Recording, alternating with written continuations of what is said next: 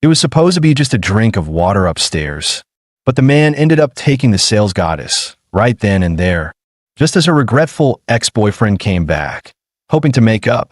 He walked in, only to hear that she had already been thoroughly claimed. He never imagined the one who stole her heart was a penniless nobody. But this so-called ordinary guy was far from simple.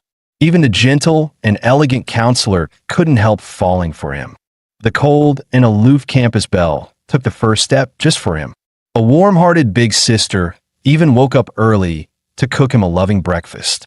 But what no one knew was, Shen Yuan used to be a true elite, a born rich heir. Back when he first entered college, he easily won over the most coveted senior in the flight attendant class. He lived a life everyone envied, until everything changed his third year.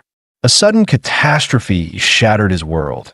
His family bankrupt, his status stripped away overnight.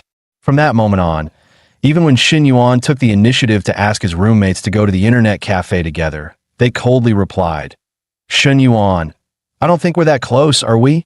Do you still think you're the same rich kid who could call the shots?" Those so-called friends who used to call him brother started keeping their distance. Some even actively avoided him. There was nothing he could do. His parents and sister had been forced to move into a rundown rental, and he had no choice but to return to his dorm. His entire life turned upside down. The once untouchable Shen Yuan, the carefree and extravagant lifestyle he once had, all seemed like a thing of the past. His future was now uncertain, filled with confusion and despair. Until one day, his current girlfriend asked to meet him. With a calm expression, she looked him in the eyes and said, "This is the end, Shen Yuan. I don't think we have a future together. I hope you find a more sensible, more suitable girl." Hearing those words, Shen Yuan froze. He stared at Zhou Wanting, completely caught off guard.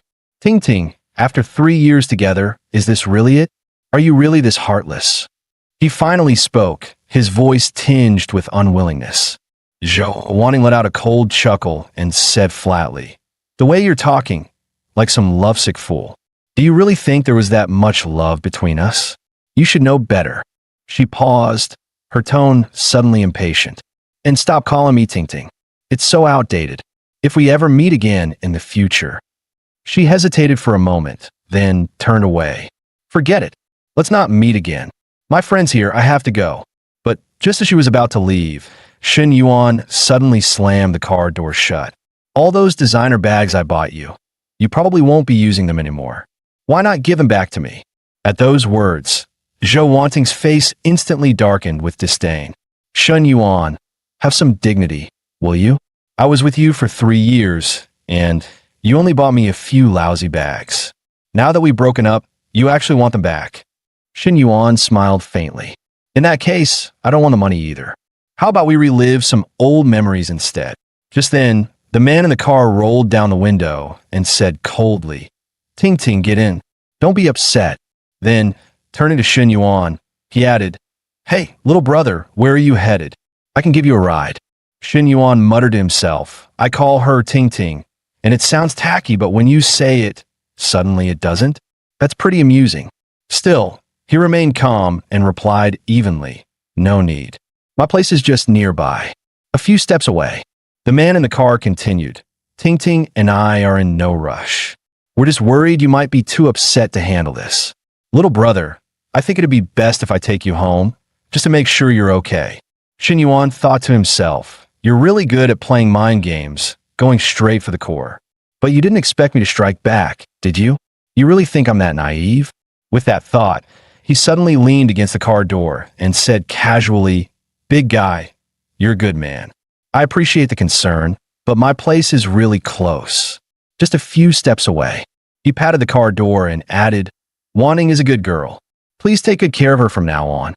Shen Yuan took a deep breath before continuing, "As men, we should give women the best. Oh, and Wanting has a few preferences you might want to remember. First, she likes to use Okamoto 001 condoms. Stockings don't need to be too expensive, but the high-quality ones are a bit inconvenient. Her favorite outfits? Nurse uniforms and police uniforms." The moment those words left his mouth, the man in the car turned deathly pale his face twisted with barely contained fury. The next second, he slammed on the gas. The engine roared, and the car sped away like a bat out of hell. Shen Yuan stood in place, watching as the car disappeared into the distance.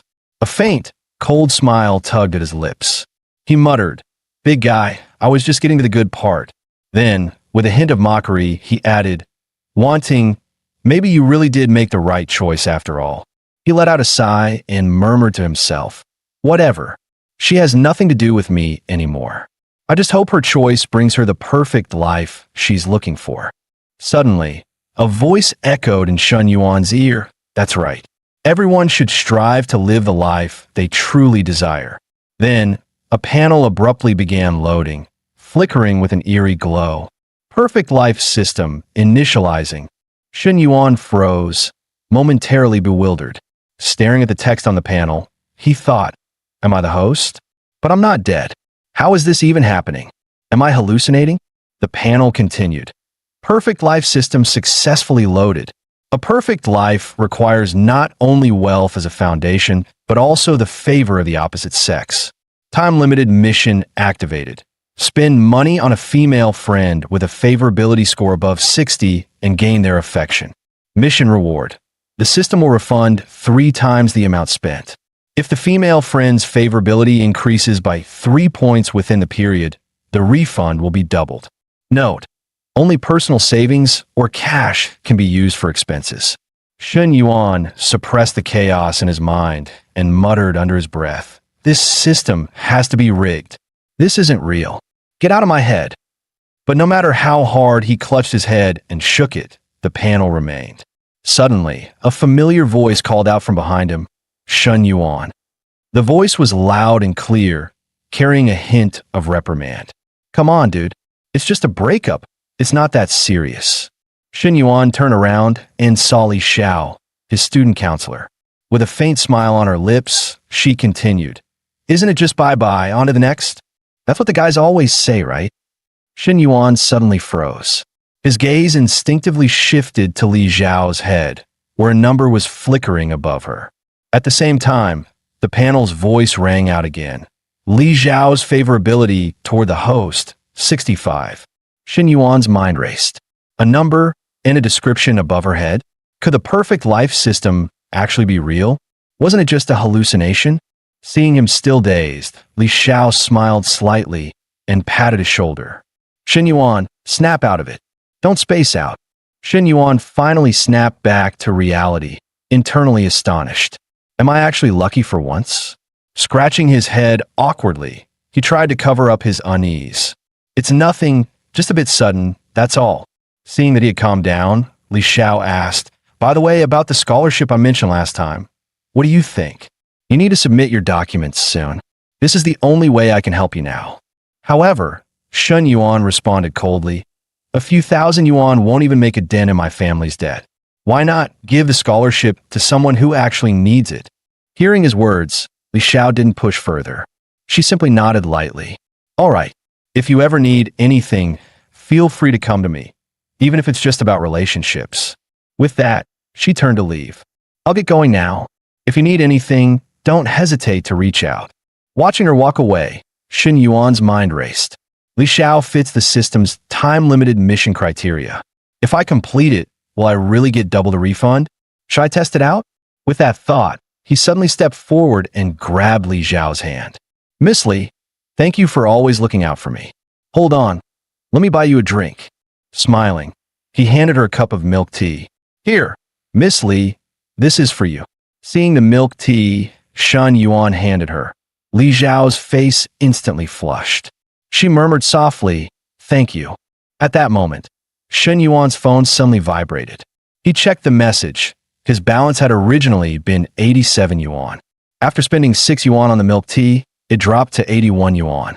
Then, he received a deposit of 18 yuan, bringing his balance to 99 yuan. It worked. The double cashback was real. A thought struck Shen Yuan. If I can keep Miss Li's favorability above 60, I can keep spending money on her and continuously earn cash back from the system, right? This means I have a chance to pay off my family's debt. And if I play this right, We could even become wealthier than before. Determination filled Shen Yuan's eyes. I'll get back to where I was. No, I'll surpass my former self.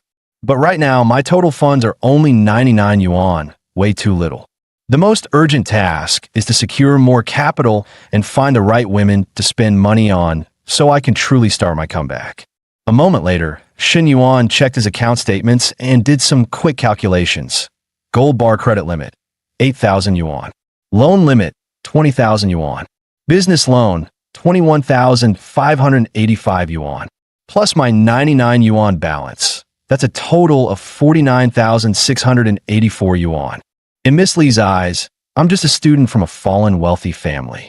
If I want her to accept an expensive gift, I need to be a bit more subtle. Time ticked by. An hour later, Shen Yuan had already purchased a handbag and promptly tossed it into the trash. This bag cost 39,800 yuan, part of this year's spring collection. I have to say, this high-quality replica is good enough for Miss Li to accept. Standing outside Li Zhao's apartment, he knocked on the door while thinking, I wonder if Miss Li has a boyfriend. The door opened, and Li Xiao looked surprised. Shen Yuan? Is that you? Shen Yuan flashed a casual smile and said lightly, Sorry to disturb you. Miss Li, were you cooking? Li Xiao studied him with slight suspicion. Is something wrong? Shen Yuan hesitated for a moment before speaking sincerely. Miss Li, you've looked after me for 3 years in college. I used to take that for granted, but today I truly realized how valuable and heartwarming your help has been. This is just a small token of my appreciation.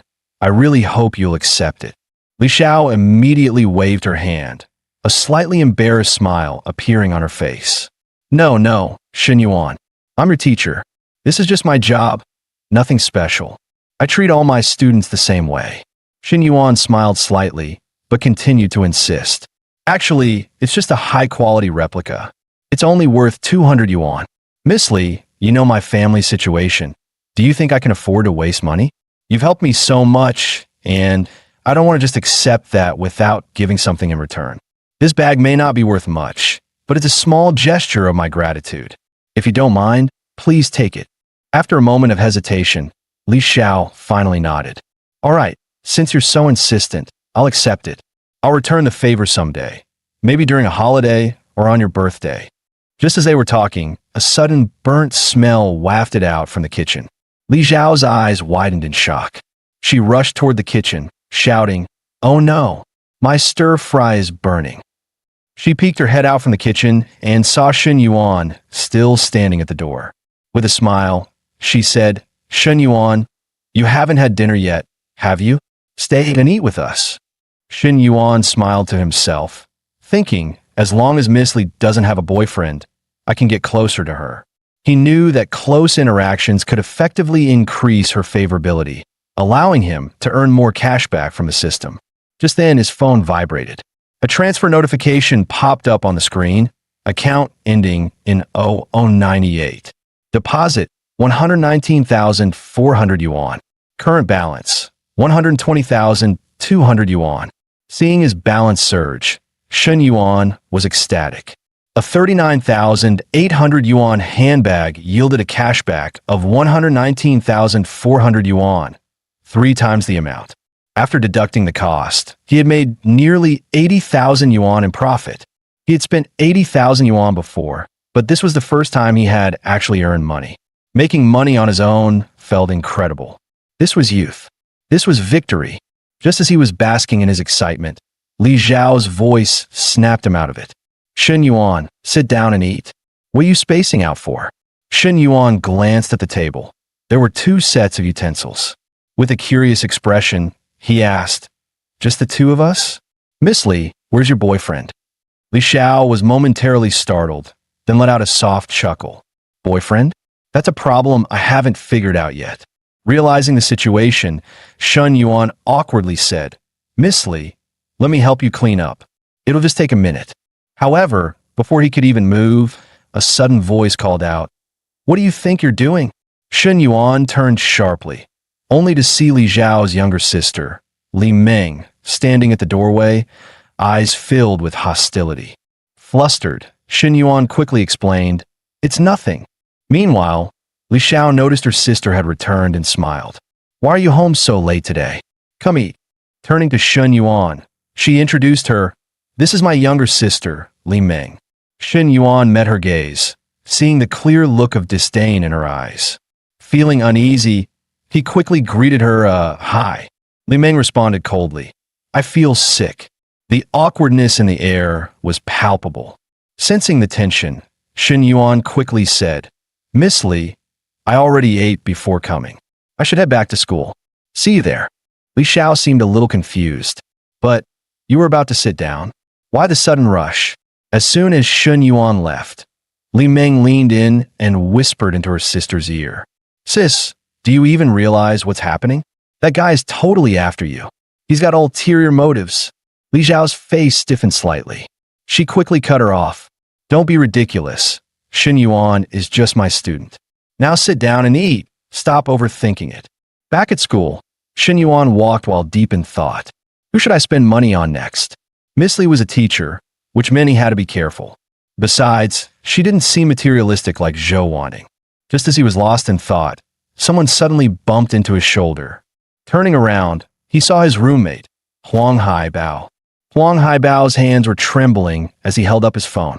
In a hushed voice, he said, "Bro, oh my goddess, Fang Minhui. She just went to the movies with that hitman, Li Jianpeng." Fang Minhui. That's how Huang Haibao always referred to her. She was the flower of the international trade class and the girl he had been secretly in love with for a long time. They had never interacted before, not even spoken a word to each other. Hearing the news, Shen Yuan chuckled awkwardly. "Well, good luck with that." Huang Haibao looked confused. "Bro, what kind of reaction is that? Don't tell me you're laughing at me." Just then, the two of them suddenly saw Fang Minhui appear in front of them. Huang Haibao's eyes lit up with excitement. She just went to the movies with Li Jianpeng. But Yuan bro, they didn't go to a hotel afterward. I'm so happy. That means I still have a chance, right? Shen Yuan glanced at Huang Haibao, feeling a little exasperated. "You like a girl, but you act like her servant. Haibao, what exactly do you get out of this?" But at that moment, Shen Yuan's eyes suddenly widened and his heartbeat quickened. He gasped under his breath. "Damn, she has a number above her head too, and it's even higher than Miss Li's." As Fang Minhui walked by, her friend whispered to her, "Did you hear? Shen Yuan just got dumped by his girlfriend." Upon hearing that, Fang Minhui couldn't help but glance back at Shen Yuan. Her friend continued, "I never liked Shen Yuan. Remember back in freshman military training? I shouldn't have encouraged you to approach him or even bought him that drink. Rich kids all have bad tempers. They think they're superior just because their families have money. That's understandable. But if their family goes bankrupt and they're still that arrogant, who wouldn't dump them? Good thing you two never got together. Otherwise, that would have been 3 years of your life wasted." Shen Yuan suddenly noticed that Fang Minhui's favorability score toward him was dropping rapidly. He frowned. "I finally come across a girl who already has some favorability toward me, and it's suddenly tanking? No way. I can't just sit back and let this happen." In a hurry, he grabbed Huang Haibao's shoulder and whispered, "Haibao, if I start dating Fang Minhui, would you mind?" Huang Haibao struck a pose he thought was his most attractive and smirked. "The problem is, you couldn't even get the campus bell when you were rolling in money. And now you think you can? But if you really want to know, no, I don't mind. As long as she doesn't end up with Li Jianpeng, she can date whoever she wants." Shen Yuan grinned, excitement surging in his chest. "That's what I was waiting to hear. I'm going after her." Before the words had fully left his mouth, he was already sprinting toward Fang Minhui. He shouted loudly, "Fang Minhui!" Fang Minhui and her friend both froze. Neither of them expected Shen Yuan to suddenly call out to her. Her friend quickly stepped in front of her, eyeing him cautiously. "Shen Yuan, what do you want?" Shen Yuan smiled, his tone relaxed. "Actually, I wanted to ask, are you free tomorrow?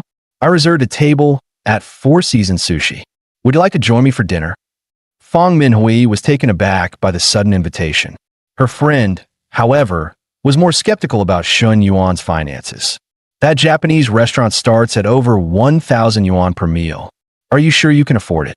Shen Yuan's smile remained steady as he spoke slowly. After dinner, let's take a walk. I have a small request.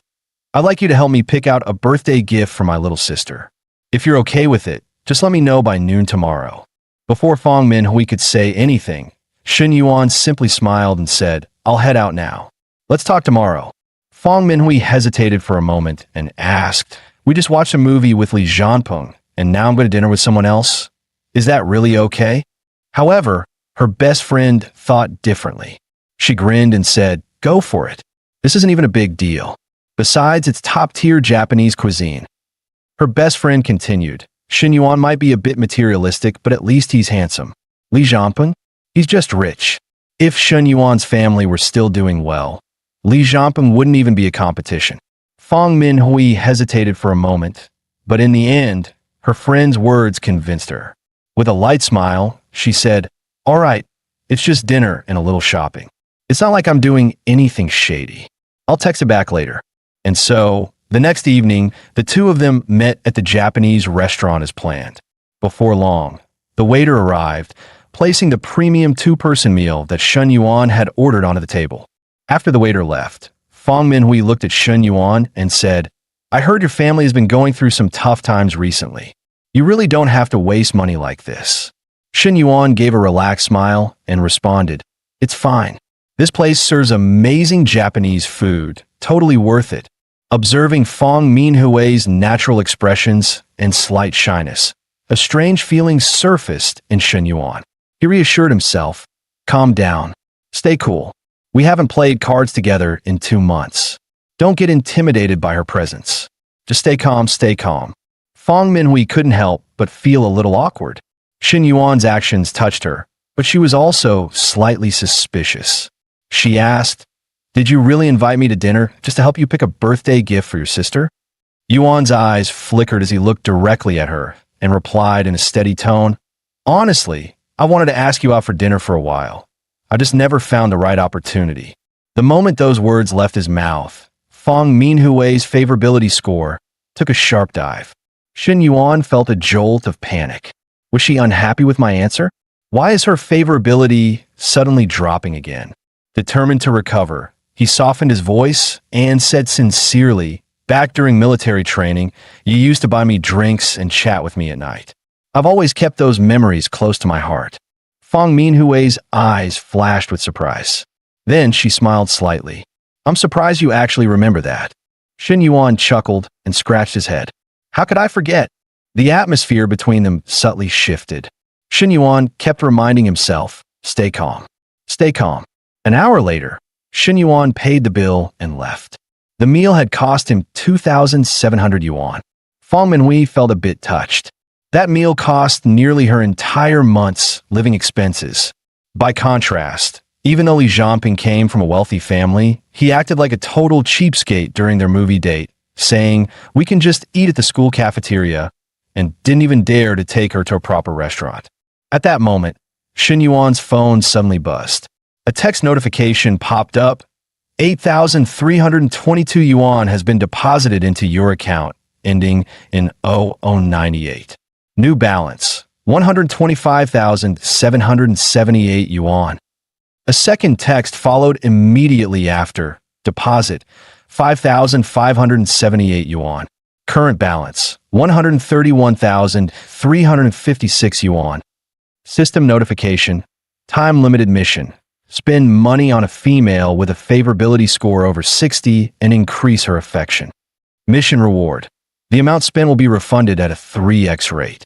If favorability increases by 3 points, the refund will be doubled. Watching his balance rise, Shen Yuan could barely contain his excitement. Glancing at Fang Minhui's favorability score, he saw it had increased from 72 to 76. He smirked to himself. So that's how it works. Making 10,000 yuan from just one meal. Now that's satisfying. The more Fang Minhui looked at Shen Yuan, the more pleasing he seemed to her eyes. She couldn't help but think to herself, so this is what they call the charm of money. She instinctively grabbed Shen Yuan's arm and smiled. Come on, let's go. We still need to pick out a gift for your sister at the International Finance Center. However, just as they reached the entrance, Shen Yuan ran into his ex-girlfriend, Zhou Wanting, and her uncle. Zhou Wanting's first reaction was confusion. Why is he here? They had just broken up yesterday, and today, he was already out shopping with another woman? The older man beside her gave Shen Yuan a disdainful glance and scoffed. Pathetic. What's a broke student like you doing in a place like this? The uncle was fuming inside. I spent a fortune on luxury handbags for Zhou Wanting, and now this broke kid dares to shop here with another woman? A bankrupt, debt-ridden student. How the hell does he have a girl by his side? Shen Yuan lowered his voice and said to Fong Minhui, "Let's check out another store instead." Seeing this, the older man smirked. "Since you're already at the entrance, why not come inside and take a look? It's free after all." Not wanting to back down, Zhou Wanting sneered. "What are you even doing here? And who is she?" Shen Yuan smiled faintly and replied, "What a coincidence. I'm here to shop for a gift for my sister." The older man let out a mocking laugh. "Wow, shopping here for a gift? You think you can actually afford anything?" Zhou Wanting leaned in close to Fong Minhui, speaking in a deliberately malicious tone. "Miss, I don't know you, but let me give you a word of advice. Don't let yourself get played by guys like him." Shen Yuan's eyes turned icy. He immediately pulled Fong Minhui behind him and snapped coldly, "None of your business." "Played? Who have I played? You? Did I play you?" The older man smirked and continued his ruthless taunts. "Shen Yuan, that's no way to speak to Wanting. A real man should have class. Besides, Wanting is your ex. We all know about your family situation. You're bankrupt and buried in debt. There's no need to pretend you're rich. No one's going to laugh at you." Shen Yuan didn't bother replying, but deep down, his disgust for these two had reached its peak. They really are a perfect match. Absolutely revolting. Just then, a system notification sounded. A perfect life should never be belittled by others. Immediately after, a new limited-time mission appeared. Mission: spend money on a female with a favorability score above 60 while causing negative emotional reactions in others. Reward: for every 5 points of negative emotion generated due to the host will receive double the cashback amount. Note: this mission can be stacked with a regular cashback bonus for spending on females. A smirk appeared on Shen Yuan's face. He quickly checked Zhou Wanting's and the older man's favorability scores. Both were in the negatives. He thought to himself, "I was planning to let this slide. I didn't want to cause a scene in public. But you two just had to push it. Since the system has given me a mission, I see no reason to hold back anymore." Without hesitation, Shen Yuan took Fong Minhui's hand and confidently walked in the store, his mind set on his next move. However, the store clerk, having heard about Shen Yuan's family's bankruptcy, was visibly reluctant to serve him. Meanwhile, Zhou Wanting picked out a handbag and casually walked over to the older man. "We can check out now." A sales associate quickly approached Zhou Wanting, eager to serve her, and turned to another associate, saying, "You go assist Mr. Shen." But in her mind, she thought, of course, the high-spending VIP customer goes to you, while I get stuck with the one who probably won't buy anything. A short-haired female sales associate walked over carrying a box. "Miss Zhou, you have such impeccable taste. These accessories complement your elegance perfectly, unlike some customers who clearly have none." 163. She continued, "These accessories also pair beautifully with the handbag you just picked. Would you like to try them on? They look stunning, though they are a bit pricey. Altogether, they come in nearly 100,000 yuan." Meanwhile, Shen Yuan and Fong Minhui were browsing through some items. Fong Minhui figured her sister would probably like one of the handbags. The sales associate assisting them glanced at Shen Yuan with a cold expression and said flatly, "These two handbags total 50,000 yuan. Her tone made it clear. She didn't believe he could afford them. Nearby, the uncle looked at Zhou Wanting, realizing that her selections added up to 100,000 yuan. His blood instantly boiled. 100,000 yuan? What a wasteful woman. I thought I could get away with just 20,000 a day, but she's expecting a full 100,000. Zhou Wanting impatiently urged her boyfriend to step up and act like a man, but deep down, he knew. His bank account didn't even have 100,000 yuan in it. Just then, Shen Yuan turned to the sales associate and said, "Miss, I'll take these 2 handbags and the accessories that lady recommended. His words left everyone around him stunned. What? The sales associate thought. He's getting the accessories too? Does he even have the money for this? Despite her doubts, she grabbed a calculator, her fingers trembling as she tallied the price. Mr. Shun, the total for the handbags and accessories comes to 131,000 yuan. Shen Yuan's mind raced. Perfect. That's just the right amount to round off my earnings after dinner. Without hesitation, he pulled out his bank card, ready to complete the payment. The sales associate was still processing everything. He didn't just buy 2 handbags, he got the accessories too.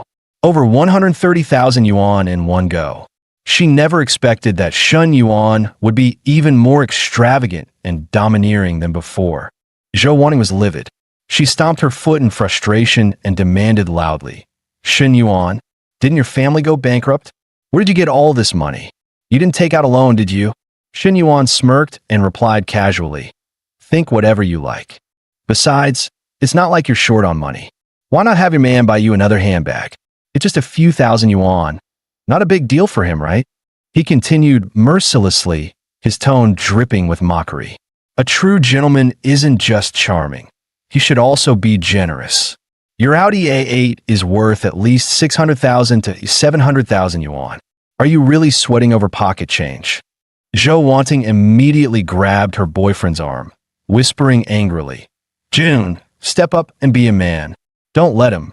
But panic surged in the man's chest. Shit, my 8 was bought on credit. I can't let Ting Ting find out. Feigning a phone call, he quickly turned away, looking for an excuse to escape.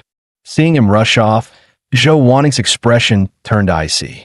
She threw one last glare at Shen Yuan and snapped, mind your own damn business. Then, she spun around and left. As the two disappeared, Shen Yuan noticed that their favorability scores had dropped even further. It was clear he had successfully triggered their negative emotions, fulfilling the system's mission. A wave of indifference washed over him. Whatever. I don't need to waste another thought on them. As long as the mission is complete, that's all that matters. Shen Yuan handed the newly purchased handbag to Fong Minhui. Startled, she quickly waved her hands, refusing. It's too expensive. I can't accept it. Shen Yuan chuckled. It's nothing, just a handbag. After being mocked and humiliated by those two for so long, I feel a little bad. Please take it as an apology. Come on, just accept it. The next second, he handed her the other handbag along with the accessories. Fong Minhui was stunned. Wait, wasn't this the one Shen Yuan said was for his sister? Shen Yuan smiled lightly. I'm not sure if my sister would like it, but at least I know you will. In reality, his thoughts were quite different. Are you kidding me? If I actually gave this to Shun Xian, that little brat would scold me for wasting money and then rat me out to my parents. I always planned to buy these for you. Just take them so I can get my cash back. Fong Minhui felt a little anxious, worried that Shen Yuan might think she was a gold digger. But Shen Yuan simply smiled and reassured her, relax, this is just the beginning.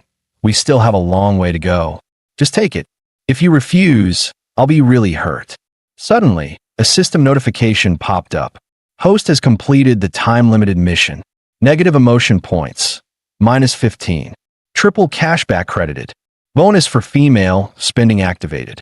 Total reward, 6x cashback, amounting to 786,000 yuan. Shen Yuan smirked inwardly. Fong Minhui is my personal money tree now. I need to maintain her favorability well. I can't let my previous mistake happen again. Although he was tempted to cash in immediately, he knew that these things couldn't be rushed. Patience was key. Letting things flow naturally was the better approach. So, he decided to take Fong Minhui straight back to campus.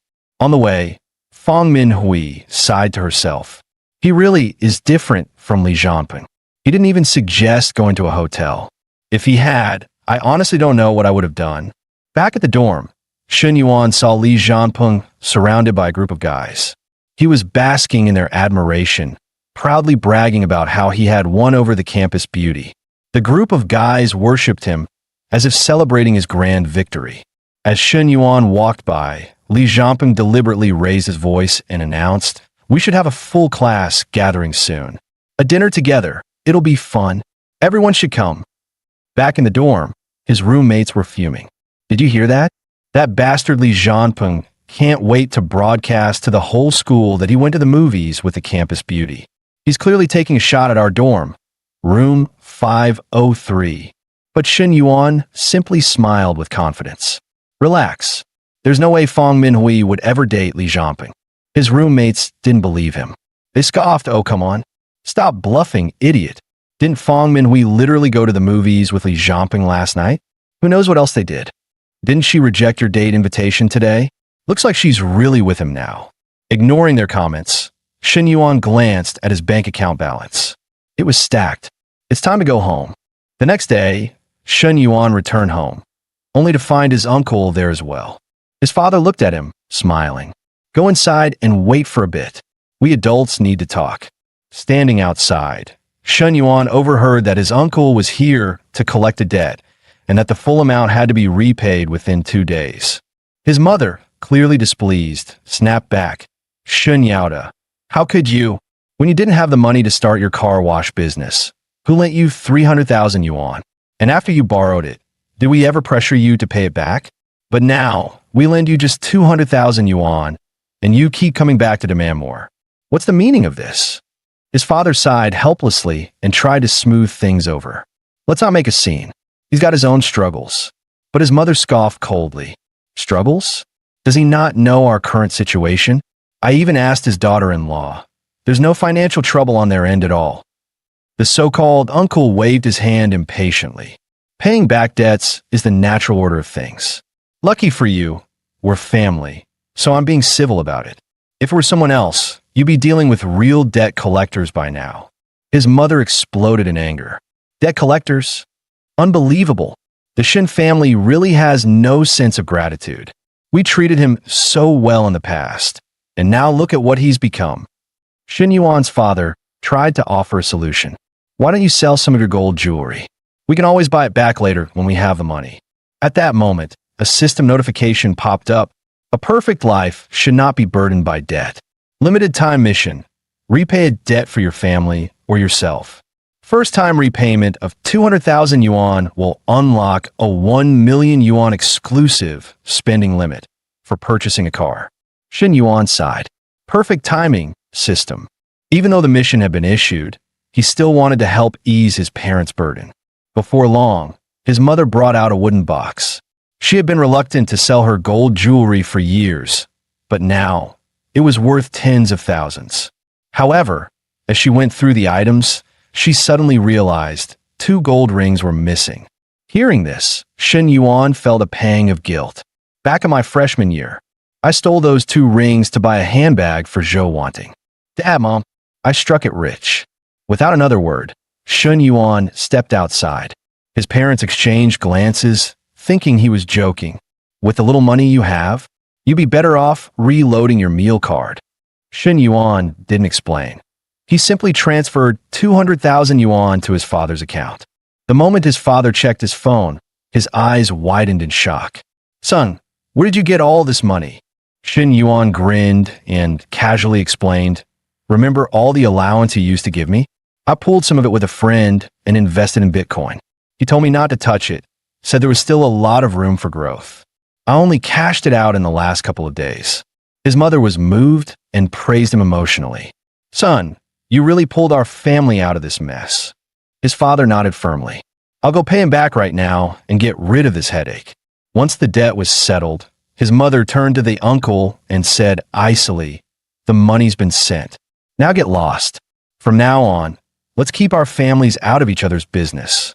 The uncle was stunned, clearly not expecting them to actually pay up.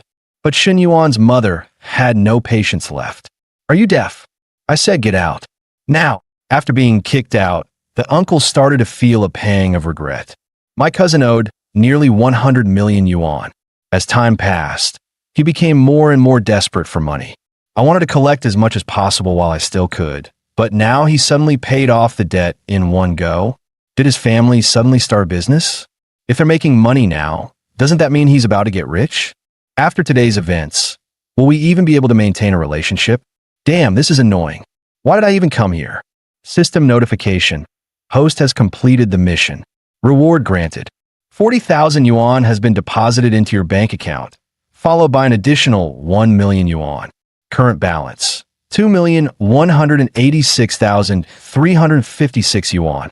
Aside from the funds designated for purchasing a car, Shen Yuan's net worth had now exceeded 1 million yuan. Who would have thought? This trip home not only solved his parents' immediate crisis, but also brought in such a massive gain. However, it was still far from enough to completely settle his family's debts. Shen Yuan understood that if he truly wanted to clear his family's debt, he would need a lot more money. 1 million is just the beginning. The best strategy is to use this principle to generate even more wealth. After some calculations, he realized he could spare a maximum of 200,000 yuan for his father. So he asked, "I have another 200,000 yuan. Do you urgently need it?" His mother thought for a moment and decided it would be better to save it for now, since there weren't any immediate debts to pay off. However, his father hesitated awkwardly before saying, "Shen Yuan, just give me 50,000 for now." Shen Yuan chuckled. "All right, no problem."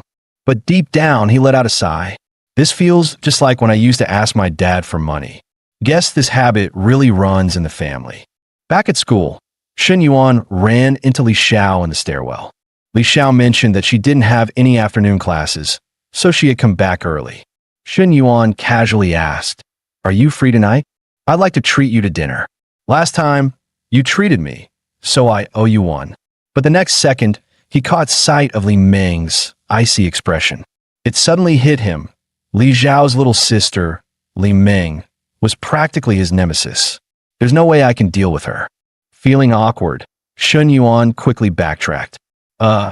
Actually, counselor, I just remembered. I have something to take care of back at school. I might not be free tonight. Let's do it another time. I'll be heading off now." Watching Shen Yuan hastily leave, Li Ming immediately said, "Something's definitely up with him." Li Xiao sighed helplessly. "It's probably just dinner. Besides, even if he did have other motives, I wouldn't agree to anything." As Shen Yuan walked out of the dorm, he muttered to himself, "Damn, it's hot today." This reminded Shen Yuan of the days when he used to go on joyrides with Zhou Wanting.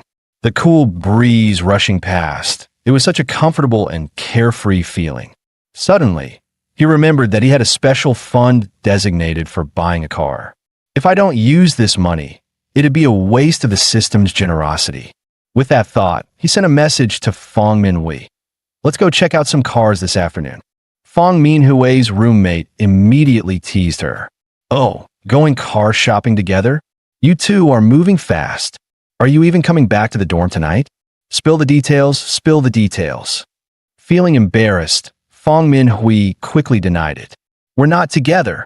Don't say stuff like that." Her roommate kept up the teasing. "Our dear Minhui is so lucky, finding such a rich future husband. And he's even handsome. She's totally going to milk this guy for all he's worth." Then, with a sudden playful move, she hugged Fang Minhui from behind. Fang Minhui's face instantly turned red as she shyly protested. An hour later, the two arrived at a leading 4S car dealership. As soon as a salesperson approached, he immediately recognized Fang Minhui. And at the same time, Fang Minhui also recognized him. It was Qin Yang, an upperclassman from high school who used to pursue her. Shen Yuan pointed to the nearby M9 and expressed interest in learning more about the model. Qin Yang smiled at Shen Yuan and said, "The display car is over there. You can check it out or even sit inside." But in his mind, he scoffed. The base model of the M9 starts at 500,000 yuan. The version on display is at least 600,000. Look at this guy, dressed so casually. Broke is broke.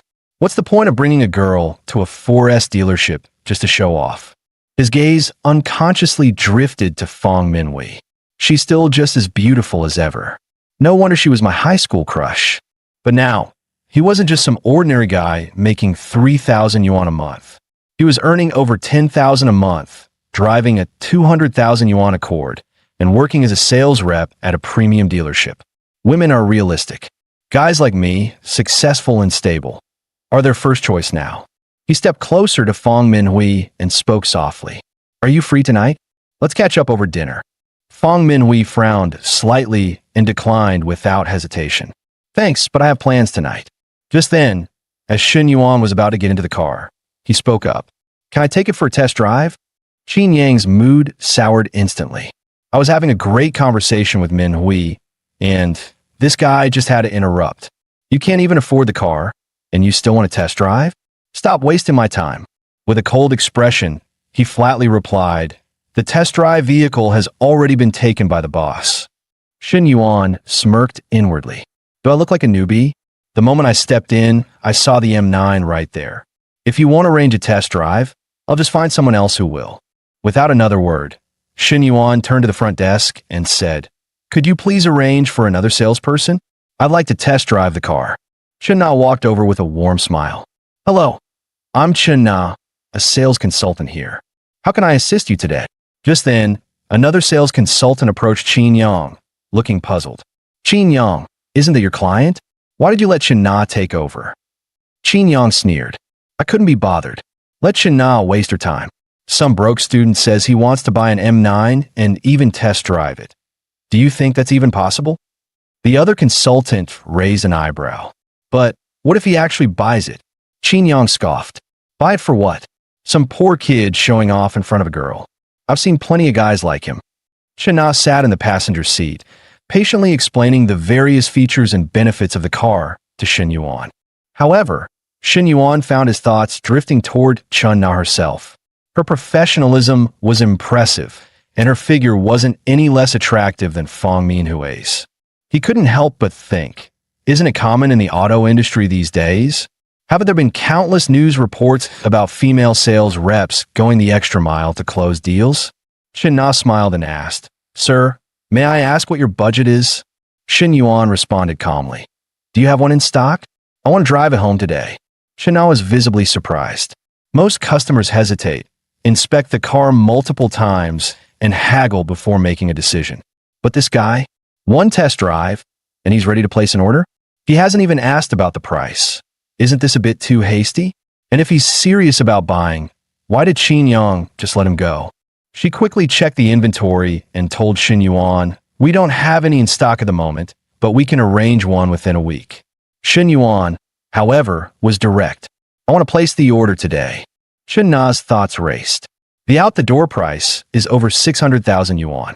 He just said he's buying it outright. Is this what they call a dream customer? Or does he have some ulterior motive? Nonetheless, she maintained her professionalism. Please hold on while I prepare the contract. The deposit is 50,000 yuan. Qin Yang, still in disbelief, stared at Chen Na and asked, Chen Na, what's the deal with that guy? Chen Na sat down at her desk and replied flatly, he bought it. Qin Yang still refused to believe it and let out a mocking laugh. That guy is just pretending to be rich. When it's time to pay, he'll come up with an excuse and disappear. We've had plenty of guys like him in this store. Another consultant chimed in. In all my years here, I've never seen a customer this carefree about making a purchase. Chen Na remained expressionless. Mr. Shin didn't just buy it. He's paying in full.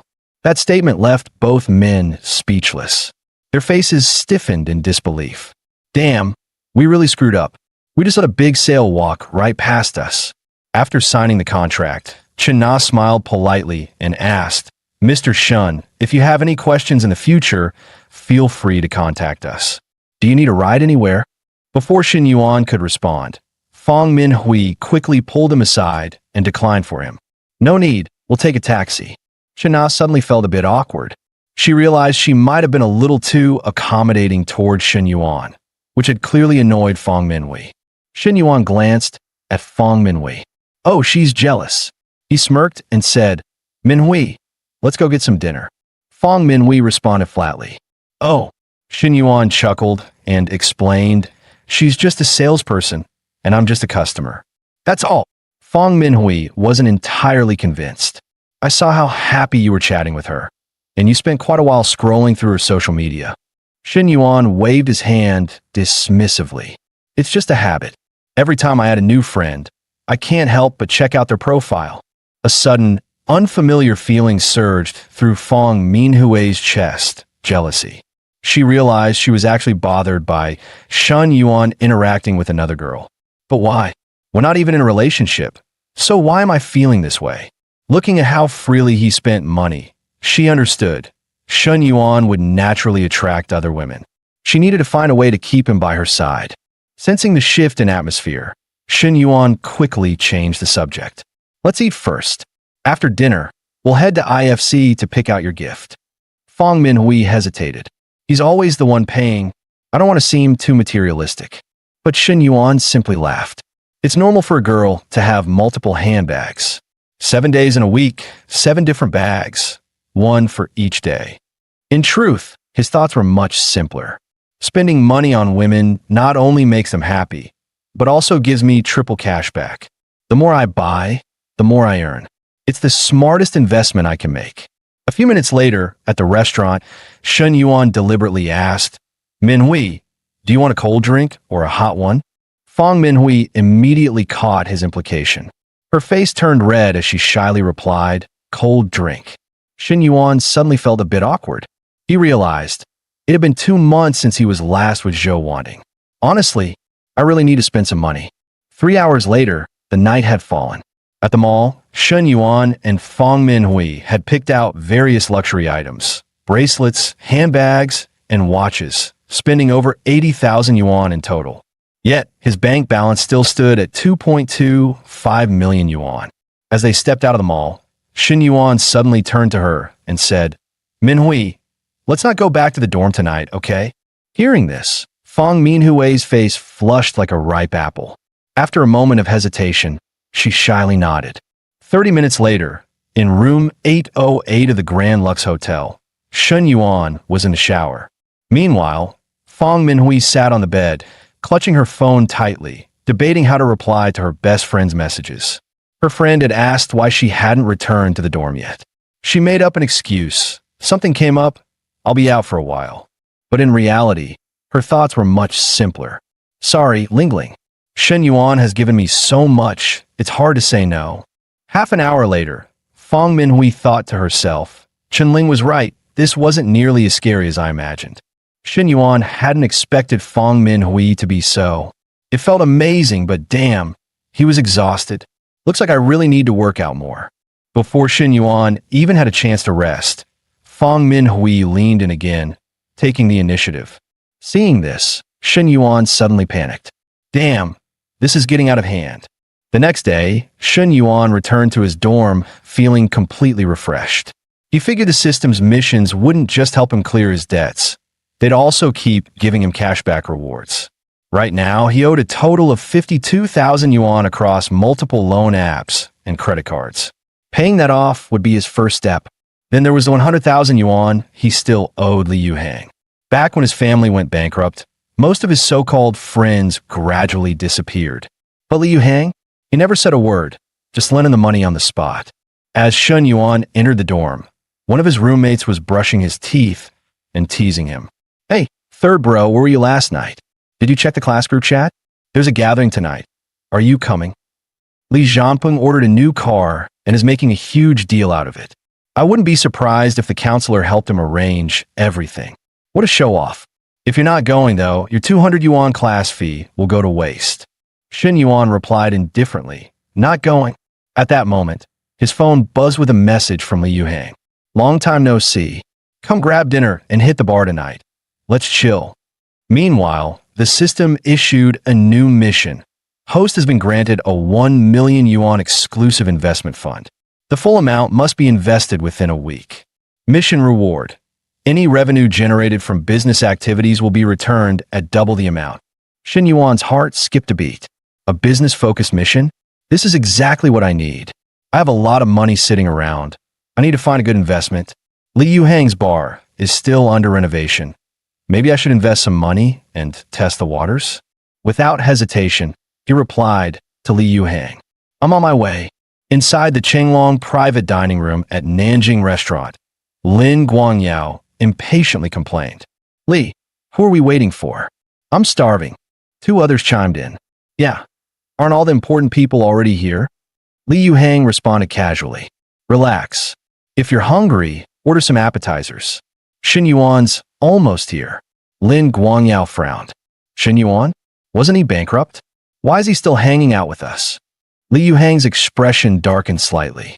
I'm the one treating tonight, not you. If you don't like it, feel free to leave. Shen Yuan and I have been childhood friends for years. This is different.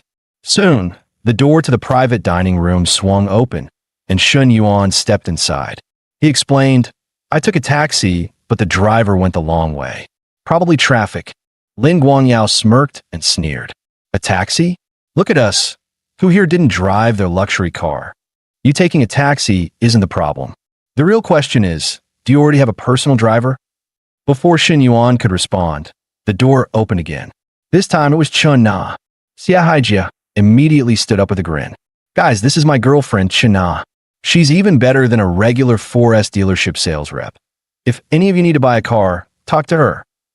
Chun Na's eyes landed on Shen Yuan instantly. She recognized him right away. However, noticing that he didn't greet her first, she decided to play along, pretending they were meeting for the first time.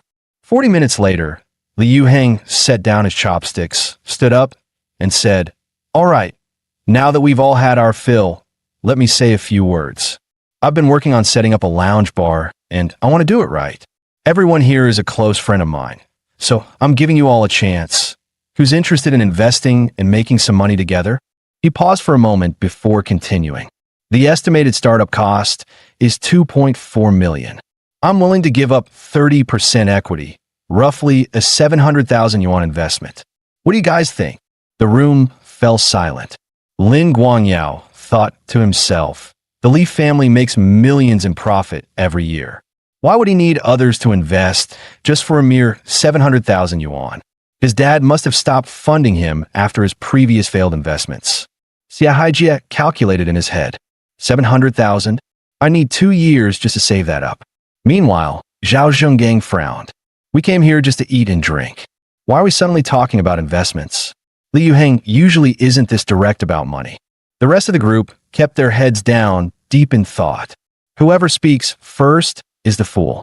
Best to just stay quiet. Seeing no one respond, frustration flared in Li Yuhang's heart. These guys have no problem eating and drinking on my dime. They ask me for favors, borrow money without hesitation, but when I need their support, they all go dead silent. Shen Yuan is broke, so I get it. But the rest of them? Feeling disappointed, he spoke coldly. What's wrong? Cat got you tongues? At least say something. Lin Guangyao finally spoke up. Li, I think it's too early for investments right now. If it's just a cash flow issue, we could all chip in a few grand to get things running. You could just pay us back later once the business makes a profit. Xia Haijia nodded in agreement. Exactly. Jumping in as investors wouldn't be fair to you. This way, you won't feel like you're losing out if you make money later. Right, guys? Although the others remained silent, they all had the same thought. Li Yuhang's track record in business is a disaster. His hot pot restaurant and KTV flopped spectacularly. And now he's opening a lounge bar? Might as well just throw money into the ocean. We all still rely on our families. Our allowances barely cover our expenses. Li Yuhang clenched his jaw. I was offering a legitimate investment opportunity, a way to make real money together. But now, they're treating it like I'm begging for a loan? And Lin Guangyao, he twisted my words on purpose. His expression darkened as he put down his drink. Forget it. If no one's interested, let's just drop it. Lin Guangyao laughed. That's the right attitude, Li. Investments and partnerships? Way too complicated. Let's just eat, drink, and have fun. Shen Yuan watched silently, thinking to himself. I saw through these guys when my family went bankrupt. Why haven't you, Li Yuhang? They're just a bunch of spoiled, rich kids living off their families. What makes you think they'd ever support you? Just as Li Yuhang was about to leave, Shen Yuan suddenly spoke. I'll invest the 700,000. The room went dead silent. Li Yuhang stopped mid-step and turned around, looking at Shen Yuan with surprise. Lin Guangyao couldn't help but burst into laughter. That's got to be a joke, right? Come on, we all know each other. Zhao Zhonggang patted Shen Yuan's shoulder and chuckled. Maybe go splash some water on your face? Li's not in the mood for jokes right now. Xia Haijia smirked and added, Kid, I'm a few years older than you, and I've seen a lot. This isn't about knowing your limits. It's about knowing when to shut up. Lin Guangyao piled on with a mocking grin. Yeah, Shun Yuan. Do you even remember how you got here? Need me to reimburse you for that taxi ride? Chen Na's thoughts spun, huh? Mr. Shun is investing in a 30% stake. Why does everyone think he's bluffing? Just yesterday, he bought a 600,000 yuan car in full. With that kind of financial power, investing 700,000 yuan isn't surprising at all. She wanted to say something in Shun Yuan's defense, but hesitated. I'm an outsider. If I jump in now, will it just cause unnecessary trouble? What should I do? But Shun Yuan ignored the mocking laughter and said directly to Li Yuhang, the 700,000 has been transferred. Check your phone. A notification dinged on Li Yuhang's phone. He opened it, and sure enough, there it was. A transfer of 700,000 yuan. Without a word, he turned his screen to show Lin Guangyao. Lin Guangyao froze, staring at the numbers, carefully counting each digit. That IT really was 700,000. Chen Na, still debating whether to speak up, suddenly noticed the entire atmosphere in the room had shifted. Lin Guangyao's expression soured. He muttered under his breath. Something came up at home. I have to go. Xia Haijia was caught off guard. What? You're leaving? Irritated, Lin Guangyao snapped. Don't ask. Just go. Your uncle and aunt are looking for you. Xia Haijia was even more confused. Why parents never called me? What family emergency is he talking about? Lin Guangyao shot him an annoyed glare. Useless cousin. No sense of timing. His thoughts then shifted to Shun Yuan. That if he's so rich, why the hell did he take a taxi? What a damn show-off. And now, he's stolen all the attention tonight. One by one, the others in the room gathered around to look at Li Yuhang's transaction history. After seeing it for themselves, they quickly made up excuses and left. Within moments, 3 more people had exited the room. Still baffled, Xia Haijia turned to Chen Na, who whispered to him, they're leaving. You should too. Once outside, Xia Haijia asked, how do you know what they just saw? Chen Na replied casually, yesterday, Xin Yuan bought an M9 from me. Paid in full. Xia Haijia immediately grabbed her arm. Wait, seriously? Chen Na nodded. Of course. I still have the purchase contract on my phone. Xia Haijia's tone turned serious. Nah, come on. Why didn't you tell me earlier? You meet a guy this rich, and you don't give me a heads up? That's just not cool. Next time, you gotta let me know. Chen Na yanked her hand away and shot him a cold glare. Next time? Xia Haijia, I just realized what kind of person you are today. I must have been blind to think you were worth my time. For now on, don't contact me again. Back inside, only Xin Yuan and Li Yuhang remained. Li Yuhang sighed and grumbled. If I had known you were this rich, I wouldn't have wasted money on dinner tonight. Xin Yuan smirked. Well, now you know. None of those guys are reliable. They're fine for partying, but when it comes to real business, they'll never step up. After a brief pause, Xin Yuan leaned forward. Tell me about your lounge bar plan. I may only be a small shareholder, but I want to be involved in the planning. For the next half hour, Shun Yuan and Li Yuhang delved deep into discussions about renovation styles and business strategies. Li Yuhang couldn't help but be impressed. Shun Yuan's university education clearly hadn't gone to waste. Watching how smoothly he navigated commercial concepts with effortless confidence was truly eye-opening. But Xin Yuan brushed it off casually. It's just a bit of business intuition. But you know me, I don't have the time to oversee the shop every day. We need to find a reliable manager to handle operations. Not long after, Xin Yuan received a message from Chen Na, confirming that he could visit the 4S dealership on Friday to finalize payment and pick up his car. He immediately replied, "Are you free tomorrow night? I have a few questions about the car that I'd like to ask you in person." Staring at her phone screen, Chen Na frowned slightly. What is Xin Yuan really up to? Meanwhile, Xin Yuan's mind was racing through various calculations. Fang Minhui is a steady money source, but there's a limit to how much cashback she can generate. I need to find ways to expand my revenue. After all, I have to maximize the system's benefits.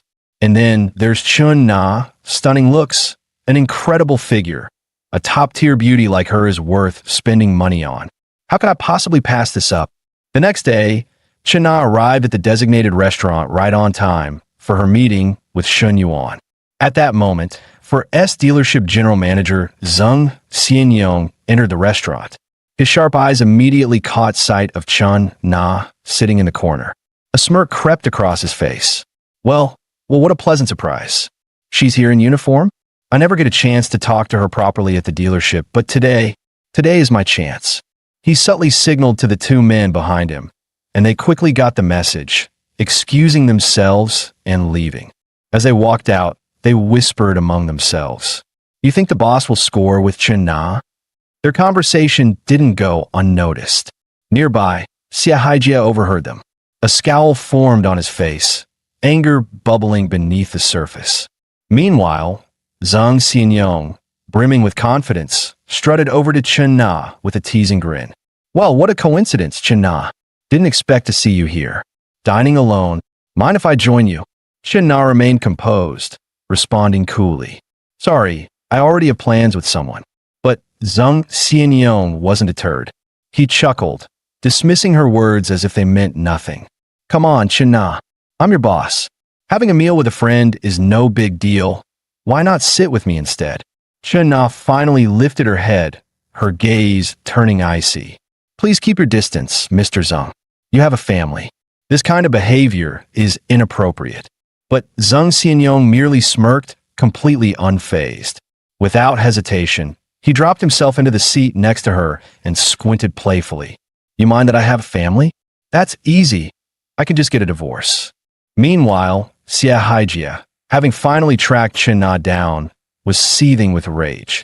She dumped me for this sleazeball? Why? I make 400 to 500k a year. I drive a car worth over 300,000 yuan. And yet she thinks I'm not good enough compared to this fat pig? Consumed by fury, Xia Haijia stormed over and roared, You two disgusting cheaters, sneaking around behind my back. Do you think I'm easy to fool? Both Zhang Xianyong and Chun Na were caught off guard, stunned by the sudden accusation. Frowning, Zhang asked, Who the hell are you? But Xia Haijia had lost all patience. With a shout, he swung his fist straight at Zhang Xianyong. Chaos erupted instantly as the two men descended into a full-blown brawl. Just then, Shen Yuan stepped into the restaurant. Watching the absurd scene unfold before him, he couldn't help but smirk. Well, now this is breaking news, and I just so happen to be the lucky witness to the drama. Caught in the middle of this chaotic brawl, Shen Yuan thought to himself, if it weren't for that fat idiot taking the hit for me, I'd be the one lying on the ground right now. Without hesitation, he grabbed Chun Na's hand and spoke firmly. Miss Chun, let's go. Don't waste your time with these people. We have better things to do. Inside the car, a silence settled between them. Then, in a low voice, Chun Na admitted, Actually, I already broke up with Xia Haijia.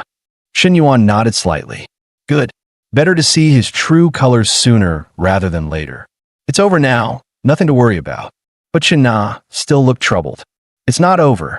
The one who got punched, Zhang Xianyong, is my boss. Now that he's taken a hit for nothing, who knows how he'll retaliate against me? Shen Yuan raised an eyebrow and responded calmly. Then quit. Get out of that place before it drags you into more trouble. Shen Na sighed and shook her head. It's not that easy to find a new job. Switching dealerships means starting from scratch, and all the clients and experience I've built up over the years will be wasted. She let out a soft sigh, her voice tinged with exhaustion. Honestly, I've been in sales for so long, it's exhausting. I'd love to switch industries, open a small cafe, work when I feel like it, close when I don't. That kind of freedom sounds amazing. But a decent cafe costs at least 300,000 to 400,000 yuan. At my current savings rate, who knows how long it'll take? Shen Yuan's mind lit up. After setting aside 700,000 for Liu Hang's bar, I still have 300,000 left in my exclusive investment fund. His eyes sparkled as he turned to Chun Na. You want to open a cafe? If you don't have enough money, that's fine. But what if someone was willing to invest in you? Chun Na chuckled and playfully patted Shen Yuan's shoulder, clearly thinking he was joking. If I actually had an investor, I'd quit my job tomorrow and work for him. No hesitation. But Shen Yuan's expression remained serious. He looked straight at her and said, All right, then quit your job tomorrow. I'll invest 300,000 to open your cafe, and once it's up and running, You work for me. Shin-na froze for a moment, a flicker of hesitation crossing her eyes. Is he serious? Meanwhile, Shen Yuan was secretly amused. Just moments ago, I was wondering how to increase her favorability, and now it's shooting up on its own. I can practically see another money tree taking root. Still stunned, Shin-na blinked and asked, "You're joking, right?" Shen Yuan smiled slightly and responded without hesitation. "I'm dead serious." "What? Don't want to work for me?" He added casually, "Once the cafe opens, I'll pay you 12,000 yuan a month, plus profit shares. And if you stick around for 3 months, I'll buy you a 200,000 yuan car. Your current ride could use an upgrade." Shin-na's eyes widened slightly in surprise. "No sales pressure, just 3 months of work, and I get a car?" If I do the math, my annual income would be over 300,000 yuan. But then a new thought crept into her mind. Wait, is he trying to keep me as his mistress? Her mind whirled with conflicting emotions. The offer was tempting, incredibly so, but she also understood nothing in life came free. The moment she accepted, she'd be bound by invisible chains. She refused to be someone's caged bird, especially not as the other woman. Taking a deep breath, she looked him in the eye and said firmly, "You shouldn't be doing this for me." Shen Yuan immediately picked up on her concerns and clarified, "Don't overthink it. I'm opening a coffee chain. This first one is just a pilot store. If you're interested, you'd just be my employee. Nothing else." Shen-na let out a quiet breath of relief, but still remained cautious. "Oh, I see. Let me think about it." Just as things settled between them, Shen Yuan's phone buzzed. A message from Fang Minhui popped up. "Are you free for a cold drink?" Shen Yuan glanced at his screen and smirked. Her appetite is insatiable. After parting ways with Chun-na, Shen Yuan drove straight to the Grand Lux Hotel. Stepping into room 808, his mind was still buzzing with plans. The moment Shen Yuan stepped into the room, Fang Minhui threw herself at him from behind, wrapping her arms tightly around his waist, as if she was afraid he'd disappear the moment she let go. But in the next second, she suddenly wrinkled her nose. A scent unfamiliar to her lingered on Shen Yuan's body. Perfume. Shen Yuan inhaled slightly, his heart tightening. Damn, could it be from Shin-na's car? That perfume of hers is ridiculously strong. It's possible it rubbed off on me. A flicker of suspicion flashed through Fang Minhui's eyes. She suddenly shoved him away, her voice rising in anger. "Tell me the truth. Did you go see another woman behind my back?" Shen Yuan immediately pulled her back into his arms, his tone urgent. "Of course not. You're the only one for me. I was at the 4S dealership today, handling car paperwork. It must have come from one of the saleswomen there. You know how overly friendly those saleswomen can be." Fang Minhui narrowed her eyes, her anger slightly easing. "Fine, I'll believe you for now. But if something like this happens again, I expect you to tell me first. And those female salespeople, stay away from them, got it?" Shen Yuan nodded quickly, but internally, he scoffed. "This isn't about being unfaithful. This is about the system's missions. I need to spend money on different women to maximize cashback. How could I tie myself down to just one?" Fang Minhui sighed and said she was going to take a shower. But before she could move, Shen Yuan caught her wrist and pulled her close. He whispered, "No need to shower. I like the way you smell just like this." Fang Minhui chuckled softly, leaning in to whisper in his ear. Then we're the same. "Shen Yuan, I love your scent too." A spark of excitement shot through Shen Yuan. "Damn, isn't that supposed to be my line?" "Minhui, you're really setting me on fire here." She murmured against his ear, "Shen Yuan, I like you so much." 2 hours later, Fang Minhui was still glowing with satisfaction, while Shen Yuan let out a helpless sigh. Her stamina is insane. She's even needier than Zhou wanting. She gets all the pleasure, while I'm left completely drained. He smirked bitterly to himself. Why is it that this activity boosts her favorability so damn fast? Last time, one night, pushed it to 86. Tonight, after just 2 rounds, she's already at 90. Suddenly, a system notification popped up, snapping him out of his thoughts. Host has successfully reached a favorability score of 90 plus with an individual. Phase 1 favorability mission complete. Rewards issued. 1 million yuan lottery ticket, 1 million yuan shopping voucher, and 1 unyielding X-ability card. Shen Yuan's eyes widened. 1 million yuan lottery ticket? This means even more cash flow. With this, I might be able to clear my family's debts completely. More importantly, this is my chance to make major moves. But then he froze. Wait, unyielding X-ability? What kind of reward is this? Excitement flickered in his eyes. Holy shit. Does this mean I'm about to level up?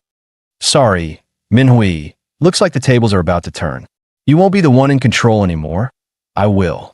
Without hesitation, Shen Yuan tapped the activation button for the unyielding X-ability card. As soon as the ability was activated, a surge of raw energy flooded through his body, especially in a particular region. An unprecedented strength coursed through his veins, making him laugh out loud. Damn, this reward is insane. Looks like the system truly understands me. It always gives me exactly what I need. Thinking about how he had just broken the 90 favorability threshold, Shen Yuan frowned slightly. Li Zhao's favorability was already over 60, but if he wanted to develop things to the same level as with MANHWA, it was going to be a long journey. Then there was Chun Na, the black-stockinged, long-legged beauty. Her favorability had also crossed 60, which meant she'd need careful investment over time. He couldn't help but wonder who would be the next woman to break the 90 mark, and more importantly, what kind of reward would the system grant for it? But that was a problem for later. Right now, what mattered most was testing out that unyielding X-ability card and seeing exactly what kind of change it would bring. However, Fang Minhui remained oblivious to Shen Yuan's internal calculations. She saw him approaching again and asked, puzzled, "Weren't you going to take a shower? Why are you back?" Shen Yuan smirked, took her hand firmly, and gazed at her with unwavering confidence. "Changed my mind. Decided not to." A hint of confusion flickered across Fang Minhui's face. Tilting her head slightly, she muttered, "Huh? Shen Yuan, you feel kind of different from before." Meanwhile, across town, inside Chen Na's apartment, her roommate Qian sat on the couch, her eyes gleaming with excitement. "Nana, there's this guy who told me he'd invest 300,000 yuan to help me open a store. And after 3 months, he'd even buy me a 200,000 yuan car. Do you think he's trying to keep me as a sugar baby? But he already has a girlfriend." Chen Na paused, a teasing smile playing on her lips. "You sure you didn't run into a scammer?" But Chen Na shook her head, her expression firm. "No way. I've met him a few times. Last time, he even bought a car from me. He's legit." Qian raised an eyebrow, intrigued. "How old is he? Most of your car-buying clients are middle-aged men, right? Wait, he's only 21? And he's already driving a luxury car? What does he look like?" A faint blush crept onto Chun Na's face. Lowering her head slightly, she murmured, "Well, he's kind of handsome." Then, with a playful tone, she added, "He's willing to drop 300,000 yuan to help me open a business and another 200,000 yuan on a car. A guy this young, this rich, and pretty good looking, what's there to hesitate about?" Qian looked surprised. "But he's 5 or 6 years younger than you. So what?" Chen Na shrugged. "Age isn't a problem. I was a senior when he was a freshman. It's not a big deal. For all we know, he's sitting on a gold mine." But a trace of uncertainty flickered in Chen Na's eyes. "But he already has a girlfriend." Qian scoffed. "So? A girlfriend isn't a wife. Nah, don't be stupid. A guy like that, who cares if he's taken? Hell, if you play your cards right, you could make him yours." Chen Na blinked, taken aback. "What are you saying?" Qian smirked. "If you're really this unsure, then just give him to me. I'll handle all the consequences for you." Chen Na laughed and countered, "Aren't you already in a relationship?" Qian scoffed dismissively. "And if a real financial backer came along, I'd be single in a heartbeat. Anyway, I gotta go. My boyfriend just got home. We'll chat later." 40 minutes later, back in the hotel, Shen Yuan studied Fang Minhui with amusement. "Minhui, don't you think things felt different this time? Stronger, maybe?" Fang Minhui, still catching her breath from earlier, let out a soft chuckle. Thinking back to what had just transpired, she murmured, "That was incredible. 40 minutes. And we went at it twice. I didn't think it was possible." Shin Yuan leaned in, his voice a low whisper. "Did you like it? Then let's go again." Fang Minhui's eyes widened in disbelief. "Wait, you're still good to go." Shin Yuan raised an eyebrow, his voice teasing, playful.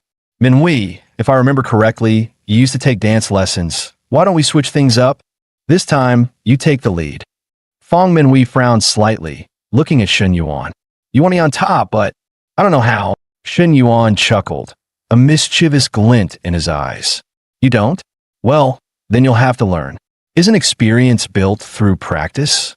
Fang Minhui sighed, the corners of her lips curving into a helpless smile. You're such a bad guy." The next morning, Fang Minhui returned to school. Shin Yuan, having no morning classes, indulged himself in a rare, comfortable sleep-in. Suddenly, a thought lit up his mind. "Damn, the system's cashback lottery. I need to check it." Grabbing his phone, he quickly scanned the screen. His eyes widened in disbelief. 6 red numbers: 3, 4, 14, 22, 26, 27. And the final blue number, 1, full match. Holy shit, 6.8 million. His heart pounded like a drum. He could hardly believe his own eyes. 6 million in the jackpot. This is a fortune falling straight from the sky. I have to tell Mom and Dad. Our family has been struggling ever since we went bankrupt. It's been way too long since we had a stroke of good luck. Rushing home, he burst through the door. "Mom, I'm home." His mother responded impatiently. Yeah, you're back. No need to shout like that. Have some manners, will you?" But Shin Yuan was too excited to care. "Where's Dad? Get him out here. I have something important to tell you both." His father, hearing the commotion, sighed.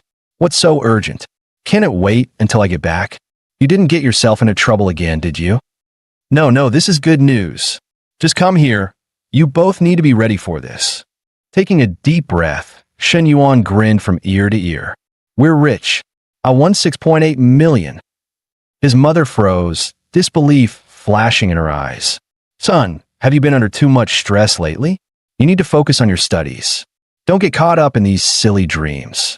We'll handle the family debts. You don't have to worry about that." Shen Yuan waved his phone in front of them, his voice urgent. "No, Mom, look. It's real. I actually won." His father leaned in to check, eyes widening in shock. "Honey, it's true. He really won." His mother's doubt turned into astonishment. "Wait, you're telling me this is real? 6.8 million. Shen Yuan nodded eagerly, his excitement overflowing. "Even after the 20% tax cut, I'll still pocket over 5 million. With this money, we can clear our debts and start living comfortably again." His mother, overcome with joy, clapped her hands together. "Oh, my dear boy, today is your lucky day. Forget cooking. We're going out for a big feast to celebrate." Just as the excitement settled, a thought flickered in Shen Yuan's mind. His expression shifted slightly. "By the way, I'm in my 3rd year now. Graduation isn't far off, and I've been thinking, I want to start my own business. Get some real-world experience." His father furrowed his brows slightly, pausing to consider his words. After a moment, his tone softened. "Business isn't easy these days, but I like that you're thinking ahead. You're young. You should take risks and learn. The prize money is yours. How you use it is up to you. But my advice? Keep some aside. Life is unpredictable. It's always good to have a safety net." Shen Yuan smiled, determination in his eyes. "Dad, Mom, I'll only take 1 million for my business plans. The rest? You guys keep it. Do whatever you need with it." His parents exchanged glances, then nodded with approval. A warm smile spread across his father's face. "All right, son. If that's your decision, we support you." Meanwhile, inside the 4S dealership manager's office, the air was thick with tension. The manager glared at Chun Na, sneering. "Chun Na, I assume you know why I called you in today. Take a good look. This is your man's handiwork." Chun Na remained expressionless, her tone flat. "Sir, I broke up with him a long time ago. We have nothing to do with each other. If you've got a problem, take it up with him. It has nothing to do with me." The manager's face darkened, his voice laced with menace. Oh, really? That's not how this works. Debts have owners, grievances have culprits. If it weren't for you, why the hell would I've gotten punched for no reason? You claim it's not your problem. Then tell me, who's going to fix the mess I'm in now? His words carried a veiled threat. He had already made up his mind to use this opportunity to break her. But Shana wasn't having it. She shot back without hesitation. What happened was between you and him. How is that my responsibility? Besides, when I sat down yesterday, I told you I was waiting for someone. You were the one who insisted on butting in. How's that my fault? The manager's face turned even more sinister, his voice dropping to a cold edge. Oh, still acting tough. Well then, let's talk about something else.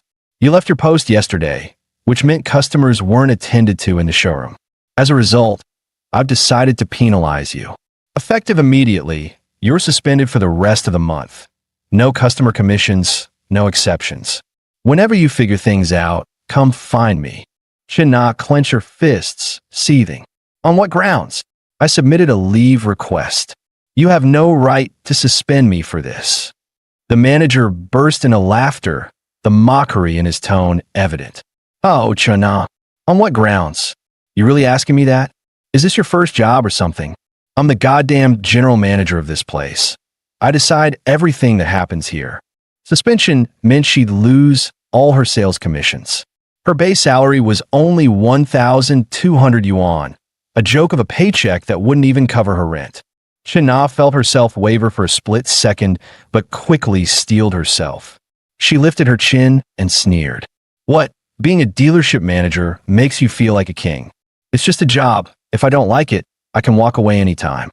A glint of cold amusement flashed in the manager's eyes. Oh, Shana, don't be so hasty. Think it over carefully before making any rash decisions. Shana hesitated for a moment before turning to leave. But deep down, doubt started creeping in. Shen Yuan may be young, but he handled things with a level of composure and confidence that was rare. Perhaps working for him wasn't such a bad idea. She bit her lip and muttered to herself, no more thinking about it. I've already decided. I'm done here. 30 minutes later, she texted Shen Yuan. Shen Yuan, I've decided to quit. What you said yesterday, does it still stand? Shen Yuan's reply came almost instantly. Congratulations on escaping the hellhole. Now you're stepping onto a path filled with sunshine. If you're free, start scouting locations for a cafe. If we find the right place, we'll buy it. Reading the message, Shen Yuan's eyes gleamed with satisfaction. Perfect. Now I don't have to waste time looking for another investment project.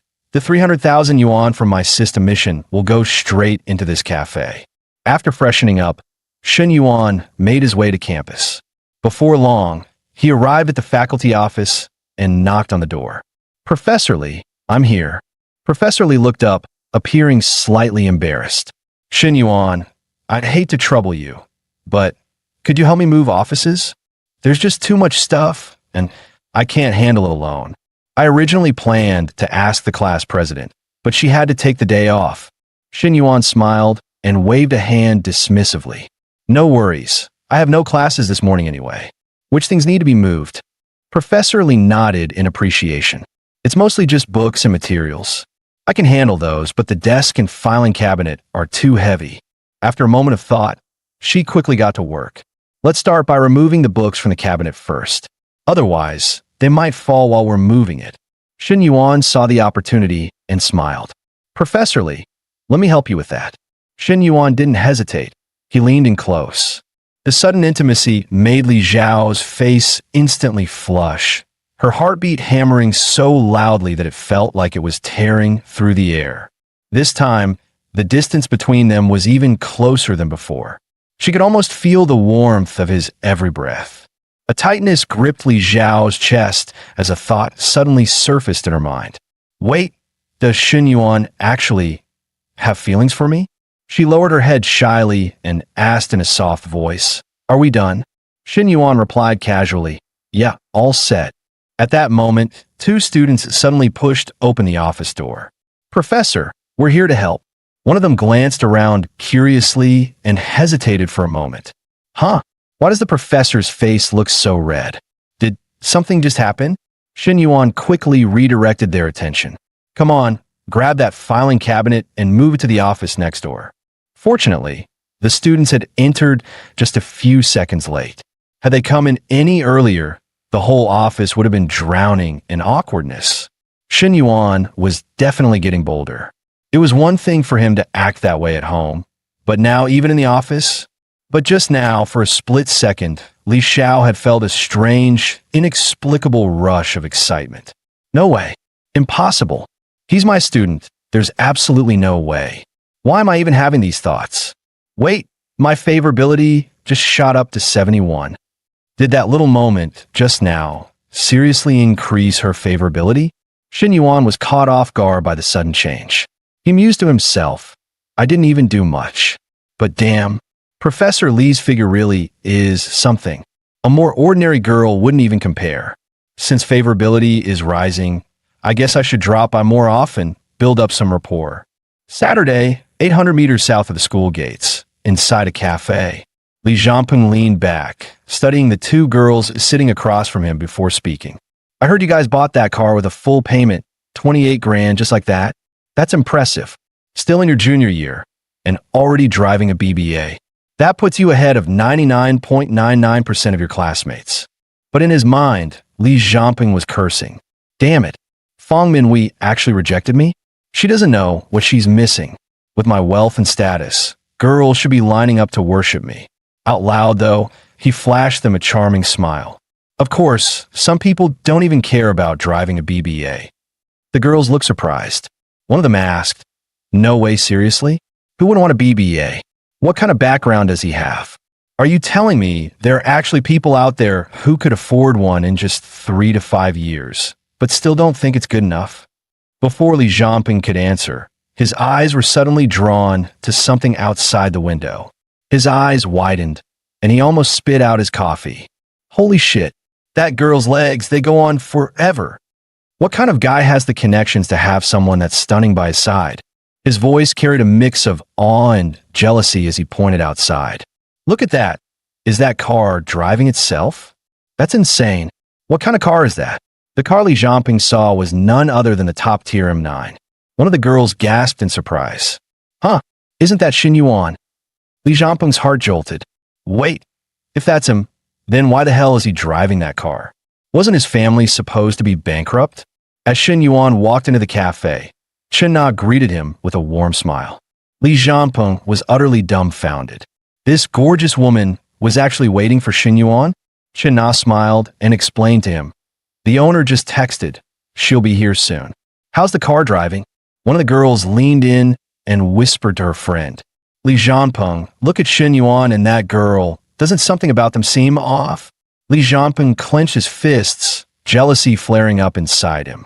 That bastard Shin Yuan. He just broke up with his senior, and now he's already hooking up with some off-campus beauty? Just then, the cafe owner, Lin Yuchong, arrived. She greeted them with a warm smile. Hello, Miss Chun. Sorry, I got held up picking up my child. Lin Yuchong glanced at Shin Yuan and couldn't help but comment. Mr. Shun, you look quite young. Shin Yuan smiled humbly. We're probably around the same age, early 20s.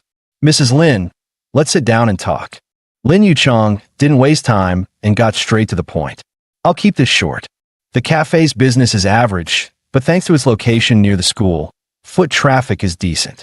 However, I've got personal matters and a child to take care of, so I really don't have the time to manage it anymore.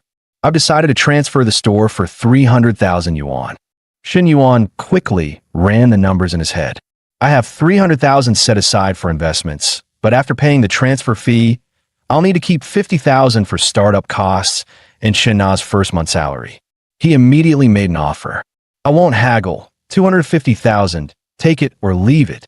Lin Yuchong felt a pang of disappointment.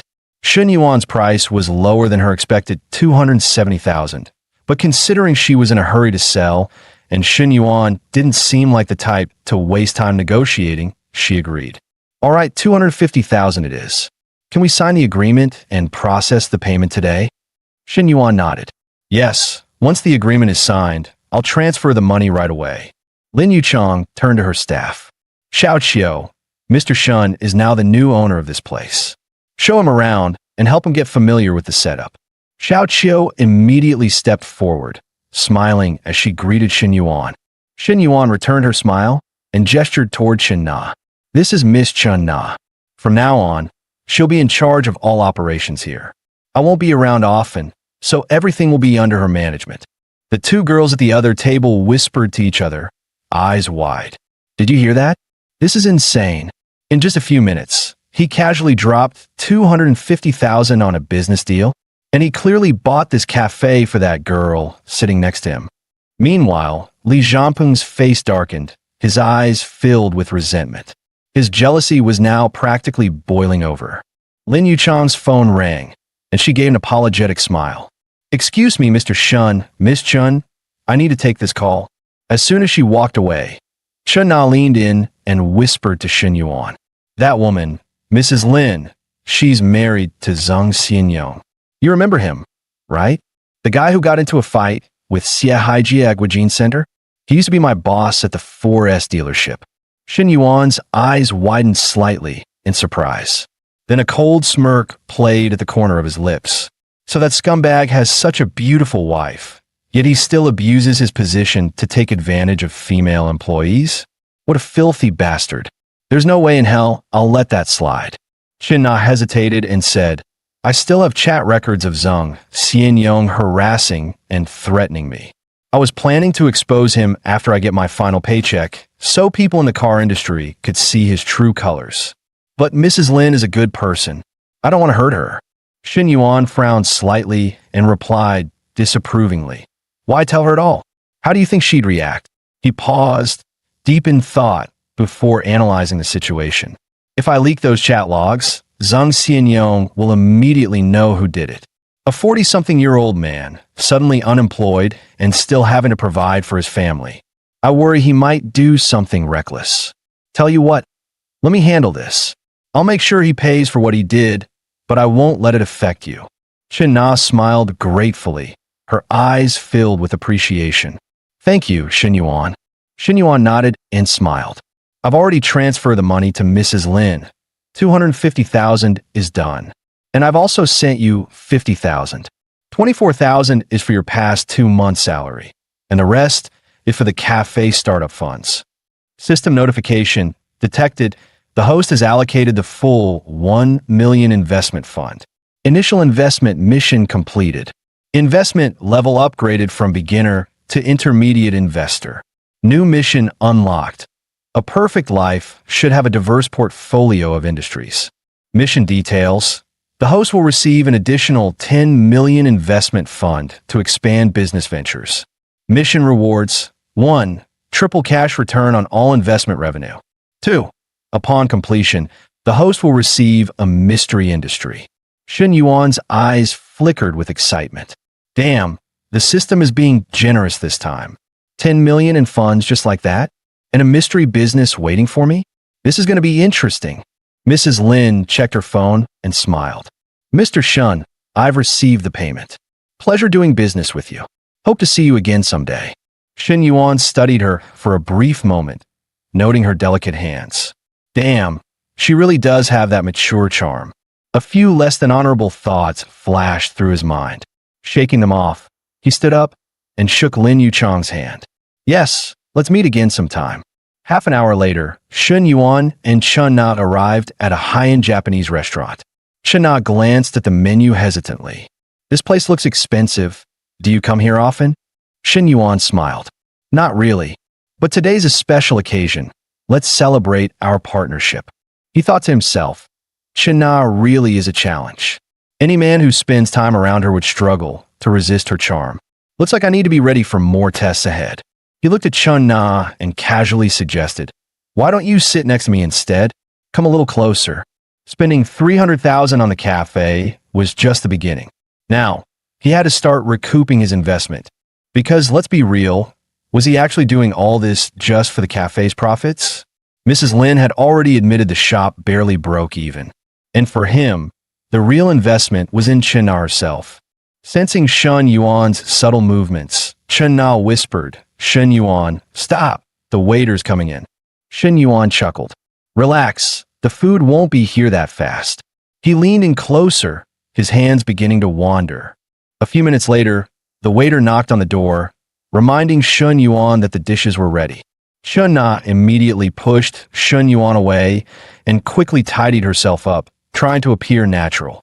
Shun Yuan simply smiled and said to the waiter, "Come in."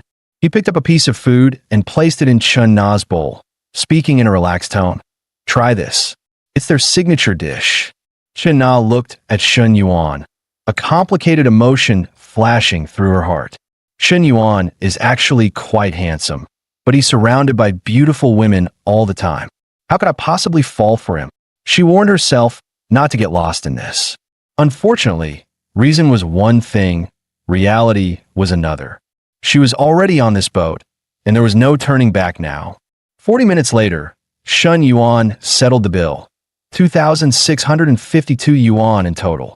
As he paid, Shun Yuan mentally calculated. This meal cost me 2,652 yuan, but with the system's triple cashback, I actually earned 5,304 yuan. Making money is just this easy. Meanwhile, Chin Na glanced at the bill, unable to hold back her thoughts. The price of this dinner is almost equivalent to my commission for selling a car. The life of the rich is different. Spending 2,000 yuan to them is like me spending 20 yuan. After the meal, Chin Na wanted to return to the cafe to ask Xiao Qiu about the situation. Since she would officially start working tomorrow, she hoped to familiarize herself with the place as soon as possible. But Shun Yuan said, "It's already 8:30. Xiao Qiu gets off work at 9. It would be a bit inconvenient to disturb her now. Why don't you just go home and rest? You could check in tomorrow." Since Shun Yuan put it that way, Chin Na didn't insist. He then drove her home. When they arrived at Chin Na's apartment, she got out of the car and said, "Thanks for today. I'll update you after work tomorrow. See you."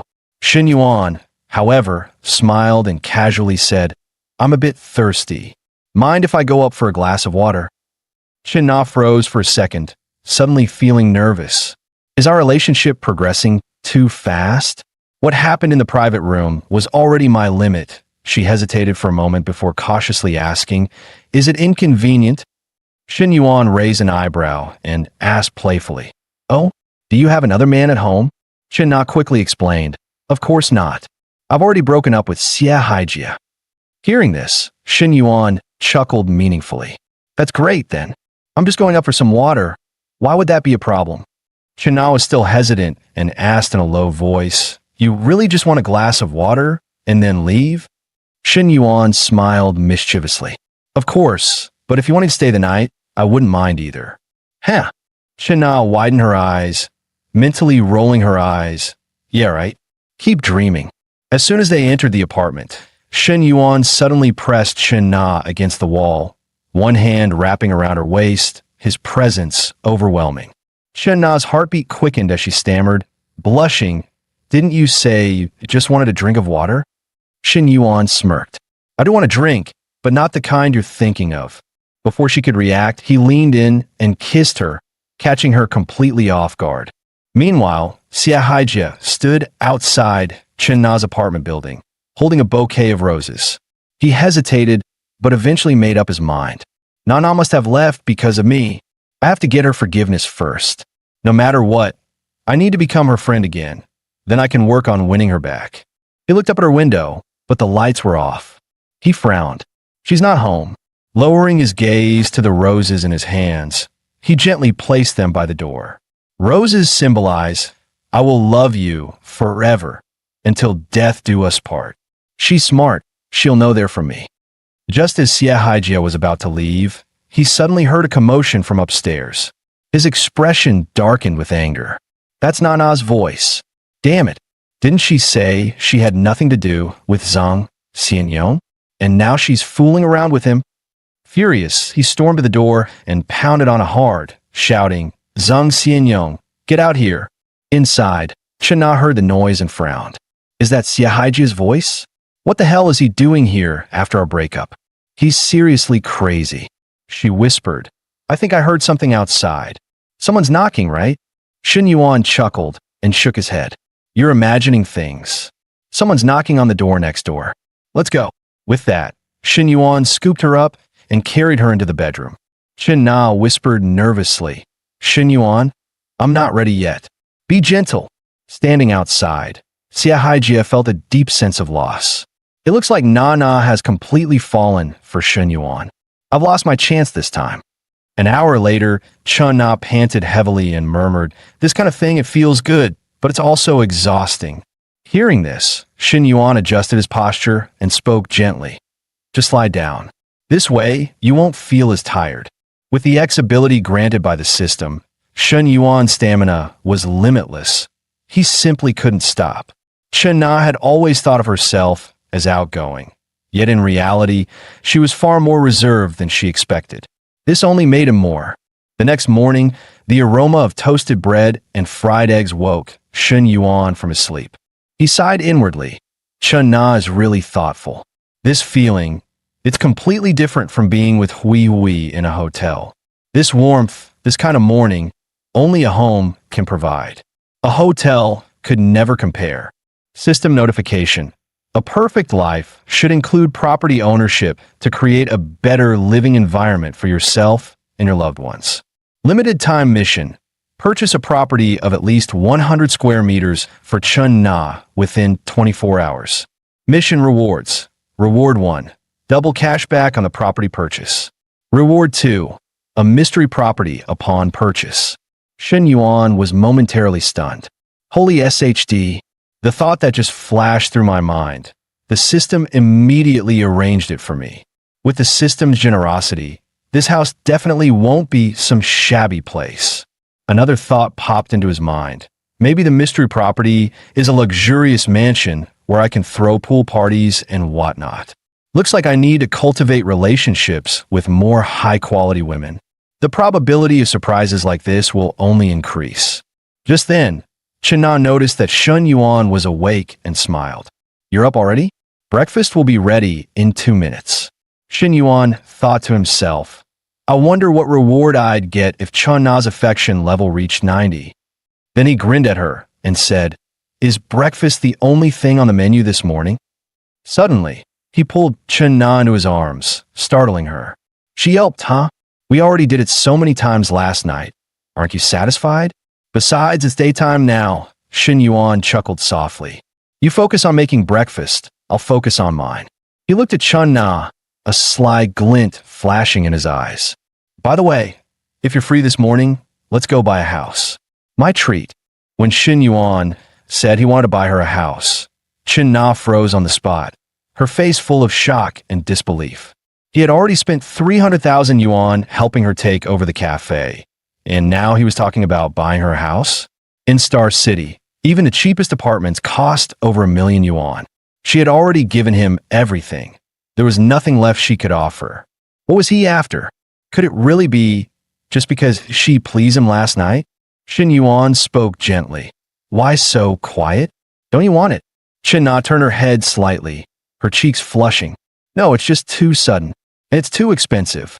Your money didn't fall from the sky. But in truth, it almost might as well have. Shen Yuan had more than 3.5 million yuan readily available just for property purchases. Even if he spent it all, his savings would still comfortably cross into 8-digit territory. Don't try to save money for me. It's only right to buy a house for my woman, and it better be at least 120 square meters. I'm not letting my woman settle for less.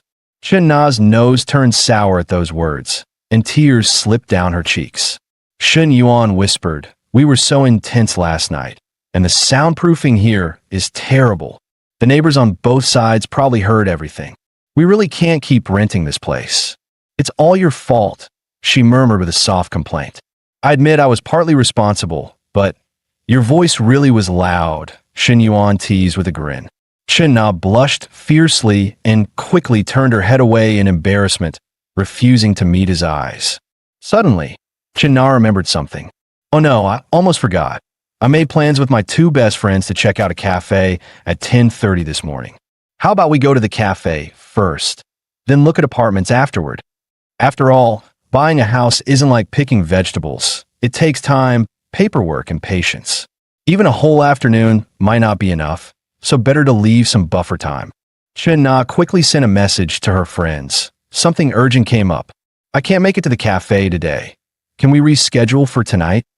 But just as she sent the message, her friend replied, we're almost at the cafe already. Huh? Why? The woman driving was Lu Meng Lu, another of Chun Na's close friends, a top-tier fitness coach with an impressive track record and a fierce, commanding aura. Honestly, I think this whole cafe thing might be a bluff. Or maybe Nana's just exaggerating again. Lu Meng Lu scoffed. What kind of man would be that gullible? Who would just throw 300,000 yuan away for a woman he barely knows? But deep down, Lu Meng Lu knew Chun Na wasn't the type to show off or talk nonsense. If she said it, there had to be something more behind it. Besides, it had been years since she herself had met a young, handsome man worth paying attention to. And now that Chun Na had snagged one first, she simply had to see for herself what made this man so special. So Qian messaged Chun Na again, trying to pry out more details. The moment Qian revealed that the man was planning to buy a house for Chun Na, Lu Meng Lu slammed the brakes in shock, nearly losing control of the car. Are you serious? He's taking her house hunting. This isn't some handbag or a few lipsticks we're talking about. It's a house. Even a tiny apartment costs at least 700,000 to 900,000 yuan. Add the cafe on top. And this guy is willing to burn over 1 million yuan for a woman he's only known for 2 weeks. Lu Meng Lu made up her mind on the spot. I have to meet this guy in person. She was certain men like that never had just one woman. But when it came to winning hearts, Lu Meng Lu had full confidence she could outshine anyone. Qian asked them which real estate project they're visiting. Tell her we're coming to help her pick. Better to have a few more eyes than let her choose blindly. In her heart, Lu Meng Lu thought, if someone's going to benefit from a rich man, it might as well be one of her own sisters, not some random vixen off the street. And just like that, the two of them made their way to the sales office. Half an hour later, they arrived at the sales center. The moment they stepped inside, Lu Meng Lu was stunned. This was Songhu Tiandi, where even the smallest units cost over 1 million yuan. A man gifting a house like this to a woman? If being a mistress came with 1 million yuan properties, she wondered when fortune like that would ever come her way. Nah, long time no see. Qian waved enthusiastically as soon as she spotted Chun Na, her voice full of warmth and excitement. I missed you girls so much. Chun Na rushed forward and clasped Qian's hands, smiling brightly. Meanwhile, Lu Meng Lu's eyes were already fixed on the handsome man beside her. Hey, who's that hump by your side, Nana? Aren't you going to introduce us? Chun Na quickly gathered herself and made introductions. This is Shun Yuan, my friend. She paused slightly, then gestured toward her two besties. This is Lu Meng Lu, a fitness coach, and this is Ho Qian. She works in sales at Farala. Meng Lu, Qian, this is Shun Yuan. Lu Meng Lu stepped in with a playful smirk, inching closer to Shun Yuan. Nice to meet you, Shun Yuan. You're a bit on the lean side. Maybe come train at our gym sometime? Build up those muscles. But in her heart, envy was already rising.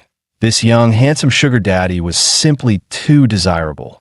Better not, Shun Yuan replied with a chuckle, completely unfazed. If I trained at your gym, I'm afraid I wouldn't be able to focus at all. Lu Meng Lu raised an eyebrow in surprise. He didn't shy away, not even in front of Chun Na. If he was really her boyfriend, wouldn't he be more reserved? Maybe they weren't an official couple after all. But then her gaze fell on Chun Na's slightly bruised knees. Ah, that explained a lot. Last night must have been intense. No wonder the man was so generous today. He'd clearly been well pleased. Hello, Shun Yuan. Qian chimed in with a warm smile. If you ever think about upgrading your car, drop by Farala. We'll get you something perfect. Shun Yuan nodded politely. Sure, I'll come find you when the time comes. After just a few casual exchanges, Shun Yuan could already sense it. Both of Chun Na's friends were starting to take a real interest in him. He couldn't help but wonder, were these two really her best friends? But either way, this kind of situation only worked in his favor. Another woman with over 60 favorability was another potential money tree. A win-win scenario he certainly wasn't going to refuse. Soon enough, Shun Yuan walked into the sales hall with 3 stunning women by his side. The moment they entered, all eyes turned to them. 3 gorgeous women with distinct charm, instantly becoming the center of attention. Buying a house while flaunting 3 top-tier beauties? Who's he trying to show off for? Muttered a nearby, middle-aged man, jealousy practically oozing from his pores. But envy was all he could manage, nothing more. Sir, we currently have units available in buildings 3 and 9. The average price is around $15,000 per square meter. Would you like to take a look at the model layout first? Shen Yuan waved his hand casually. No need. My budget is 3 million yuan. Just show me the units and floors that match that. Understood, sir. Please come with me to the discussion room.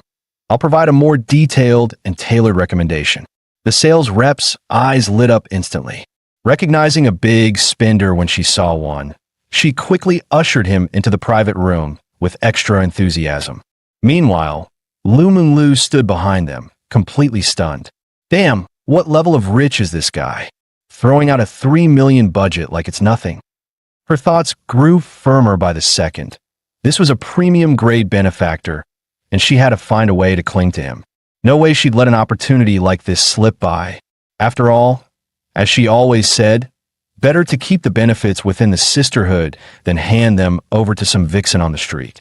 Shortly after, the sales agent returned with a proposal. Based on your budget, I'd recommend this 165 square meter unit. It faces south, has an ideal layout, and comes to a discounted total of 2.98 million yuan. It's a perfect fit for what you're looking for. That's too expensive. China was visibly startled by the price. Her hand instinctively reached out to tug at the hem of Shen Yuan's jacket, her voice soft and uncertain. The price tag had far exceeded anything she'd expected. 3 million yuan was an unimaginable luxury to her. Don't worry, don't stress over the money. Shen Yuan comforted her with a reassuring smile. A bigger house just means better comfort. He had already made up his mind to buy the property, but calming Chun Na down was just as important. After all, in his eyes, she was already his woman. She wanted to save him money, yet he insisted on giving her only the best. That was Shen Yuan's way of showing affection. Deep, generous, and undeniable. A true gentleman, a rare gem of a benefactor. Watching this unfold, the two best friends could only stare, their hearts twisting with envy. Still, Shen Yuan wasn't a fool. Even if he had the money, no one liked being taken for a sucker. Let's be honest, he said, turning to the sales rep. Give me a real discount, beautiful. I know you have room to negotiate. Sir, if you can confirm the purchase today, I'll apply for the maximum discount on your behalf. The sales rep replied eagerly. Shen Yuan smiled and cut in, forget the discount. Just give me 2 parking spaces instead. That'll even things out. Watching Shen Yuan handle the negotiation so smoothly, Lu Menglu's heart was pounding. A man like this, decisive, generous, powerful, was someone she absolutely had to win over. Without thinking, she began playing with her hair, throwing out subtle cues. Shen Yuan noticed her little gestures almost immediately. He couldn't help but feel puzzled. What exactly was Lu Menglu trying to do? Her eyes kept lingering on him, her movements laced with ambiguous undertones. Catching his gaze, Lu Menglu doubled down. She unleashed her most practiced flirtation techniques. A lingering smile, seductive glances, a subtle lip bite. Her moves were calculated and polished. And truth be told, Shen Yuan felt a flicker of temptation. Now that he really looked at her, this woman was a bombshell. That body, that gaze, she was undeniably alluring. If something were to happen between them, well, let's just say it would be far from ordinary. But Shen Yuan quickly snapped back to focus. This wasn't the time to get distracted. The most important thing now was to finalize the house purchase. In the end, he bought a 165 square meter apartment for Chun Na at a price of 2.98 million yuan. Shen Na's 2 friends were practically losing their minds with envy. So casually, so effortlessly, he bought her a luxury apartment. And the most outrageous part? He put it under Chun Na's name only. When will a windfall like that ever fall into my lap? They both silently lamented. At that moment, Shen Yuan received his triple cashback reward. His account balance now exceeded 15 million yuan. Even during his father's most glorious days, The family's finances had never reached such numbers. The message was clear. Expanding favorability among female NPCs was truly the golden path to success. Meanwhile, a new system prompt chimed in. Congratulations, host. You've been awarded a Green City Qingzhou Lake Villa. Please collect the property at the sales center tomorrow at 9 a.m. Shen Yuan's eyes lit up with delight. Damn, that's one of the top 10 luxury villas in the entire city. The sales agent, equally impressed, couldn't help but marvel. In today's sluggish market, Shen Yuan not only bought a property outright, but gifted it to a woman who didn't even seem to be his girlfriend. Men like this are a rare breed. With a sweet smile, she added, Mr. Shun, the contract is signed. I'll follow up with Ms. Chun regarding the remaining procedures. By the way, perhaps we could add each other on WeChat. If you have any future real estate needs, I'd be happy to assist.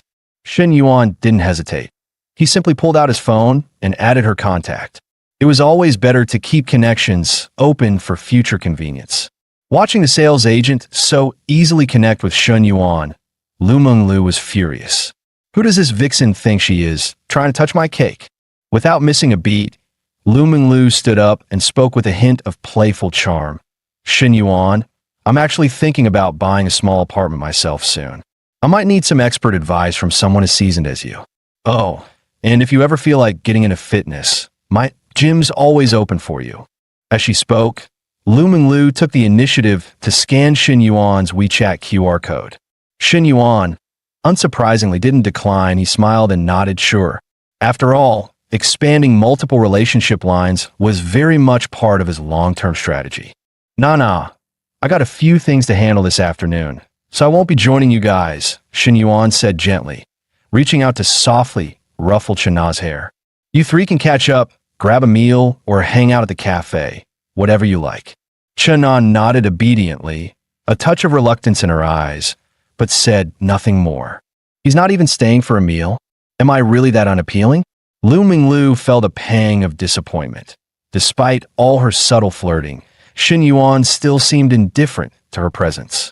Menglu, Qian, let's go grab something to eat first. I'll take you to see the cafe later, Chena suggested with a smile. Qian teased, we're definitely treating ourselves today. You're officially a $3 million woman now. Menglu and I are beyond jealous. Exactly, Lu Menglu chimed in, though her smile looked a little forced. Her thoughts weren't on lunch anymore. They were entirely on Shen Yuan. About half an hour later, Shen Yuan returned to campus and headed to the cafeteria for a quiet meal. As he walked in, he noticed a familiar figure sitting alone in a corner, his counselor, Li Xiao. It was rare to see her dining by herself. Even more curious, some students nearby were whispering and casting furtive glances in her direction, as if something had happened. Just as he was approaching, Shen Yuan overheard her on the phone. I understand. I'll prepare the materials this afternoon. The report should be ready by tomorrow. Yes, I've checked. Tech University, Agricultural University, and even the business school all have similar startup bases. Tomorrow night? I'm afraid I already have a prior engagement. Apologies, Secretary Liu. It's just a bit of a personal matter this time. Yes, thank you. Goodbye. She ended the call with a sigh, her brow slightly furrowed, fatigue written all over her face. At that moment, Shen Yuan sat down across from her. Everything okay, Miss Li? You look pretty swamped just now. Li Xiao didn't hide it, letting out a light sigh. The school's planning a student entrepreneurship base. I'm part of the project team. That call was about the coordination. Shen Yuan wasn't particularly familiar with the so-called entrepreneurship-based project, so he decided to ask Li Xiao for more details. It's a support initiative the school is planning, Li Xiao explained patiently. For students who have entrepreneurial ideas, we'll provide funding, workspace, and mentorship. But there's a problem. We're short on capital, so we have to seek partnerships with outside companies. And what exactly can our school offer these companies in return? Shen Yuan asked, intrigued. Li Xiao gave a faint, wry smile. The only leverage we have is talent. We'd sign contracts promising to send a certain number of qualified graduates to these companies each year. Shen Yuan chuckled, shaking his head. Let's be honest. Do we really have that kind of leverage? Our graduates can't hold a candle to those from top-tier universities. Li Xiao, herself a graduate of a double first-class university, knew he was right. If companies don't see real value, they won't invest a single yuan. Her face darkened slightly. She remembered something that had been weighing on her. Her supervisor had actually suggested she attend dinner parties with corporate executives to build connections. Just the thought of a university lecturer being reduced to that made her feel disgusted. What am I, a teacher or a glorified hostess? Watching her troubled expression, Shen Yuan started to seriously consider the idea. He had a dedicated fund of 10 million yuan for investments, but any project needed to be profitable. For that to happen, the student success rate had to hit at least 30%. Given the school's current standing, he doubted it could even reach 20%. Actually, I was thinking, Shen Yuan began, but Li Xiao interrupted. You're interested in starting a business too? She assumed he wanted to join the project. Shen Yuan smiled, a little interest maybe. Not much. In truth, he wasn't an entrepreneur. He was the investor. Well, it's good to have that mindset, Li Xiao said with a light smile, but her voice turned a little doubtful. But honestly, the project's not even off the ground yet. Without an investor, it's unlikely to get anywhere. Just then, a system prompt appeared. New mission. Invest in the university's entrepreneurship project to earn reputation points. Reputation reflects how much teachers and students respect and acknowledge the host. This mission will only calculate reputation within the university. Shen Yuan was momentarily stunned. He hadn't expected this to trigger a task. It was just about gaining reputation. If profit wasn't the concern, then this project was actually a great opportunity, and it'd help Li Xiao out of a tough spot too. Why not? Exactly. I'm the investor, Shen Yuan thought smugly, the corners of his mouth curling up. Who I invest in, how much I invest, it's all up to me. If I put money into beautiful senior or junior students starting businesses, not only do I gain reputation points, but I also boost their favorability. The cashback alone could make my hands cramp from counting. By the way, Miss Li, he asked with a serious tone, if someone, say a private investor or a company, wants to invest, who evaluates the students? The school or the investor? Technically, it should be the school, Li Xiao replied honestly. But let's face it, no one's stepping up to invest right now, so the rules are pretty flexible. Why are you asking, though? Because I want to invest, Shen Yuan said calmly. But under one condition, I get to evaluate the students. Li Xiao burst into laughter. She thought he was joking. After all, his family had gone bankrupt, and he'd even applied for financial aid. Now he suddenly wanted to become an investor? But then Shen Yuan pulled out his phone, opened his bank app, and casually showed her the screen. Miss Li, here, check my account. Count the zeros. Li Xiao instinctively leaned closer. As she counted, her eyes widened in disbelief. 9 digits. Over 15 million yuan. She froze, unable to speak. This, she gasped, covering her mouth in shock. Shen Yuan explained with a calm smile. Before my family business collapsed, I dabbled in BT coins and foreign exchange. This money, I earned it myself. Li Xiao felt like she was in a dream. This is surreal. My student is a multimillionaire. Then Shen Yuan leaned forward slightly, a playful glint in his eye and a teasing smile on his lips. Miss Li, how about this? Why don't you come with me? We'll travel the world together. I'll make sure you eat well, drink well, and live the good life. His words were bold and casual, but Li Xiao's face turned crimson in an instant, burning hot with embarrassment. Li Xiao couldn't help but drift into a brief fantasy. Shen Yuan truly had the strength to make such a promise now. Could it be he wasn't joking? Don't say such things, she replied. Try to maintain composure. She coughed softly to hide her unease. Are you really planning to invest in this university entrepreneurship project? It's rarely profitable. I suggest you think twice. This isn't just pocket change. Her voice was steady, but her gaze wavered. She couldn't even look him in the eye. Shen Yuan, however, looked more serious than ever. I've considered that. But honestly, I just want to contribute to my alma mater's development. He's serious. He's really serious. Li Xiao's thoughts spiraled.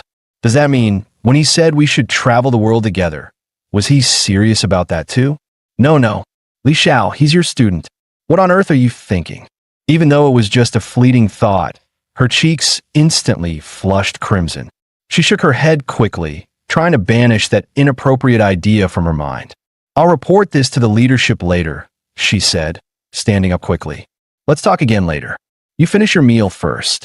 As she walked away, Xin Yuan called out with a smirk. Oh, and Miss Li, don't be too quick to say no to eating well and living well. At 4:30 in the afternoon, Chen Na sent him a photo of a cup of coffee she had made herself, along with a playful message. Come try it when you're free. Xin Yuan replied immediately. Looks off just from the photo. I'll come over and give you some proper training. He wasn't impressed by the coffee, but her outfit in the photo caught his attention. Apron, light makeup, a playful ribbon in her hair. It was a look that stirred his imagination. Meanwhile, elsewhere on campus, Xiaoi, why are you still thinking about Xin Yuan? He's no longer a rich kid. He's probably working part-time just to pay tuition. The speaker was another girl from the neighboring class, named Song Xiaoi. You're the one who keeps talking about him. Xiaoi rolled her eyes. What about you, Yuping? Why are you still chatting and going out with Xin Yuan's roommate, Huang Haibao? Yuping sighed with a scowl. Don't bring it up. I've rejected him so many times, but he keeps clinging like a leech. He's driving me crazy. Even if he asks you out, at least you'd get a free meal. But if you get involved with Xin Yuan now, you'd be the one paying the price. The short-haired girl leaned in and whispered, Xiaoi, you really need to think this through. Just as she finished, she caught sight of Xin Yuan approaching from the other side. She quickly nudged her friend. Shoo, he's coming. Yuping smirked. Didn't I say so? He really does look like he's headed for part-time work. It's around 3 p.m. now. Perfect timing for a restaurant prep shift. Should we follow and see which shop he's working at? One girl teased. You guys don't dare ask. I'll do it myself. Xiaoi frowned slightly. Come on, that's inappropriate. We're classmates, not paparazzi. But Yuping wouldn't let it go. With a condescending tone, she called out, Xin Yuan, haven't seen you lately. Been busy with part-time work, huh? Which place are you at? Maybe we'll drop by and support you. Xin Yuan didn't really want to argue, especially out of courtesy to Huang Haibao. But he wasn't about to let it slide either. With a faint smile, he replied, Yeah, I've been working at a cafe. If you're so interested, why not come along? I'll make you some coffee myself. Moments later, they arrived at the cafe. As soon as they stepped inside, the figures of Chun Na and Lu Minglu came into view. The two women stood there effortlessly, but their presence alone turned every head in the room. The three girls behind Xin Yuan were completely stunned. Those were anime tier legs. One of them even had such surreal proportions, it felt like she had stepped right out of a dream. You're here, Chen Na greeted softly. I thought you said you had something else to do, Lu Minglu teased with a sly grin. Turns out, it was entertaining your female classmates. Both women naturally moved closer to Xin Yuan, the air between them intimate and unforced. The three girls trailing behind him could only gape in shock, their jaws nearly hitting the floor. So this was the cafe he was working at? Xin Yuan smiled and explained, I just happened to run into them on the street and thought I'd bring them over for a coffee. Lu Minglu nodded with a smile and greeted them warmly. Xiao Qiu asked the three ladies what they'd like to drink. It's on me. The waiter quickly responded. Ladies, please have a seat over here. You can scan the code on the table to place your order. Let me know when you're ready. After seeing how smoothly Xin Yuan handled everything, the three female classmates felt incredibly awkward. What's going on? She just called Xin Yuan boss? Could it be that Xin Yuan isn't a part-timer, but the actual owner of this cafe? In that moment, the three were stunned. Xiaoi tugged her friend's sleeve and whispered, maybe we shouldn't stay. Just moments ago, they were mocking Xin Yuan for having a side job. Now it turned out he owns the place. That's beyond embarrassing. Yeah, Xiaoi's right. Let's go. With that, they got up to leave. Yuping grumbled internally. Xin Yuan was really something.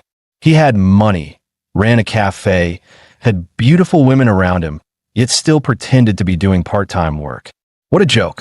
Why did your classmates leave so suddenly? Lu Minglu asked, puzzled. Xin Yuan chuckled. Maybe they were intimidated by how stunning you two are. Of course we're stunning, Lu Menglu teased, raising an eyebrow. But you better behave yourself and not get any wild ideas. Her words were boldly flirtatious, not holding back anymore. Shen Yuan, hearing that, felt even more convinced. This little minx, he was definitely going to win her over sooner or later. Moments later, Chen Na brought over a cup of coffee. Shen Yuan, here's your coffee. I wasn't sure how sweet you liked it, so I made it half sugar. Is that okay? Shen Yuan took the cup with a smile and said, as long as it's made by you, I'd love it even if it's full sugar.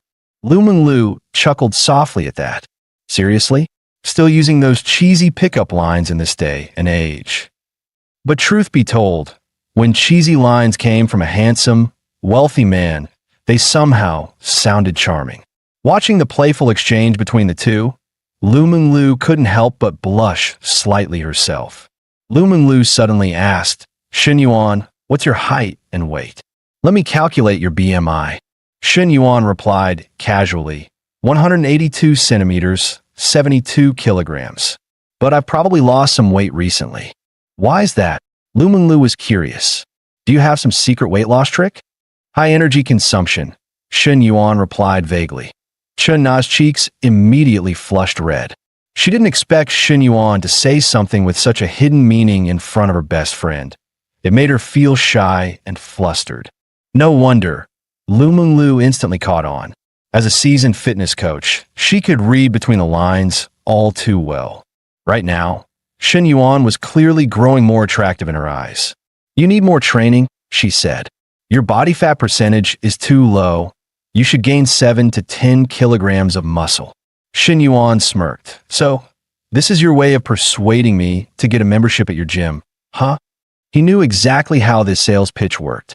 Hee, it's the end of the month. I'm just trying to hit my quota, Lu Menglu said with a playful smile, leaning in flirtatiously. Shen Yuan chuckled at her forwardness. All right, I'll think about it. Not long after, Lu Menglu stood up. Oh no, it's already past 4 p.m. Nah, I got a class at 5. I need to go. Let's catch up next time. With Shen Yuan's contact now saved, her goal was achieved. Before leaving, she even winked at him, a bold, unmistakable signal. Shen Yuan couldn't help but admire her confidence. This little minx, flirting so blatantly, even in front of her friend? You're mine sooner or later. Come on, Anna. Let's go upstairs. I need to train you a bit, Shen Yuan said with a teasing smile as he gently took her hand. Chen Na looked puzzled. Train me for what? Shen Yuan grinned. You'll see once we're upstairs. Once there, he looked her straight in the eyes. Your business skills need some extra coaching. Chen Na instantly caught on and whispered nervously, not here. Xiao Qiu is still around. Saying not here to a man only makes him move faster. As they spoke, Shen Yuan had already started training. Before long, some unusual sounds echoed from the second floor. Downstairs, Xiao Qiu quickly noticed something was off. At first, she didn't understand, but when she heard those faint, ambiguous sounds, her face turned beet red. Very tactfully, Xiao Qiu decided to temporarily close the shop and locked the door, planning to reopen later. Just then, a knock came from the door. Xiao Qiu, why is the shop closed? Open up, I forgot my bag. It was Lu Menglu rushing back. Xiao Qiu stood hesitantly by the door. What are you doing? Hurry and open the door, urged Lu Menglu.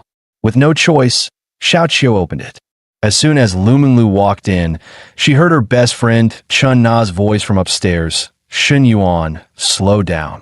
Her eyes widened in surprise. Broad daylight and already going at it? 10 minutes passed. Lu Menglu thought they'd be done by now, but the sounds continued. She was utterly baffled. How could someone as lean as Shen Yuan still have so much stamina? It was then that she realized this man Shen Yuan clearly wasn't ordinary. Xiao Qiu, I'm heading out now. See you next time. Suddenly, Lu Menglu raised her voice deliberately, loud enough to echo through the entire building, clearly meant for someone upstairs to hear. Chen Na, already on edge, shuddered the moment she heard it. Her heart sank. Oh no, she heard everything. Meanwhile, Shen Yuan grumbled internally. A quality training session deserves an audience. That vixen Lu Meng Lu probably listened downstairs for at least 10 minutes. This kind of VIP content shouldn't be free next time. I need to start charging. Meanwhile, in the school office, Secretary Lu turned to the counselor, asking, "You mean this student named Shun Yuan wants to invest in the entrepreneurship base?" "Yes, Secretary," Counselor Li Xiao replied, then explained Shun Yuan's investment proposal in detail. After all, such an important matter needed to be reported to the leadership. Secretary Lu looked skeptical. "Does he even have the means?" Li Xiao nodded. "I had my doubts at first too, but after seeing his bank balance, 10 million, I had nothing more to say." "How much did you say?" 10 million. Secretary Lu was shocked. "Are you sure it's not his parents' money? Can he actually access it himself?" "It's all his.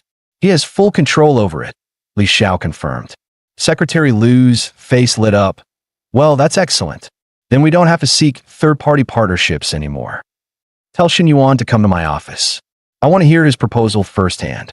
Noticing Secretary Lu's commanding tone, Li Xiao reminded him, "Sir, even though he's a student, he's also an investor. Shouldn't we be more respectful?" "No need. Just do as I say," Secretary Lu said coldly. "So what if he's rich? He's still a student of this school. We must keep him grounded." Soon, Shun Yuan received a call from Li Xiao. "It's from Teacher Li." "Nana, give me a moment." "Hello, counselor, go ahead." "I see." Very quickly, Shun Yuan grasped the situation. Li Xiao relayed everything exactly as it was. The school administration's attitude toward the investor had shifted. Shun Yuan frowned. "So, they're trying to pressure me now? Even if I give in this time, what's to stop them from pushing further next time?" He calmly said, "Miss Li, could you put the call on speaker? I'd like to speak directly to Secretary Lu." "Secretary Lu, can you hear me? I've been quite busy lately. There are several investment projects I still need to evaluate. If you really want to talk, let's reschedule. Miss Li will leave you my number." Without waiting for a reply, Shun Yuan hung up. Secretary Lu didn't even get a word in. Cold sweat trickled down his back. He hadn't expected Shun Yuan to be so assertive. Meanwhile, Li Xiao was completely stunned. He actually hung up on the secretary. "This student is gutsy, as she pondered it. A faint blush unknowingly crept across her elegant face. In the school office, Shun Yuan hung up the phone with Secretary Lu, who immediately stood up in frustration, his face full of displeasure. Secretary Lu was extremely upset. Normally, every student would be respectful and obedient to him, but this time, Shun Yuan was different.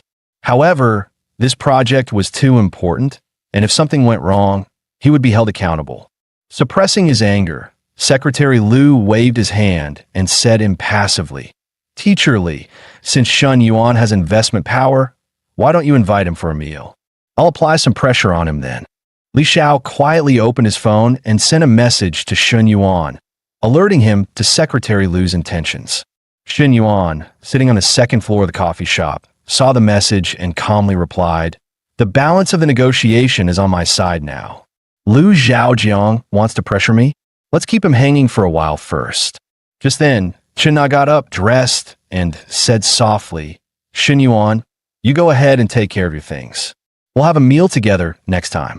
Watching Chen Na leave with a flushed face, Shun Yuan couldn't help but think, "Nana really thinks of everything for me. She's such a thoughtful woman. No wonder I like her so much." As soon as Chen Na left, Shun Yuan received a call from Fong Huimin. "Shun Yuan, where are you up to? Do you have time to take a walk on the playground?" Shun Yuan laughed lightly. "Just a walk? I thought you were asking me out for cold drinks." Fong Huimin immediately replied, "No, my relatives are here." Shun Yuan finally understood. No wonder Fong Huimin hadn't contacted him these past few days. It was because of this. Just then, Fong Huimin suddenly spoke softly, "But if you want, it's not impossible." Shun Yuan looked at her seriously. "Your health is the most important. Oui, don't say such things next time. I'll wait downstairs at the dorm to pick you up." As soon as they arrived at the dorm, Fong Huimin suddenly threw herself into Shun Yuan's arms. Shun Yuan gently reminded her, "You still need to pay attention to certain things these days, okay? It's fine if I wait a few more days, but oui, you must take good care of yourself." Shin Yuan, you're so good. Fang Huimin was so moved, her heart nearly melted. With such thoughtful care, she felt like she was drowning in affection. Summoning all her courage, she asked, I want to ask you, what is our relationship now? At this moment, Fang Huimin's affection for him had reached 91. She thought it was time to get a clear answer. After everything they'd been through, they must have some kind of special connection. After all, what girl doesn't want to know where they stand? Shin Yuan knew this was a tough question to answer, but seeing her affection rise further, it was clear she truly liked him. Without hesitation, he answered, Of course, we are boyfriend and girlfriend. Really? Really? Fang Huimin was so happy, she almost jumped. At that moment, she felt like the happiest woman in the world. Shin Yuan, you're my only boyfriend, right? Fang Huimin was completely overwhelmed by happiness, and this question came out without her even thinking. Shin Yuan naturally nodded in agreement, but in his heart he was thinking, I don't call the others my girlfriend, I call them sweethearts, babes, darling. In this sense, I didn't lie. Since you're being so good, I'll reward you in a few days. Shin Yuan looked at Fang Huimin and said with a smile, Silly girl, let's go buy a big gift this weekend. Do you want a car or a house? He felt it was time to continue spending. What? You want to buy me a house and a car? Isn't that too expensive? A bag and some makeup would be great already. Fang Huimin's eyes were wide with shock and excitement. Shin Yuan simply smiled faintly. No need to save money from me. It's not necessary to buy those things. But I think, since you're studying hard every day and don't really need a car right now, how about we buy a house first? We can get a car when you actually need it, all right? Okay, I'll listen to you. Fang Huimin happily leaned on Shin Yuan's shoulder as they walked toward the dorm. Shin Yuan thought the day had gone well enough, so he sent Fang Huimin back to her dorm and kindly reminded her, Make sure to rest more with relatives around. I need to go to Qingzhou late tomorrow to collect the house. The next morning, Shin Yuan received a message from Lu Menglu. Are you up yet? Got time to hit the gym? It turned out Lu Menglu had called him via video chat. Shin Yuan frowned. Is this video call for real? Only an improper man would think this is strange. Lu Menglu scoffed with a hint of challenge in her voice. Tell me, did you have any bad intentions? Her words were loaded with implication, and Shin Yuan could easily catch on. Lu Menglu stared at the screen, thinking to herself, his tone. It sounds like he doesn't even see me as an outsider. Let's see how long he can keep this up. Coach Lu. This was one of Lu Menglu's clients, here for a personal training session. And to her surprise, the client was none other than Shin Yuan's gold-digging ex-girlfriend, Zhou Wanting. Zhou Wanting smiled and asked, Coach, what's up? Why are you laughing so much this early in the morning? Lu Menglu turned off the treadmill and replied casually, Nothing much, just a friend found something funny. Tell me, I'm all ears. Our session hasn't even started yet, Lu Menglu said, shrugging as she began chatting with Zhou Wanting. So, one of my good friends just hooked up with a big spender. He's so generous, bought her a 3 million yuan house. 3 million? Just like that? Must be worth tens of millions at least. Zhou Wanting's eyes widened in shock. That gold spender must be really loaded. Lu Menglu sighed. Yeah, so I can't help but be a little envious. With that kind of financial power, the guy must be pretty old, right? Zhou Wanting thought to herself, mentally comparing. Even if he was an older man, it might still be worth it. She couldn't help but think of Ho Jun, that stingy guy. He always wanted things but was too cheap to spend money. Looks like it's time to find a new man. No, he's only in his early 20s, even younger than my friend. Lu Menglu replied with a slight smile, a bit of envy in her tone. That's actually one of the things I envy about her. Zhou Wanting was curious and asked, So how does he look? Is he ugly? Lu Menglu shook her head slightly. You'd be surprised. He's actually pretty handsome and tall too. Zhou Wanting was even more amazed. Coach Lu, your friend must be really beautiful. Huh? I mean, to hook up with a guy like that, she must be a stunning beauty. Zhou Wanting was convinced that Lu Menglu's friend had to be a top-tier woman in every way. Lu Menglu chuckled and said, We're pretty much the same, really. Just each of us has our own strengths. Zhou Wanting finally understood. If she was anywhere close to Lu Menglu, no wonder the guy was so smitten. Just then, Shen Yuan sent a message saying he was heading to Qingzhou Lake to pick up a house. Lu Menglu asked if he needed his sister to come along. Shen Yuan replied, "If you're free, feel free to join me." Lu Menglu quickly typed back, "Then come pick me up. I'm at the gym right now. I've sent you the location, waiting for you." After sending the message, Lu Menglu felt her face heat up. "Coach Lu, what's up? You seem even happier than before," Zhou Wanting said, her curiosity piqued. Lu Menglu stood up and smiled. "Sorry, Miss Zhou, but I have to cancel our session today. I'll refund you double the price for this class. The guy I mentioned earlier, he's going to Qingzhou Lake to pick up a house, and he wants me to go with him. I'm really sorry about this." Zhou Wanting was stunned. Qingzhou Lake was one of the top luxury neighborhoods, famous for being home to the rich. She couldn't help but think, wait a minute, the gold spender was your friend's man, right? Why is he suddenly asking you to go pick up a house with him? Zhou Wanting laughed, finally understanding. "I get it, Coach Lu, you're ruthless, stealing your friend's man. But if I were in your shoes, I probably wouldn't hesitate either. Menglu, where are you going? Aren't you meeting clients in a bit?" Just then, a muscular male trainer, Han Lihai, walked over, smiling at Lu Menglu, clearly interested in her. But Lu Menglu didn't even spare him a glance. She wasn't about to tell him where she was going. She didn't waste her time with men like him. Only someone like Shen Yuan could pique her interest. About 10 minutes later, Lu Menglu arrived downstairs, and the person coming to pick her up was already there in his car. Han Lihai muttered to himself, "A guy with an M9 can manage Menglu. That guy who drove a G-Wagon couldn't even get it right." Zhou Wanting explained, "Don't just look at the car. This guy can casually buy his girlfriend a 3 million yuan house." Han Lihai was stunned. 3 million? How many years would it take to make 3 million? But suddenly, Zhou Wanting frowned. Wait a minute. This person looks oddly familiar. The man stepping out of the car looked more and more familiar to Zhou Wanting. When he fully turned his face to her, Zhou Wanting finally recognized him. Shen Yuan. The same Shen Yuan who had once been penniless after his family went bankrupt. But now, this poor Shen Yuan was driving an M9 and taking a top trainer to look at houses. The shock hit Zhou Wanting hard. Her mouth fell open. How could this be? She couldn't understand it. 1,000 questions flooded her mind, and her thoughts were in complete turmoil. Watching the two of them chatting and laughing, Zhou Wanting finally realized Lu Menglu's description of tall, handsome, young, and rich was talking about Shen Yuan. Her ex had turned into a millionaire, and here she was dumping him just half a month ago. Zhou Wanting's world came crashing down. She couldn't accept it. She couldn't accept this reality, couldn't accept Shen Yuan's transformation, couldn't accept the decision she'd made. She had actually dumped Shen Yuan to be with some old man. Looking back now, Zhou Wanting couldn't help but think, was I out of my damn mind? Just then, the old man sent her a message. You're off today, right? Come see me tonight. Zhou Wanting scoffed. Who do you think you are? Every time you just want to skip the script and go straight to the point. Do I look that cheap to you?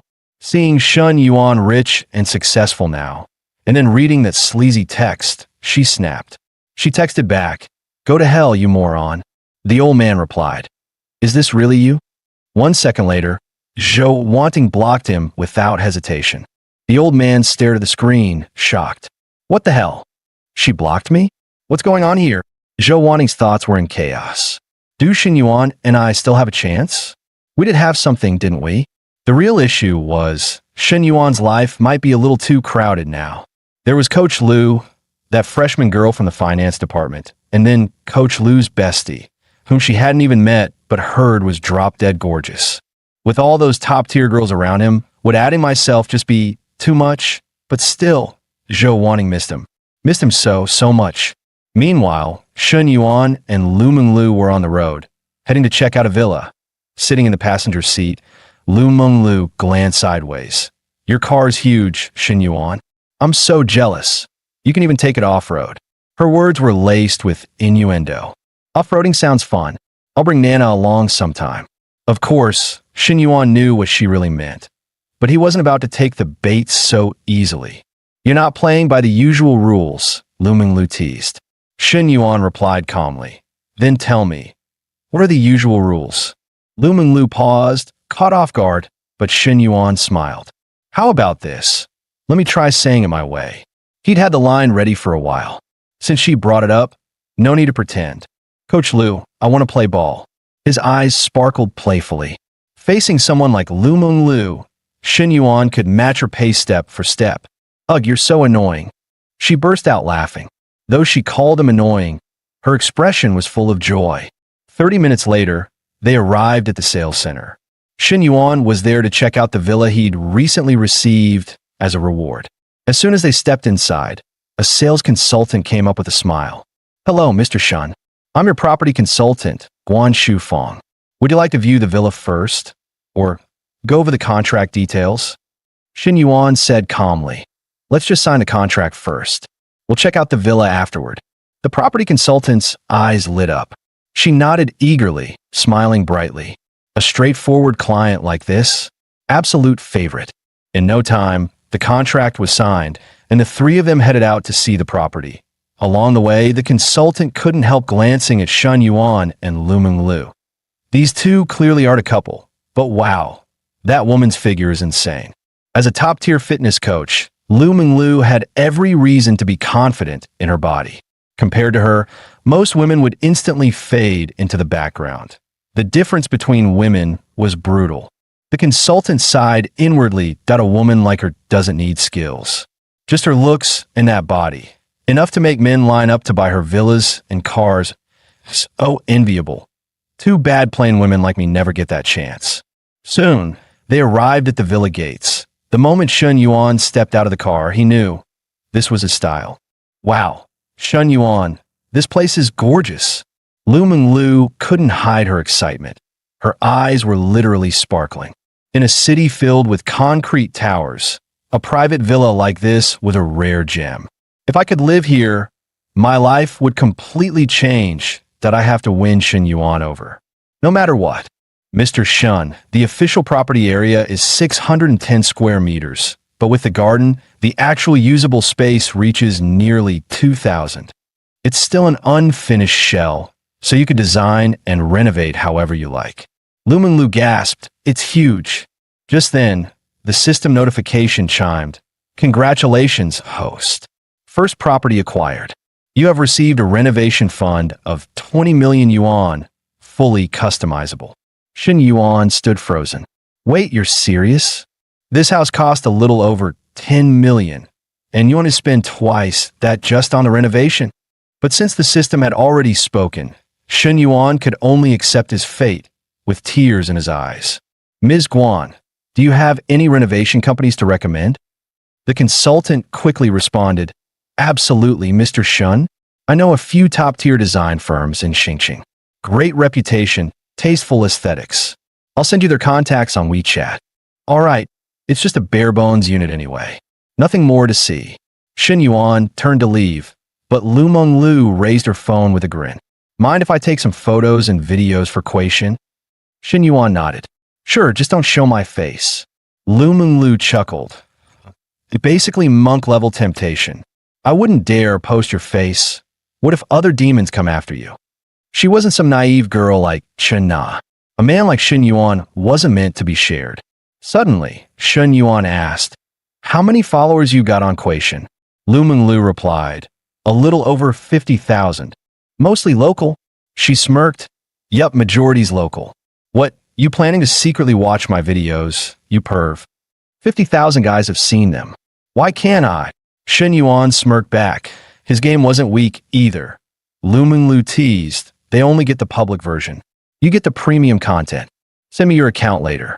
I've got a video from a lounge bar we're promoting. If you're down, you could try it out. Lu Menglu's eyes lit up. Seriously? You in a lounge bar too? I'll send you my account right now. Coach Lu, where you headed next? Gym. Lu Menglu gave a playful look. Where else do you think I'm going? I thought you were taking me to play ball. Shen Yuan said bluntly this time, dropping all pretense. Lu Menglu scoffed. In your dreams. You men are all the same. Bullying Nana at that kind of place yesterday. I haven't even started grilling you about that yet. But before she could finish, Shen Yuan suddenly slammed on the brakes. Lu Menglu lost her balance, lurching forward, only to land right in Shun Yuan's grasp. He smirked. You've got some nerve. Listening downstairs for that long last night? I haven't even charged you for that. If you're so heartbroken over Nana, how about you take her place? No more hints now. That was as direct as it gets. Not a chance. Lu Menglu refused, but her tone wasn't exactly firm. She definitely wanted to get close to Shun Yuan, but not too fast. She knew that women who gave in easily quickly lost their value. The more a man can't have you, the more he wants you. That's why she kept him hanging, dropping bait, playing the long game. When he finally earned her, he'd cherish her that much more. Soon, Shen Yuan pulled up at the gym. Before getting out, Lu Menglu smiled. Bye-bye, Shen Yuan. Come work out at our gym sometime. Bye, Coach Lu. Let's play ball together next time. As he drove off, Shen Yuan still slipped in a final tease, and to her surprise, Lu Menglu actually felt a little flutter inside. The moment she stepped into the gym, she ran into a well-built, muscular man. The man was the manager of the gym. Menglu, what's going on? I heard you bailed on a client session this morning. You do realize that's a breach of contract, right? I had some personal matters to handle, Lu Menglu replied calmly. And I already spoke to Ms. Zhou. I told her I'd refund the session double. Yeah, you did offer her a double refund, but she's still a bit upset. Anyway, I've already handled it for you. Lu Menglu raised an eyebrow, a bit confused. Why would Ms. Zhou suddenly make trouble? She saw right through the manager's tactic. Play the boss first, then act like the good guy. Really? That's your strategy? You think someone like you can win me over? Thanks, manager. If there's nothing else, I'll get back to work now. The manager wasn't ready to give up. It's almost noon. What work could you possibly have now? Let's grab lunch. No thanks. I brought my own fitness meal. I don't eat high-calorie stuff. Lu Menglu was the gym's top-performing coach, also the boss's personal favorite. She knew this little manager had no real power over her. Only a man like Shen Yuan could catch her eye. Shen Yuan was someone she wanted to conquer and maybe be conquered by. I'm destined to live in a lakeside villa in Qingzhou Lake. You think I'd let trash like this block my way? Her ambition was clearer than ever. Shen Yuan was hers to win. Meanwhile, at the university, Secretary Kong Zongping of the Youth League Committee had just heard about Shen Yuan's interest in investing in the university's startup base. He asked Lu Zhaojiang, "Have you reached out to him directly yet?" Lu replied, "Not yet. I asked Teacher Li to invite him to dinner, but he hasn't responded." Secretary Kong frowned. We're the ones receiving investment. We should be showing proper respect. Just because he's a student doesn't mean we can afford to be careless. Lu nodded quickly. I'll go to his dorm myself this afternoon. Lu Zhaojiang frowned, then said, still feels like we're not showing enough sincerity. I'll come with you this afternoon, and let's bring Teacher Li too. You want to go personally? Lu looked stunned. Shen Yuan is still just a student here. Isn't this a bit over the top? Meanwhile, at 5:30 p.m. in the boys' dorm, Huang Mao rushed up to Shen Yuan, waving his phone excitedly. Bro, I've been chatting with Tian Yuping nonstop. Take a look and tell me. How close am I to winning her over? Shen Yuan scrolled through the chat history. It was a full wall of messages from Huang Mao, brimming with care and concern. Tian Yuping's replies? Cold, minimal, barely 2 or 3 words. But Huang Mao looked like he was on cloud 9. Shen Yuan was speechless. 3 years, and no growth whatsoever. If Huang Mao managed to get the girl this way, it had to be some kind of black magic. Bro, look, Huang Mao said confidently. She replies to every message. That's a massive leap compared to when I chased her class bell. I can feel the progress bar steadily filling. Shen Yuan sighed internally. If you really believe that, then who am I to stop you? But all he said was, maybe you should ask Old Chow for advice. Old Chow, Huang Mao scoffed. That virgin? What does he know? Come on, you're the most experienced one in our dorm. From the side, Old Chow grumbled. What the hell did I do to you today? At least she replies, and she agreed to hang out this weekend. Huang Mao said firmly. That means she likes me, right? Tell me, bro. Shen Yuan had no more energy to argue. Right, sure, whatever you say. Hell yeah. If you think so, then it's basically confirmed. Nice. Huang Mao beamed with pride, while Shen Yuan thought silently, damn, hardcore sims like this are kind of terrifying. Suddenly, loud knocking echoed from outside the dorm room. Huang Mao jumped up. Who the heck is banging like that? He opened the door and immediately blurted out, whoa, Secretary Kong? Secretary Liu? Counselor Li, what brings you all here? Huang Mao quickly stepped aside, wide-eyed. The school leaders were standing at the door. Li Xiao spoke up. Is Shen Yuan here? He's here. Of course he's here. As he let them in, Huang Mao was thinking, 3 big names coming for a bro? Don't tell me. He broke some sacred school rule? A couple of students in the hallway were whispering. Why are both secretaries here? Are they here for Shen Yuan? Didn't his family go bankrupt? Now, he suddenly has a car and a girlfriend from outside school. He's probably up to something shady. Just then, Li Jianpeng walked by and chimed in, obviously. Where else would he get that kind of money? Something's definitely fishy. They're probably here to hold him down until the cops arrive. Li Jianpeng, you dumbass. Quit spreading crap. Huang Mao snapped. I Jianpeng smirked. We'll see who's full of crap soon enough. Li Xiao turned to Shen Yuan with a smile. These are Secretary Kong and Secretary Liu from the Youth League Committee. Shen Yuan quickly stood up. Hello, Secretary Kong. Kong Zomping nodded and got straight to the point. Shen Yuan, do you have time tonight? We'd like to invite you to dinner. Talk about the startup base. Tonight? Sure, I'm free. Shen Yuan nodded casually. Secretary Kong immediately beamed. Great. I'll book a place now. It's getting late anyway. Let's go and have a proper chat. And with that, the 3 leaders walked out with Shen Yuan in the middle, leaving a hallway full of stunned students whispering behind them. Bro Peng. Doesn't really look like they're trying to detain Shen Yuan. It's more like officials showing up for an inspection. Li Jianpeng scoffed. Obviously, they're saving face for him. Even in the news, criminals wear hoods during escort. Come on, stop talking crap, Huang Mao shot back. They're taking our bro out to dinner. 2 secretaries. Imagine how big that is. Seriously, what kind of boss move did Shen Yuan pull to get the school leadership to treat him like this? Huang Mao's voice dripped with sarcasm. I Jianpeng turned red with anger. And the others, they realized Shen Yuan wasn't in the same league as them anymore. Soon, the 4 of them arrived at a private room in a fancy restaurant. Secretary Kong got straight to the point. Shen Yuan, tell us your plans and any conditions. I want to fully understand your vision. Since you want me to invest, Shen Yuan replied calmly, then my conditions must be met. Don't worry. They won't conflict with the school's interests. Secretary Kong nodded. No need to hold back. Speak freely. All right, Shen Yuan said, voice firm. I want full autonomy, meaning who gets funding and how much will be decided solely by me. The school doesn't interfere. What? That's not how we operate. Liu Zhaojiang immediately frowned, but Secretary Kong gestured for him to quiet down. Let him finish. Shen Yuan, this kind of setup involves multiple parties. Letting the investor have full control might not be so simple. The school still has to ensure students we support actually succeed. Shen Yuan nodded. You're right, Secretary. But without funding, success is just talk. Think of me as the base's acting director that why money doesn't just want to nurture talent. It wants to produce profits. And that's something both you and I care about. With that, Shen Yuan stopped talking that he had money and he was willing to invest, but he wasn't handing out charity. His system-driven mission was clear: build wealth, grow businesses, earn prestige, become a tycoon. He knew one thing.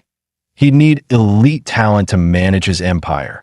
Rather than recruiting outsiders in the future, why not use this startup base to cultivate a loyal, in-house team from day one? More importantly, the system required him to engage with a large number of female NPCs. Where else could he find more approachable, charming, and easily unlockable girls than on a college campus? Besides, the female students at Xingqing University were famously the best looking in the city. I'll need to hold a meeting with the Education Bureau before giving you an official answer. Secretary Kong's tone was polite but firm. Shen Yuan simply nodded. He knew something like this would take time and red tape. And so, The dinner wrapped up amidst clinking glasses and polite conversation. By the time they left the restaurant, it was already late. Secretary Kong checked the time, then turned to Li Xiao. Teacher Li, Shun Yuan's had some drinks. He can't drive. Why don't you give him a ride back? We'll head off first. Wow, your new car's really spacious. Once in the vehicle, Li Xiao seemed a little tense. After all, this was that internet-famous SUV. Most people couldn't even dream of affording it. I've always driven sedans. Thought I'd try out an SUV this time, Shun Yuan said casually. Just as Li Xiao was buckling her seatbelt, her phone rang. Li Meng? What? You got rescheduled and can't help with the move. It's fine. I'll just book a van service. Don't worry, I've got it. Shun Yuan realized it was her younger sister calling. You're moving? He asked curiously. Li Xiao nodded. Yeah, in 2 days. Our lease is ending, so my sister and I are switching apartments. Wanting to help? Shun Yuan offered. Li Xiao hesitated. That's not really appropriate. This is a brand new car. I feel bad scratching it or something. I'll just book a moving van. It's just a car, not an heirloom, Shun Yuan replied casually. And helping a teacher out? That's just what a good student should do. Li Xiao waved her hand. No need to trouble you. Between the two of us, we've got a lot of stuff. All right, counselor. Enough dodging. Helping you move isn't exactly a big deal, Shun Yuan said casually. Then, okay. Li Xiao finally agreed. Realizing any more refusal would just feel awkward, as she glanced at Shun Yuan, she suddenly blushed. His face was sharp and defined. If not for the teacher-student dynamic, he was actually kind of handsome. Wait a second, so eager to help me move? And that bag he gave me before? Maybe Li Meng was right. He does have feelings for me. And that bag? He claimed it was a knockoff, but with his financial situation, no way that wasn't real. With that in mind, she asked carefully, Shun Yuan, do you remember the bag you gave me before? Shun Yuan looked over. Of course. Why? You said it was a fake back then. Before she could finish, Shun Yuan cut in. Actually, it was the real deal. But hey, I'm not short on cash now. So, giving a nice gift to a favorite teacher. He froze mid-sentence and quickly corrected himself. Wait, I meant a respected teacher, not favorite like that. But that explanation only made things worse. Li Xiao's face turned even redder. Oh, it really was that kind of meaning.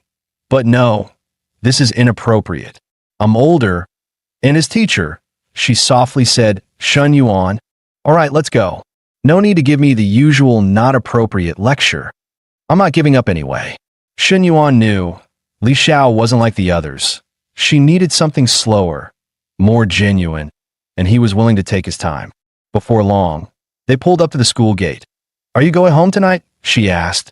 Nope, Shun Yuan replied. No room for me at home. I'll sleep in the dorm. Then I'll leave the car here. You can drive it tomorrow. She handed him the key.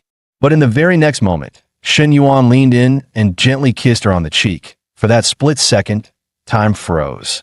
The world went completely still. Li Xiao was shocked. This guy was getting bolder by the day. First, he kissed her during dinner at home, then in the office, and now he dared to do it again in public? What a shameless rogue. Shun Yuan, you shameless brat, she snapped and stormed off. Shun Yuan watched her retreating figure, a smirk curling on his lips. It's fine. I'll just blame it on the alcohol tomorrow. Just then, his phone buzzed. It was Chun Na. Shun Yuan, are you still at school? Ms. Lin Yuchong left some stuff at the cafe. Could you help unlock it for her? She's on her way, and I'm too far to make it in time. Sure, I'll go. 10 minutes later, Shun Yuan arrived at the cafe. A striking silhouette was waiting at the door. Sorry for the trouble, Lin Yuchong said with a soft smile. I forgot to take my kids' toys last time. No problem at all, Shun Yuan replied as he pulled out the key and unlocked the door. He flipped on a light while she headed to the bar counter and began looking around. She gathered a few toy cars and plastic diggers, gently tucking them into a bag with careful hands. How old is your kid? Shun Yuan asked casually, just to make conversation. 3.5. A real handful, she chuckled. Then she reached under the counter and pulled out 2 bottles of wine, placing them into a separate bag. Shun Yuan blinked. Did she often drink alone here? After packing everything, Lin Yuchong walked to the door but paused, glancing back at the cafe with a complicated look in her eyes. What's wrong? Can't bear to leave. Xin Yuan asked. She gave a faint smile. Not exactly, just remembering all the nights this place got me through. You know, you can always come back to visit, Xin Yuan said softly, that he couldn't help but think. Women really are emotional creatures. But deep down, he figured it wasn't just the place that made her sentimental. Most likely, it had something to do with her relationship with that guy, Zhang Xianyong. If it weren't for heartbreak, she wouldn't be drinking alone in a cafe at night. I don't think I'll be coming back, Lin Yuchong replied with a faint shake of her head. Then how about a drink together? Xin Yuan nodded toward the wine in her bag with a playful grin. She tucked a few stray hairs behind her ear and gave a charming smile. Is that really appropriate? What's inappropriate about it? Xin Yuan raised an eyebrow. Only one dim light hung above them. Xin Yuan picked a table at random and sat down, while Lin Yuchong brought over 2 wine glasses and took a seat across from him. You look troubled, he said, uncorking a bottle and pouring her a glass. Let me guess, it's about your family? Lin Yuchong blinked, slightly surprised. How did you know? Xin Yuan chuckled. I know your husband, Zhang Xianyong, right? General manager at that car dealership. Heard a few things about him. Chen Na your friend? She used to work under him, but quit because of him. Lin Yuchong's eyes widened. Wait, you mean he did something to Chen Na, too? Xin Yuan shook his head. Not exactly. He kept harassing her, so she finally had enough and left. Lin Yuchong sighed in relief. Well, at least nothing worse happened. Otherwise, that'd be one more crime on his record. She took a sip of wine, then muttered, I've been preparing to file for divorce. I've gathered plenty of evidence, affairs, messages where he blackmailed his employees. We've been married for 5 years. I never thought he was this kind of man. But still, he's my kid's father. I'm scared the divorce will mess up the child's mental state. Growing up in a single-parent family can be hard. Xin Yuan looked her in the eye. That's exactly why you need to end it. The longer you stay in a toxic environment, the more harm it does to you and to your kid. The right choice isn't always the easy one. Lin Yuchong's gaze toward Xin Yuan had subtly changed. She used to see him as just a generous, cheerful young man. But tonight, his calm demeanor and quiet maturity caught her off guard. He had a natural charm, sharp features, a roguish grin that somehow wasn't annoying. It was something she had never experienced with Zhang Xianyong. She used to believe that judging a man by his looks was shallow. But now, she realized, being around someone who was pleasant to look at really did make everything feel lighter. Lost in thought, she suddenly said, Thank you. No need for that, Xin Yuan replied, his tone warm. He didn't shy away from her bashful glance. Meanwhile, the wine bottle on the table had quietly run dry. Shall we go? She suggested as she stood up. Yeah, Xin Yuan nodded, rising to his feet and following her toward the door. But just a few steps out, Lin Yuchong stumbled with a soft gasp. Her high heel had caught on something, throwing her off balance. Xin Yuan reacted quickly, catching her by the waist. A wave of her perfume lingered in the air between them. Flushed and a bit shaken, she whispered, Sorry, I lost my footing. Then, without warning, she tiptoed, wrapped her arm around his neck, and planted a light kiss on his cheek, quick as a breeze. Before he could react, she grabbed her bag and the plastic sack and rushed out of the cafe. Xin Yuan stood there, stunned, touching his cheek. Wait, that's it? Just one kiss. Outside, Lin Yuchong felt like her heart was about to leap out of her throat. She had no idea what came over her. Must have been the alcohol. Thinking back, she already regretted it. For years, she had kept her distance from other men, living like a proper wife. Never had she done anything so reckless. Xin Yuan glanced at the time, 10:40 p.m. The dorm had definitely locked up by now. After a brief hesitation, he called Chen Na. Hey, I'm locked out. Can I crash at your place tonight? I promise I won't do anything. Just a hug. That's all. 20 minutes later, he stood outside her door. After 2 knocks, Chen Na, dressed in her pajamas, hurriedly came to open it. The moment she opened the door, a wave of beer fumes hit her nose. Her brows furrowed instinctively. Oh my God. How much did you drink? Half a case. Maybe, Shin Yuan replied lazily. Seeing him like that, Chen Na couldn't help but worry. Sit down first. I'll make you some tea to sober up. And take a shower. You're stinking up the place. But just as she turned around, Shin Yuan suddenly lunged forward and hugged her from behind. Wait, don't go? I need a hug. So this is your definition of just a hug? Chen Na glared. Shin Yuan clung to her, trying to act innocent. Come on. Nah. You know I'm a gentleman. A gentleman? She snapped, instantly recalling the past. The first time, he tricked her with just a glass of water. The second time, he said it was for training. And now, just a hug and nothing else? Seriously? She sighed, fuming. I swear, why do I keep falling for your lame excuses? Moments later, they were in the bedroom. Nah. Is our trust really that fragile? Shin Yuan tried to play the emotional card.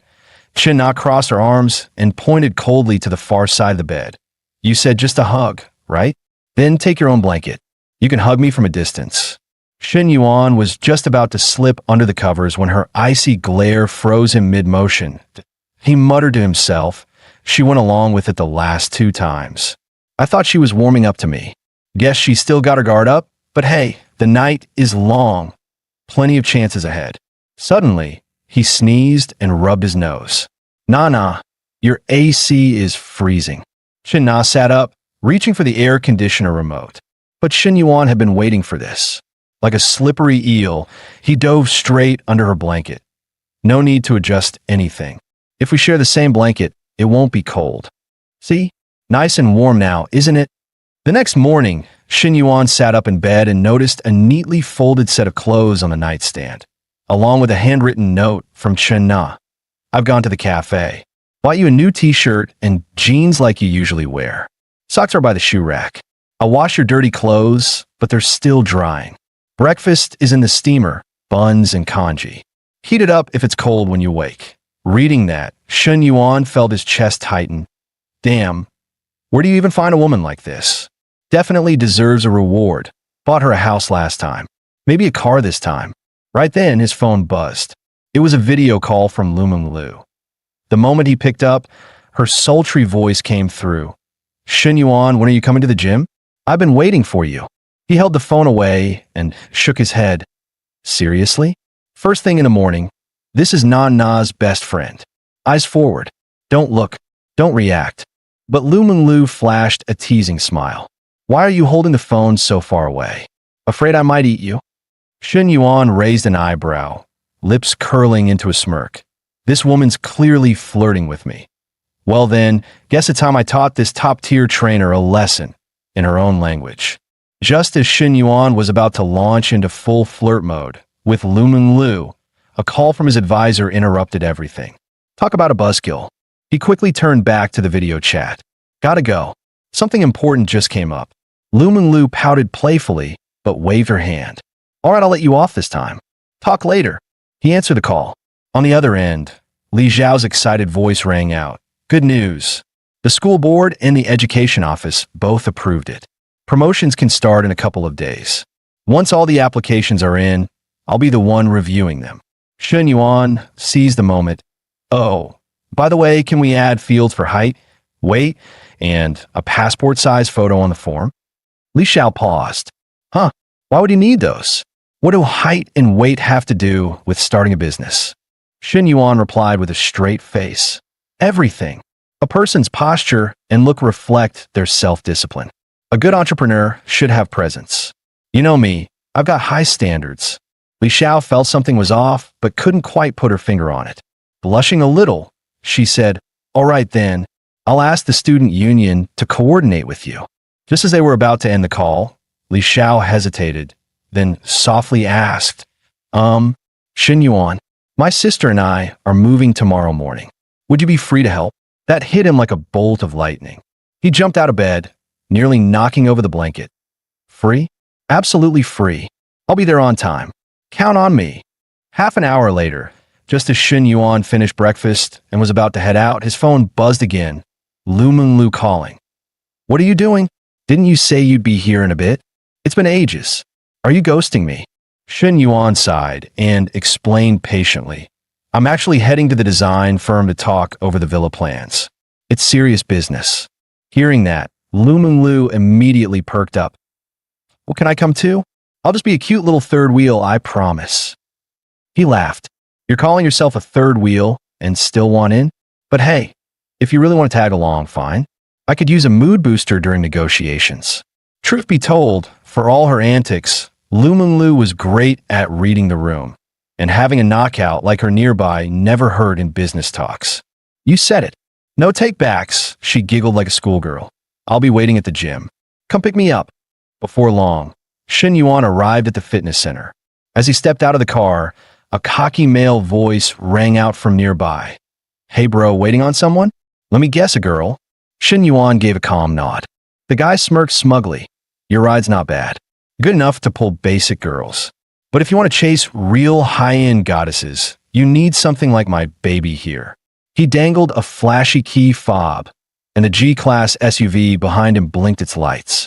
Shen Yuan didn't even flinch. Nice car, he replied coolly, but it's not about what you drive. It's about who's willing to sit in your passenger seat.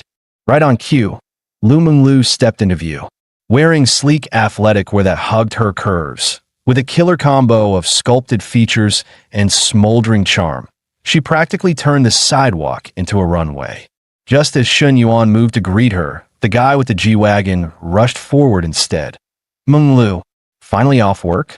I've been waiting forever. Let's grab lunch, my treat. Lu smiled politely, gently waving her hand. Sorry, I already made plans today. I even messaged you earlier. In her eyes, this so-called G-Wagon guy might be rich, but most of it came from daddy. Compared to Shen Yuan, who had real control over his assets, this guy didn't even register. But Mr. Fan wasn't giving up. No worries, Lu. I can tag along. Lunch is on me. Let's all go together and make it a party. That's when Shen Yuan finally stepped forward, cool as ever. Sorry, bro. I've got a weird personal rule. I try to avoid eating with guys who drive G-Wagons. Lu blinked in surprise, but quickly recovered. She simply turned to Shen Yuan with a smile and said, let's go. Then, without hesitation, she opened the passenger door and got into his car like she owned it. Mr. G-Wagon stood frozen, watching the woman he'd been chasing for weeks casually ride off with another man. What the hell? I drive a $2 million SUV and still lost to this broke-looking guy in some entry-level sedan. Inside the car, Lu tried to play it cool. That fan guy? He's a VIP at our gym, dumped a ton of cash into his membership. His family's got some money. That G-Wagon costs over $2 million. He's been chasing me for a while, but I never said yes. Shen Yuan drove in silence, replying only with vague and yes sounds. Lu pouted, visibly annoyed. What's with you today? You're being so not you. Shen Yuan gave her a sideways glance, a smirk playing on his lips. What am I supposed to say? You got other guys chasing you. Just trying to maintain some emotional distance, to preserve my dignity. Of course, he knew exactly what she was doing. Classic emotional bait, trying to stir up some jealousy. But he wasn't taking the bait that easily. Instead, he chuckled and added, come on, men only get energetic when they're working out, or about to. And since you won't play ball with me, I'm running low on motivation. Lu blushed instantly, giving him 2 light punches with her little fists. Shen Yuan, you're so annoying. Are all guys like you this pervy? Shen Yuan put on an innocent face. I was talking about basketball. You're the one with a wild imagination. Lu rolled her eyes so hard they almost got stuck. Basketball? Please. Don't think I didn't notice how you snuck upstairs with Na last time at the cafe the moment I left. Don't play dumb. I know exactly how your brain works. Shen Yuan winced internally. Great, she's never letting that go, is she? He quickly changed the subject. Aren't you usually super busy? How do you have time to hang with me today? Lu smirked proudly. Of course I'm busy, but I postponed several personal training sessions just for you. If you feel even a little guilty, then treat me to something amazing later. No problem. $1 billion meal? Name the place. He teased with a grin, her cheeks flushed red. Ugh, you're impossible. Always flirting. Seeing her flustered, Shen Yuan decided to ease off. All right. Let's grab lunch first. Then we'll head to the design firm. At 2:30 in the afternoon, Shun Yuan brought Lu Meng Lu to Guantang Interior Design. The moment they stepped in, a professional staff member greeted them. "Hello, Mr. Shun. I'm Fu Jingmei, the lead designer. Let's head to the conference room." She pulled up the presentation.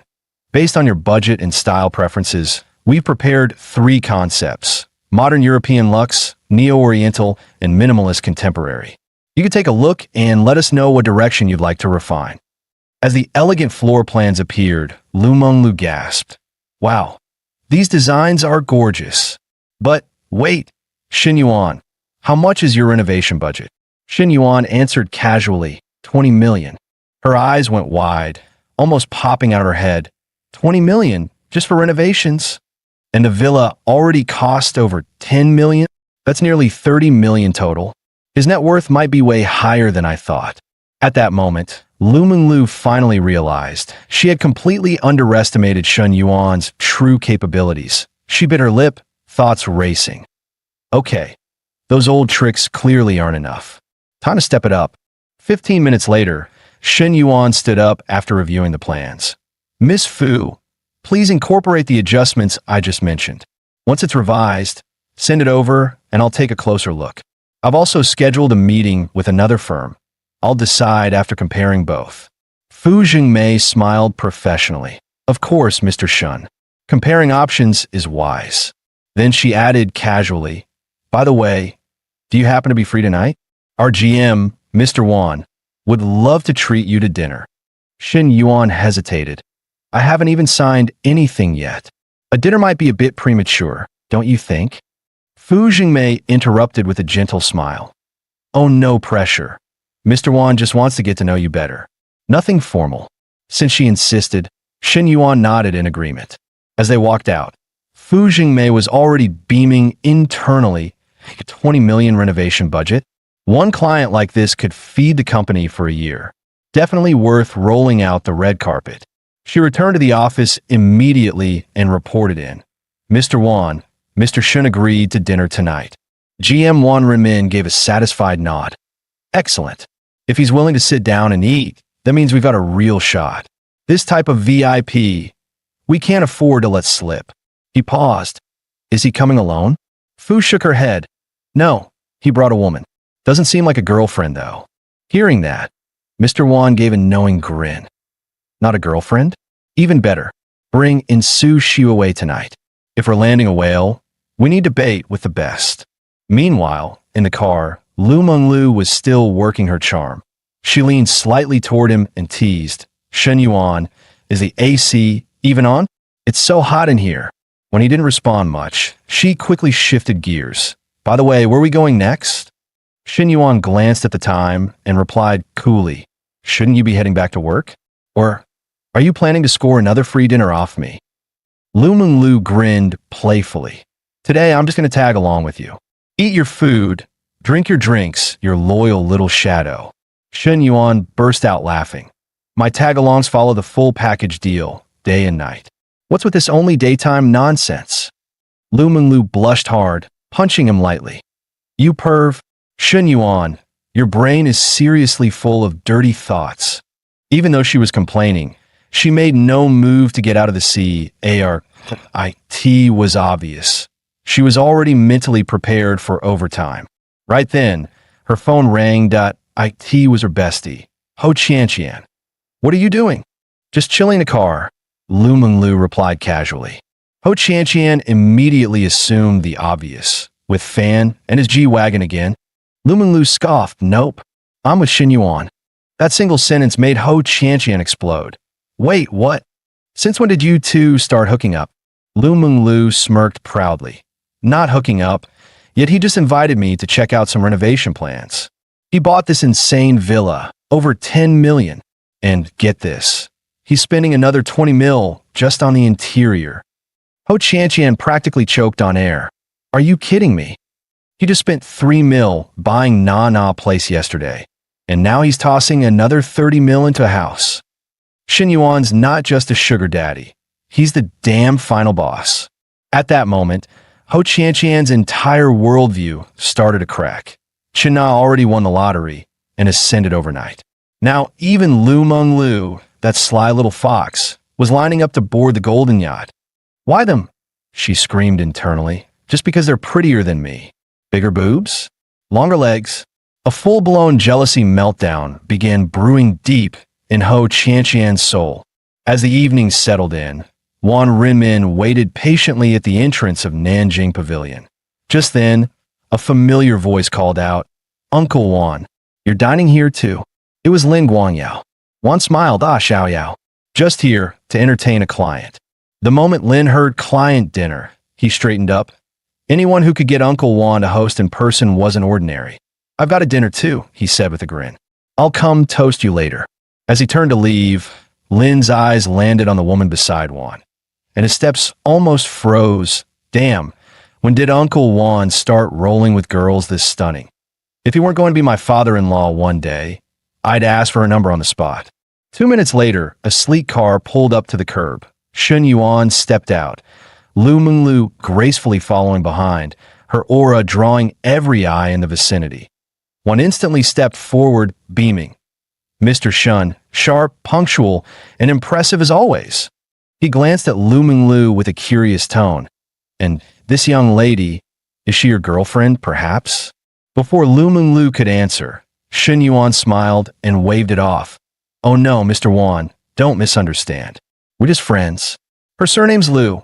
She had some free time today, so she came along."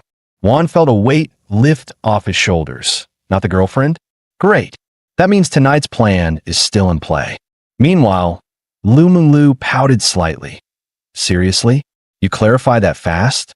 No one was even pressuring you, jerk." Once everyone was seated, Wan casually added, "Right, Mr. Shun, let me introduce someone. This is our company's design assistant, Su Xiuwei. Nice to meet you, Mr. Shun." Su Xiuwei stood up with a soft blush and extended her hand, her demeanor reserved but graceful. Her skin was smooth and pale, fingers light and gentle, radiating an unpolished innocence that stood in stark contrast to the more glamorous women usually in Shun Yuan's orbit. Noticing the subtle glance Shun Yuan gave Su Xiuwei, Wan Rinmin grinned inwardly. "Looks like Mr. Shun's interested. If we can build rapport tonight, locking the deal will be a breeze." He raised his glass with enthusiasm. "Mr. Shun, let's forget business for now. Tonight is all about friendship. Cheers!" Right on cue, Fu Jingmei gave Su Xiuwei a discreet nod, signaling her to go make her move. Su Xiuwei nervously picked up her glass, voice trembling. "Mr. Shun, I'd like to offer you a toast." Watching Shun Yuan clink glasses one by one, Lu Menglu finally couldn't hold back. She leaned in with a playful tone. "Xiao Shan, aren't you going to toast with me too?" Without even looking up, Shun Yuan replied, casually, "You better save it. Who else is going to drive me later?" Lu Menglu blushed, puffing her cheeks in mock annoyance. "Ugh, fine. I'll be good. Listen to you." She couldn't tell if he was teasing or being thoughtful, but that feeling of "you take care of me, I've got your back," warmed her heart nonetheless. Before long, Su Xiuwei returned with another glass in hand, clearly gearing up for round two. Shun Yuan could see right through the setup. This was all part of Wan Renmin's scripted hospitality. But he didn't play along. Instead, he casually pointed at her teacup. "Tea's fine. No need to force yourself." Su Xiuwei blinked, uncertain, and instinctively glanced toward Mr. Wan as if seeking approval. Wan jumped in quickly with a laugh. "Mr. Shun is so considerate. Xiuwei's actually still a senior at Southern University. Smart girl, and she shares a lot of the same interests as you. Great chance for future interaction." He followed up immediately, nudging things forward. "Xiuwei, come on, add Mr. Shun on WeChat. Good connections are worth building." Lu Menglu rolled her eyes so hard she almost saw her own brain. There it is, the old fox finally shows his tail. Saying no business talk tonight, but every word is a setup for a deal. Then she glanced at Su Xiuwei's awkward, nervous posture and silently sighed. This girl's clearly a rookie. Getting shoved into a dinner like this just to pour drinks? That's basically softcore escorting. Just as she was roasting in her head, the private room door opened again. Lin Guangyao walked in with a drink in hand, grinning. "Uncle Wan, let me toast to you." Wan Renmin stood up cheerfully, clinking glasses with him in one smooth motion. He then gestured toward Shen Yuan. Xiao Yao, come meet Mr. Shun. You two are about the same age. Never hurts to make new friends. Lin Guangyao felt smug hearing that if Uncle Wan's personally introducing him, this guy must be loaded. Even if we don't do business, just knowing him makes for top-tier bragging rights. He walked over with a practiced smile, until he saw who was sitting in the main seat. Shen Yuan, his whole face changed. What the hell is he doing here? Shen Yuan had been watching him the whole time. With a calm, slightly amused grin, he lifted his glass. Come on, Lin Guangyao, let's toast. Lin's smile twitched as his mind went into overdrive. Uncle Wan just told me to toast him. What am I now, a public foot liquor? No way. No. Freaking way. Sensing something off in the air, Wan quickly stepped in. Oh, you two know each other. Shen Yuan smiled and nodded. Yeah, we go way back. Wan laughed heartily. Perfect then. Xiao Yao, you probably didn't know, Mr. Shen just bought a villa at Green Bamboo Lake. He's dropping 20 million just on renovations through our company. The moment Lin Guangyao heard villa and 20 million on renovations, his brain just glitched. Hold up, what? A villa? 20 million? Since when did Shen Yuan go from broke boy to baller? Is his family secretly mining diamonds in some underground kingdom? He glanced at Shen Yuan, now the center of attention, and his soul took critical damage. Here I am kissing up to Uncle Wan like my life depends on it, and Shen Yuan's already a premium VIP. Damn it, I'm still stuck in level 1 while he's speedrunning the whole game. 2 seconds of silence. Then Lin clenched his jaw and accepted fate fine. I'll toast. I'll lick boots. If even Uncle Wan's doing it, then what's my pride worth anyway? Survival first. Fast forward 2.5 hours. The dinner was going great. Wan Renmin, sensing the timing was perfect, smiled and offered, Mr. Shun, how about we keep the party going? Bar? KTV. Shen Yuan turned to Lu Menglu, smirking. Coach Lu, you coming? Lu Menglu hesitated. Her figure didn't come easy. Strict diet, tight schedule, and zero nightlife. Clubs were usually off limits. Noticing her inner conflict, Shen Yuan made the decision for her. Don't push yourself. Go home, sleep early. Health is the real flex. Lu Menglu was about to nod when she caught a glimpse of Shen Yuan. Then, out of the corner of her eye, Su Shuwei. Her gut screamed, nope, not safe. If I back out now, someone else is going to swoop in. That someone has long hair and an innocent act. That girl, Su Shuwei, and Uncle Wan with his sly little grin, it suddenly all clicked. First the drinks, then the push. Next thing you know, she's helping him to the hotel room. Her heart raced. The way Shen Yuan looked at her tonight, if he gets drunk, something's definitely going to go down. If she gets ahead of me now, I'm losing a huge slice of the pie. And that's not happening. Lu Menglu's inner alarm blared at full volume. She made a silent vow on the spot. This catch is mine. No fox spirits allowed. Especially not sushi away. Suddenly, she shot up from her seat. I'm going, she said firmly. Absolutely going. And so, under Wan Renmin's lead, the group headed straight to Gold Diamond KTV, just a few blocks from the restaurant. Barely a few minutes into their booth session, Su Shuwei once again approached with a glass in hand, clearly aiming for another round with Shen Yuan. But this time, Shen Yuan gently stopped her hand. That's enough. You've had more than enough tonight. I'm guessing you're not used to scenes like this, right? If you don't like coming to these, then don't. It's just a job, not a life sentence. Su Shuwei looked up at him, her eyes full of conflicted emotion. She gave a slight shake of her head.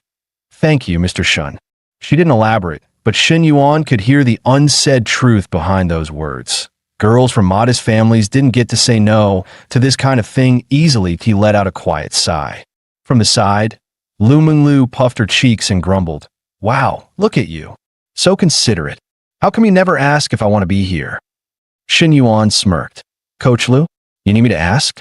With that harem of yours? Like that G-Wagon guy. Bet he's texting you again right now. Lu Menglu flicked her hair, pretending to scoff. Ugh, you really know how to ruin a moment. But inside, she felt a twinge.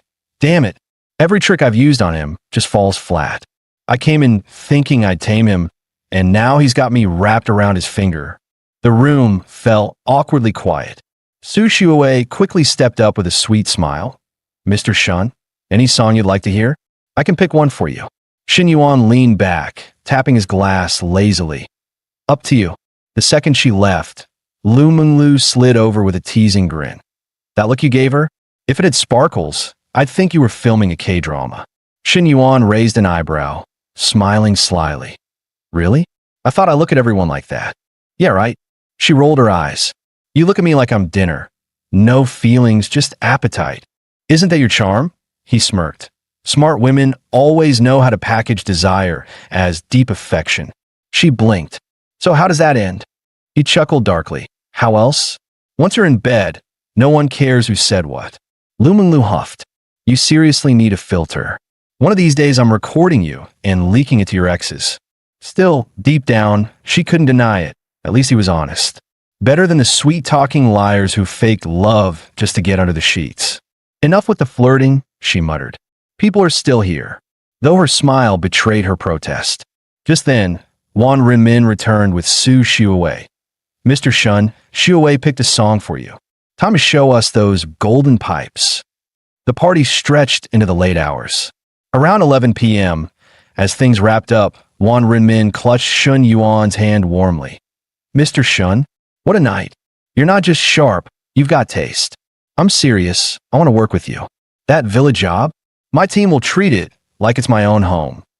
Xin Yuan replied with a calm smile. I only reviewed 2 companies. Yours looks solid.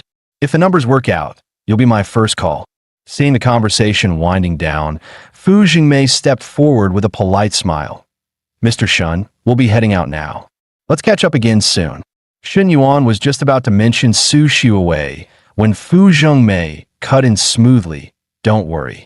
She's my apprentice. I'll make sure she gets home safely. Once the group had left, Xin Yuan turned to Lu Menglu and asked casually, You heading home? Wanting to call a car for you. She didn't answer directly, instead asking, What about you? Where are you going? Probably grabbing a hotel nearby. Lu Menglu blinked. You've got your own place, don't you? Why waste money on a room? He gave her a meaningful glance, smirking. Unless you'd rather take me in? Her cheeks instantly flushed red. She hadn't planned on taking things this far tonight, but the alarm bells in her head were loud and clear. Another second of hesitation, and this prize stud might end up in someone else's bed. Without thinking, she looped her arm through his and cooed, Don't get any ideas.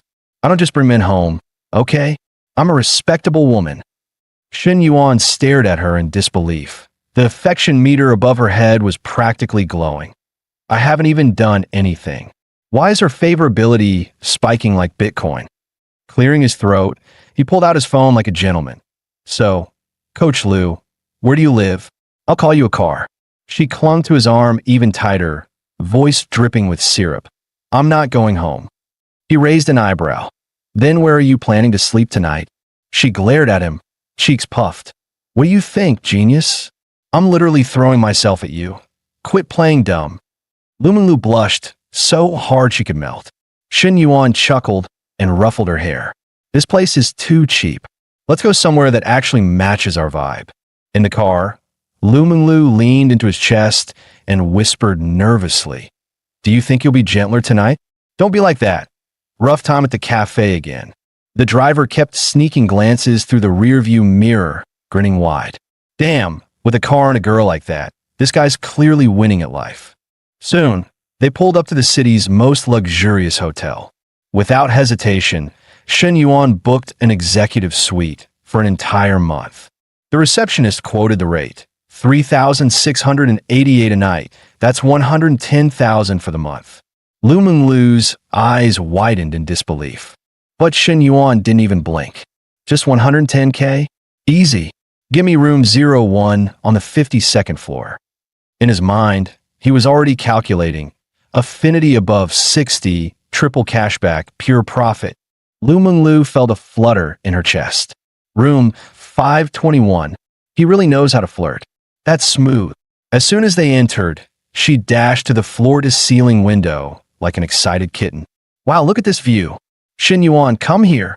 But from his angle, what he saw was her flawless silhouette, perfectly outlined by the city lights. A grin crept up his face. Nice window, might just make it tonight's arena. He stepped closer, wrapping his arms around her waist from behind, his voice low and sultry. Coach Liu, right now, all I see is you. Can we start the game? Lu Menglu turned crimson, her voice trembling. Shen Yuan, I haven't showered yet, maybe wait a little. Shen Yuan cut her off without hesitation. Shower later. His tone left no room for negotiation. Lu Menglu hesitated, then nodded. Oh, okay, but the curtains aren't closed. He smirked. Triple layer soundproof glass. We're on the 52nd floor. No one around here's got a better view. If they do see us, let him be jealous. You're such a jerk, she scolded, cheeks flushed with both shame and heat. Though she pretended to resist, her strength had long since melted away in his arms. And just like that, the silent battlefield ignited. By the time he opened his eyes again, the sun was already high, almost noon. He turned to the still sleeping Lu Menglu, a devilish grin creeping onto his lips. Didn't expect Coach Liu to be so sensitive. Nearly flooded the whole bed. Just thinking about it got his hands moving again. Lu Menglu stirred, groaning in protest. Shen Yuan, again? I only slept 4 hours. Can't you let me rest for once? Shen Yuan gently pinched her cheek, smirking. You think I don't care? Normally I can go all night. But for you, I held back. Lu Menglu flushed and smiled sweetly. All right. You win. Let me sleep a bit more. I need the energy to keep up with you later. Then she shyly added, and stop calling me Lulu. That's Nana's nickname. I'm not sharing that. He grinned. Fine, Coach Liu. You did great last night. So here's your reward. Sleep in as long as you want. When you're up, we're buying you a car. Anything under 3 million, your pick. Before he even finished, Lu Menglu shot upright like a rocket. Are you serious? Her face lit up like she just won the lottery. She dove into his arms and smothered him with kisses. Shen Yuan, I freaking love you. Shen Yuan chuckled. The more I spend, the more cash back I get, sure. But I gotta think about Nana too. I only spent 3 million on her house. If your car costs more, she might get salty. Lu Menglu quickly chimed in. Then I want a Porsche 911. I've loved that one for years. It's only around 2 mil. Shen Yuan nodded. Done. Consider it yours. She was practically bouncing. I remember talking to Nana about dream cars. She said she was more into Maseratis. Totally different vibes. He asked instinctively, she likes Maseratis? She tilted her head. Why? Planning to buy her one too. He nodded seriously. Hey, no point pretending. I've got a lineup to manage. Gotta keep things fair. You can't spoil the new and forget the old. Lu Menglu looked a bit sulky. Nana's already got a house and soon a car. Over 5 mil total, but she quickly perked up. It's fine. This is just the beginning. As long as I keep our dear sponsor happy, everything I want will come rolling in. Just then, her bestie Ho Qianqian texted, Menglu, did you really stay at the Grand Hyatt last night? Lu Menglu replied without hesitation, playing the pitiful card. Yeah, I got conquered last night. Qianqian immediately fired back. By who? Who else? Shen Yuan, obviously. I was too soft-hearted and just ended up going with him. She looked like a victim, but inside, she was doing victory laps. Ho Qianqian was about to explode. You too. First Nana, now you. Out of the 3 of us, why am I still the only one left behind? Is it because they've got better curves and prettier faces? She jabbed at her screen angrily. Lu Menglu's such an actress. She practically threw herself at him, and now she's pretending she got seduced. Shen Yuan glanced at Lu Menglu, eyes full of indulgence. Coach Liu, go pick the car yourself. Once you've decided, send me your account. I'll wire the money. Lu Menglu blushed and nodded shyly. Okay. Meanwhile, above her head, the affection bar was shooting sky high. Shen Yuan smirked to himself. After last night, it peaked at 82. Now it's already 86, getting close to that juicy 90-point bonus. Just as they stepped out of the hotel, his phone rang. It was Nana. She said gently, I've been practicing hand-pour coffee. When are you free to try some? He chuckled. Been a little busy lately, Hard to say when, but I'm thinking of buying you a car. Check some out if you got time. There was a pause on the other end. Then Nana softly replied, Didn't you just give me a house? Now a car too? Shin Yuan, don't waste money on me. I already have one. It's just for commuting, nothing fancy. This time, Shin Yuan didn't sugarcoat anything. Cut it out. I like spoiling my woman, especially the one I care about. Just pick your favorite ride. Nana hesitated, a little stunned by his tone. Something simple is fine. Just enough to get around. No need to go overboard. He scoffed. Simple? You're my girl. Anything under 2 mil is an insult. And with your birthday coming up, this car's your gift. Don't worry about the money. If you really want to thank me, save it for when I see you next. His voice dropped suddenly. Nana, if something did happen between me and Lu Meng Lu, would you hate me for it? Silence stretched. Then came a soft, choked voice. It would hurt, but I know I can't stop you. The fact you told me means I still matter. Just don't tell me again. I'm not strong enough to hear it twice. That hit him harder than he expected. Nana, you're the only one I truly keep close. That spot in my heart. Locked. No one else has the key. She whispered. You've never said that to anyone else, right? He answered like a vow. Only you. Not even once to anyone else. She sniffled, then chuckled softly. I believe you. I don't need much, just a day or 2 a week. A coffee date, a simple dinner, that's enough. Shin Yuan paused, then sighed. You're not like the others, you're real. His voice turned gentle. I'll come see you tonight. You deserve it. Nana teased faintly.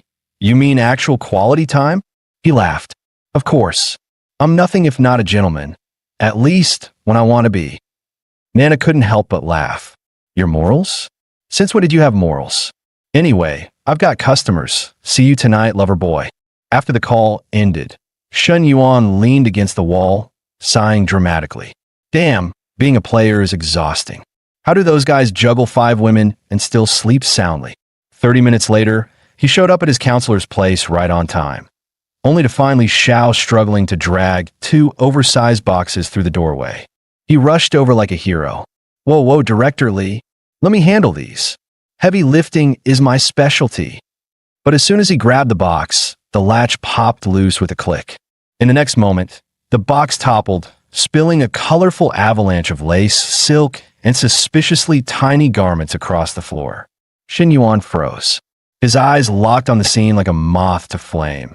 And yeah, his gaze got a little too curious. Li Xiao glared at him, her face crimson. Shin Yuan, are you seriously ogling pink ones? Or do you prefer white? Wait, don't tell me. Are you into the blue-gray ones too? Mortified, she dropped to her knees, frantically stuffing everything back into the box. Go grab the other box. This one is off limits. Not long after, Li Zhao's younger sister, Li Ming, arrived to help. There was just too much stuff. One trip wasn't going to cut it. You two go ahead and deliver this batch, she said, her eyes locked on Shin Yuan like a hawk guarding a nest, as if afraid he'd snatch her sister away the second she blinked. Knowing full well he'd just witnessed a walking embarrassment, Shin Yuan kept his mouth shut. Once Li Xiao sent in the address, he gunned the engine and shot off like he was fleeing the scene. The car ride was quiet until Li Xiao spoke softly, trying to ease the tension. Don't take it personally. My sister's just protective. She's not really targeting you. She wasn't always like this, she continued with a sigh. She had a boyfriend in college, bookish type with glasses. Looked super trustworthy. Everything was fine until they went long distance. She surprised him on Christmas, and bam, caught him red-handed in a hotel room with another girl. Shin Yuan practically barked. What a scumbag. Guys like that should be banned from society. Breathing the same air as them is a health hazard. Li Xiao giggled. You sure you're not one of them? I remember you weren't exactly lucky in love. Didn't Zhou wanting dump you right in front of the school gate? He sat up straight. That was a dark chapter, okay? But me? I'm a gentleman. Pure heart, clean slate. Then he shot her a sly grin. What about you, Director Li? What's your take on guys? She paused for a beat, then smiled faintly. I haven't had my heart broken, so I guess I'm not that guarded. If someone feels right, I'll go with the flow. As soon as the words left her lips, Li Zhao's face turned crimson, and her heartbeat kicked into overdrive. The air between them thickened. Neither spoke, but the tension spoke volumes. Shen Yuan quickly chuckled to break the silence. Relax, I was just messing around. You're acting like I proposed or something.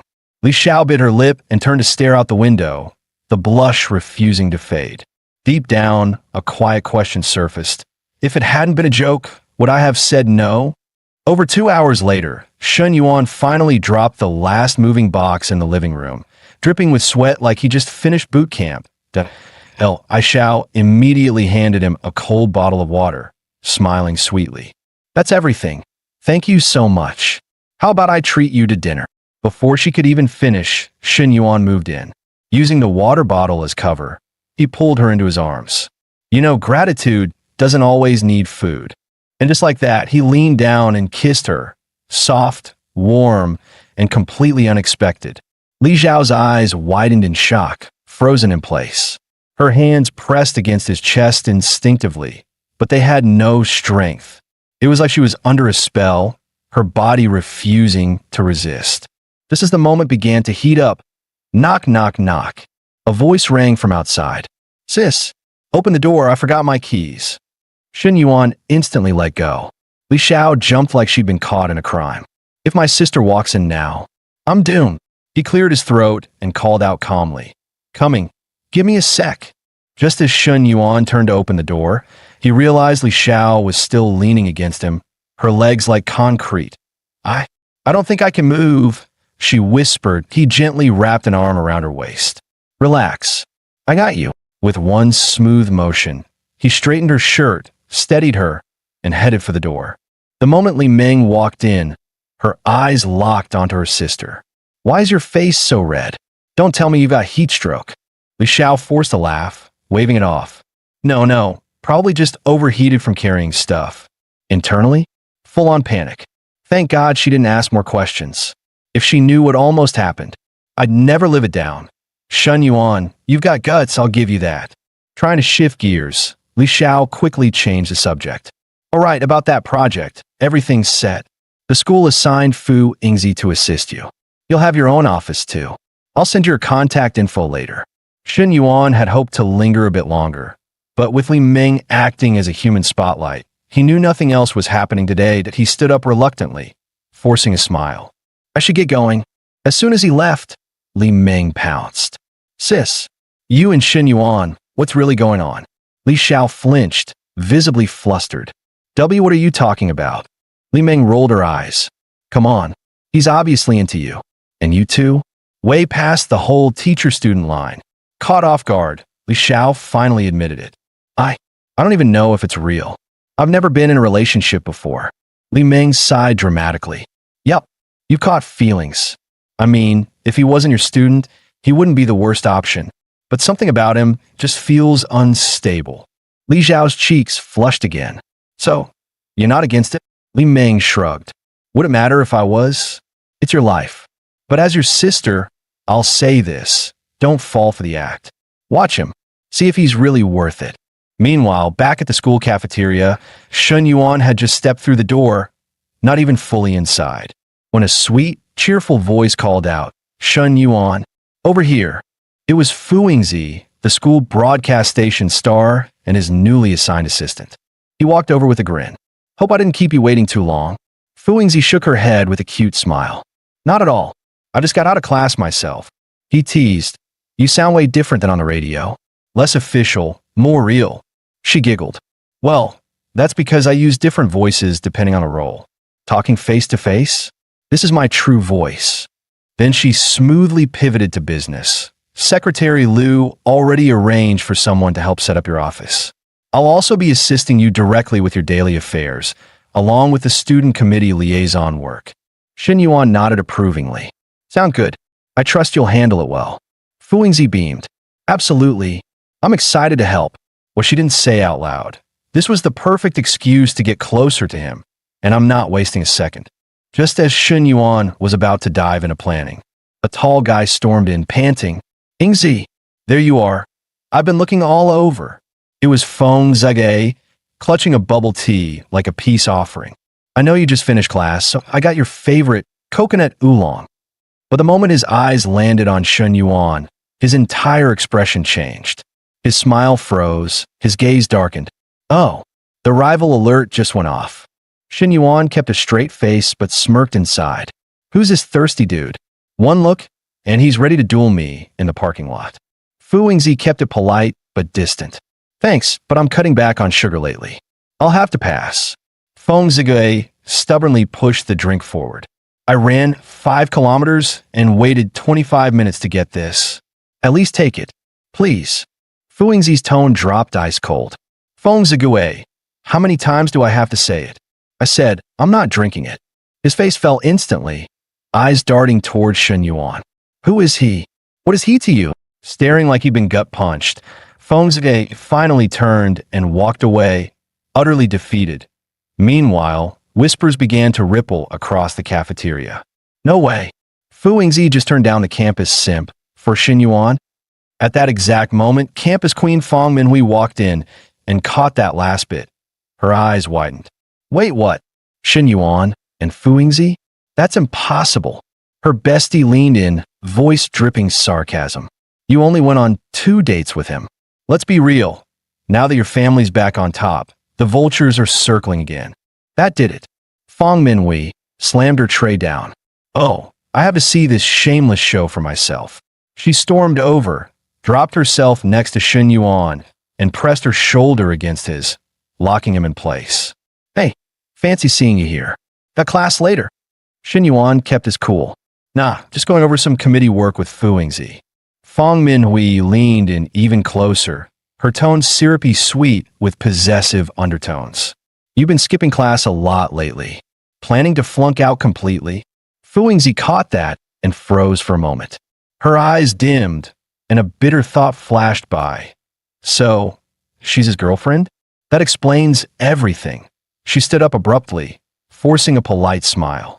Shen Yuan, I got things to handle at the broadcast station. I'll head out first. And just like that, the cafeteria blew up with whispers. No freaking way. The goddess showdown is real. 2 queens, 1 guy. 1 simp got shut down, and now the real war begins. This is peak drama. Man, some guys get nothing. Others get a whole damn Royal Rumble. Shen Yuan's living a telenovela. After Fu Yingzi left, Feng Minhui finally relaxed and smiled like nothing happened. So, what were you two talking about? Shen Yuan kept his tone calm. Just some logistics. She's assigned by the committee to help manage the startup base. But deep down, he sighed. MANHWA's possessiveness is getting intense. Am I still allowed to work on campus in peace? Feng Minhui pouted, her lips pink and perfect. I just wanted to spend more time with you. Haven't seen you in 2 days, but I've got class soon, so I'll head out. Just as she turned to leave, she paused, leaned in close, and whispered in his ear, Oh, and tonight, I'm craving a very large cold drink. Got it. As she strutted off like she owned the hallway, Shen Yuan smirked, that little tease. She says cold drink, but I know what she really wants. Then, ring ring. Another call.it was Lu Meng Lu. Babe, I found a car. After discounts, it's 2.52 million. I just sent you the payment link. Done, he said instantly. If you like it, buy it. Her voice quivered with excitement. You're the best tonight at the Grand Hyatt? I brought 2 new outfits you'll definitely want to see. That's when his smile faded. His brows furrowed in slow motion. Tonight's to-do list crashed into his brain all at once. Nana was expecting their apology date. Minhui hinted at a suggestive cold drink session, and Lu Meng Lu basically brought a fashion show to his hotel bed. This isn't a schedule. It's a live-action boss rush. Shen Yuan dragged a hand down his face. God help me. Who do I visit first tonight without triggering World War III? SOS. Urgent. Online crisis. Meanwhile, over at Dongxing District, Li Xiao and her sister Li Meng had spent the last 2 hours unpacking and setting up their new apartment. Just as Li Xiao was about to start cooking, Li Meng piped up, Hey sis, why not invite Shen Yuan over for dinner? After all, he did help out a lot today. It's only fair. Li Xiao froze for a second. Her cheeks instantly turned pink, and she nearly dropped the plate in her hands. Li Meng smirked. What's with that shy look? Just dinner, not a proposal. And don't worry, I'm here. If he dares act up, I'll knock him out with the frying pan. Under her sister's relentless nudging, Li Xiao finally sent a message. Shen Yuan, thanks again for your help today. Dinner's almost ready. Want to come over and eat with us? Shen Yuan stared at his screen and groaned internally. What is going on today? It's like every woman on my contact list made dinner plans, he sighed. Fine. Time to follow through on the counselor route. Not long after, he rang the doorbell. When Li Xiao opened the door and saw him, her mind immediately replayed that moment in the kitchen. Her cheeks lit up again. Come in, dinner's not quite ready yet. He grinned. No problem. I'll make myself at home then. As he stepped inside, he scanned the place with a smile. Impressive. You just moved in, and it already feels cozy. Definitely a woman's touch. Then he noticed something in sign of Li Meng that he headed toward the kitchen and casually asked, By the way, where's your sister? Haven't seen her around. At that moment, Li Xiao spotted Shen Yuan approaching the kitchen. Her body tensed up instantly. Shen Yuan, don't come in here. My sister's in the shower. She could walk out any second. He blinked, then chuckled playfully. Whoa, counselor, relax. I was just seeing if you needed help, or maybe sneak a taste of something good. Li Xiao flushed scarlet and waved him off frantically. No, it's almost ready. Just go sit down, please. He nodded casually, but his feet kept moving. Sure, just talking, that's all. He leaned in closer. Her voice trembled. Stop. This is already close enough. With a grin, Shen Yuan suddenly reached out and pulled her gently into a loose embrace. Li Xiao froze, panicking. Shen Yuan, no. My sister could walk in any second. Shen Yuan leaned close, his voice soft and teasing. Relax. Showers aren't that fast. We got plenty of time. His tone was light, but his touch was getting bolder. Li Xiao's face burned as she tried to stop him. Shen Yuan, don't. That's not okay.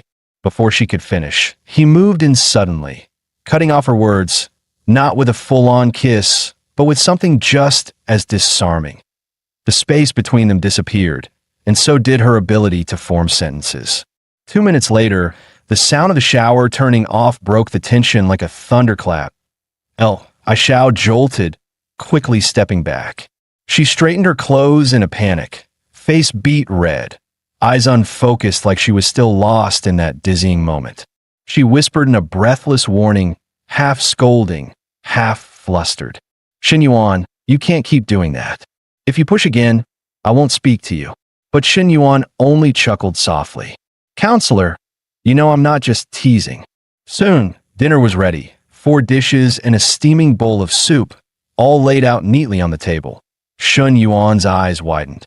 Counselor, this is gourmet level. I swear, Flavors of the Planet needs to film in your kitchen. Li Xiao blushed and lowered her head, too shy to respond. But Li Meng wasn't having it. Cut it out, Casanova. That stuff doesn't work on my sister. Then she suddenly changed gears, narrowing her eyes. All right, Shen Yuan, serious question. How many girlfriends have you had? 2. He replied calmly. Li Meng raised an eyebrow. Only 2. He almost choked on his rice. Just 2?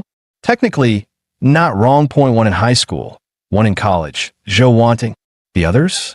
Nana, Lulu, Minhui, still flying under the radar. Li Meng let out a quiet her tone unreadable.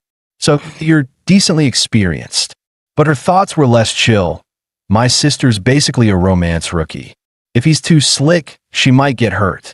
Shen Yuan caught the subtle tension in her eyes and chuckled internally that if she knew about the full roster, she'd probably flip the whole table. And this ain't even the final boss round yet.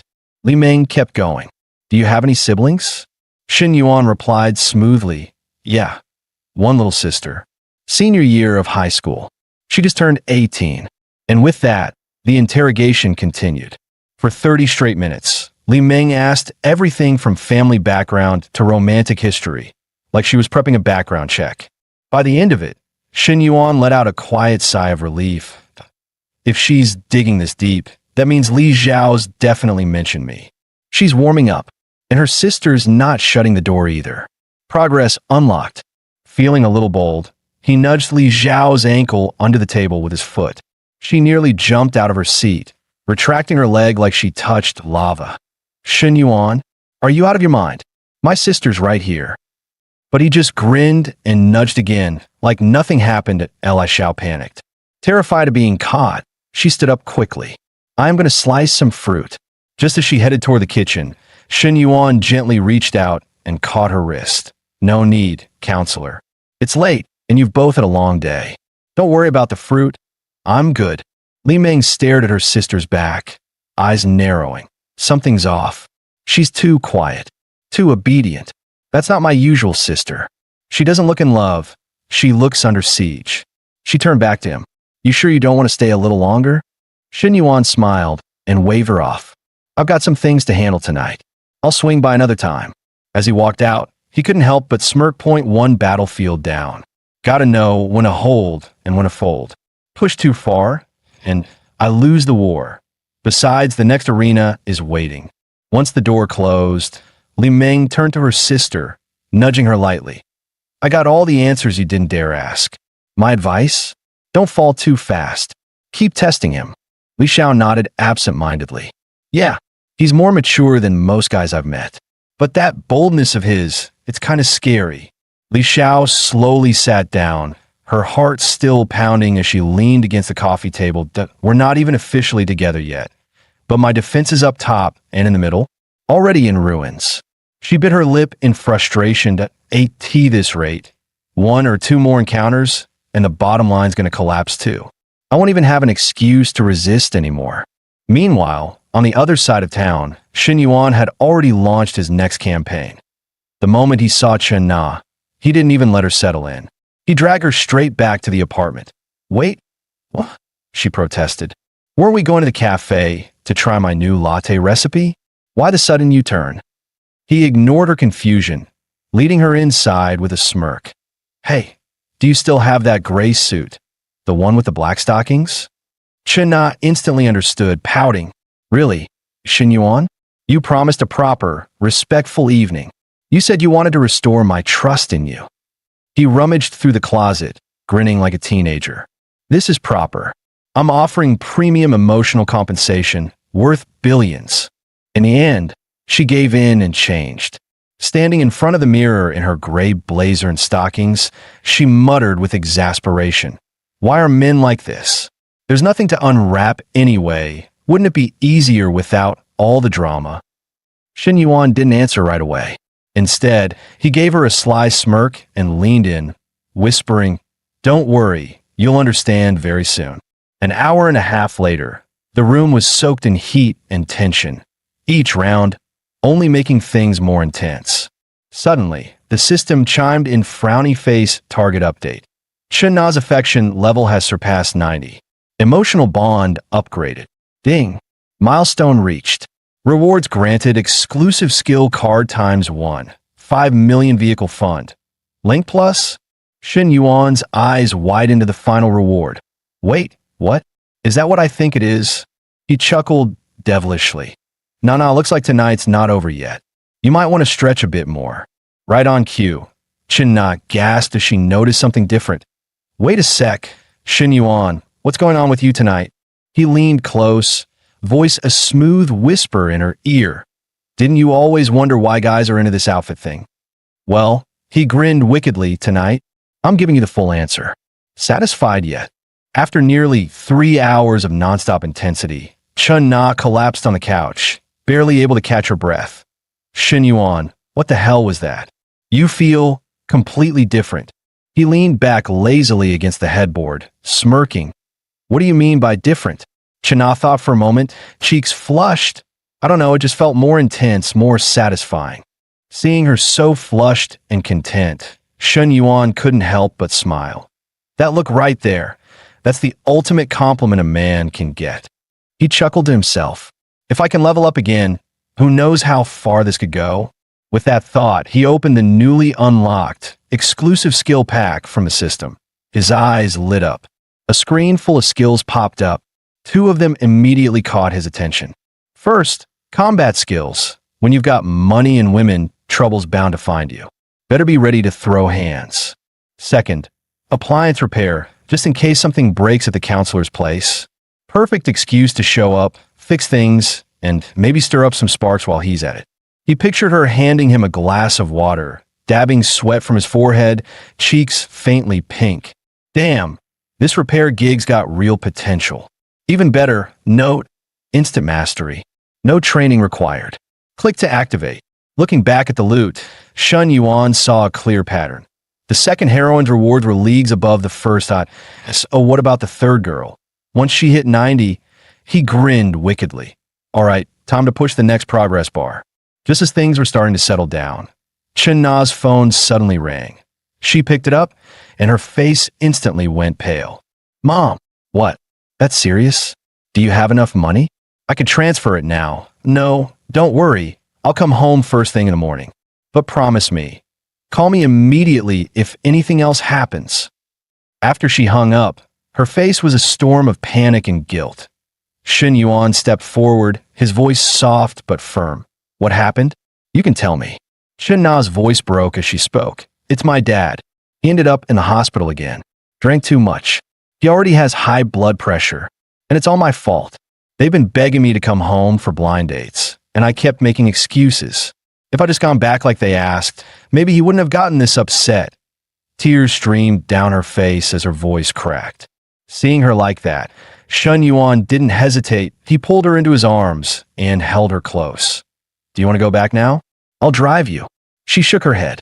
Mom said traveling at night's not safe. She told me to leave in the morning. He nodded and gently whispered, Don't worry. Whenever you need me, I'll be there. Hearing his gentle promise, Chen Na's heart softened, but reality quickly caught up to her. We're not officially together yet.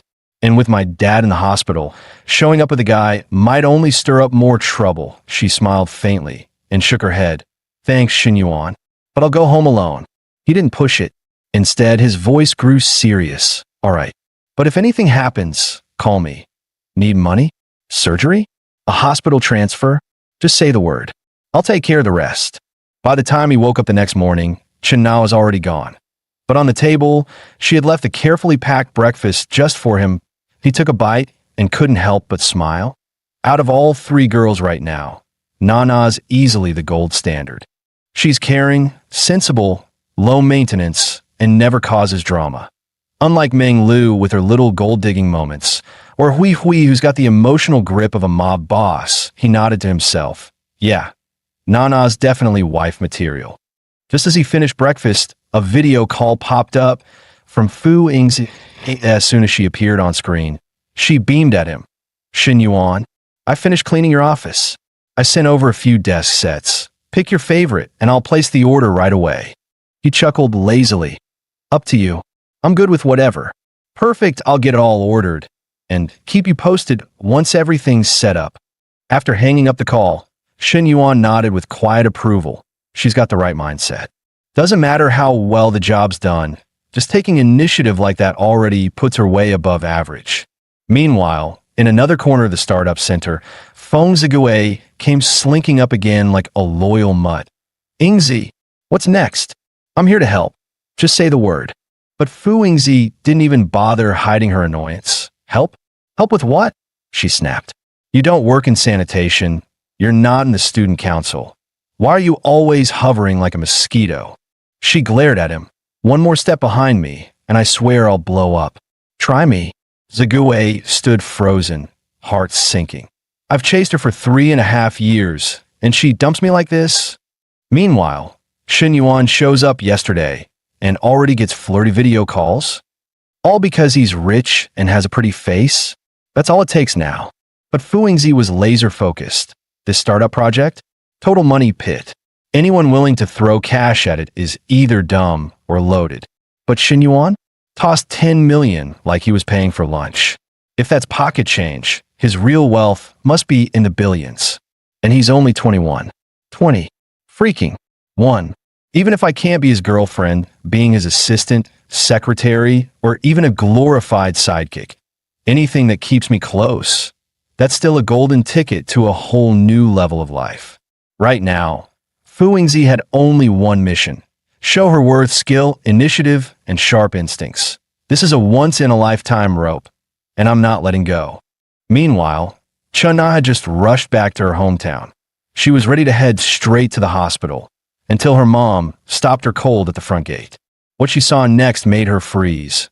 Her critically ill father was lounging on the couch, chatting away, full of energy like he just won the lottery. Chin's mom gave a sheepish smile.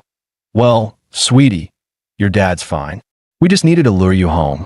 You're turning 27 next month and still single. Look at Xiaoli and Tingting. 2 kids each already. You think we're not worried?"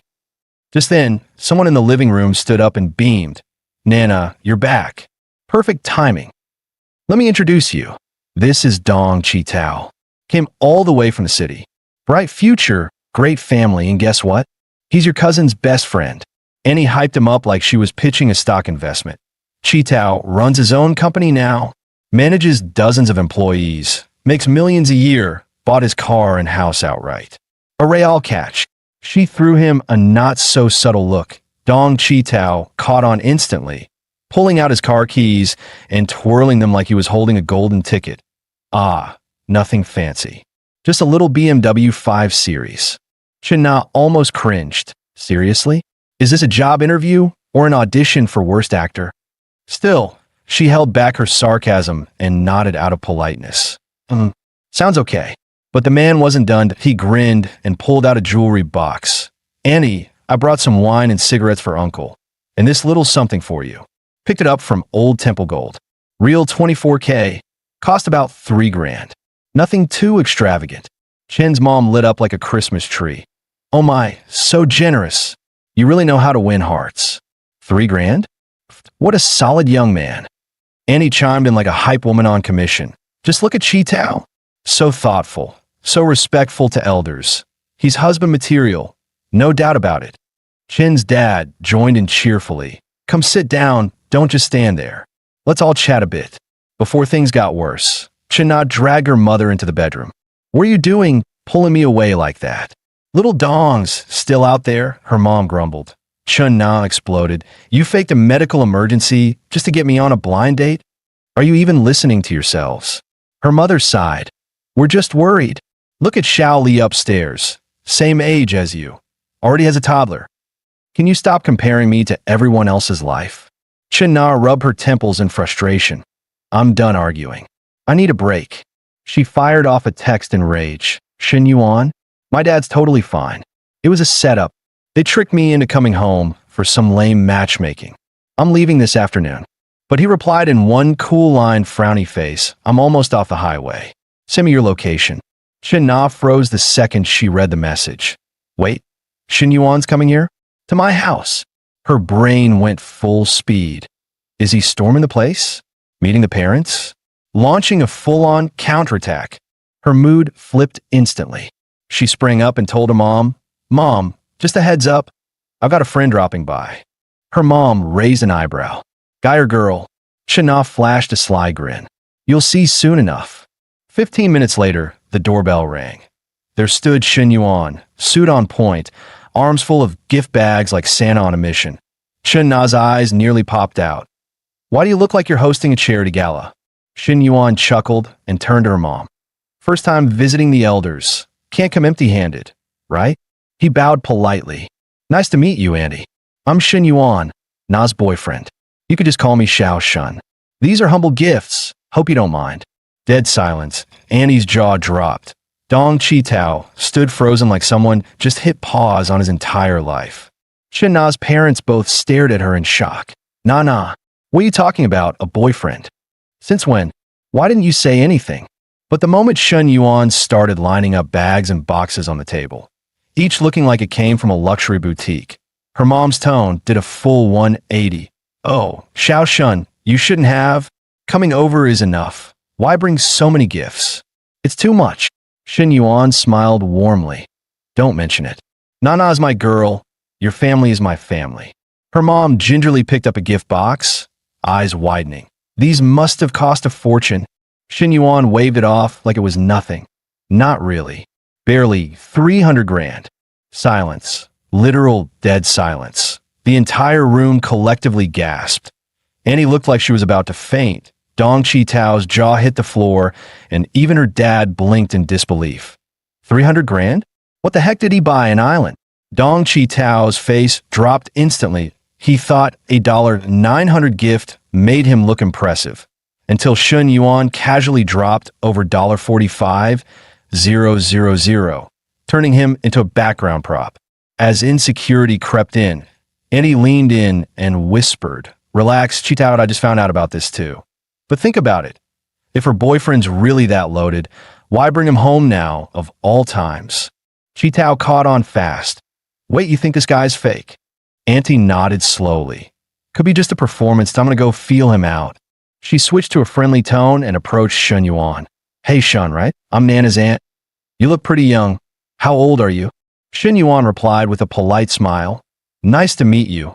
Annie, I'm 21. Her voice shot up. 21. That's 6 years younger than our Nana. The moment she said it, her suspicions felt confirmed. No way a 27-year-old woman actually landed a rich toy boy like this. That IT had to be staged. Even Nana's parents were starting to look uneasy. Something felt off. "So, Shun Yuan, you're already this wealthy at such a young age. What do you do for work?" Shun Yuan smiled. "I'm still in college, but I run some side businesses, investments mostly, finance and real estate." Annie nearly rolled her eyes. "Finance and real estate? Seriously? Everyone and their dog claims that these days." She kept digging. "Then I assume you bought a place? I mean, if you and Nana plan to get married, there has to be a house, right?" Shun Yuan nodded calmly. "Of course, we have 2.1 under my name, 1 under hers, both in Star City." Chitao's jaw almost dislocated. .2 apartments in Star City. The lies just kept escalating, but Annie gave him a subtle look. "Don't lose your cool. Let him dig his own grave, I'll handle it." Auntie gave him a kind reminder. "Shun Yuan, there's nothing wrong with pride, but pretending to be rich just to save face, it's not necessary. Honesty matters more in a relationship." Her words made Nana's parents exchange skeptical looks. That a single apartment in Star City runs over $150K. Who casually buys one before marriage? Sensing the tension, Nana quickly pulled out her phone. "Annie, you're seriously overthinking. Shun Yuan did buy me the place. Look, I even installed the Wi-Fi yesterday. Here's the contract and receipt." Chen's mom leaned in for a closer look. She didn't understand all the details, but the paperwork looked legit. Annie just scoffed. "Wow, they really went all out, even brought props." Shun Yuan, unfazed, tapped away on his phone, then casually said, "Nana, since the apartment's almost ready, I just sent you $150K for interior work. If it's not enough, let me know." Nana didn't even blink. Shun sending money was nothing new, but she did think $150K was a bit over the top. No way soft furnishings cost that much. Right then, a notification chimed from Nana's phone. A bank transfer alert. Her parents leaned over check, and their faces went pale. $150,000 in cash. Instantly transferred, no strings attached, just like that. Auntie's jaw dropped. Holy crap. He actually sent it. Just like that. I was just lecturing him about honesty. Now I'm the one getting slapped by reality. That if he can casually send that much for decor, how much money does he have? Meanwhile, Chitao stood stiff behind them, silently sweating. Thank God Annie took the lead. If I'd opened my mouth first, I'd be the one getting humiliated right now. His hopes crashed that IT was over. He should probably just cut his losses and bounce. Those premium cigars and liquor sets, probably gone for good. What a bust. But then a thought hit him. Might as well make a connection while I'm here. He put on a smile and slid over. Shin bro, if you're dropping $150K just on interior stuff, those apartments must have cost a fortune. Huh. Maybe we should stay in touch. Shin Yuan glanced at Chitao with a smirk. This guy sure knows how to play the game, and point pretending otherwise. It's not that expensive. That Nana's place was around $450K. Mine's a suburban villa, about $1.5 million. $1.5 million? Chitao nearly tripped, but forced a laugh. Phew, next to yours, my little condo feels like a shoebox. Auntie silently scoffed. This kid changes teams faster than a weather app. But even she couldn't hold it in anymore. Her face softened, voice syrupy sweet. Ahem, Shino, Mr. Shun. Sorry for earlier, I tend to speak before I think. Hope I didn't offend you. Shin Yuan waved it off casually. It's all right. And it had no need to be formal. We're all family now. Nana's parents finally let out a sigh of relief. Shun, next time you visit, don't bring so many gifts. Make yourself at home. Just then, a lively voice called out from the doorway. Sis, you're back. Nana, cheeks slightly red, smiled. This is my little sister, Chun Sinyu. Sinyu, say hi to your brother-in-law, Shun Yuan. Sinyu shyly looked up and whispered, Hi, brother-in-law. Shun Yuan politely nodded back, but his mind wandered for a second. This little sister, she really does look like Nana, but a bit less polished, sure, but more youthful, more innocent. Same genes, same mother. Yet somehow the younger one clearly got the better nutrition. Aunt and uncle, y'all got some explaining to do. During dinner, Shun Yuan raised his glass and spoke sincerely. Uncle, Auntie, this one's for you. Thank you for raising Nana so well. I'm truly lucky to have her in my life. After the meal, let's go check out the car and the house together. Annie's brain hit pause again. Wait, what? Not just for the girlfriend, but for the parents too? What is he? A limited edition Ultra S-tier son-in-law. Even Nana's parents were stunned. He drops money like it's nothing, that there's no turning back now. This daughter's getting married whether we're ready or not. 2.5 hours later, standing in front of their brand new luxury car in a 3,000 square foot home, they still couldn't fully process it. Shun, this is too much. We're getting old. We don't need such an expensive car. And that massive house. Nana and Sinyu don't even come home that often. To IT feels kind of lonely. Hearing her mom's concerns, Nana quickly grabbed her hand. Don't worry, Mom, but I'll make sure to visit often from now on. Sinyu chimed in playfully, yeah, chill out guys, that it's not every day you get a son-in-law this sweet. After dinner, Nana snuggled into Shun Yuan's arms, visibly relaxed. Shun Yuan, thank you. He smiled. What for? You my girl, this is just what I do. Then he leaned closer, voice lowered with a grin. One thing though, your parents probably won't let us sleep in the same room tonight, huh? Nana's face turned beet red. You're staying in the guest room, and when everyone's asleep, I'll sneak over. Sure enough, around 11 p.m., she tiptoed into his room. Shun Yuan, you awake? He grabbed her hand and smirked. With you around? No way I'm falling asleep. Then he rolled over, gently pinning her down. Wait, you're not wearing? You really do know me too well. Nana quickly covered her mouth, trying not to make a sound. After all, they were still in her parents' house. Meanwhile, Sinyu woke up needing to use the bathroom, that half asleep, she shuffled out of her room. But as she passed through the living room, she paused. There were strange noises. Curious, she tiptoed closer to the guest room. Did a stray cat get in or something? Peeking through the cracked door, her face instantly flushed bright red. She wasn't totally innocent. Her classmates had shown her those kinds of videos before, but hearing it live, right down the hallway, her knees went weak. That brother-in-law is seriously intense. She instinctively clutched at the hem of her pajama top, heart racing. The sounds, the rhythm, the atmosphere, it was overwhelming, and her face was burning. Only when the scene seemed to calm down did she stumble away, practically fleeing back to her room. God, if they find out I was eavesdropping, I'll die of embarrassment. About an hour later, Nana quietly tiptoed back into her sister's room. She gently lifted the blanket and slipped under it, trying not to wake her. But the next second, Sinyu suddenly wrapped her arms around her, catching Nana completely off guard. Her heart skipped a beat. Did she hear something earlier? Was it that obvious? Sinyu, why are you still awake? Sinyu murmured softly, her voice muffled as she leaned into her sister's shoulder. I just wanted to sleep while holding you. Nana's expression softened. She gently stroked her sister's hair and pulled her in closer. Of course you can. Just sleep tight, okay? The two lay close, only in pajamas. Nana could feel Sinyu's warmth and presence so clearly that she couldn't help but think, she's really grown up, hasn't she? The next day back on campus, Fu Yingzi led Xin Yuan to their entrepreneurship office. Everything inside was spotless. Chairs aligned, papers stacked, even the plants looked polished.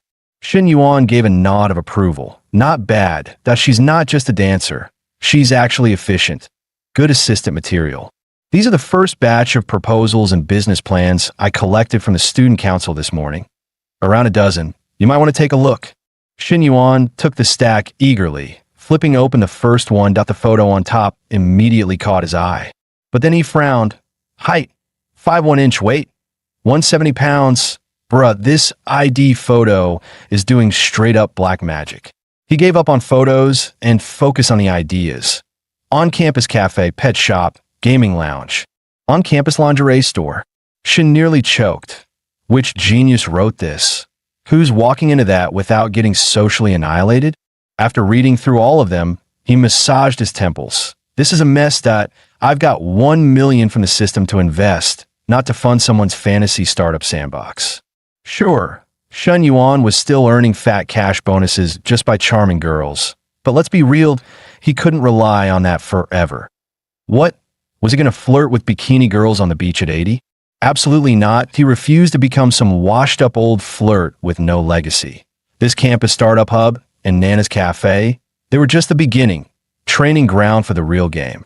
Once the timing was right, he'd dive into full-scale business, turning his ventures into a legit company. His goal, build something on the level of Gigasoft, Banana, or Troller Motors. Not just a flashy playboy, but a national-level success story. With that, Shen Yuan straightened up and looked serious. Fu, I think I overestimated our international students. These proposals, completely out of touch, and concept of market fit or actual demand, that I'm rejecting all of them, that we need a hard reset. Fu Yingzi hesitated. It might just be too small a sample size? Shen Yuan nodded. Maybe. Can we expand the outreach? Talk to the student council and PR team? Fu responded without missing a beat. Of course, Secretary Liu already told me to give you full support. Starting tomorrow, I'll have a campus radio broadcast announcements twice a day, and we'll push it out through our school Weibo, official account, and Quine pages. Sound good? All right, let's lock that in. Also, draft a second round exam. Make sure it covers business management, investment theory, marketing, psychology, and international trade. Anyone who passes the first round has to take it. Fu Yingzi nodded, jotting everything down in her notebook with laser focus. Watching her work, Shen Yuan couldn't help but sigh in satisfaction. Having a secretary is amazing. Just say it once, and it gets done. Ever since getting the system, he'd enjoyed the thrill of spending and earning money. But this was different. This was the high of delegating, of commanding, of control.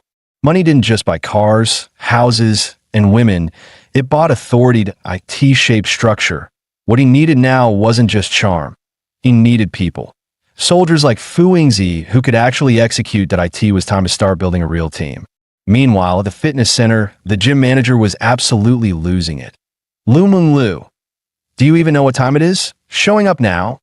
Are you trying to get fired? Menglu shot him a cold glance. I texted you about the leave, and I already let the class members know I'd be late. Oh, you texted me? He barked. And who the hell said I approved it? You think you run this place now? As a manager kept pushing it, Menglu finally snapped. Want to read your own text out loud? Lunch with me, and you get approved? Seriously, Manager Gong? Is that still your go-to move? The manager turned red with embarrassment, then blurted, whatever, I didn't officially approve it. This counts as skipping work. You know how much your paycheck gets docked for that? Menglu didn't even flinch. She turned on her heel and walked away. Doc, at the end I'm done here, I quit. Another trainer cautiously approached. Boss, I think Menglu actually quit. The manager just scoffed. She'll be back. All her clients are with us. Without this gym, she's got nothing. Just then, a younger coach pointed toward the window. Boss, you might want to check out what she's driving. The manager turned and nearly dislocated his jaw. A freaking Porsche 911. Holy crap. When did she land a sugar daddy? Meanwhile, inside her car, Menglu dialed Shen Yuan. Babe, I got fired, and old boss dumped me. Aren't you going to come comfort me? Shen Yuan chuckled. That's perfect. Actually, Coach Liu, you're now officially free to become my full-time private trainer. She grinned, shifting gears. Private coach, huh? Sound fancy? To what's the pay like? Shen Yuan smirked. Oh, you'll be well rewarded that I'll swing by later for a little workout and maybe drop a few million in your account while I'm at it. Menglu formed a finger heart. Okay, then I'll be waiting in the executive suite. Love you, moi. At 8:30 p.m., Shin Yuan knocked on her hotel room door. Meng Lu pouted. You're this late and still expect me to let you in? Shin raised a brow, totally reading the room ditto. So she wants to play games, huh? He turned dramatically. Well, if I'm not welcome, I'll just go. She panicked instantly. Wait, babe. Don't go. I was just messing with you, okay. Don't be mad, it's just part of the vibe. Seeing her do a full 180 in attitude, Shin Yuan smirked. If you want me to stay, you'll have to ask nicely. Let's see how sincere you really are. Meng Lu leaned in with a playful sparkle in her eyes. Babe, don't I look extra sincere right now? Feeling the softness press against him, Shin Yuan instantly felt his mood lift. All right then, just for them, I guess I'll stay tonight. He dove straight into her arms, and her heartbeat instantly sped up. Hearing he was staying over made her eyes light up with excitement. Tugging at his sleeve, she whispered with a coy smile, I was a little naughty just now. Don't you think I deserve a little punishment? Shin Yuan raised an eyebrow, grinning. What did you just call me? Say it again. Her lips trembled as she repeated it softly, cheeks glowing red. Shin Yuan's voice dropped to a low rumble. Good. I heard that loud and clear. Let's crank tonight's training up a notch. After another intense training session, Coach Liu was completely wiped out, cheeks flushed, limbs jelly, and brain halfway offline. Honestly, forget the cars and money.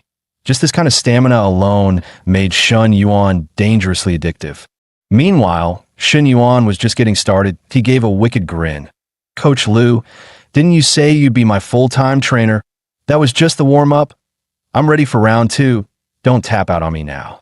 And so, round 2 began and lasted another full hour. Only then did Shin finally stretch out, satisfied. Phew. Solid cardio, muscle activation 100%. Meng Lu lay motionless, lips trembling. Oh my God. I'm done for.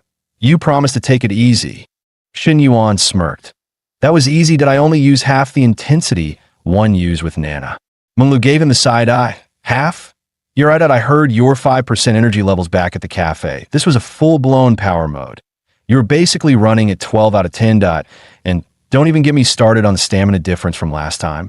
Shun just grinned, saying nothing. That she's not wrong, that it's like the difference between being 5'7" inch and 5 feet 11 inches, subtle at first until you experience it. And with a relentless mode, active, unlimited stamina. Honestly, at this rate, I'm starting to feel a bit lighter again. Been burning too much lately. Shin Yuan quickly pulled up his system stats. And sure enough, he'd lost 2 full kilograms in just 2 weeks. Even his health rating had dropped by 3 points. That hit like a wake-up call. Dude, 6 feet tall and barely 140 pounds. One more workout, and I'll be all skin and bones. Time to let Coach Liu shine in her actual profession. He flopped back onto the bed, looking serious. Coach Liu, let's schedule a real training session tomorrow morning. But Meng Lu blinked and blurted out, You're already planning tomorrow's round? What if you want to train again later tonight? Shun Yuan face-bombed. Can you not be so one-track minded? I'm talking about actual fitness training. Look at me. I'm disappearing here. Realizing he meant gym training, Meng Lu perked up with confidence. Took you long enough to admit you're a skinny twig. The tone hit him like a challenge. That Shun's smile faded.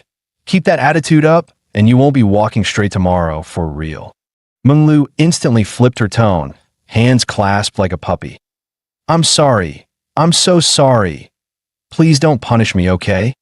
Shun Yuan grinned. That's better. Now, since you were a coach, how about drafting me a real plan? Grateful to escape doom, Meng Lu stood up. I'll hit the shower first. Then I'll prep your meal plan and training schedule. That you gotta balance cardio and strength work if we want to bulk you up properly. The hotel gym here is actually solid. Let's use it. I'll swing by my place tomorrow to grab my gear and pick you up a couple legit training outfits. And oh, excuses. Shin Yuan nodded, just as a familiar ding echoed in his ears. System notification. Host has voluntarily initiated fitness planning. Fitness panel unlocked.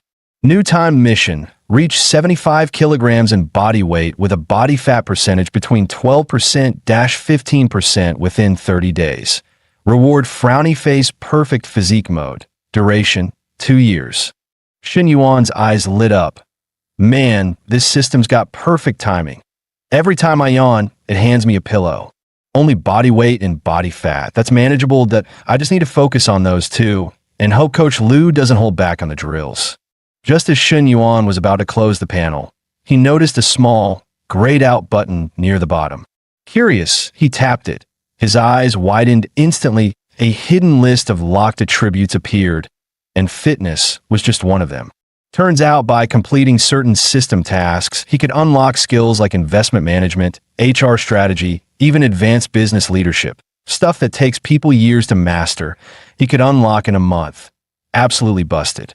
The next morning, Menglu returned to the room in full workout gear, carrying 2 steaming meal boxes. Babe, hotel breakfast has way too many calories. I got up at 6:30. Went home and made you some lean meals for breakfast and lunch. Eat up. Shin Yuan opened the box to find a perfectly balanced fitness meal. Protein, greens, carbs, all beautifully arranged.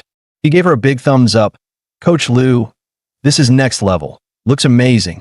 Menglu puffed her cheeks. Glad you noticed. But next time, maybe don't wear me out like that again. Shin Yuan smirked. Just worn out? That's all. Not even a little bit enchanted, blown away, emotionally moved? Menglu's cheeks turned bright red.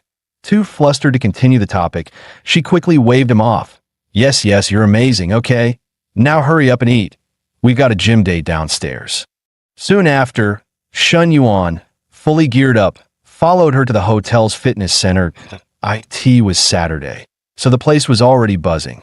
The moment Menglu walked in, heads turned out a lot of heads. Her athletic build paired with tight leggings and a cropped workout top? Yeah, no one was prepared. Dude, since when did our gym get a literal goddess as a coach? Bro, those proportions aren't even legal. But when they noticed her attention locked entirely on the scrawny dude beside her, the collective male ego took a critical hit. Wait, that guy's her boyfriend. Jealousy hit max level. How does someone with zero muscle mass land someone like her? Just then, a familiar voice popped up. Ho Jun, yo, isn't that Shin Yuan? Wasn't he at IFC with a different hottie the other week? New girl already? Man's on rotation mode. Meanwhile, Menglu glanced at Shun, who was already out of breath. See, that's what happens when you skip the gym for too long. But hey, for day one, not bad. Here, drink some water. Slow and steady wins the gains. Shun took the bottle with a cheeky grin. Slow and steady. Huh. So, when do I get to unlock the real bonus round? Watching Shin Yuan flirt with Coach Liu while casually working out, Ho Jun felt like chewing nails. Seriously? This guy's here playing happy couple with his new girl, while I can't even reach Zhou Wanting, calls ignored, WeChat blocked, don't even know where she lives, left with zero closure. This is insane. This dog better not be juggling multiple girls. If I expose him, no decent woman would stick around after that. Let's see him talk his way out of that mess. Putting on his best fake-friendly grin, Ho Jun walked over. Well, Shin Yuan, what a coincidence. Didn't expect to see you here too. Shin Yuan glanced sideways. Oh, it's you, something you need? Ho Jun kept his smile pinned in place. Nah, just saw a familiar face and thought I'd say hi. Shin replied with a flat. Right? I'm gonna keep working out then. Meanwhile, Menglu's expression was plain as day. You can leave now. She didn't even bother to be polite. The awkward air thickened, but Ho Jun pressed on. By the way, where's the girl you took to IFC last time? Looked like you two were pretty tight. Bought her all kinds of gifts, right? Ho Jun's eyes narrowed with a flash of petty malice that he glanced at Menglu, giddy in his head. If they're really dating, now's the perfect time. Call him out. Get mad. Storm off. Come on, girl. Give us a show. But 25 seconds passed, and nothing. Menglu didn't flinch. She just kept smiling sweetly, leaning on Shin Yuan like she hadn't her word. Wait, what? Not even a raised eyebrow. Ho Jun frowned, then raised his voice. Hey, did you not hear what I just said about your boyfriend? Shin Yuan cut in coldly. Ho Jun, get a rest. What exactly are you trying to do here? We're not that close, so don't act like it. Ho Jun's face turned red, but he pushed on. I'm just warning you. Miss, don't let him fool you. He's too timing, I swear. Menglu blinked once, then smiled. And what if he is? Even if he's dating 8 girls, I still choose to be with him. That's none of your business, thanks. Ho Jun was practically vibrating. I'm just saying, he bought another girl 2 designer bags. That's like over 10 grand. I'm doing you a favor. But Menglu lit up even more. Only 2 bags? That's cute. She turned to Shun Yuan, eyes soft. He bought me a car worth over $300K. Clearly, I'm the favorite. Then with a proud smile, it's his money. He can spend it however he wants. If it makes him happy, then I'm happy too. Menglu threw in one last jab before turning away. Oh, and could you take your drama somewhere else? Your face is ruining my workout vibe. Ho Jun looked like he'd swallowed a brick. His eyes bulged, jaw clenched so tight it could snap steel. And yet his brain still couldn't compute what just happened. What the hell is wrong with her? She knows she's being played, and she's still smiling. These girls today must be built different. Watching Ho Jun stomp off like a kicked puppy, Shun Yuan chuckled. Gotta admit, the guy's kind of funny. But if you're gonna mess with me, at least do your homework first. He glanced at Menglu. That's my personal trainer/house manager. Girl knows her role, knows her worth. She's not gonna flip over a couple designer bags. 2.5 hours later, Menglu was massaging his sore muscles, grinning. You did really well today. Solid form all around, but tomorrow we're cranking things up. Shun Yuan smirked. So this is revenge for last night, huh? I give you intensity after dark. You give me hell in the daylight? Menglu pouted playfully. Knew today was just the basics. Gotta build that foundation before we stack the plates. Anyway, you're all stretched out. Go shower and I'll prep your meal plan for tomorrow.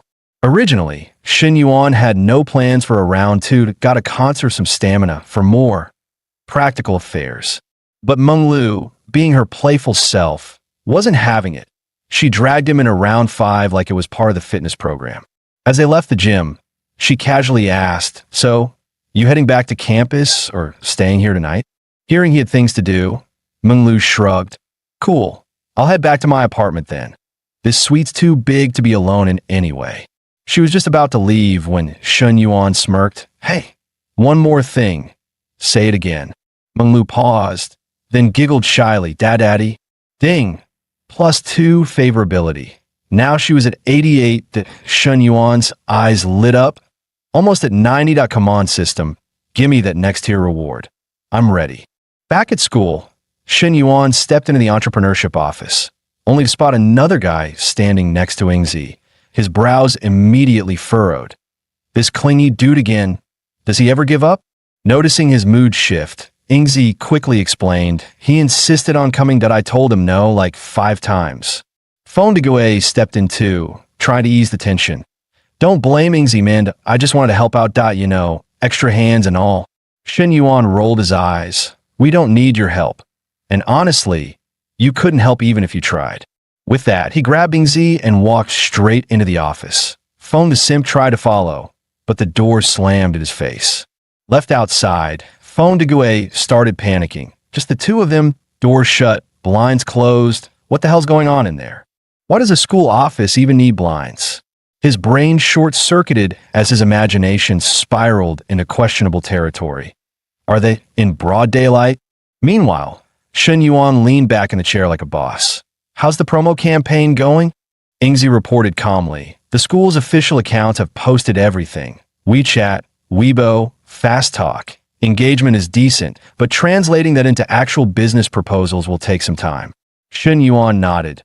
Not enough heat that I want to trigger a second wave. Make it explode. Yingzi blinked. You got something in mind? Want me to assist? Shun Yuan had a plan. To tie the entire startup hub to his name without revealing it too soon, he leaned forward with a smirk. Post something that grabs attention.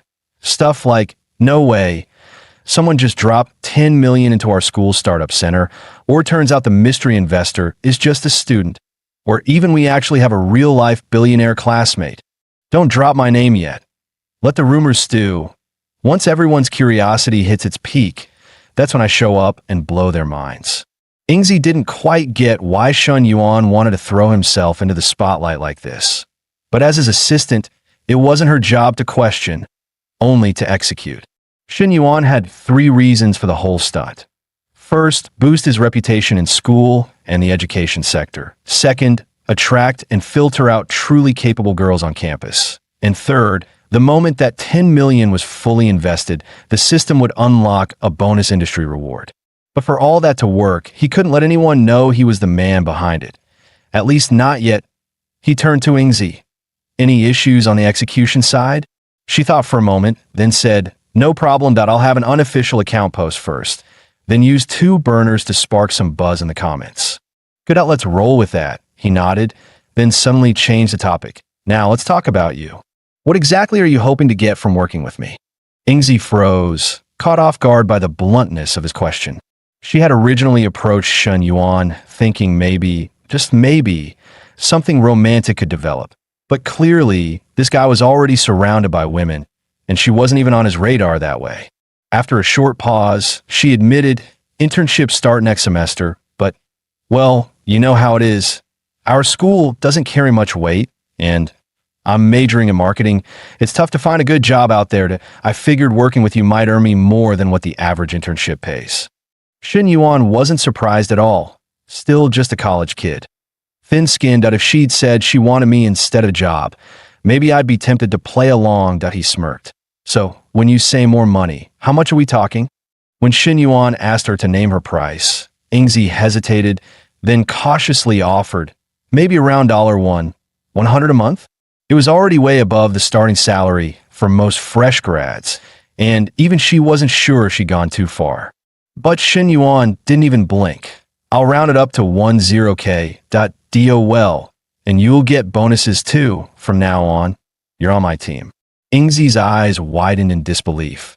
Did he just raise the offer on his own? And that last line, on my team, was that just about work or something more? Just as she started overanalyzing everything, there was a knock at the door. Ingzi, are you guys done yet? What's taking so long? It was Feng Zigui again, relentless as always. Shen Yuan's smile vanished. He slammed his hand on the desk. Unbelievable. That guy's the embodiment of no self-respect. Ingzi cringed. I'm sorry, I'll go talk to him. Wait, Shen Yuan interrupted. Let me handle this. I'll give him a message he won't forget. Before she could react, he pulled her into his arms like it was the most natural thing in the world. 2 seconds later, he glanced at the little hickey now visible on her neck. Mission accomplished. A smirk crept across his face. Then he swung open the door, looked Feng dead in the eyes, and said, by the way, if she's working here, we're putting up a sign, no simps allowed. Hearing the door open, Feng Zigui lit up, only for his expression to freeze the next second. His dream girl was standing there, wrapped in Shen Yuan's arms. His eyes nearly popped out his head. Ingzi, what the hell is going on? Her face flushed, but her voice was ice cold. Don't contact me again. I'm seeing someone now. Those words hit Feng Zigui like a truck. Boyfriend? When did this happen? Just now, she replied, without hesitation. From now on, please keep your distance. That you're making things awkward for both me and Shen Yuan. Only then did Feng Zigui notice the bold love mark on her neck. His last hope shattered. He dropped to the floor like a deflated balloon. My Ingzi? Why? Why did it turn out like this? Watching Feng Zigui walk away in utter defeat, Shen Yuan couldn't help but smirk. Sorry, bro, time to face it. Money power is undefeated. Just then, Su Ingzi shifted awkwardly in his arms and whispered, Shen Yuan, maybe it's time to let go now. Shen Yuan chuckled and released her without hesitation. He'd already scored enough. No need to get caught clinging to his secretary by other pretty girls. Don't worry, he won't bother you again. If there's nothing else, I'm heading out. Su Ingzi nodded, clearly relieved, but there was a trace of something unreadable in her eyes as she watched Shen Yuan walk away, falling deep into thought. Back at his place, Shen Yuan started reflecting on the current situation. Truth be told, Su Ingzi had what it took to be a great secretary, but did he really have what it took to be a boss? Without real skills, all that money just made him look like another flashy amateur. He needed to start unlocking those knowledge modules ASAP and build some actual competence. First stop, business management. Sure, his school had intro to management and basic admin courses, but none of them held a candle to what the system could offer. Right on cue, The system chimed with a timed mission. Master the key concepts of business management within 1 month to unlock top-tier executive knowledge embedding. Shin Yuan lit up. That was the kind of stuff taught only in Asia's top business schools. Still, learning the entire book in a month? That was no joke. Wait a minute. Wasn't his advisor a double major? Her first degree was in business management. Maybe he could convince her to tutor him. Just as Shin Yuan was deep in thought, Lin Yuchong suddenly messaged him, "Hey, are you free tonight? Want to grab a drink with me?" He paused for a second, then smirked. After all, she had kissed him last time. He knew this wouldn't end there. Got plans tonight that let's do tomorrow instead. Meanwhile, Lin Yuchong, already half drunk at the bar, saw the reply. Her eyes dimmed slightly with disappointment. Tomorrow. Guess I'll have to wait through another long night. About an hour later, the campus belle Fong Minhui showed up at his hotel door in a white JK school outfit. Shin Yuan. Finally found you. Oh, I look cute today? Of course. Minhui looked stunning in anything. As he spoke, Shin Yuan couldn't resist brushing his fingers against her cheek. What can I say? Even Miss Lin has to take a number when it comes to date night. 2 hours later, the system dinged. Fong Minhui's affection score had gone up from 91 to 93. Shin Yuan noticed a pattern. Once a girl's favorability passed 90, progress slowed dramatically. Just like in-game content in a video game. Higher difficulty, bigger rewards. With that in mind, he leaned in and kissed her on the cheek. Remember the house I said I'd buy you? If you're free this weekend, let's go check some out. Fong Minhui instantly perked up, hugging him tight. For real? Yay, love you, hubby. The next morning, as Fong Minhui returned to campus, she walked in her dorm just in time to hear her roommates gossiping. Did you guys see the posters and promos on the school's official account about the startup base? Wait, you believe that's actually funded by a student? No way. Come on, all the rich kids here just burn their parents' money on clubs and cars, and oh wait, someone's actually investing in a business. A billionaire heir enrolling in our school. Sounds like someone's writing fanfiction. Chun Ling, who knew the truth, squirmed like ants were crawling all over her. She leaned over and whispered to Minhui, "I'm gonna explode. Can I please just tell them?" Minhui held a finger to her lips. Shoo. Shin Yuan said to keep it quiet. Ugh, but why though? All that money and he's acting low-key as hell. That dude's literally flexing in the dark.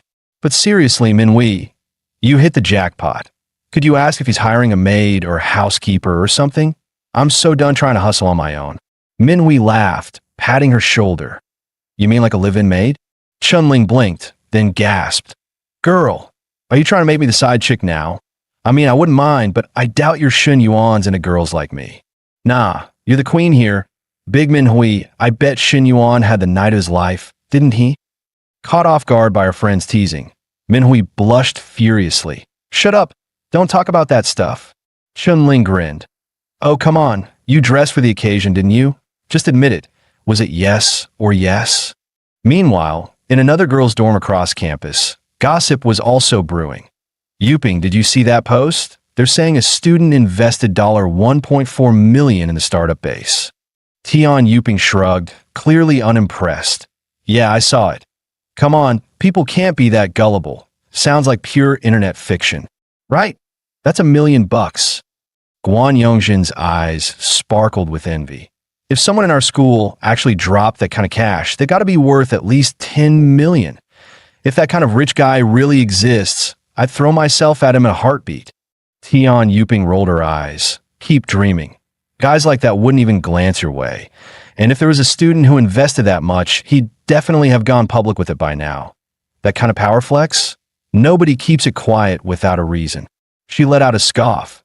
Don't forget about that Shun Yuan from our class. Got a little cash and instantly acted like he owned the world. Flirting around, hooking up with older women.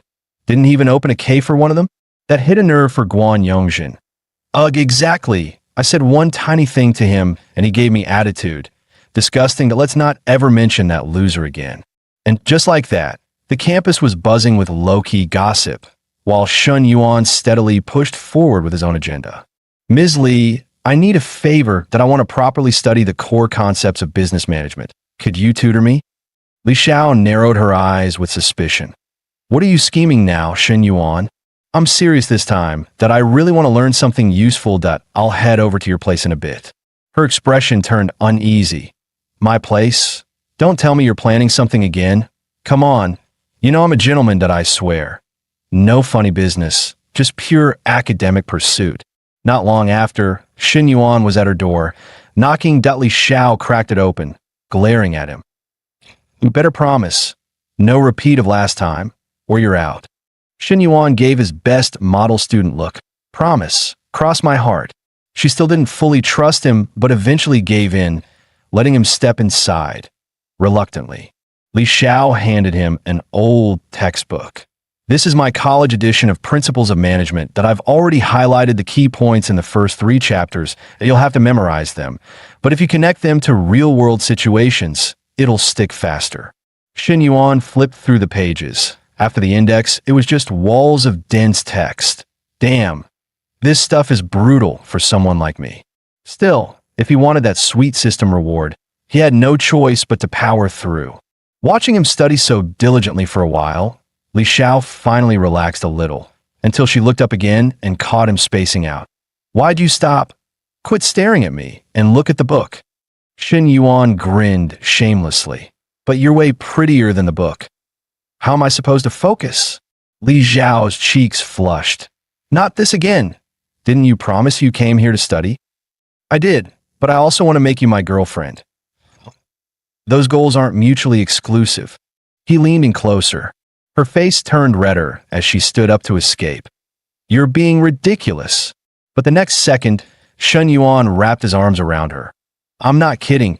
Counselor, I'm very serious. Li Xiao panicked. Stop it, Xin Yuan. My little sister's sleeping in the next room. It's even better that she's home, Xin Yuan murmured. Now I've got the perfect excuse to make our relationship official. As his hand wandered, Li Xiao panicked and quickly pulled away. I never said yes. You will. Eventually, he replied smoothly.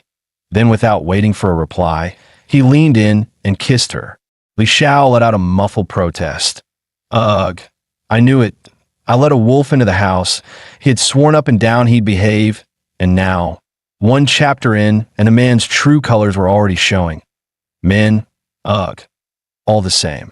2.5 minutes later, just as she started to meld into it, Li Xiao suddenly snapped back to reality. She grabbed his wandering hand with a sharp jolt, cheeks flushed and voice trembling with urgency. No, not there. That's absolutely off limits. 2.5 minutes later, her younger sister, Li Ming, stumbled out of the bedroom, still half asleep. But the moment she saw the scene in the living room, she was instantly wide awake. What the heck? Her sister and Xin Yuan, right there on the couch. Not even try to hide it. Was this some kind of free live reality show? And since when was her sister this bold? Cursing inwardly, she thought, if you two want to mess around, at least take it to the bedroom. Deciding she'd rather not watch, she turned on her heel and retreated back to her room. Seeing this, Li Xiao suddenly found the strength to shove Xin Yuan away. Her face flushed red. Look what you've done. My sister saw everything. Xin Yuan just grinned shamelessly. She's going to find out sooner or later. Isn't it better to tell her now? No, it's not. Li Xiao snapped. I haven't even agreed to be your girlfriend, and now I can't explain this to my sister at all. Sensing the dissatisfaction in her tone, Xin Yuan dropped his usual cocky smirk and, for once, asked seriously, Counselor, do you like me? Li Xiao thought to herself, well, maybe a little, but we're still in a teacher-student relationship. Xin Yuan glanced at the 73 affection points floating above her head and instantly understood. Not high enough that Tio break through that barrier. He'd need at least 80. Too bad she wasn't materialistic. Throwing money wouldn't work. And no matter, it's a long race that I'll get her eventually. With that in mind, he put on a deliberately downcast look. It's fine, Counselor, I won't give up. Just think about it. No rush to answer. Li Xiao only nodded sheepishly. Realizing things wouldn't progress tonight, he stood up. I'll head out. See you next time, Counselor. After he left, Li Xiao calmed herself and called toward the bedroom. You can come out now. Li Ming stepped out, glancing at her sister tidying up some books, and looked stunned. That's it. Looked good on the surface, but only lasted 2.5 minutes? Sis, did you make it official with him? Should I start calling him brother-in-law? Li Xiao shook her head. Not yet. Li Ming's eyes went wide. Wait, you're not even official yet. And you two already, you know? Li Xiao didn't expect her sister to be so blunt. Her face turned crimson. We haven't gone all the way yet. Then what are you even thinking? Li Ming frowned at you're already at this stage, and you still haven't made it official? Li Xiao's mind was a mess. She truly didn't know what to do.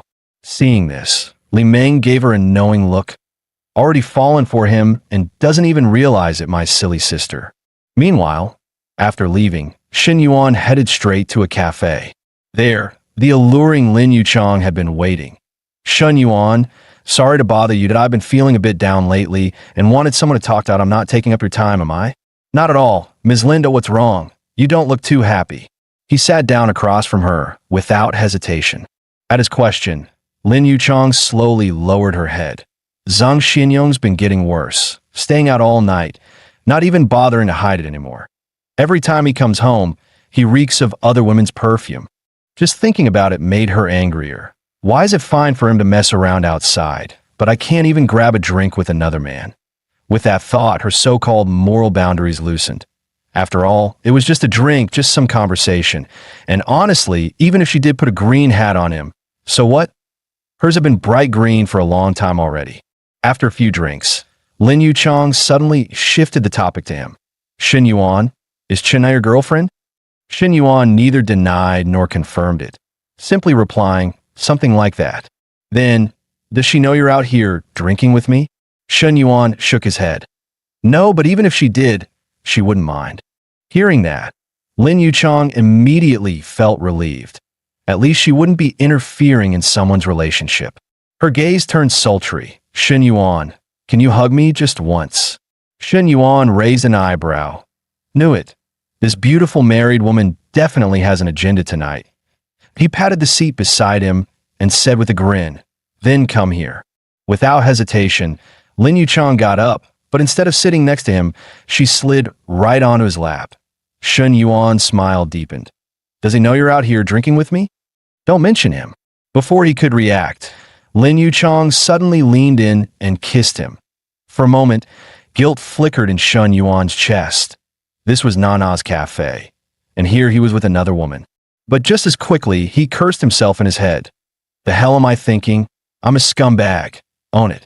Just as Xin Yuan was about to take things further, Lin Yuchang shook her head. What? Don't tell me you expect me to just eat vegetarian tonight. With that, she tried to switch to another way of pleasing him. But Xin Yuan still refused. Nope, tonight I'm eating meat. 30 minutes later, Lin Yuchang felt as if she'd ascended straight to heaven. It had been far, far too long since she'd felt this way. That's when Xin Yuan noticed something. Her affection points had appeared for the very first time. Strange. Normally, any woman who got this far with him already had a score over 60, but for her, it only showed up after the fact. At that moment, the system chimed, "Congratulations, host! You now have 5 NPCs with over 60 affection points. Phase mission complete. Rewards: 2 high-efficiency study cards, 1 exclusive skill pack exchange card, and 2 perfect life lottery draws." The high-efficiency study card allowed him to memorize any book perfectly for 1 hour. Definitely a good find. Normally, slogging through textbooks took forever. With this card, he could knock out an entire business management course in just hours.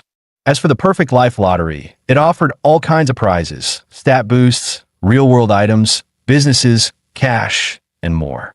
Xin Yuan's eyes lit up with excitement. Nice one, system. This time I can feel it.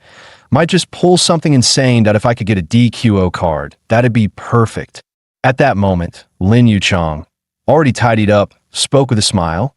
You look happy. That I guess feelings really are contagious. That half hour, I was happy too. Happier than I've ever been. Come on. Xin Yuan should head back. And next time we continue. Seeing the faint blush on her face, Xin Yuan froze for a second. Next time, she's aiming for something long-term? After leaving the cafe, he returned to his executive suite at the hotel, ready to spin the system's lottery. The moment he woke the interface and pressed the button, A giant gift box appeared before his eyes. Congratulations, host! You've won a 500 square meter storefront at Yunxi Elegant Court. Please claim it at the sales center within 1 week. Shen Yuan couldn't help blurting out, a Yunxi Elegant Court storefront?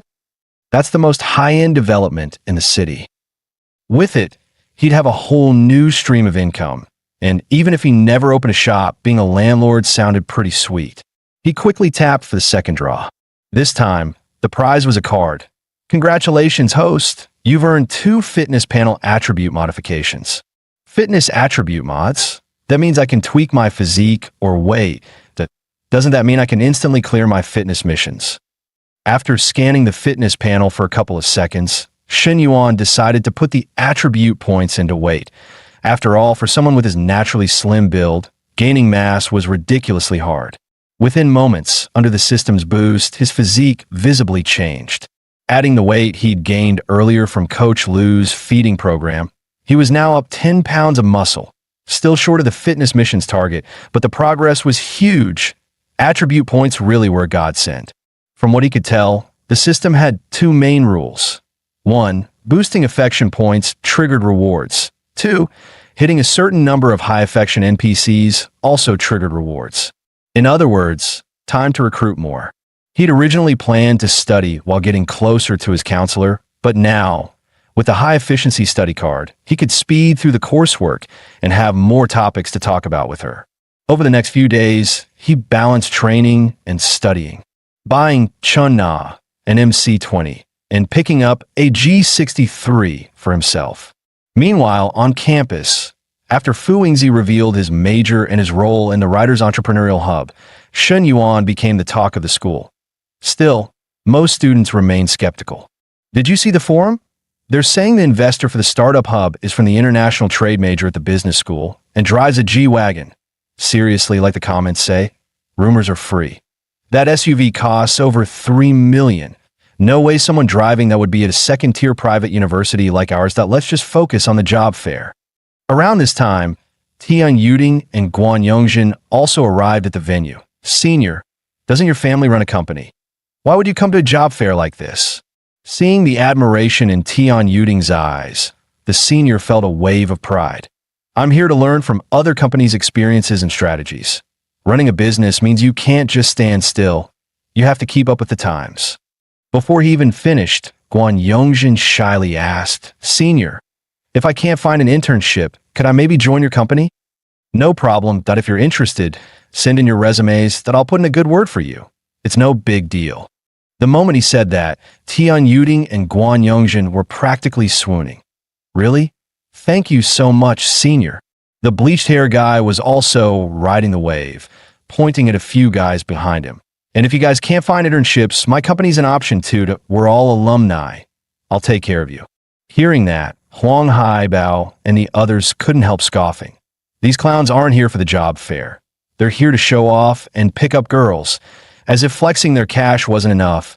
Now, they've got to drag us down too. If Old Third were here, he'd dump a bucket of yellow paint right over their heads. Our senior's got real skills and still stays humble. Not like Shen Yuan, who just runs a caffeine flirts with married women. Running a cafe versus running a company, that's night and day. Shen Yuan's got no vision and no class. Guan Yongjin nodded in agreement. Don't even mention him. After the way he treated us last time, it's clear he's got no sense of the bigger picture. Whatever filter I had for him is shattered. Tian, are you free this afternoon? Let's grab dinner after the job fair. Faced with the senior's invitation, Tian Yuding was quick to nod. Sure. Just then, a silver SUV slowly rolled in, its imposing design instantly drawing every pair of eyes. Wait, aren't off-campus cars banned from driving in here? What's going on? Hold up, that's a G-Wagon. The exclamations immediately caught Tian Yuding's attention. A G-Wagon? People have been talking about it all week. That student who invested $10 million into the startup hub. He's the one driving it. A real big spender. If he's actually from our school, he's way more worth knowing than the senior. Guan Yongjin's mind was already working. If Tian Yuding could latch onto a senior, maybe she could land someone even richer. Right then, the window slowly rolled down, and Shen Yuan leaned out. Old Huang, old Chow, what are you guys doing here? Need a ride back to the dorm. Tian Yuding and Guan Yongjin froze in shock. The big spender was Shun Yuan. That car was his. He was the legendary investor? Huang Haibao's eyes welled up with excitement. You bastard, your timing couldn't be better. Suddenly, Tian Yuding stormed up to the G-Wagon, pressing herself against the door to peer inside. I don't believe it. No way this belongs to Shun Yuan. There must be someone else inside. He's probably just the driver. But no matter how she looked, she saw no one else. At that moment, Huang Haibao and the others strolled over, looking refreshed. What are you staring at? You look shady as hell. Move it. We're getting in. Watching the G-Wagon disappear from sight, Tian Yuding was filled with regret. There'd been a top-tier rich guy right beside her, and she hadn't even known. Worse yet, she'd offended him. What the hell was I thinking? Guan Yongjin's expression was just as conflicted. She nudged Tian Yuding. Do you think if we apologized to Shun Yuan, he'd accept it? It didn't take long for news of Shun Yuan's big spender identity to spread like wildfire across campus, instantly turning him into the crush of countless girls. At T, just 21, tall, and ridiculously handsome. There was only one strategy. Go for it. I got his WeChat. Watch how I reel him in backslash. Don't you have a boyfriend? Her roommate asked in disbelief. The girl smirked. So what? If Shun Yuan wants me, my current boyfriend becomes my ex. He can get lost for all I care. Meanwhile, elsewhere, a tall, strikingly beautiful girl approached Fu Yingzi. Yingzi, it's been so long. I've missed you. Fu Yingzi glanced up at her with a smile. If you've got something to say, just say it. There's no one else here. Long Jinghan bit her rosy lips. Yingzi, you're working with Shun Yuan on the startup hub, right? Could you introduce me to him? Fu Yingzi instinctively shook her head. You're only a sophomore. Focus on taking over the broadcasting station and preparing to be the next station chief. Why are you suddenly talking about startups? Well, the job market's tough that I need to prepare early. Seeing her junior's face flush, Fu Yingzi finally caught on. If she believed that excuse, she'd have to be an idiot. Still, Long Jinghan, nicknamed Little Dragon Girl, was 1.68 meters tall, with curves where they belonged, a slim waist, delicate features, and an air of elegance. Honestly, she'd make a fine match for Shun Yuan. That thought made Fu Yingzi mentally curse herself. Damn it, when did I start acting like some eunuch-picking concubines for him? Meanwhile, news of Shun Yuan's big spender status had spread everywhere, drawing the attention of every girl on campus. Some even sent him their measurements and special skills, mixed in with a few round-faced, bearded pranksters. Shun Yuan was completely numb to it all. He flopped back onto his bed and decided not to look at his phone anymore. Seeing this, his roommate Old Chow teased, Old Third, your phone's been blowing up nonstop. What? Too many girls adding you making you sick. Shun Yuan waved his phone in irritation. Bullshit. If it were girls, why would I be sick? It's those creepy round-faced, bearded weirdos. I'm not into that, damn it. It's annoying as hell. Just then, Old Huang walked over. Old Third, some of the girls looking for you have started adding me on WeChat instead. Shun Yuan shook his head helplessly. Ignore them. That casual response made Old Huang and Old Chow snap. Old Third, you bastard, we've been single for 3 years in college without even smelling a girl's perfume. And you're out here living like a king. Shun Yuan just smiled without replying. His system task rewards had just been issued. If it weren't for the system's reputation missions, he wouldn't even bother with this circus. Still, hype and gossip meant nothing without tangible benefits that T.O. truly raise his reputation. He needed a project to actually land. With that in mind, he picked up his phone and texted his secretary to gather everyone as soon as she got back to the office. Fu Yingzi quickly replied, Got it. Moments later, his phone rang sharply. Glancing at the screen, he saw it was the campus bell, Fong Minhui. Hey babe, what's up? Her voice was playful. Shun Yuan, I heard you're on campus. Where are you? Got time to hang out with me today? Shun Yuan instinctively wanted to say he was in the dorm, but as the words reached his lips, he quickly changed course. I'm actually in the office right now. Why don't you come here to find me? After all, he was now somewhat of a public figure involved with foreign affairs. To avoid any misunderstandings with the girls, he couldn't be seen strolling across campus with Hui Wei anymore. After agreeing on a location, Shin Yuan waved goodbye to his roommates. I'm heading out for a bit. You guys keep playing. Don't wait up for me. And old Huang, your time will come too. Huang Haibao gave him a dismissive look. Time for what? It's already summer, and you're still playing solo. 2.5 minutes later, as soon as Shin Yuan appeared at the activity room door, Fang Minhui rushed toward him. Shin Yuan, I've missed you so much.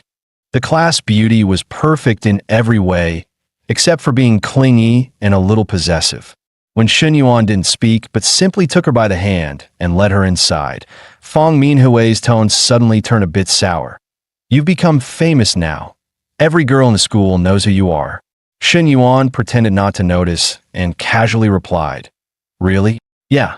All your private info has been leaked online. Boys need to learn to protect themselves when they're out.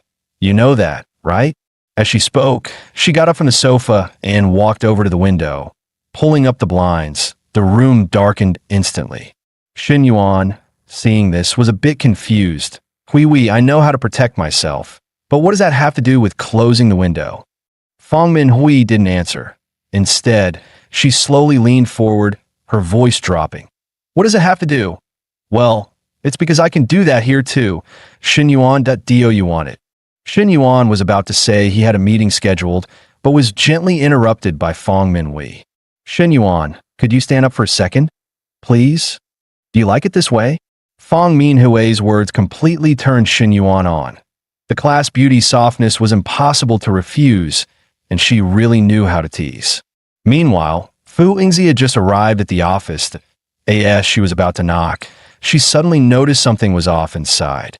Her brows furrowed slightly as she instinctively pressed her ear to the door. Upon hearing the sporadic sound of a card game inside, her smile immediately turned into a flushed grin as so, the boss called me here, just to listen to this, huh? Although Fu Yingzi was inexperienced, the sounds and intensity were enough to paint a clear picture in her mind. MY boss is definitely strong, but he's too unprofessional. At tea times like this, it was the secretary's job to keep watch and prevent others from overhearing her boss. An entire class passed, and Fu Yingzi's legs were starting to go numb. How long is this going to take? He's really going for it. Just then, the door suddenly opened. Fang Minhui walked out of the office, her face flushed, a satisfied smile lingering on her lips. As she brushed past Fu Yingzi, her head proudly lifted. You heard everything, didn't you? Now, you know, Shin Yuan is mine. Stop getting any ideas. Fu Yingzi, unaware of Fang Minhui's thoughts, walked into the office and quietly asked, Boss, what's up? Upon hearing Shin Yuan's praise, Fu Yingzi immediately buttered him up. It's really all thanks to your leadership, boss. Otherwise, I wouldn't have come up with all those ideas. Shin Yuan nodded. With this level of attention, the startup hub should attract many applicants. But when you collect the applications, please filter them first. This way, we can select projects that can be implemented quickly. Fu Yingzi nodded. Which applicants should be filtered out? Is there a specific standard? Shin Yuan thought for a moment. We'll select the best, people who can showcase our new international image. While our private institutions teaching quality and student qualifications might not match those of top-tier universities, we have one huge advantage. Seeing that Fu Yingzi still didn't fully understand, Shin Yuan smiled. Our advantage is the international girls. They're gorgeous. Hearing this, Fu Yingzi instantly got it. Oh my God, so bosses spend all this money just to invest in beautiful, sexy college girls? But choosing women in school is too obvious, and now I'm the eunuch picking concubines. With that thought, Fu Yingzi carefully asked, Boss, is this really appropriate? Shin Yuan asked seriously, what's inappropriate about it? We're offering entrepreneurial opportunities for international students. This could change their futures. Since so many people will apply, why not select a few who are pleasant to look at? Fu Yingzi couldn't help but silently mock him in her mind. Boss is really something, making the whole selection process sound so dignified. But she knew that no matter what he said, she had no choice but to follow his orders. Got it, boss, I'll filter them first and pass them to you. Shin Yuan nodded in satisfaction. Has the re-evaluation exam been prepared? It's almost done, Fu Yingzi answered instinctively. Then her eyes lit up as if she just figured something out. Oh, that's what boss was planning. When he asked me to design the reevaluation exam, it was actually to give the students who didn't make the cut a reason to be eliminated, so they wouldn't go to the school or higher-ups and make trouble. Boss is a genius. A thought crossed her mind. Could boss, knowing the candidates already, secretly leak the answers to the ones he wants so they can get high scores? Shin Yuan caught the glint in her eyes and smiled knowingly. Clever. But after saying it, Fu Yingzi felt a bit of regret. Deep inside, two opposing voices battled in her mind. One telling her she should feel guilty, questioning how what she was doing was any different from those officials offering beautiful women to emperors. Was this the education she had received? The other voice reasoned that, since boss was paying her 1,000, wasn't it her job to help him? Plus, what would happen if those girls ended up with other guys? Would it be better? This was a two-way. Selection. If they didn't apply, they wouldn't even make it into boss's pool. Fu Yingzi struggled with her thoughts for a long time, but ultimately chose the latter. If she did this job well, and the boss was pleased, she might even get a promotion or raise. After all, who can say no to money? With that in mind, she decided to present the first beautiful girl to the boss. Boss, I have a junior who wants to meet you. Shin Yuan glanced up at her. How old is she? About my age, maybe a bit older, Fu Yingzi said, gesturing toward her chest as she spoke. Shin Yuan couldn't help but roll his eyes. Secretary Fu, what are you talking about? I'm asking about her age. Sorry, Fu Yingzi said, her face turning red with embarrassment as she quickly pulled out her phone to search for her junior's photo. Boss, she's a sophomore, 19 years old, and her nickname at school is Little Dragon Girl. Shin Yuan stared at the photo on the phone, momentarily stunned that, oh, there's a chance to experience being a dragon knight. After a brief pause, he said, send me her WeChat later. Body's great, looks are fine, but I'm mainly looking to make friends. Just after Fu Yingzi finished introducing the junior, Lin Yuchong suddenly sent a message. Shin Yuan, are you free tonight? Let's go grab a drink. Shin Yuan smiled to himself. She said we'd continue next time. Didn't think she'd crack in just 2.5 days. But are you sure you just want a drink? Shin Yuan thought for a moment and replied, let's talk more at 9 tonight. Upon receiving Shin Yuan's immediate reply, Lin Yuchong, lying on the couch, felt her face flush.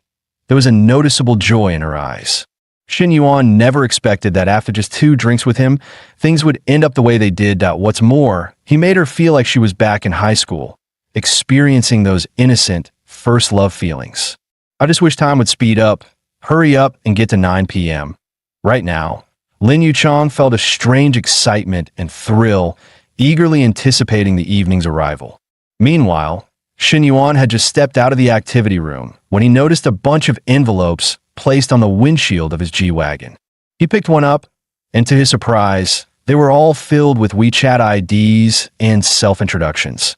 Shin Yuan was instantly speechless. No photos, just some random messages. They think they're going to get a deeper connection? What a pipe dream. Just as Shin Yuan tossed all the letters into the trash and got ready to get in his car, a pair of sisters walked over with smiles on their faces. Hey, Shin Yuan, we'd like to go shopping. Could you give us a ride? While their outfits were decent, they were still nowhere near the level of Chun Na and Chun Xingyu. Shin Yuan decisively declined. Sorry, I'm picking someone up later. No space. The 2 girls looked a little disappointed, but didn't give up. Oh, then can we add you on WeChat? Maybe we can hang out next time. Shin Yuan replied coldly. Sorry, I've got too many people on my WeChat already. I can't add any more friends right now. With that, Shin Yuan didn't waste any more time on them and slammed the gas pedal. Driving off, the buzzcut guy on the opposite side shook his head helplessly. See that? That's what a rich guy does. That we're over here dying for girls, and they don't even look at us. Isn't it depressing? That long hair guy's always pulling that moody face. That I just don't get it. That what's so special about him? He's only a little taller, a little better looking, and a little richer. Oh, why do so many girls like him? The buzzcut guy snorted. You sure it's just about having a little more money?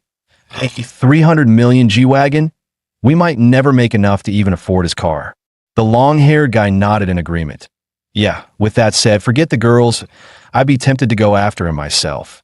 The buzzcut guy raised an eyebrow. Come on, man, you're a guy. Can you have some dignity? What's wrong with being a guy? If I could achieve financial freedom, I'd offer my loyalty too. Watching his buddy slowly bend, the buzzcut guy's expression softened, and after a moment of thought, he decided, maybe it's not such a bad idea after all. At 9 p.m., Shin Yuan met the beautiful married woman, Lin Yuchong, at the coffee as promised. Seeing her flushed face and plump lips, Shin Yuan couldn't help but feel a bit stirred. After a few drinks, Lin Yuchong shifted the topic back to Shin Yuan. Shin Yuan, I want to ask you something that you believe in love. I could say I do, but then again, maybe I don't, Shin Yuan replied. Back in high school, he did believe in it. The kind of pure love he had with his first girlfriend, that heart-racing feeling and the excitement of seeing her every day, that he thought was what love really was.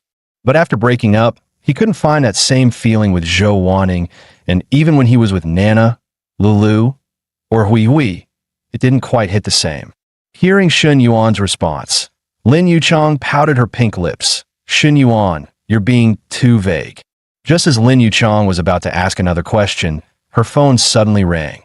Yes, I'm looking for an air conditioning repairman, but it's not cooling properly, and I don't know what's wrong. I'm free tomorrow morning or afternoon. Whatever works for you, have the technician call me then. After hanging up, Shin Yuan asked with concern, your air conditioner's broken? Yeah, it's been broken for days that I've been sleeping with just a fan. Hearing a hint of irritation in Lin Yuchong's voice, Shin Yuan grinned mischievously. Actually, you don't need to bother with a repairman, that I'm good at fixing these things. Lin Yuchong widened her eyes. You can fix air conditioners? In her mind, someone like Shin Yuan, smooth and well-groomed, didn't exactly scream handyman. Shin Yuan smiled silently, calling up the system and preparing to use his skill package exchange card. Host, you may choose from beginner cooking skill, beginner combat skill, beginner home appliance repair skill, or beginner race car driving skill. After clicking to redeem the beginner home appliance repair skill, he instantly felt his fingers become more nimble. It was probably the newfound proficiency with tools like screwdrivers and wrenches. Of course, I can fix it. I learned this skill before. Did I ask your husband home? When Lin Yuchong replied that he wasn't, Shin Yuan let out a quiet sigh of relief. In that case, it'll be much easier. Before long, Shin Yuan and Lin Yuchong arrived at her place. Watching Shin Yuan focus on fixing the air conditioner, Lin Yuchong couldn't help but feel a quiet sense of relief. Since Zhang Xianyong said he wouldn't be home tonight, and the kid was staying with the grandparents in the countryside, Shin Yuan was brought back to Lin Yuchong's place. Although it was just for fixing the air conditioner, the situation felt a bit off. Before stepping inside, Lin Yuchong worried. What if Shin Yuan tried something? But it seemed she was just overthinking. At the same time, she couldn't help but feel a little disappointed. Could it be that Shin Yuan isn't interested in me? We're alone in the room, and he really just wants to fix the air conditioner.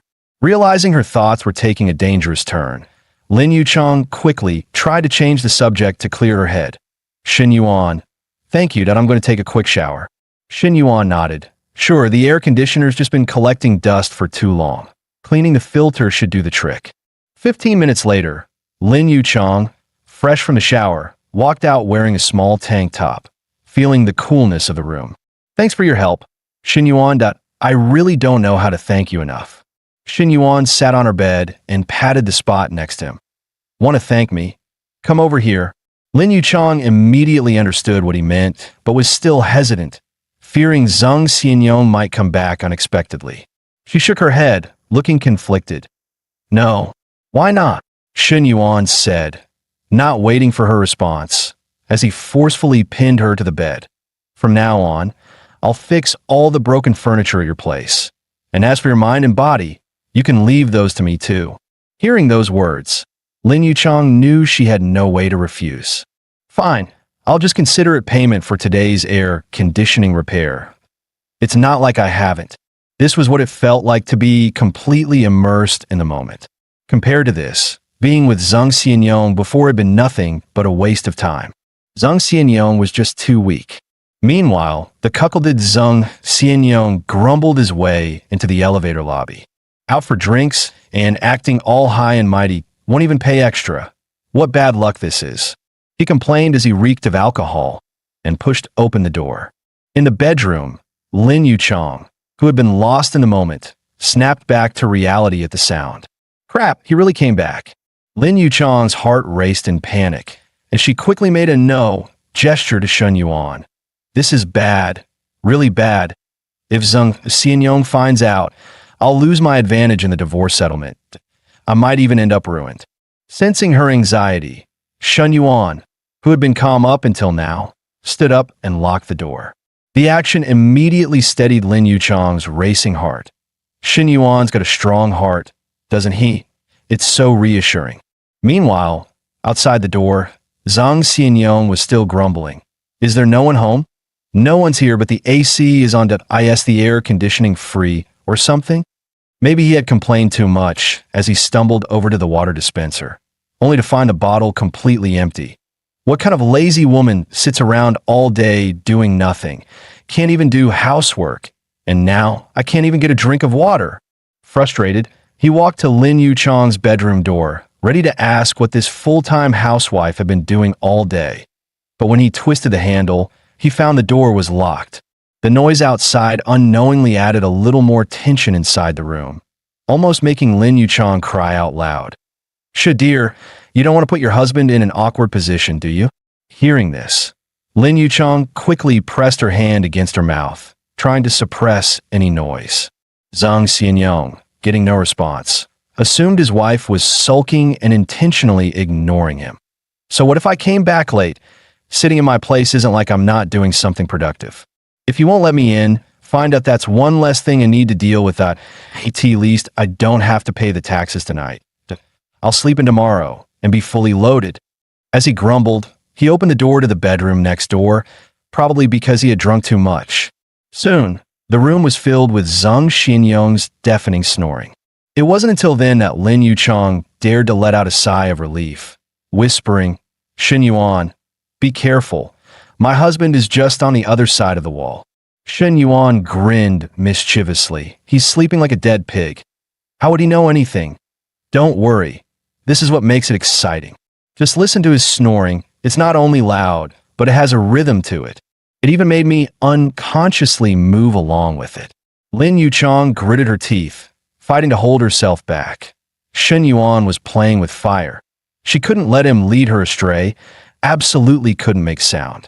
But just 2.5 seconds later, Lin Yuchong let herself go completely. Shen Yuan was right. This feeling was unbelievably amazing. The next morning, Zhang Xianyong woke up groggily, feeling dizzy and uncomfortable. He couldn't help but grumble, damn it, that bar must have sold me some fake booze last night. Rubbing his temples, he walked out the door, only to see Lin Yuchong in the kitchen making breakfast. He froze for a moment. What's going on here? It's been 2.5 years since I've had breakfast made for me. What's up today? Still, having the red flag fly at home while the outside flags wave is a good feeling. Life should be like this. His mood instantly lifted. So you locked the door last night. How was your sleep? Lin Yuchong smiled, her face glowing, a soft smile playing at her lips. Zhang Xianyong furrowed his brow. Wait a second. This is weird. She's being extra nice today. Could it be she's hiding something from me? Did she do something to betray me? Thinking about it, Zhang Xianyong stormed into the bedroom in frustration. Having spent so much time sneaking around behind his wife's back, he had developed a suspicious nature. The bed didn't have any hair from a man, nor was there any strange liquid. There were no tissues in the trash bin, and no little umbrella in sight. Could it be he was overthinking it? He slapped his forehead. It's got to be the fake booze from last night. I'm just imagining things. After all, this kind of thing has happened before. I guess I need to pay more attention to home life and not neglect it. So, during breakfast, Zhang Xianyong unusually tried to strike up a conversation.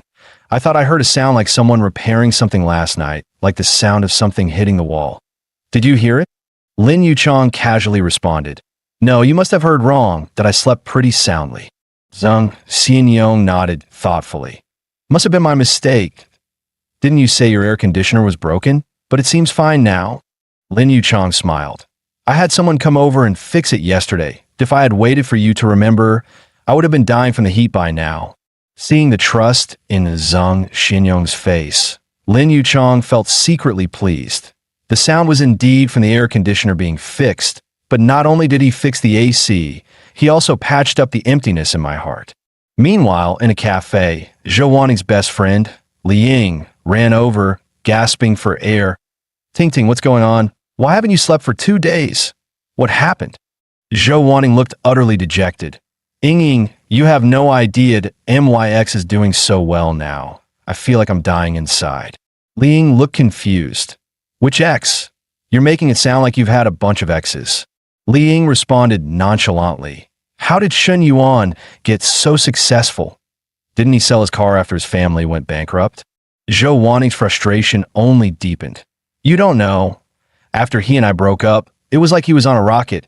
He spent $3 million buying a house for another woman and bought a 911 for a fitness coach. That car alone cost over $2 million. Li Ying's jaw dropped. Is it really that crazy? That's over $5 million between all of that. How do you know all this? It can't be fake, right? Zhou Wanting pulled up her phone. The woman is my personal fitness coach. She told me herself and even posted about on her WeChat moments when she bought the car. She left after getting into Shen Yuan's good books. Ying, how am I so unlucky? That should have been me. At that moment, Zhou Wanting regretted her decision deeply. Damn it, that I was really an idiot back then, dumping Shen Yuan for that old man. Hoju, now look at Shen Yuan. He's doing so well, and I can't even sleep a full night without feeling this bad. Li Ying patted her shoulder, trying to comfort her. Ting, what's in the past is in the past. That we'll find someone else. With your looks and background, it's not hard to find a great guy. Plus, you work in an airline, so you meet wealthy people all the time that $1 million net worth is nothing to worry about. Zhou Wanting snorted disdainfully. $1 million net worth? Now, I wouldn't even look at someone with a $10 million net worth, let alone $1 million. Li Ying's lips twitched. In just 1 month, Zhou Wanting had completely shattered her expectations. You wouldn't look at them? Well, you need someone to look at you first. Ying, I want to get back together with Shen Yuan, but he's blocked all my contact info that I can't find him anywhere at school. How could he be so heartless? Seeing that Zhou Wanting was clearly spiraling, Li Ying, being her close friend for years, still tried to advise her. Thinking about this isn't going to help. Live your own life. You can lower your expectations a bit. But Zhou Wanting wouldn't listen. Ying, you're my best friend. You know me the best. I just can't lower my expectations. Not even a little. Every time I think of how Shen Yuan spending so much on those other girls, my heart bleeds. That money, it should have been mine. Saying that, Zhou Wanting grabbed Li Ying's hand and headed out the door. No, Ying, you have to come with me to find Shen Yuan. Today, Shen Yuan must get back together with me. Seeing her best friend spiraling, Li Ying quickly sought help in the group chat. Does anyone know the phone number for New City Psychiatric Hospital? Send it to me fast. My friend is losing it, and if we don't get a doctor soon, something bad's going to happen. Meanwhile, in the presidential suite of Junhua Hotel, Lu Menglu stood by the window, lost in thought. Every morning, she prepared Shen Yuan's fitness meals and clothes, and for the first time, she felt needed. Maybe this way, she could stay by his side forever. Just as she was thinking, Shen Yuan walked out of the bedroom. Lu, coach, what are you doing? Staring at the river view. Lu Menglu turned with a seductive smile. It's strange that MY fitness plans and nutrition meals are very scientific, but your weight gain is happening much faster than usual. It's far beyond what I expected. Shen Yuan smiled and said, I'm not like everyone else. He didn't elaborate further. After all, with the system, if everything were normal, that would actually be abnormal. That he also noticed that after a period of exercise, his immunity and brain activity had significantly improved. That it seemed that fitness shouldn't just be a task. It should become a habit to maintain. 1795. Right now, many people are in a sub-health state. Once the Startup Hub project is stable, Shen Yuan will be able to venture into the world and develop his career. Health is a great direction that not only improves the national physical fitness, but also makes money and can be sustained long-term. A real win-win. After washing up, Shen Yuan turned to Lu Menglu and said, Lu, coach, You don't have to wait for me tonight. I have something else to do. As a qualified canary, Lu Minglu knew exactly what to ask and what not to ask. She simply replied, "Got it, you're busy. I'll wait for your call," and didn't say anything more. After leaving, Shun Yuan drove off to find Fong Minhui. He thought to himself, Fong Minhui was the first one to be with me. Besides 2 bags and a few billion in small goals, she hasn't gotten anything. Meanwhile, Nana and Lulu, who came after her, already have houses and cars. I really owe her. So today I must make it up to her properly. Meanwhile, Fong Minhui was having lunch with her cousin Song Wan and her cousin-in-law Zhang Jun outside the school. As they chatted, the topic turned to the class beauty. "Minhui, what's the career path for your international business major? You're in your 3rd year now, so you should be preparing for internships, right?" Fong Minhui didn't really want to engage with her cousin-in-law, so she replied casually, "Internships start next semester. As for my career, I haven't really thought about it yet." Zhang Jun, however, continued unbothered, "Well, you should be thinking ahead. Your school's just a 2nd-tier one, so you really need to plan carefully." Fong Minhui held back an eye roll, forcing herself to respond, "Got it." Just then, her cousin Song Wan suddenly spoke up. "By the way, Minhui, do you have a boyfriend? It's fine if you don't date in college, but it'll be hard once you're out in society."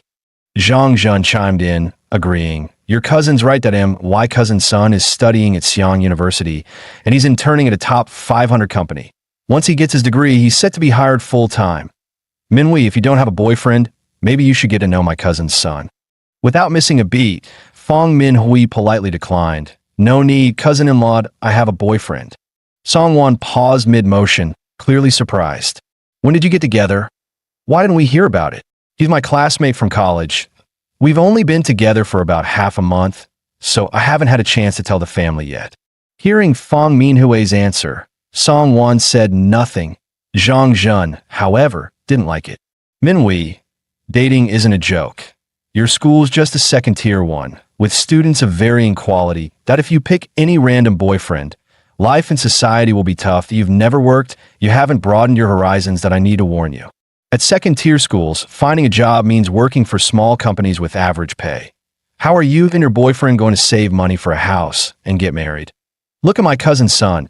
He's a Xi'an University grad and is already in a top 500 company." Song Wan couldn't take it anymore. She knew Zhang Jun was trying to help, but there was a limit to how much advice one could give. After all, no woman wants to hear others criticize her boyfriend. All right, enough. Minhui has her own plans." Seeing this, Fong Minhui simply smiled and said nothing. "What's the deal with Xi'an University? What about the top 500 companies? These don't even matter in front of Shun Yuan for my family. I'm just worried that if I tell him about Shun Yuan's situation, my cousin-in-law might get a big shock." After dinner, Fong Minhui stood up and said, "Sister, you guys can head back to the hotel to rest. I have something to do this afternoon, so I won't be able to stay with you." Song Wan looked puzzled. "Isn't today Saturday? What do you have to do this afternoon?"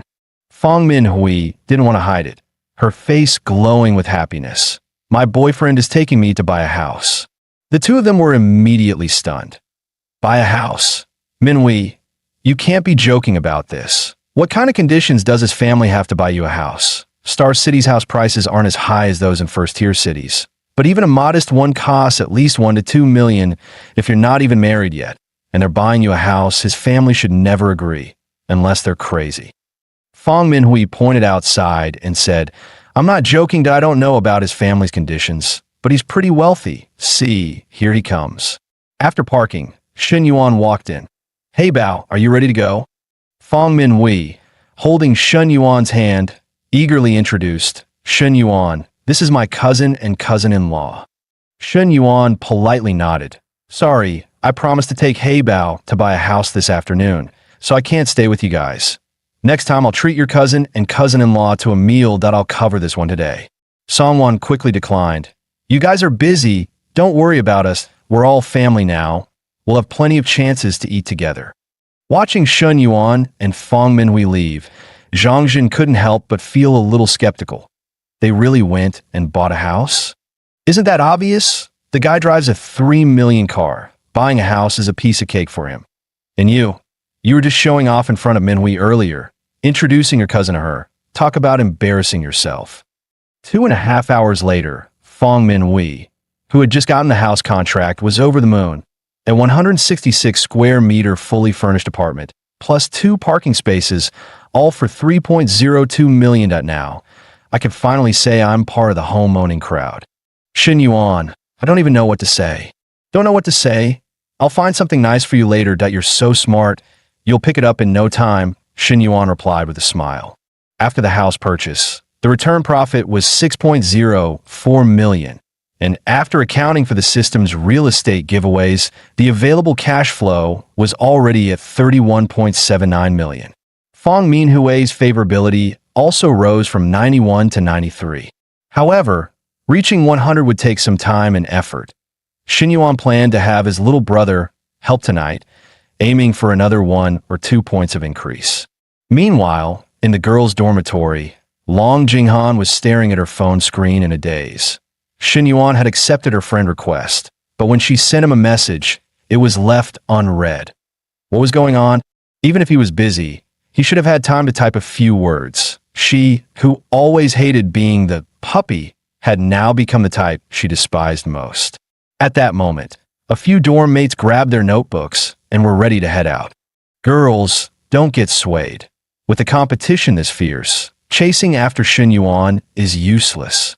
Our dorm has plenty of good conditions. We're not worried about finding a good match. Why would we chase after him? Our focus should be on studying, reading, preparing for exams, and getting more certifications. Let's go to the library for research.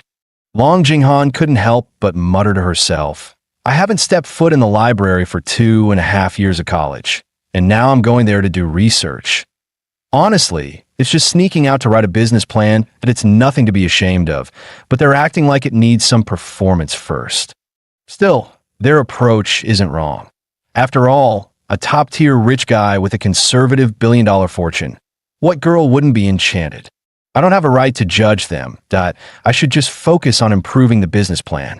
Later that evening, in the hotel room, Shin Yuan lay on the bed and asked, Hui Wei, have you thought about what you want to do in the future? No, I haven't thought about it. What do you think about me applying for the startup hub?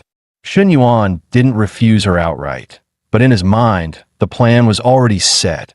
With Hui's possessive personality, if she was hanging around campus every day, keeping tabs on him, he'd have no room to operate.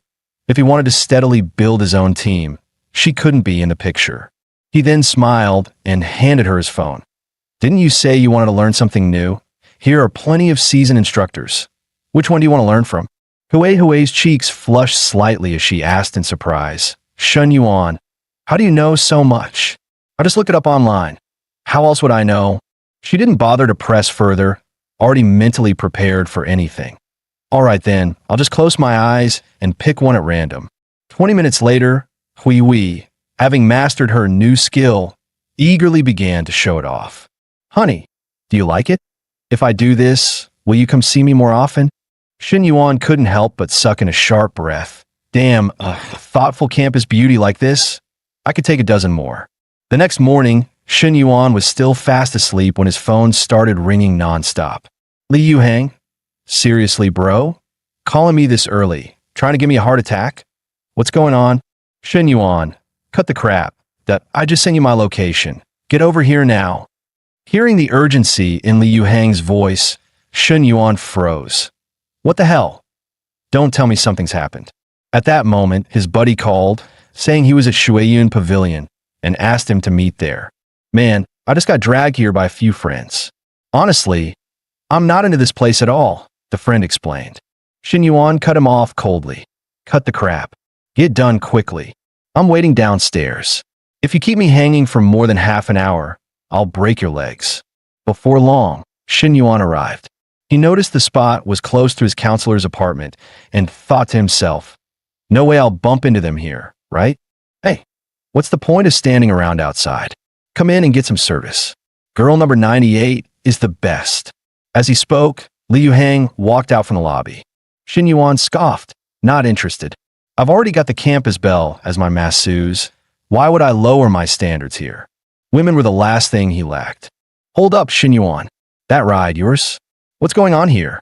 Shen Yuan replied flatly. What else? Just bought it. Damn, you made it big. A G-Wagon? That's been my dream car for years. Shen Yuan ignored the envy and demanded, quit stalling. What did you drag me out here for? Man, you're still a shareholder of the lounge bar. Don't think you could just sit back and do nothing. The interior's finishing up this week. Let's go upstairs, talk business, and let girl number 98 take you straight to heaven. Just then, two figures appeared out of nowhere. It was Counselor Li Xiao and her younger sister, Li Meng. Shen Yuan, what's with that look? Falling for her? Girl number 98, hashtag 98. Li Yuhang kept blabbering, oblivious, while Shen Yuan's eyes instantly locked onto the counselor. Of all people to run into.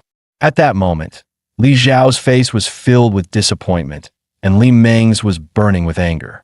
Clearly, they had misunderstood Shen Yuan. The timing was way too coincidental. Realizing the misunderstanding, Shen Yuan had no choice but to force a smile and step forward to greet them.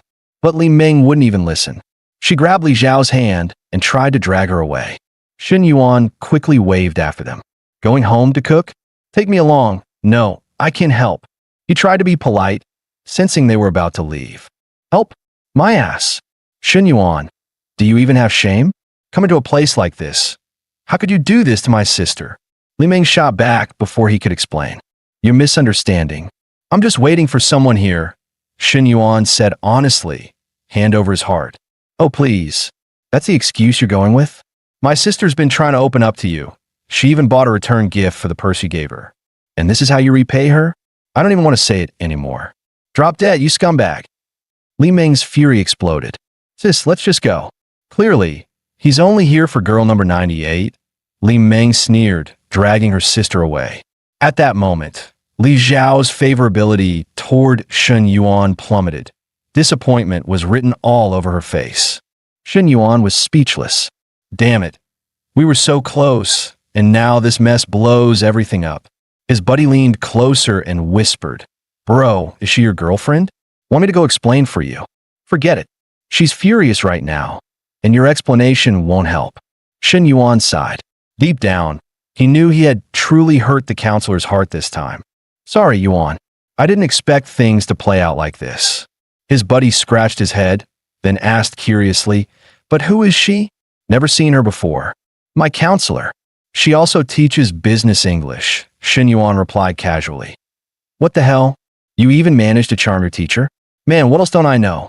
Spit it all out already. Give me the full story. His friend was stunned. Shen Yuan exhaled slowly.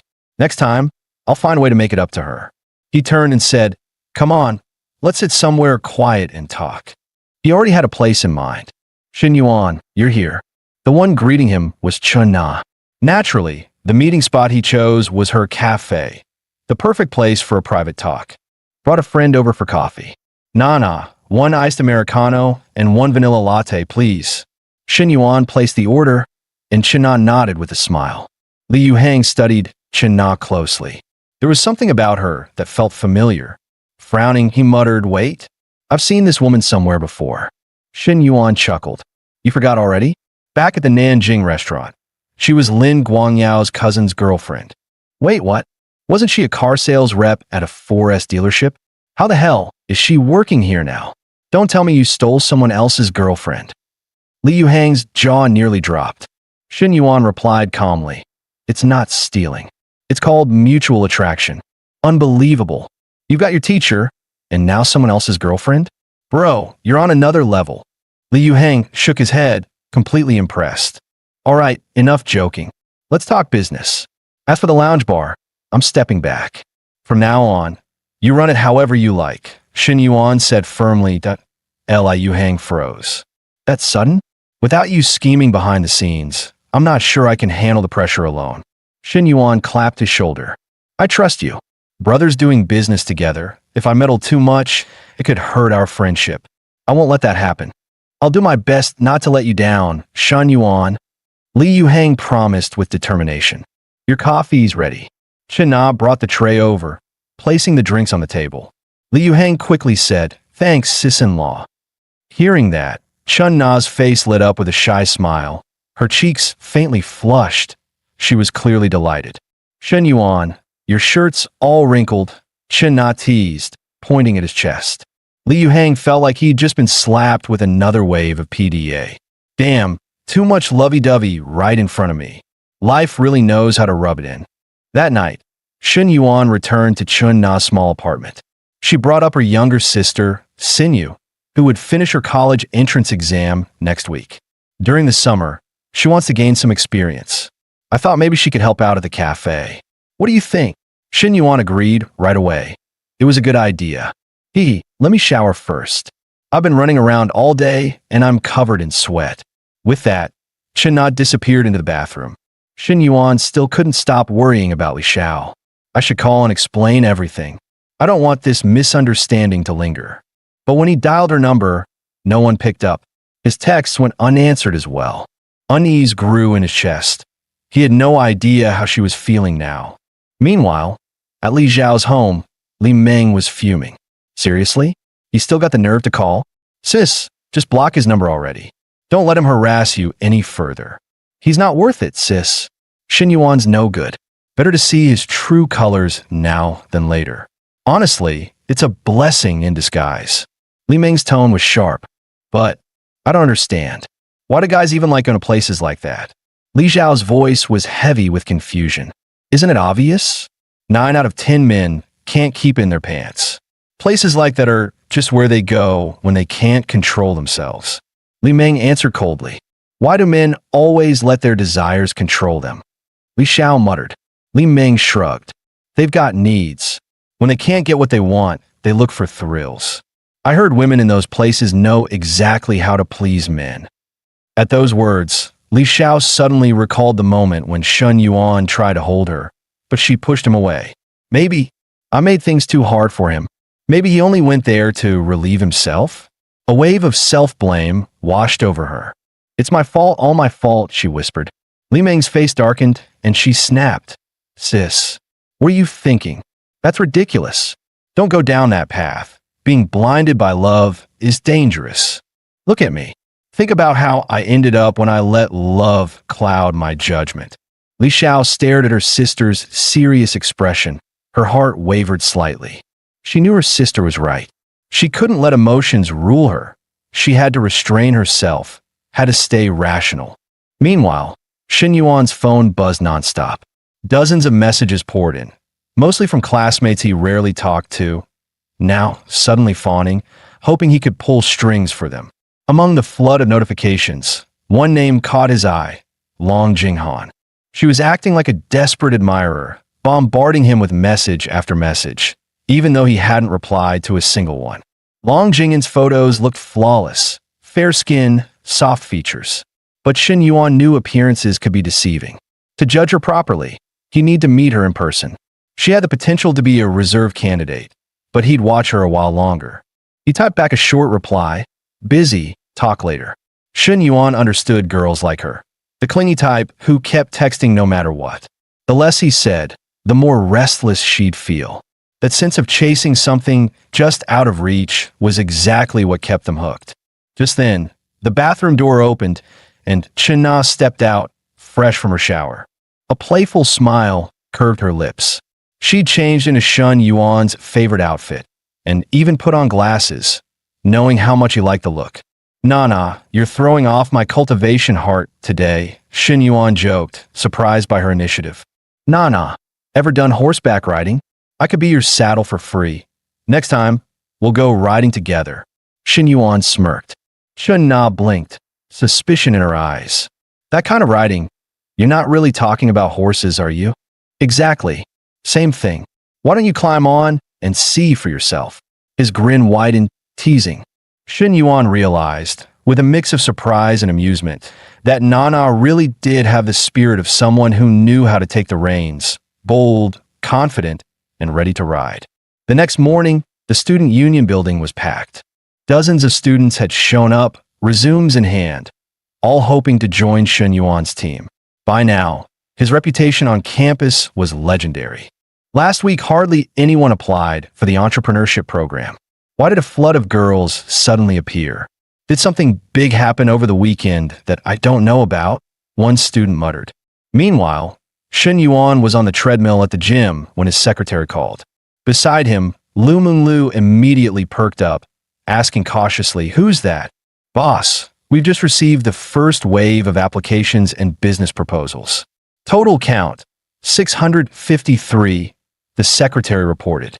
Shen Yuan switched off the treadmill and asked casually, "What's the gender ratio?" "Female applicants, 628. Male applicants, 25, came the reply. Shen Yuan chuckled lightly. "Filter them. Keep the essence, cut the waste." The secretary hesitated. "So, should we reject all the men by default?" "No. If a guy has a solid proposal, let it through as well." Shen Yuan's tone was calm, measured. "Got it, boss," the secretary confirmed.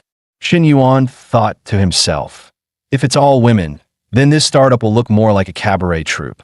No, I need to build real talent. Otherwise, when the system hands me industries in the future, I'll have no one capable to run them." "Shen Yuan, you never answered my question earlier," Lu Menglu suddenly said. Shen Yuan gave a faint smile. "Just a subordinate from school." "Why? Don't tell me you're jealous." "I'm not. I was just asking," she muttered, a little defensive. Shen Yuan chuckled, gently patting her head. "Don't overthink it. We're strictly boss and subordinate, nothing more." At that moment, the system chime echoed in his ears. Third female target's affection has surpassed 90. Reward sequence activating. Shen Yuan's heart leapt with excitement. "My sweet Menglu, who would have thought a simple reassurance could unlock another jackpot?" The system had always been generous when affection crossed 90, but this time it was even crazier. 3 rewards at once, and one of them stood out like a blazing star. When the list appeared, Shen Yuan froze. The second and third rewards were impressive enough, but the first one was absolutely outrageous, the kind of thing no man could resist. Without hesitation, he activated the first reward. In an instant, a surge of heat spread from his lower abdomen. Within the blink of an eye, he could feel it. His body had transformed. Stronger, sharper, overflowing with power. There was no denying it. He had just leveled up again.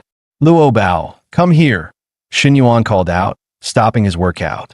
He wanted to test the new effect immediately. "Huh? Why so sudden? What's the rush upstairs?" Lu Menglu asked, puzzled but still following him. The moment they stepped in a shower room, she felt it. Something about Shen Yuan was completely different, almost unnervingly so. "What's going on with you?" she asked cautiously. "You feel different. Is it just my imagination? Or did working out somehow improve that?" Shen Yuan smirked. "Or maybe it's you who's changed." "Really? Then be gentle next time, okay?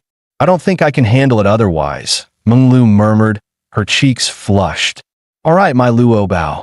Next time, we'll warm up first." Shen Yuan chuckled, inwardly marveling. The system's reward effect was undeniable. "Coach Lu, take a rest. I've got things to handle."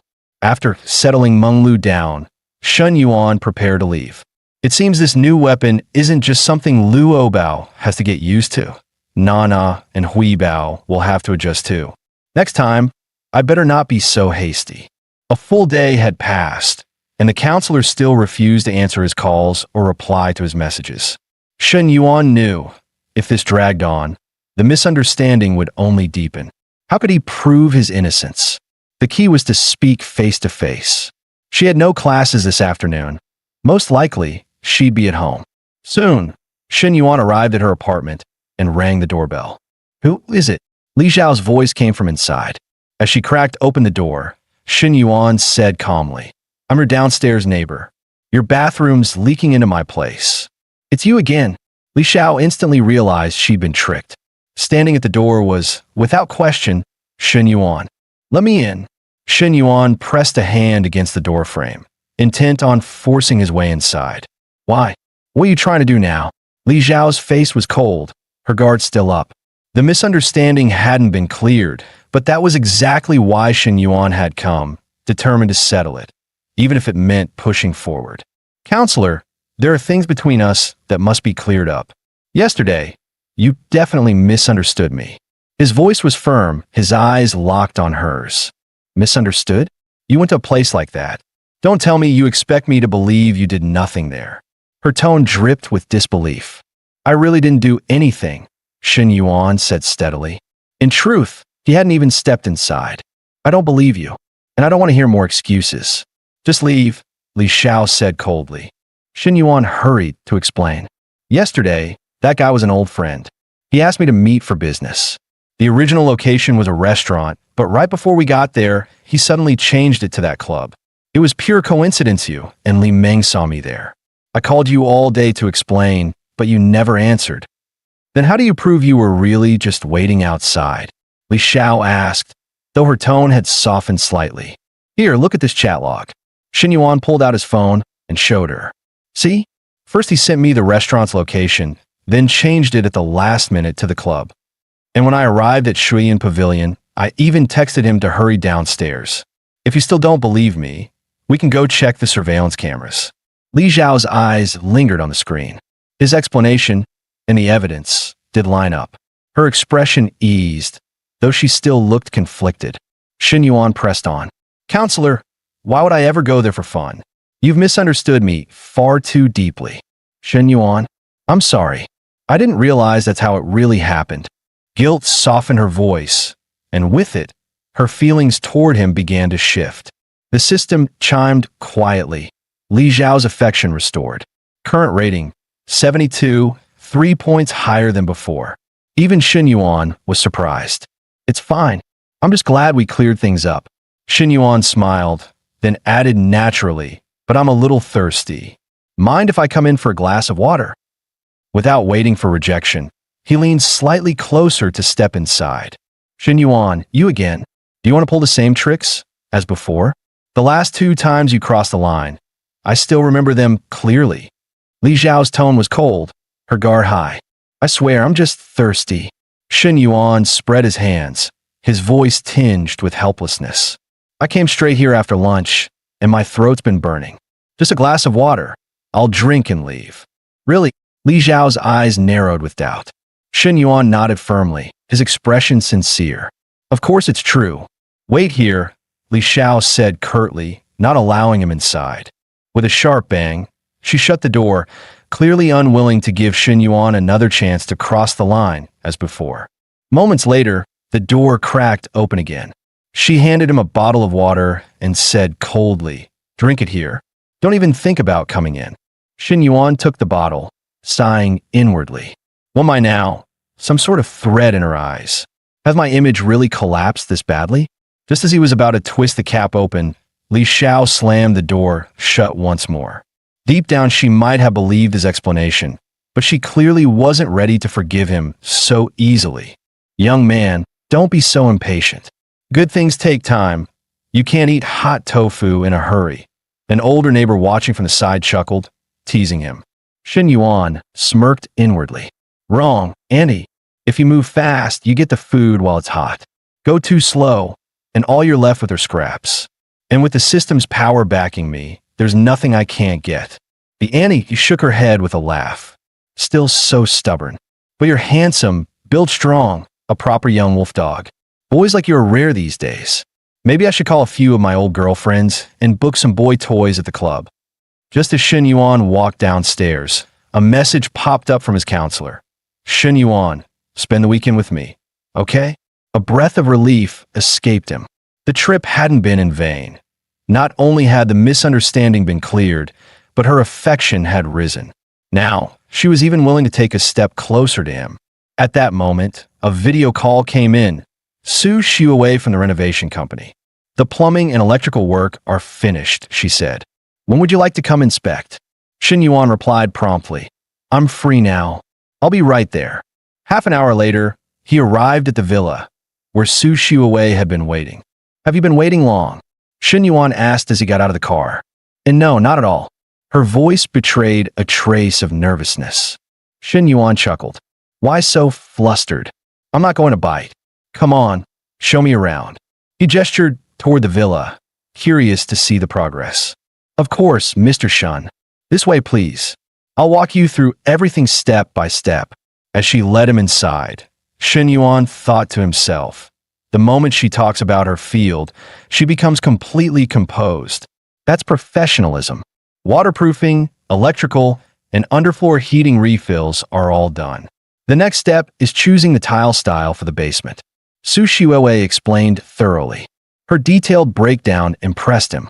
Even the garden layout had been implemented exactly to his requests. Following her, Shen Yuan nodded approvingly. Excellent. With you supervising, I can rest easy. It's getting late. Let me treat you to dinner tonight. I'm sorry, Mr. Shun, but I need to head home this evening. I've got something to take care of, she apologized softly. What's the matter? Shen Yuan asked casually. Su Shiwei lowered her head, her voice barely above a whisper. I need to go home and cook for my mom and younger brother. Shen Yuan turned suddenly, and before she realized it, she bumped straight into his chest. This girl, her figure's nothing to scoff at, Shen Yuan thought to himself. Su Shiwei's face turned crimson. The closeness made her panic, her words stumbling. And Mr. Shun, just then, the sky darkened and a heavy downpour crashed down, soaking them both instantly. The rain's too strong. Let's get inside, Shen Yuan urged.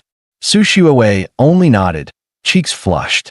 She hurried ahead, while Shen Yuan instinctively stayed behind her, shielding her from the rain with his own body. Suddenly, Su Shiwei realized with horror. Her white t-shirt had been plastered to her skin by the rain, every line faintly visible. Mr. Shun, don't look, she cried, blushing furiously. Shen Yuan smirked. I'm not trying to look, it's just impossible not to notice. His eyes, however, lingered deliberately. Su Shiwei stayed silent, her face burning hotter as her body shivered slightly from the cold rain and from the tension hanging between them. Suddenly, Su Shiwei sneezed. The downpour had clearly chilled her. This should warm you up, Shen Yuan said, pulling her in his arms, letting his body heat shield her from the cold. Her heart raced. I've never been this close to a guy before. My body feels tingly. I want to push him away, but he's Mr. Wan's top client. I can't afford to offend him.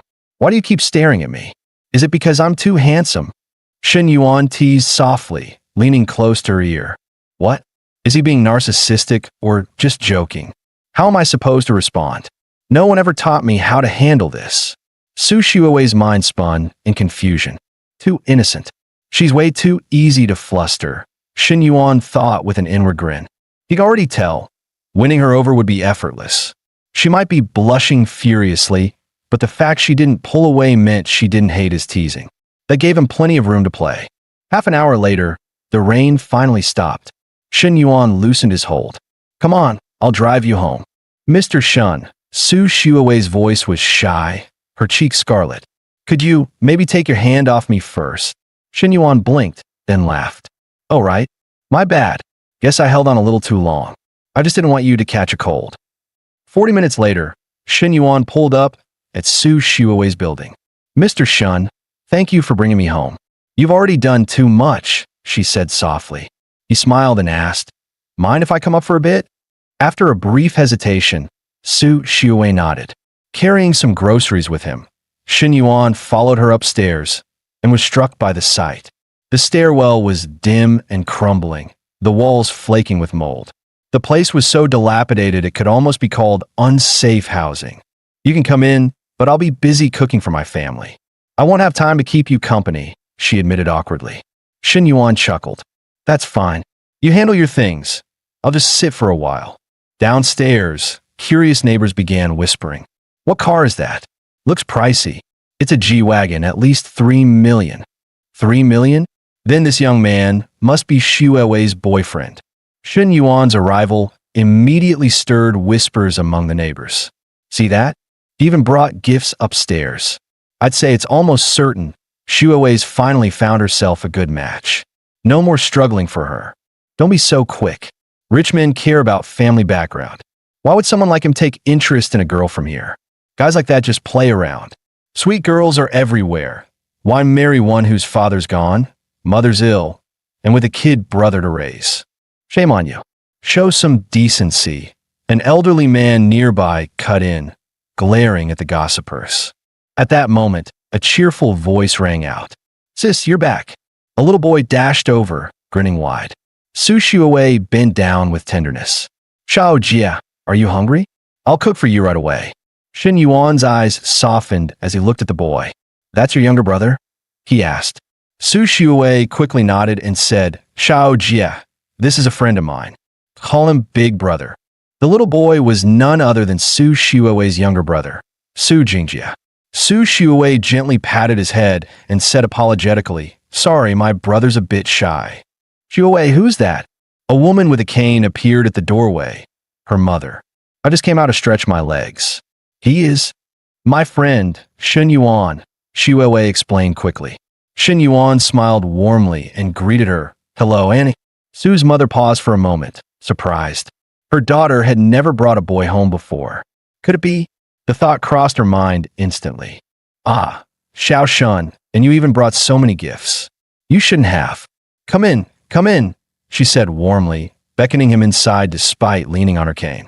Once seated, she urged her daughter, Xiuwei, go prepare the meal. Then to her son, Jingjie, pour a glass of water for your brother. Half an hour later, dinner was ready.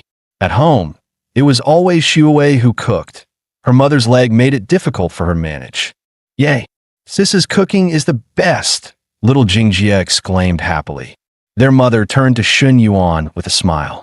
Just a simple meal. Next time you visit, I'll prepare something special, a proper feast. Shin Yuan laughed lightly. Auntie, you're too kind. Just tasting Xiuwei's cooking is already a treat for me. Is that so? Then eat more. As long as you like it, that's all that matters, Su's mother replied warmly. Watching how capable and considerate Su Xiuwei was, Shin Yuan finally understood why her aura felt so different. At a young age, she'd already become the pillar of her family. She had no choice but to grow strong. After dinner, Shin Yuan stood to leave. Xiuwei hurried after him. Mr. Shun, wait, you brought so many things today. Let me transfer the money back to you. Let me see your phone for a second, he said, stepping forward and taking it gently from her hand. I'll get going. See you next time. After a few quick taps, he returned the phone and walked away without looking back. Only then did a notification pop up. Shin Yuan had transferred 50,000 yuan to her. The sudden weight of it left Xiuwei stunned. Shin Yuan, wait, she called out, chasing to the stairwell. He, however, kept a calm pace, as if he hadn't heard. To him, 50,000 wasn't much, but it could ease her family's burden for a while. He wasn't sure whether she'd accept it. There was no affection meter floating above her head. If she refused, he'd find another way. Even so, he felt something subtle returning to him, something he'd thought was slipping away. What was it? As he got into the car, his secretary called. Boss, the shortlist is ready. From 653 applications, we selected 12. The gender ratio is 1 to 11. I've emailed the dossiers and lifestyle photos for the 11 female candidates. Good work. You'll get a bonus this month, Shin Yuan said calmly. On the other end of the line, his secretary's excited voice replied, Thank you, boss. I'll let you focus. Call me if you need anything. Hanging up, Shin Yuan's mind shifted to his schedule. Friday is Old Shin's birthday. Tomorrow, I'll need to prepare a gift. With 30 million in filial funds, he and Ms. Li are living well enough. As for Hui Wei, Nana, and Coach Lu, one night each, no favoritism. Balance is key. That's how a true master keeps the peace. Meanwhile, outside Su Xiuwei's home, neighbors whispered among themselves. That young man who just came over, could he be Xiuwei's boyfriend? Her mother shook her head. I don't know. She hasn't said anything to me. He looks rich. That car he drove? At least 2 or 3 million. At this, her mother's eyes widened. That expensive? Yeah. If Xiuwei really ends up with him, your life, and little Jingjie's too, will be much easier. You should talk to her, guide her a bit, one neighbor suggested with a knowing grin. Su's mother shook her head. Her marriage is her own decision. I don't want to burden her or force her into someone she doesn't truly like. What matters is her happiness. Happiness, sure, but that young man clearly has feelings for her. Otherwise, why would he show up at your home? Even if Xiuwei downplays it, as her mother, you should still encourage her. Another voice cut in with a scoff. You people think too much. Maybe you just came to sit for a while. After seeing this place, his interest probably cooled off already. Hearing their chatter, Sue's mother quietly closed the door. Her heart felt heavy and conflicted, hoping her daughter might find a good match, yet fearing the cruel reality of disappointment and heartbreak. "Shuawei, be honest with me," her mother said, stepping up behind her as she washed the dishes. Her tone carried unusual weight. "Mom, what is it?" Shuawei asked. Her mother hesitated before pressing, "That young man from earlier.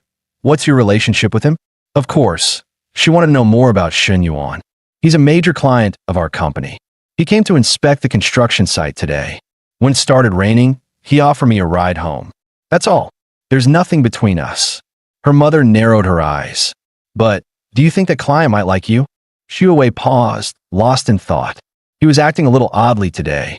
"But last time we had dinner, he had a beautiful woman with him. Looked very much like a girlfriend." "I don't know," Shuawei admitted honestly. She really had no idea what Shen Yuan's intentions were. "You don't know? Then what about you? How do you feel about him?" Her mother pressed further. "Mom, don't say things like that. He's just a client." Shuawei shook her head. For her, life was about making money and keeping the family afloat. Romance wasn't something she had the luxury to consider. "All right, I understand." And those things Aunt Zhang and the others said, "Don't take them to heart," her mother said softly. "With your father gone, you've had to hold this family together. Your brother and I owe you so much. All I want is for you to be happy. You should never feel forced to marry into wealth just for our sake, understand?" Shuawei quickly hugged her mother. "Mom, I know. Don't worry about me." Yet even as she said the words, a quiet doubt stirred in her heart. Is that really true? Her mind drifted back to the afternoon at the construction site, when a sudden rain fell and Shen Yuan had pulled her into his arms. It was the first time in her life she had ever been held by a man. The strange, fluttering feeling it awakened inside her still lingered. The more she thought about it, the warmer her cheeks grew. Shuawei wasn't clueless. She knew full well that something inside her had already begun to change. Meanwhile, in the penthouse suite of the hotel, Shen Yuan and Lu Menglu were once again entangled in passion. The next morning, Shen Yuan woke early to a call from the renovation company.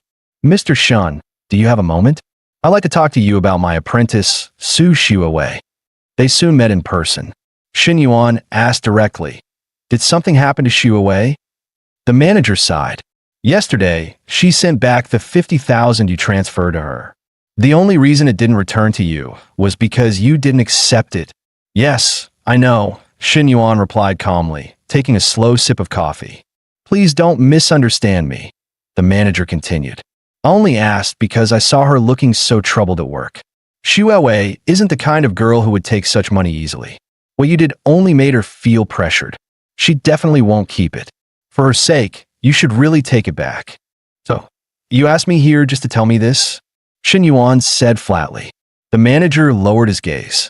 "Mr. Shen, Shuawei isn't that kind of girl. She's not after money. If you really care about her, if you want to win her over, you'll need to put in more effort. That money, I honestly didn't mean anything by it," Shen Yuan replied. In truth, he only wanted to ease her burdens, nothing more. "But fine, if that's how she feels, I'll take it back."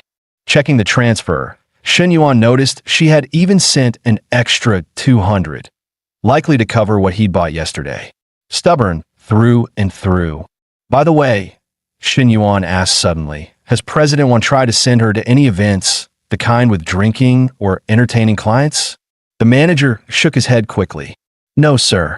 Rest assured, her only assignment right now is supervising your project." "Good. That's all I needed to know. Thanks for your time." Having confirmed the situation, Shen Yuan rose from his seat and left without another word. From the manager's perspective, if Shuawei were to accept Shen Yuan, her family's life could change overnight. All the hardships could disappear in an instant. But the girl was far too stubborn, holding fast to her own principles. She would never give herself over just for wealth or comfort. These days, more and more women chose shortcuts, relying on men for an easier life. Someone like Shuawei, who would rather struggle but stand on her own, was becoming a rare exception. Just then, Shen Yuan's phone buzzed. The caller ID lit up. Mrs. Lin. Shen Yuan, are you free tonight? Maybe we could have a drink at the cafe.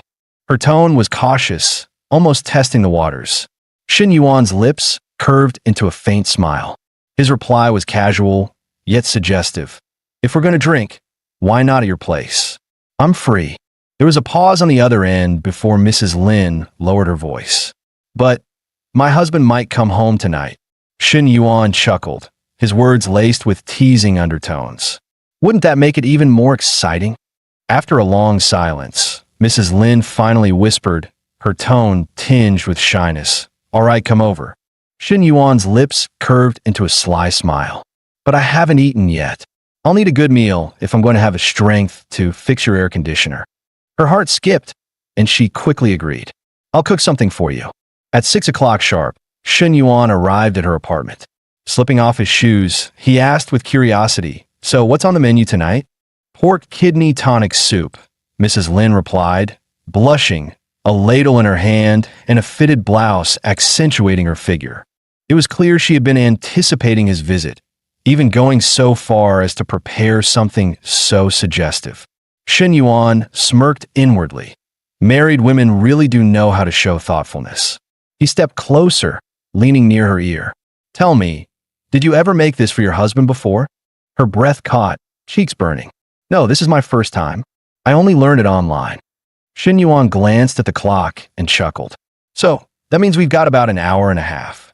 Mrs. Lin's pulse quickened, her fingers nervously twisting the hem of her blouse. She looked up at him timidly, murmuring, It feels different from last time.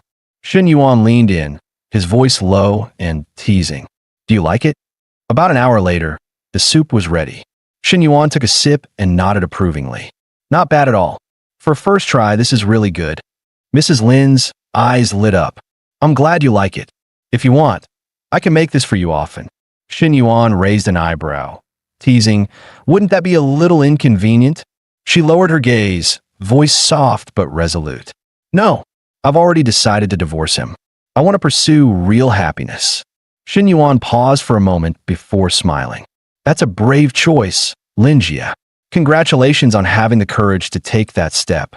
Deep down, part of him still relished the thrill of playing the scoundrel, but he knew her happiness mattered more. Thank you, Shen Yuan. It's because of you, because you appeared in my life, that I finally had the strength to decide. Her eyes shimmered, and in his mind the system chimed. Affection +8. Shen Yuan thought wryly to himself. This isn't a burden I should carry. I'm not out here to wreck marriages. Yet when he playfully brushed her cheek with his hand, her affection rose even higher. Mrs. Lin hurried to explain, flustered. No, that's not what I meant. Shen Yuan only smiled faintly, but inside he was already calculating. If she divorces, I can spoil her openly. She's got the kind of personality where a little gesture sends her affection soaring. A few more times putting out her fires and a couple of indulgent outings, I could probably push her affection straight to 90. A G-Wagon? Since when has anyone in our neighborhood drive that kind of chick magnet? At that moment, Zhang Xianyong returned to his apartment complex. As he walked past the lot, he noticed a man getting into the car. Something about him felt familiar. Suddenly it clicked. Wait, isn't that the rich kid who bought a car from Chen Na's place? The one rumored to be keeping her? What the hell is he doing here in my neighborhood? Stepping into his apartment, he grinned. Oh, soup on the table? You actually made me tonic soup? Getting more thoughtful these days, huh? Mrs. Lin quietly took a sip, hiding the smile tugging at her lips. Sorry, but this soup wasn't made for you. Why is it so hot in here? No AC, just that useless fan? Don't tell me you're trying to save a couple bucks on electricity again. Mrs. Lin replied flatly, I'm fine. Not hot.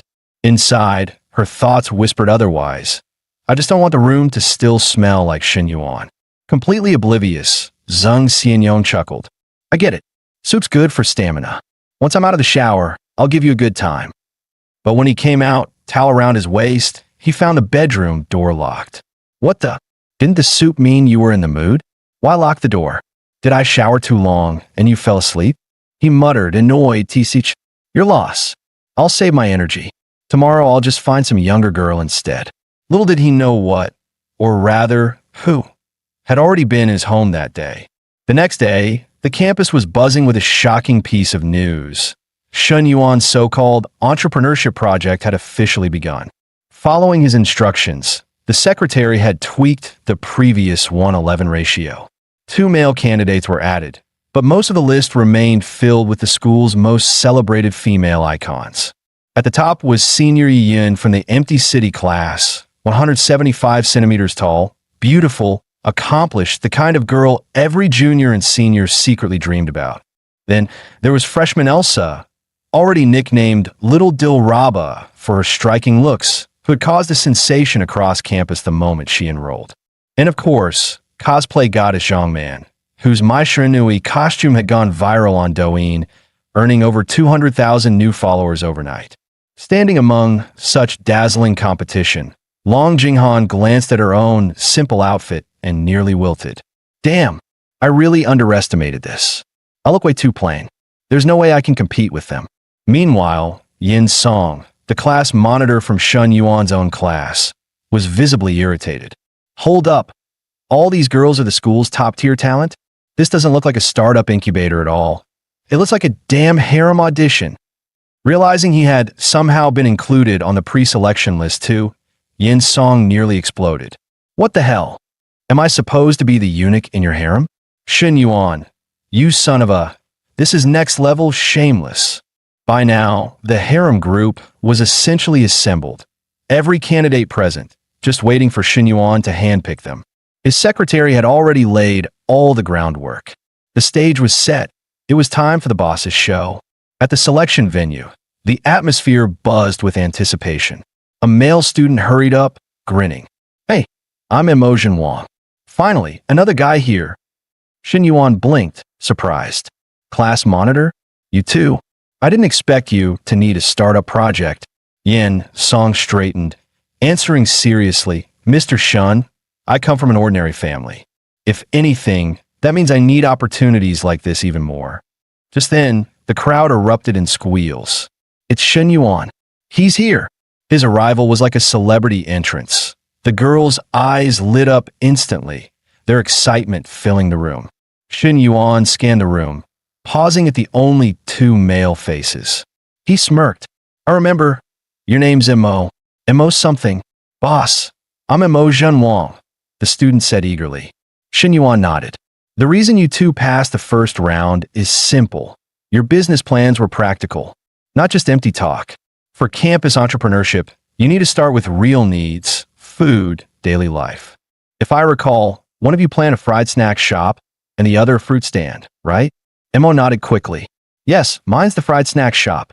Shun Yuan smiled faintly. There's no fried snack shop on campus yet. That's a gap you can fill. As long as your flavors are good and price is fair, you'll do well. And as for the fruit stand under the girls' dormitory, that's practically guaranteed business. Hearing this, Mo was stunned, his heart racing. Could it be we're actually the chosen ones? He felt flattered beyond belief. But Yin Song wasn't fooled. He understood perfectly. They were there as token males to balance the overwhelming female lineup. If the so-called startup base were entirely women, the backlash would be explosive. Shun Yuan's maneuver was nothing short of shameless. Still, Yin Song thought grimly, if it gets me funding, who cares if I'm a pawn? Shun Yuan glanced at the application form and asked, Mo, it says here you once worked as a social media opinion leader? Imogen Wang quickly nodded. To put it plainly, I used to run an online troll army. Shun Yuan raised a brow. Do you have your own team? Mo answered at once. Yes, I manage a group of over 100 people. We've fought side by side in several campaigns and even organized multiple large-scale operations. Shun Yuan lifted a hand to cut him off. All right, that's enough. You two can head back for now, but if I ever build my own company, those resources of yours might come in handy. 2 hours later, the interviews were over. Shun Yuan leaned back in his chair, unexpectedly satisfied. His secretary had done a fine job. He hadn't placed much hope on the process, yet a few candidates had turned out to be rare gems, beautiful and sharp-minded. The secretary understood well. Serving the boss meant giving one's all. Just then, a knock came at the door. Long Jinghan entered. The secretary frowned slightly, stopping her. The interviews are finished. What else do you need? Nervous but determined, Long replied, Senior, I have something I want to say to President Shun. The secretary cast a questioning look at Shun Yuan. He smiled faintly and waved her off. Go on out. I'll handle this personally. The room quieted with only the two of them left. Shun Yuan spoke. Go ahead. What is it? Long Jingyan's hands twisted together as she lowered her gaze. Senior, does this mean I didn't make the cut? Long Jingyan's heart was pounding with unease. She feared she had already been eliminated. After all, during the interview, Shun Yuan's eyes had been fixed on the other two candidates, barely glancing her way. The neglect stung more than she cared to admit. Shun Yuan spoke casually. The final selection will only be decided after a second round of review. Nervously, Long asked, Then do I still have a chance? Shun Yuan's lips curved into a sly smirk. Haven't I already given you one? The implication couldn't have been clearer. Realization struck her. Just being invited back into the room was the chance. She quickly added, Senior, I've already earned my junior accounting license and international CPA. I'm preparing for the junior economist exam as well. Even without much work experience, I can handle bookkeeping, financial statements, data reports, cost accounting, no problem. Shun Yuan raised an eyebrow. Wouldn't an older accountant with years of experience handle those tasks better? His tone made it plain. That wasn't what he was looking for. Long Jingyan's chest tightened. She understood at once. This wasn't about credentials. He was testing for something else, something only she could offer. Her thoughts raced. Plenty of men had chased her, enough to line up from the front gate of the school to the back, but they were all broke, arrogant, and unimpressive. Not worth her time. After 2 years of waiting, she had finally found someone like Shun Yuan, a real prize. Life only gave a few chances to gamble big, if not now. Then when, she had to win him over. With that resolve, Long leaned forward slightly, lips curling into a teasing smile. I may not have decades of experience, but I'm prettier than any old accountant, and my figure's better too. She knew it was time to play her real card. Shun Yuan chuckled at last. You're right. Accountants are everywhere, but a beautiful one with a figure like yours. That's rare that you're just the right fit. Senior, what do you think? Long Jinghan asked carefully. Watching her boldness, Shun Yuan smiled. You make a good point. Time slipped by. 40 minutes passed before either of them noticed. Shun Yuan whispered, Be my woman, and you'll never lose out. He was genuinely surprised. He hadn't expected Long Jinghan to still be untouched. When it was over, Shun Yuan, feeling satisfied, said casually, This weekend, let's go shopping. It was his way of giving her a small reward. Long Jingyan's heart lit up, and she nodded happily. She knew she now had a place in Shun Yuan's world. Perhaps not a big one, but better than nothing. The thought alone made her affection for him climb to 61. Seeing the affection score flash on his system panel, Shun Yuan smiled inwardly. That meant he could now start giving Long Jinghan cashback perks. 10 minutes later, the office door opened. Long Jinghan stepped out, walking with a limp, muttering under her breath. It hurts, it really hurts. The secretary hurried to steady her, already guessing what had happened. Jinghan, was that really necessary? Long Jinghan forced a small smile, whispering softly, It's fine, Senior. Right now, I feel more happiness than ever before. Tomorrow is Friday, Dad's birthday. I remember the car I had ordered for him. It should be ready by now, of course. I can't leave Mom out.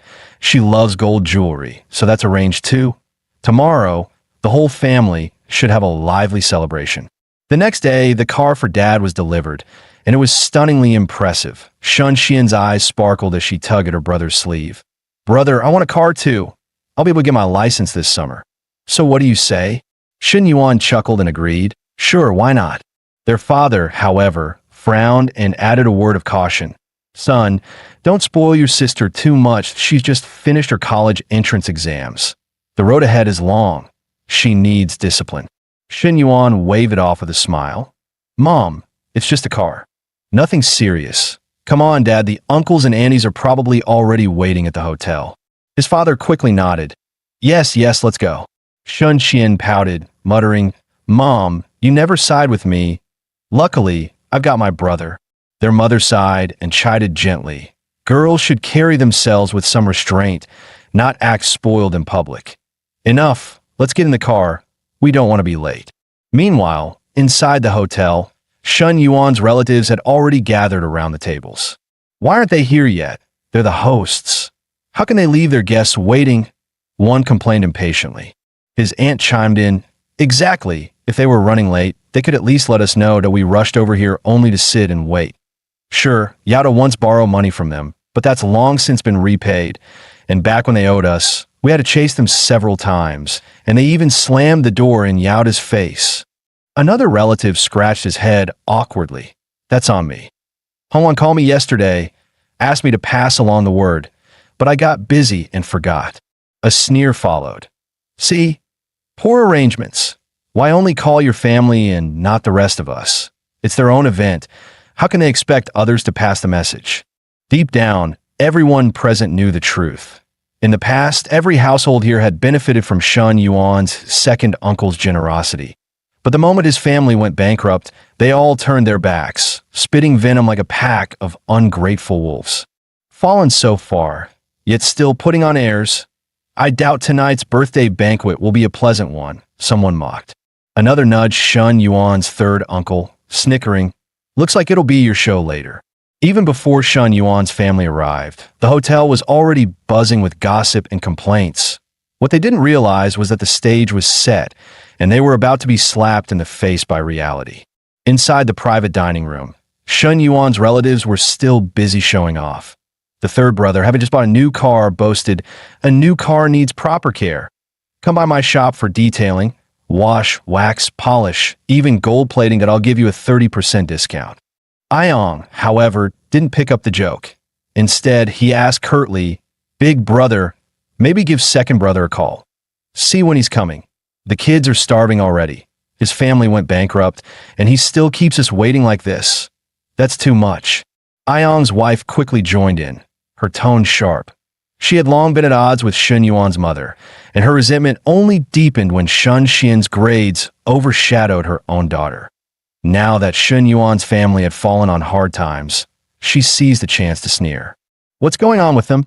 Keeping us waiting like this," another relative muttered. The eldest brother tried to smooth things over. "Come on, it's his birthday today. The birthday boy should get some leeway." Just then, the door opened.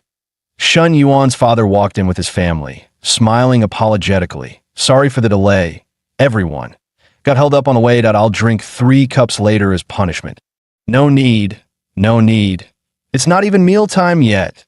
The eldest brother quickly rose to greet them, easing the atmosphere.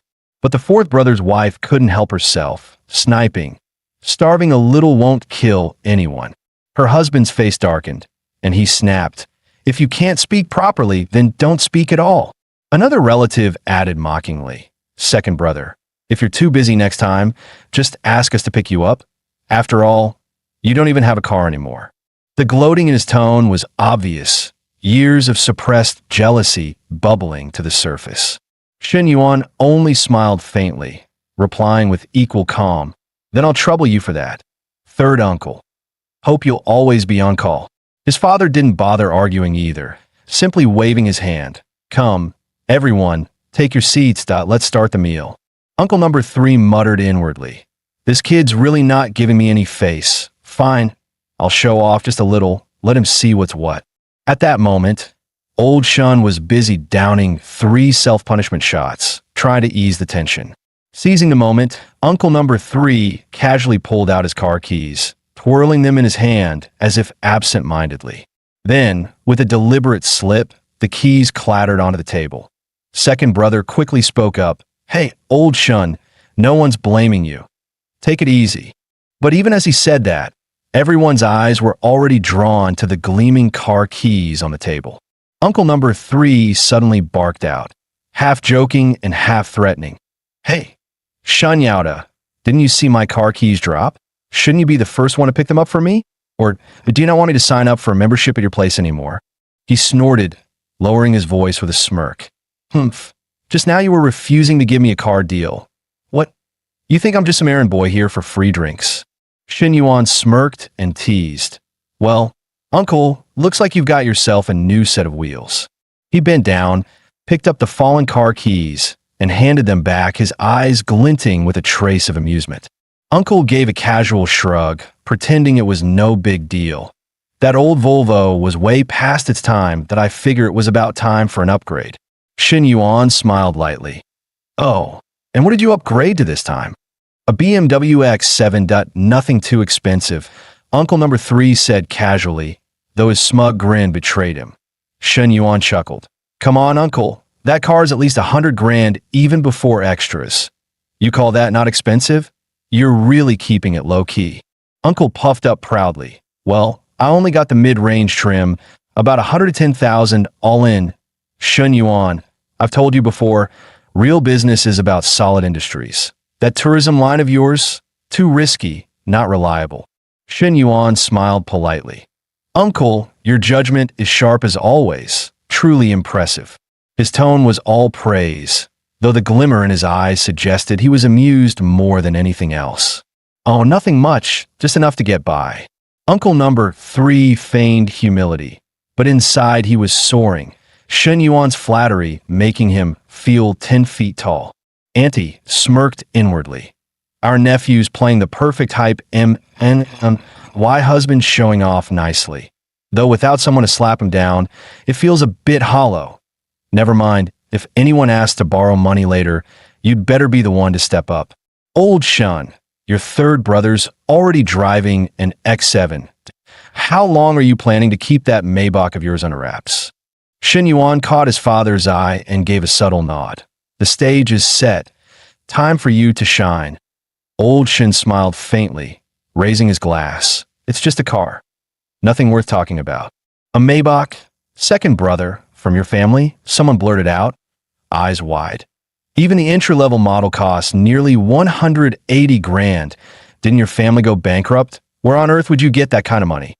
Old Shun gave a faint smile. Just thanks to my son, Shun Yuan, he insisted I take a good car. Come on, keep your jokes reasonable. Everyone here knows Shin Yuan's a spoiled kid. He's still in college. How could he possibly buy you a Maybach? Yeah, old Shun, you used to be the steady one. Did those 3 penalty shots go to your head? Several relatives chimed in, scoffing. Uncle number 3 sneered outright. Second brother, you really expect us to believe this? Shin Yuan bought you a Maybach? Ridiculous. Shin Yuan just sat there, lips curled in a knowing smile, shooting his father a look that clearly said, Uncle showed off enough. Time to put him in his place. Old Shin sighed, adopting the tone of a weary father. Honestly, I told Shin Yuan not to waste money like that, but he wouldn't listen. He insisted, point 300 grand. Of all the things to spend on, he goes and buys me a car this expensive. With that, he reached into his pocket and slowly set a sleek black key fob onto the table. 300,000? Gasps rippled around the room. The table fell silent in shock, all eyes glued to the key glinting under the light. 300 grand, just like that? The relatives were dumbfounded. Their image of Shen Yuan, a so-called spoiled college kid, had just been shattered. Before the shock wore off, a waiter stepped in. Excuse me, sir, is that silver G-Wagon outside yours? It's blocking another car. Could you please move it? Shen Yuan simply nodded. Sure, I'll take care of it. The room went dead silent. His car was a G-Wagon? First the Maybach, now a G-Class. Together, that's well over 600 grand. This wasn't just doing a little better. This was a full-blown comeback. Uncle number 3 forced out a laugh. Ha, congrats, second brother. Those cars need good care. Bring them to my shop. I'll even give you a 30% discount on service. Old Shun's smile vanished. Shun Yauda, you've got some nerve. Back then you hounded us for debts without mercy. And now you show up peddling memberships? Uncle number 3 froze. Face burning, he glanced at the Maybach key fob on the table and suddenly realized. In this whole dinner, he was nothing but the clown. The meal ended in an awkward, heavy silence. Bro, you were awesome back there. His sister grinned, clinging to his arm. Shun Yuan chuckled. That was grown-up business. What would you know? I'll drop you off at home. I've got things to do later. No way. Home is boring. That I'm coming with you. And don't even try to hide it. I can tell what you're up to the second you move. Shin Yuan laughed. Guess my sister knows me too well. Fine, come along. You might as well meet your future sister-in-law. Soon they pulled up to the spot. His sister gasped. Whoa, this car is insane. How much does one of these cost? Shen Yuan answered casually. About 2.73 million yuan on the road. 2.7 million. She nearly fell over. How do you even know the exact price? Shen Yuan gave her a sly smile. Because it belongs to your sister-in-law, and I bought it. What the? She froze, eyes wide. Bro, how rich are you now? The door opened. Shen Yuan, you're here. Come in. Lu Menglu greeted him warmly, her smile practically glowing. Shen Yuan tugged the girl from behind him forward. By the way, this is my sister, Shun Xian. Ah, your sister. No wonder you two look alike. Menglu stepped aside, ushering them in. Inside, Chen Na and her friend Qian Qian were already waiting. They had arranged this little gathering earlier. You're adorable. Here, have some fruit. Want some coffee? The three beauties showered Shun Xian with attention, almost overwhelming her. Shun Xian froze. Three gorgeous women, all treating her so warmly, almost like they were competing for a favor. What on earth was going on here? She sneaked a glance at her brother, who sat there calm and collected, a faint smile tugging at his lips. Nervously, she whispered, Bro, seriously, which one of them is my sister-in-law? The atmosphere in Chen Na's apartment was cozy. Lu Menglu laughed. Qian Qian and I are just here helping with the housewarming. Then she introduced them properly. I'm Lu Menglu. Just call me Sister Menglu. And this is Chen Na, the owner of the place. You can call her Sister Nana. Shen Xian's eyes flicked immediately to Chen Na. So, you're my sister-in-law, right? She asked bluntly, her curiosity plain as day. The blunt question made Chen Na flush instantly, her hands fidgeting as she avoided eye contact. Lu Menglu, on the other hand, smirked, clearly enjoying the show. Shen Yuan didn't bother hiding it. Well, truth is, both of them are your sisters-in-law. What? Shun Xian nearly fell out of her seat. Her own brother, playing this wild? And crazier still, the two women actually sat together in harmony, as if nothing were wrong, that it was beyond her imagination. Chen Na lowered her head, embarrassed and shy, while Menglu radiated confidence, her eyes sparkling with a sense of triumph. Wait, are you serious? Shun Xian asked, her voice trembling. Of course, Menglu replied without hesitation, openly claiming her spot. Chen Na, though blushing, gave a timid nod of agreement. Ugh, you're such a jerk, bro. Shun Xian snapped. Shen Yuan just smiled wryly to himself. Silly little sister, this is only the beginning. That if two already shake your worldview, just wait until the circle expands. Best you get used to it early. Lu Menglu held Shun Xian's hand warmly. Tell me where you want to go. I'll take you. Chen Na added with a smile. My sister also just finished her college entrance exams. She's coming to Star City tomorrow. You two should have a lot in common, though she's more introverted. Shun Xian grinned. Don't worry, sis. Give me a few days, and she'll loosen up. The way they bonded so quickly left Qian Qian sitting off to the side, feeling like a spectator at a play. Not a family, not sitting together. That's what they say. But clearly, this is the family circle now, and I'm the extra wheel. Came here for housewarming, but ended up watching a full-blown harem gathering. She remembered asking Menglu once, how can you two still get along after all that? Menglu had shrugged. Men are men. Friends are friends. Even in ancient times, sisters shared a husband. It's not that big of a deal for close friends to do the same. Qian Qian rolled her eyes inwardly. Yeah, easy for you to say. Why not just call each other directly instead of always using me as the go-between? And when Shen Yuan bought those sports cars, you both cashed in on me. I didn't even get a whiff of it. Yet I'm still stuck running errands. Honestly, total fake friend energy. Shen Yuan stretched. You girls chat. I'll go rest for a bit. With that, he headed toward the bedroom. Chen Na caught Shen Xian's hand with a smile. Since your brother's resting, why don't we go shopping? We'll get you some clothes, shoes, maybe a bag or two. Shun Xian hesitated. But you both have such amazing style that I'm not sure I could pull it off. Lu Menglu squeezed her hand reassuringly. Don't worry, I'll teach you all my styling tricks. Really? That's awesome. Shun Xian lit up, her earlier shyness forgotten. The group made their way down to the garage, ready for a shopping trip. Just then, Menglu suddenly stopped. Oh no, I left my purse upstairs. Qian, wait for me a sec. 10 minutes later, Qian's phone buzzed, got a message from Menglu. Something came up. You guys go without me. Attached was a red packet. Qian rolled her eyes so hard they almost stuck. Really? What something could possibly come up in Nana's apartment? Skipping out while we babysit the kid's sister, smooth, and who gets stuck making excuses for you? Me again. Ugh, thinking up cover stories for you two is draining. Meanwhile, Shen Yuan was dozing in the bedroom when he suddenly felt something press softly against him. He opened his eyes slowly, only to see Lu Menglu hovering over him, lips dangerously close to his ear. This woman, bold, doesn't even begin to describe her, he thought. Are you out of your mind? He muttered. Menglu leaned in closer, whispering, They've gone shopping, it's just the two of us in the house now. And why didn't you go with them? Shen Yuan raised a brow. I'd rather stay with you, she answered bluntly, eyes gleaming with mischief. Shen Yuan understood at once. This was her deliberate move, slipping away under the guise of an errand. Classic stealth play. An hour and a half later, Chen Na and Shun Xian returned from shopping, arms full of new clothes. Bro, Shun Xian called on the phone, excited. Qian left early. She said Menglu had something else to do with her. I've almost finished shopping with Nana. When are you coming? On my way. Shen Yuan hung up the phone, his G-Wagon roaring as it pulled up to the curb. The headlights cut through the night, immediately drawing stares from people nearby. Wow, what a beast of a car, the front desk manager muttered in awe.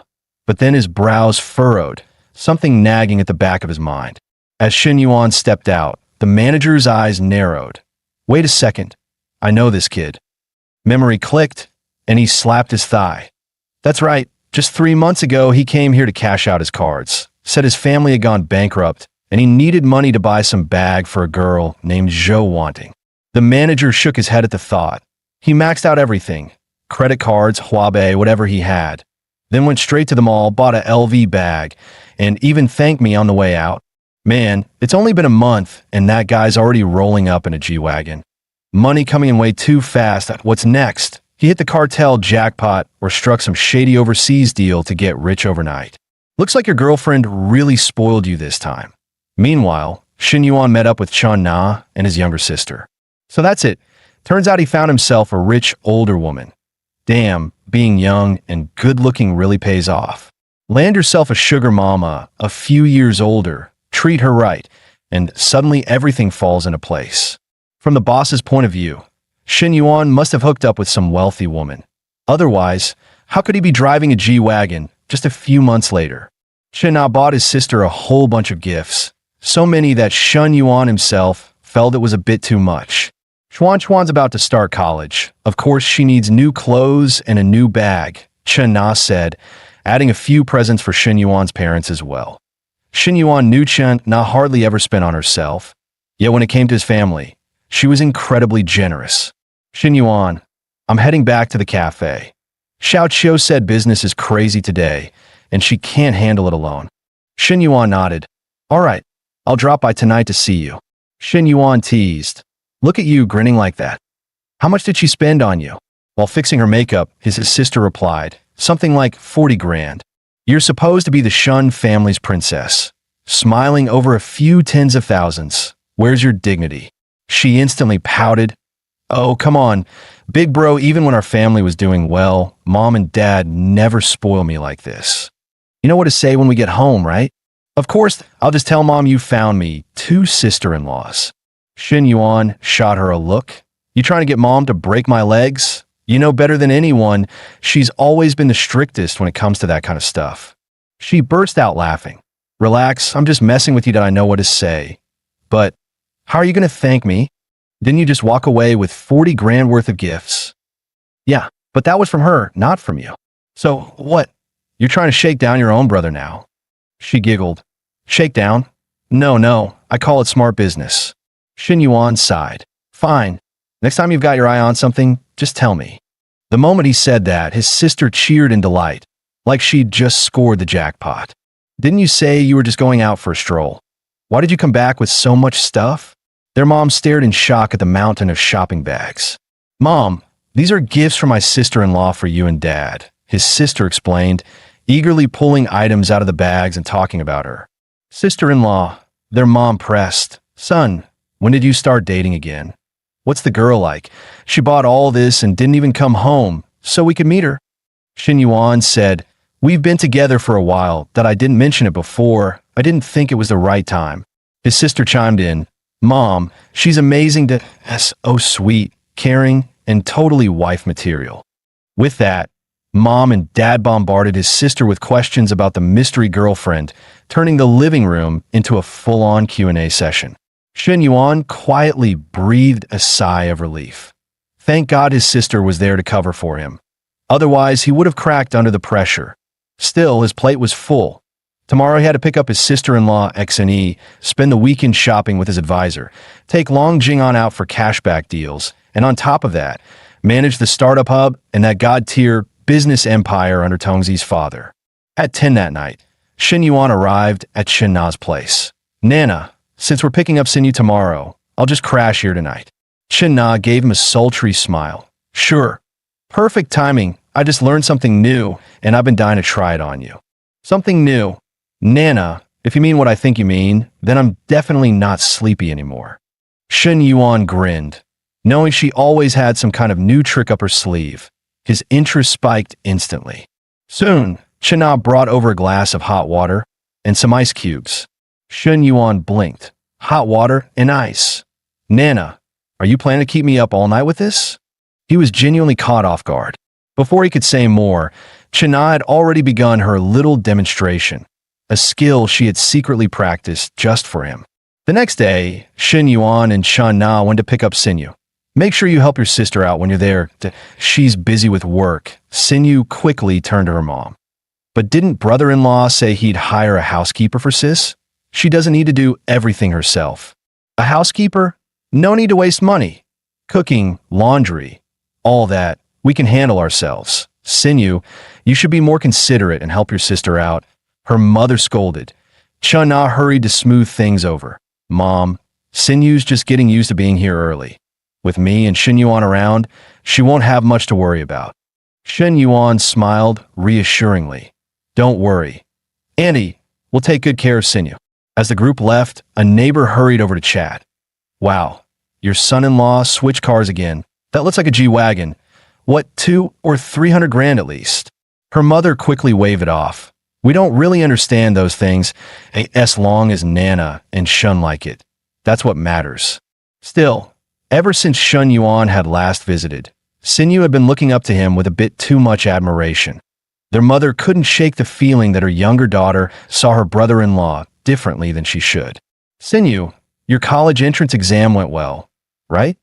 Where did you apply? Sinyu replied softly, in Xingqing. Good.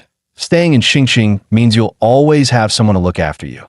Your sister's already kept a room for you. My sister's room. Doesn't that mean I'll get to? At that moment, Sinyu couldn't help but recall the scene she once witnessed late at night. Her brother-in-law with her sister. And no, I don't think that's a good idea, the brother-in-law. Sis, I'd be afraid of disturbing you too.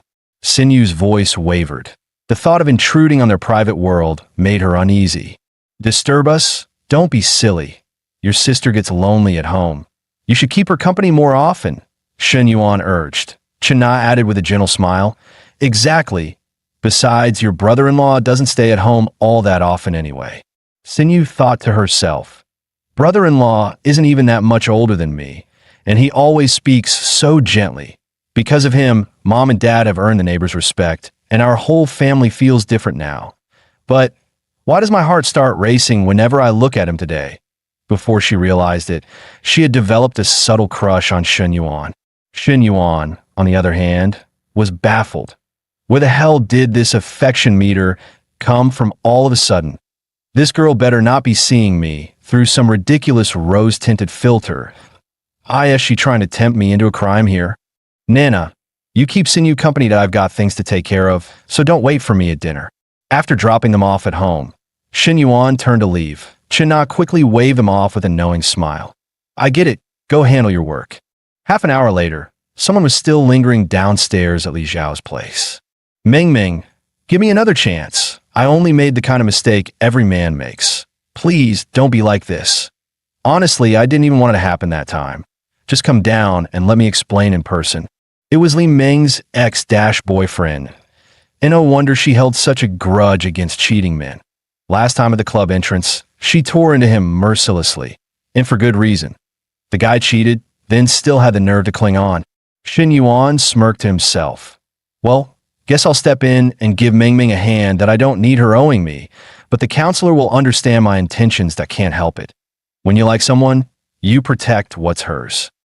What kind of parking is this? You're blocking my car. The man suddenly barked, his tone fell. Xin Yuan frowned. Guy's hogging 2 spots and still dares to yell. Fine, no need to play nice.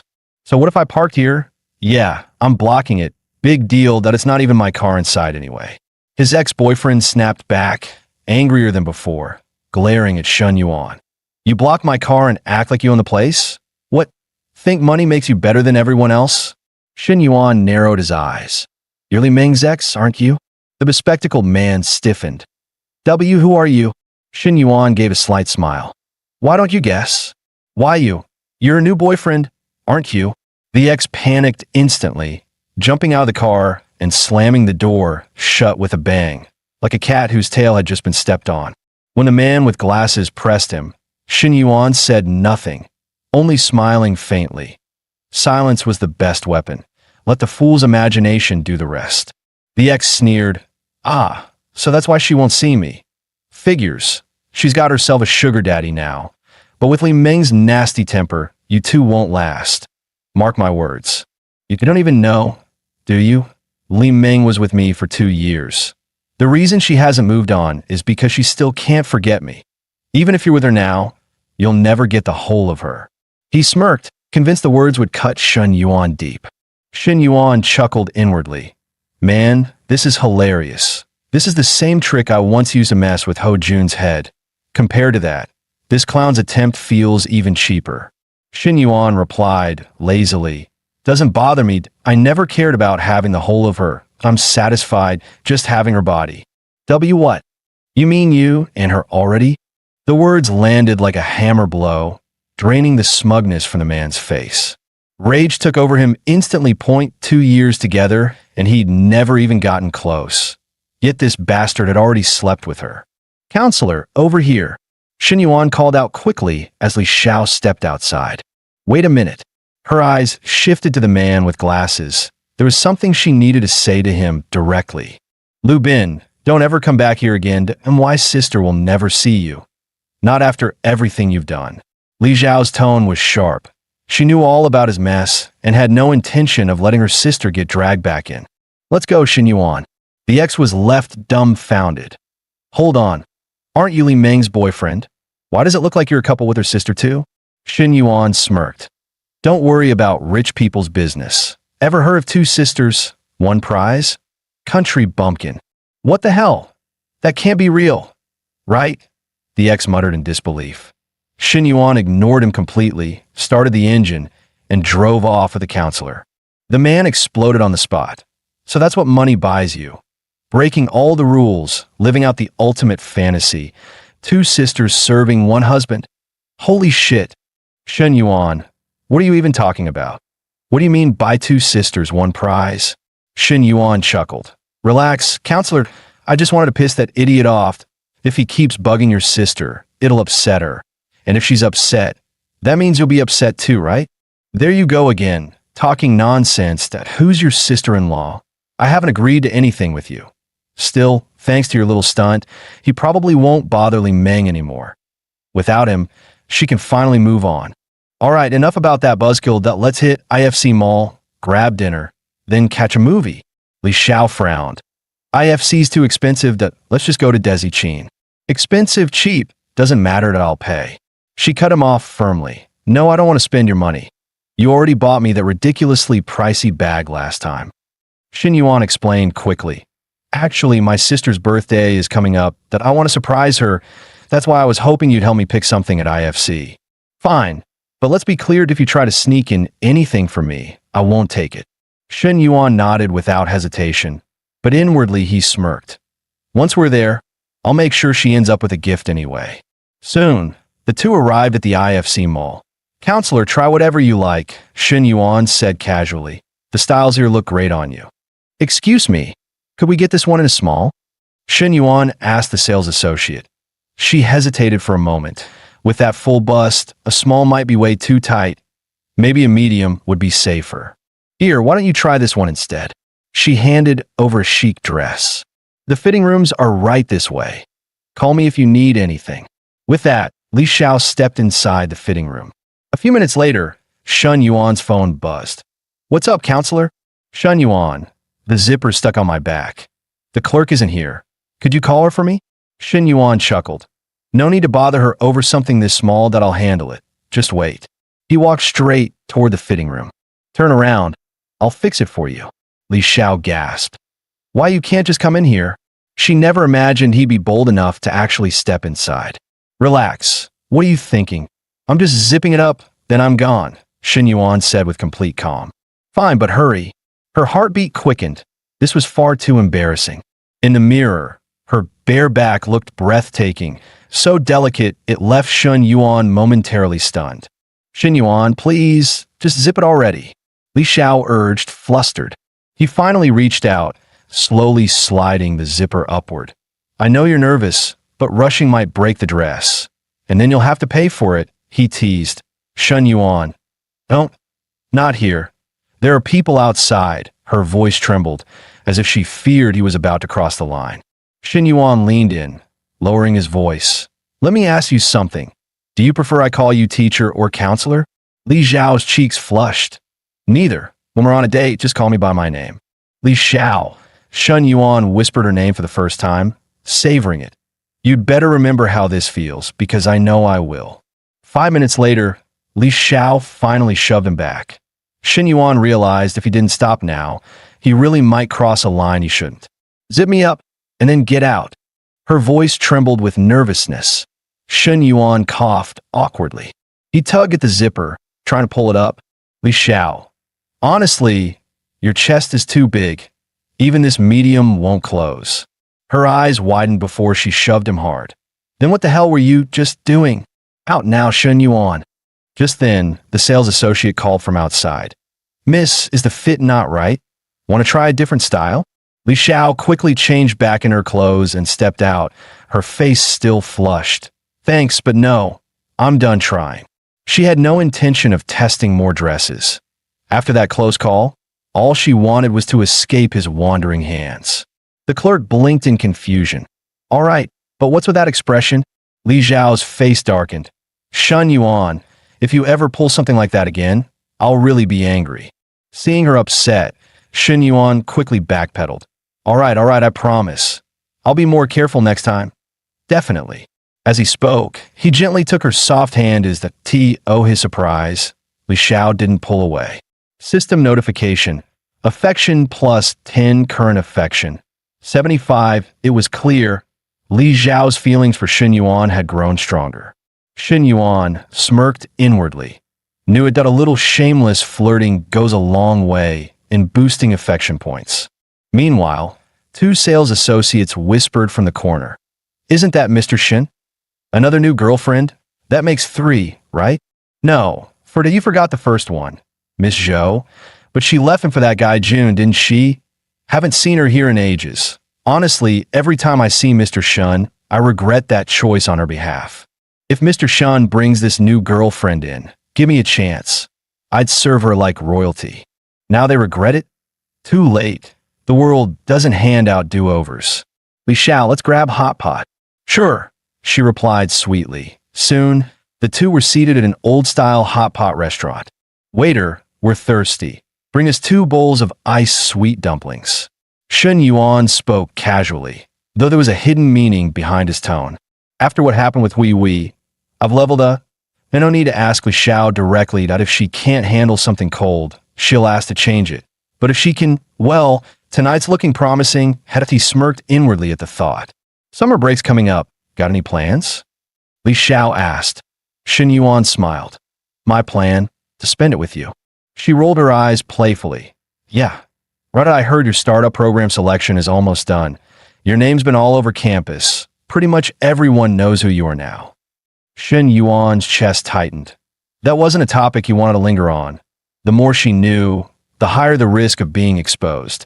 After all, among the people he picked, only two were guys. The rest were some of the most stunning girls on campus. He shifted the subject. I don't really care about that stuff. Anyway, about that textbook you gave me. I've already memorized all the key points. Already? Li Xiao's eyes widened. It's only been a week. That material is nothing but tedious rote memorization. Shen Yuan nodded with a faint grin. Yeah, and I want to tackle human resource management too. You have that textbook, don't you? Li Xiao thought for a moment before nodding. I have it, but you'd have to come to my place to get it. Why so urgent? She asked, puzzled. It's for the startup program.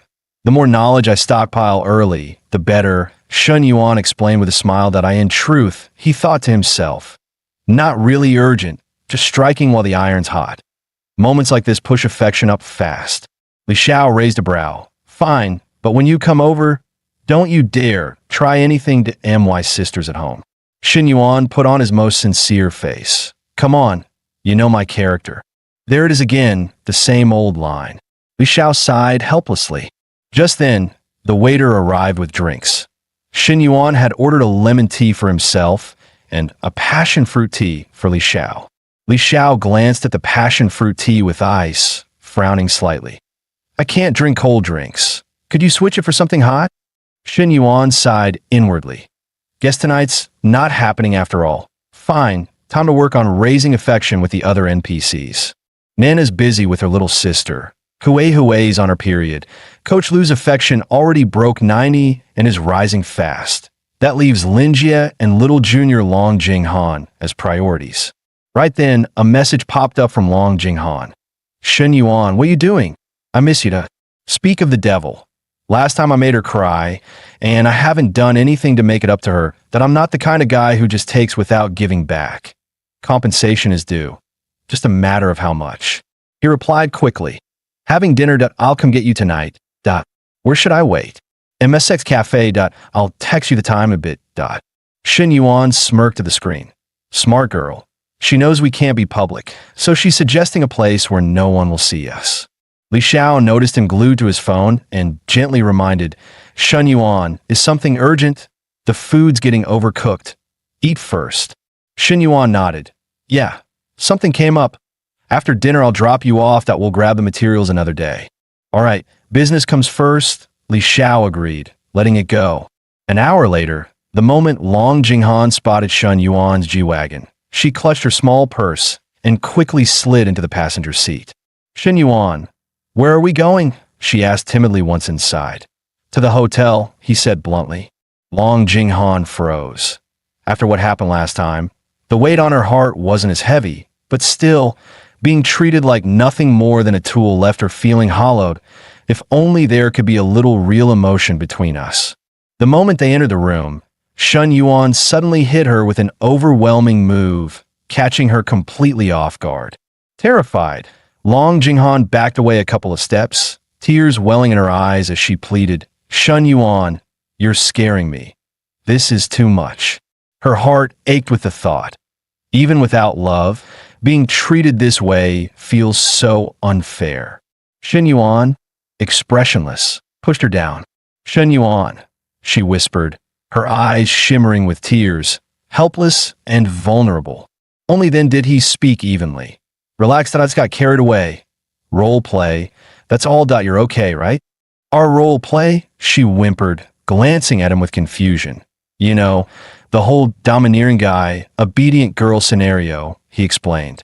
Hearing this, her face crumpled, her voice catching as she sobbed.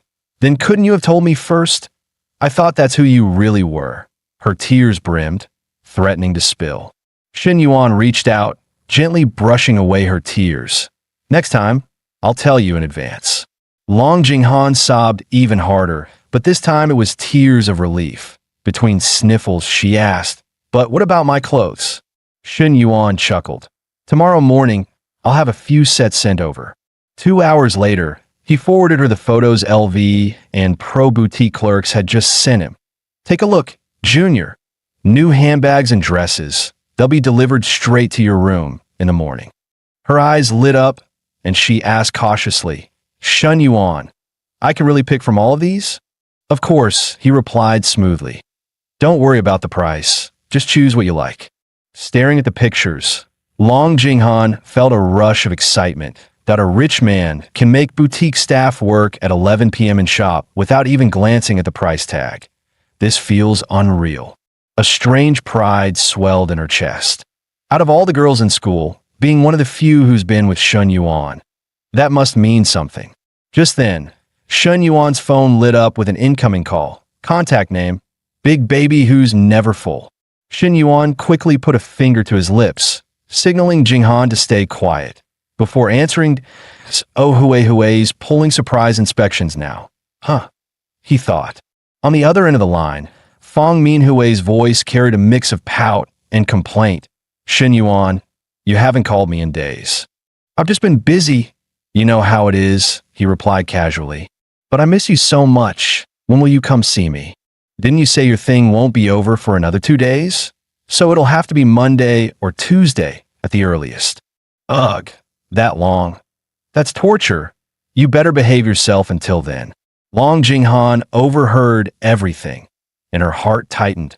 The way he talks to her, gentle, patient, always making her feel cared for, that he's never treated me like that. She sighed softly to herself that, if only one day he could talk to me that way. The next morning, Shun Yuan had already left to meet Coach Lu for morning training that a boutique assistant smiled at her. Miss Long, are you satisfied with everything? If not, I can bring new pieces right away. No, thank you. Everything fits perfectly, she answered politely. These were items Shun Yuan had already paid for, totaling 112,000 yuan. The kind of luxury life I once only fantasized about. It's right here in front of me. And yet, as she touched the expensive clothes and bags, she realized what she longed for wasn't material. Does Shun Yuan's heart hold a place for me at all? Will he ever show me the kind of tenderness he gives others? Her feelings, tangled and uncertain, grew even more complicated. Meanwhile, thanks to Long Jinghan's sudden boost in affection, Shun Yuan's purchase triggered a 4x critical hit, netting him a profit of 448,000. Perfect. With odds like that, she's clearly a prime NPC candidate to develop further. He smirked to himself. Good. Next time, I'll have to push things harder, besides role play. What else should I try with her? Soon after, he met Coach Lu at the gym. A moment later, Lu handed him a bottle of water, scolding softly. It's just a little lateness. You don't have to push yourself this hard. Here, drink. Shun Yuan didn't reply. He twisted the cap open, down a mouthful, then pulled up his training panel. Despite his furious workout, the numbers had barely budged. Body fat down by 0.2%, body weight unchanged. Only 2 weeks left on this celebrity experience card mission that I need to pick up the pace. Starting tomorrow, higher intensity sessions and stricter meal adjustments. The MY bulk up progress is still way too slow. All right, Lu answered softly. Back at the suite, she gazed at him, her voice sweet with a teasing lilt. Daddy, you're looking more handsome by the day. Shun Yuan chuckled awkwardly.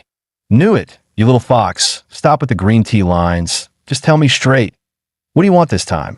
Lu cooed softly, her tone dripping with sweetness. What? I'm just worried about you. Baby, are you hungry? Shun Yuan smirked, raising a brow. A reward? Huh. Then show me how well you can perform. With a sultry smile, Lu leaned in close. Her so-called gourmet meal wasn't from the kitchen. It was the intimate feast she was about to serve herself. The next day, the signing ceremony for Shun Yuan's startup investment project was held in the small auditorium. His first deal was with the university itself. To show its seriousness, the school decorated the venue with banners and stage props, even inviting reporters from Xingqing TV and the provincial university channel to cover the event. Dressed in a tailored suit, Shun Yuan looked strikingly mature. Watching him, Li Xiao found herself momentarily dazed. She had never seen him this formal before. Against the backdrop of pot-bellied administrators, his sharp features and youthful poise stood out all the more. Mr. Lee, your class has really produced a gem, whispered a female colleague beside her. Rich and handsome. And no wonder half the girls on campus have a crush on him. Does he have a girlfriend? The teacher's tone was teasing, eyes glinting with curiosity. Li Zhao's cheeks warmed as she murmured, I don't think so. Wait, are you blushing? Her colleague asked, instantly suspicious. Li Xiao grew flustered, trying to deflect. Am I? Really? Still denying it? The female teacher teased, smirking. Don't tell me you've fallen for your own student. I have not. Stop talking nonsense. Li Xiao protested quickly. Her colleague leaned closer, eyes glinting mischievously. Oh, please. The way you look at him practically melts into strings of sugar. Honestly, you two are a perfect match. Teacher-student romance isn't unheard of, you know.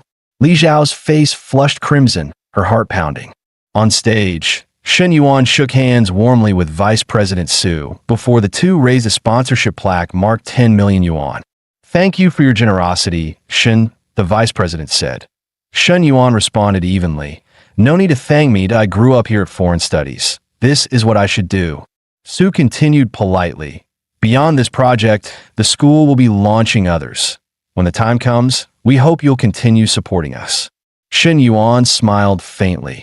If it's suitable, I'll consider it. Turning to the press, Su instructed, make sure to capture plenty of photos of Shen Yuan. Run more features. Remember, he is to be portrayed as the pride of our university. Shen Yuan sneered inwardly. That's so.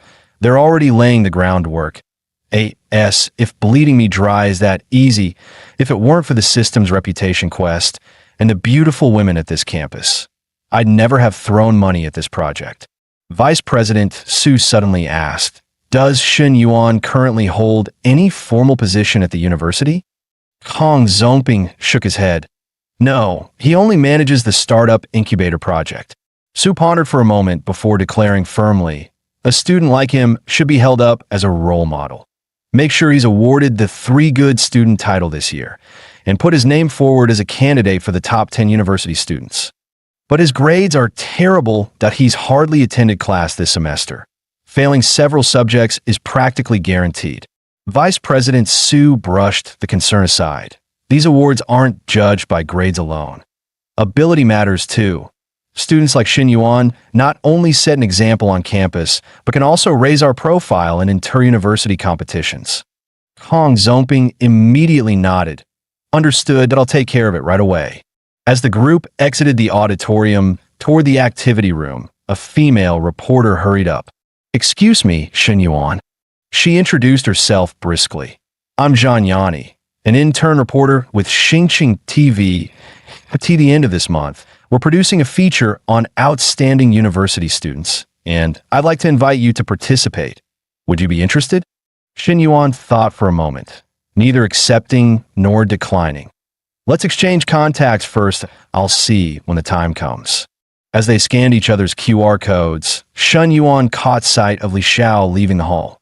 Great, the counselor's here. If she misunderstands me and this reporter, that'll ruin everything. Better tread carefully. We'll handle the details over WeChat. I have to go now, he said politely. Then, maybe we could grab dinner sometime? Zhang Yani pressed, hopeful. Sorry, I've already got plans tonight. Shen Yuan deliberately raised his voice so Li Xiao could hear. Without looking back, he strode away. Though a little disappointed, Zhang Yani felt comforted by at least securing his contact. Mr. Li, your student is something else, a female colleague teased, linking arms with Li Xiao. A gorgeous reporter asked him to dinner, and he flat out turned her down. Li Xiao had felt a pang of irritation earlier when she saw Shen Yuan exchange WeChat with the reporter. But hearing his firm refusal cleared the cloud from her mood in an instant. Back in the activity hall, Shen Yuan's secretary, Fu Yingzi, respectfully handed him the short list from the second round of reviews. Boss, after yesterday's re-exam, here are the candidates for the Incubator Point 2 male students, Yin Song and Mo Jinwang, and 5 female students, final year Japanese major senior Lu Xinyue, ethnic dance student Shiji Xuan, flight attendant trainee Peng Yin, first year student from Xinjiang Aisha, and cosplay enthusiast Xiaolei. Fu then presented a shareholding plan. I discussed this with Junior Long. We suggest a three-step structure. Step 1. As the investor, you hold 70%, while the student founders hold 30%. Step 2. Once the project breaks even, 20% of your shares are transferred back to the students at market valuation. Step 3. Once your personal returns reach 5 times the initial investment, another 20% is transferred back at valuation in the end, students will hold 70% and you retain 30%. Shen Yuan nodded, satisfied. The incubator isn't about profit, it's about reputation and influence. As long as the shared distribution motivates them, it works. And the real prize, those 5 campus beauties, that a win-win indeed. By the way, Shen Yuan asked casually, isn't Senior Liu Xinyue from the Japanese department scheduled for a one-on-one today? Yes, boss. I'll have her come in right away. A soft knock sounded before Liu Xinyue stepped in, greeting politely. Hello, Shen Yuan. She was petite, fair-skinned, and delicate in frame. Around 160 centimeters tall, but with such balanced proportions that her height didn't detract at all. If anything, it made her appear even more refined. Shen Yuan froze, inwardly cursing. Damn, a senior this elegant and mature? Keeping composure is going to be impossible. He found himself staring blankly, momentarily forgetting to respond. Noticing his dazed look, Liu Xinyue tilted her head in confusion. Shen Yuan? Snapping back to his senses, Shen Yuan quickly gestured. This way, senior. Please have a seat. Glancing at her proposal, he asked directly, so your startup plan is a campus supermarket, and later, you want to expand off campus into a chain, like Yonghui. That's your long-term vision? Then, leaning forward slightly with a smile, he added, so why do you think Yonghui became so successful? I'd love to hear your perspective. Liu Xinyue paused to gather her thoughts before replying in a calm, steady tone. I believe the key lies in profit sharing. The owner was willing to share the cake with employees, which built a strong reputation. Against competitors, with lower prices, better service, and solid employee benefits, those became the killer advantages that squeezed other supermarkets out of the market. Shen Yuan nodded inwardly. Yonghui's case is covered in detail in Hong Kong MBA programs. Clearly, she's done her homework, but this is my chance to show off a little. You're right, but it wasn't just competition, he explained smoothly. Their edge came from service management, corporate culture, supply chain integration, and even local government support. They had the perfect mix of timing, environment, and opportunity. Replicating that model elsewhere, though, is far more difficult. With that, he shifted gears, smiling. Still, your vision is impressive. We could take it step by step. Anyway, let's change topics that you're majoring in Japanese. Why not aim for translation work or a foreign-owned company? Liu Xinyue smiled faintly, with a hint of resignation. Actually, my parents chose the major for me. They both work for Japanese companies, and at the time, I just went along with it. And how's your Japanese? Shen Yuan pressed further. Not bad. That I have JLPT certification, passed the J-test exam, and even cleared the specialized Japanese proficiency test. So basically, you can communicate with people from Japan without much issue? He asked. She nodded. Yes, for most everyday conversations. Shen Yuan's eyes gleamed.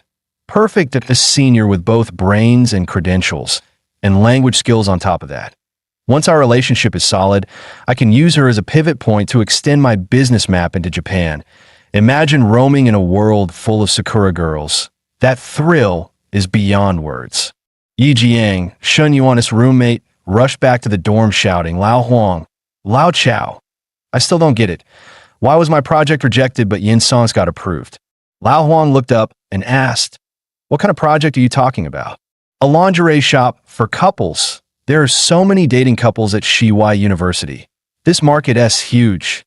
But the next second, Lao Huang snapped, are you insane? You think you can open a lingerie shop on campus? Tell me, who even dare go there? You trying to embarrass yourself? Lao Chao chimed in, honestly, it is not really about your project. Getting into Shen Yuan's startup incubator mainly depends on gender. Yi Jiang frowned. If Shen Yuan only wants girls, then why did Yin Song and another guy make it in? Seeing how slow his brain was, Lao Chao couldn't help but curse, "Are you stupid? Those two are just there to make up the numbers." But Yi Jiang argued back, "Then why can't I be the one to make up the numbers?" Lao Huang was speechless, thinking this guy was hopeless. No self-awareness at all. Even me and Lao Chao didn't get in. "What makes you think you would?" "Idiot." Just then, Lao Chao pulled out his phone. "Hey, check this out. The school's official account just posted an article about Shun Yuan signing a deal with the principal. Gotta admit, he actually looks pretty sharp now. Damn, that bastard Shun Yuan," he added. "Ever since he got that so-called all-campus female privilege, he has completely forgotten about us. Hasn't he been back to the dorm in ages?" Yi Jiang nodded. "If I were him, I wouldn't hang out with guys either. What's the fun in that? Switching girls every day sounds way better. But honestly, if he came back to the dorm now, half the guys on campus would be green with envy." When Lao Huang asked him why, Yi Jiang turned and said, "The finalist list for the startup incubator. Shun Yuan has got all 5 campus goddesses in his pocket.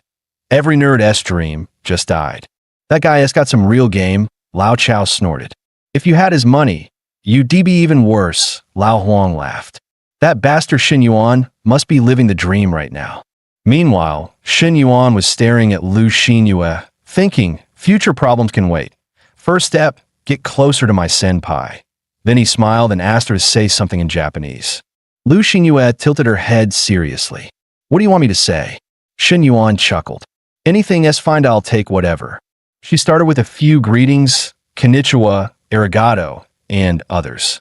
The more she spoke, the closer Shun Yuan's body leaned toward hers.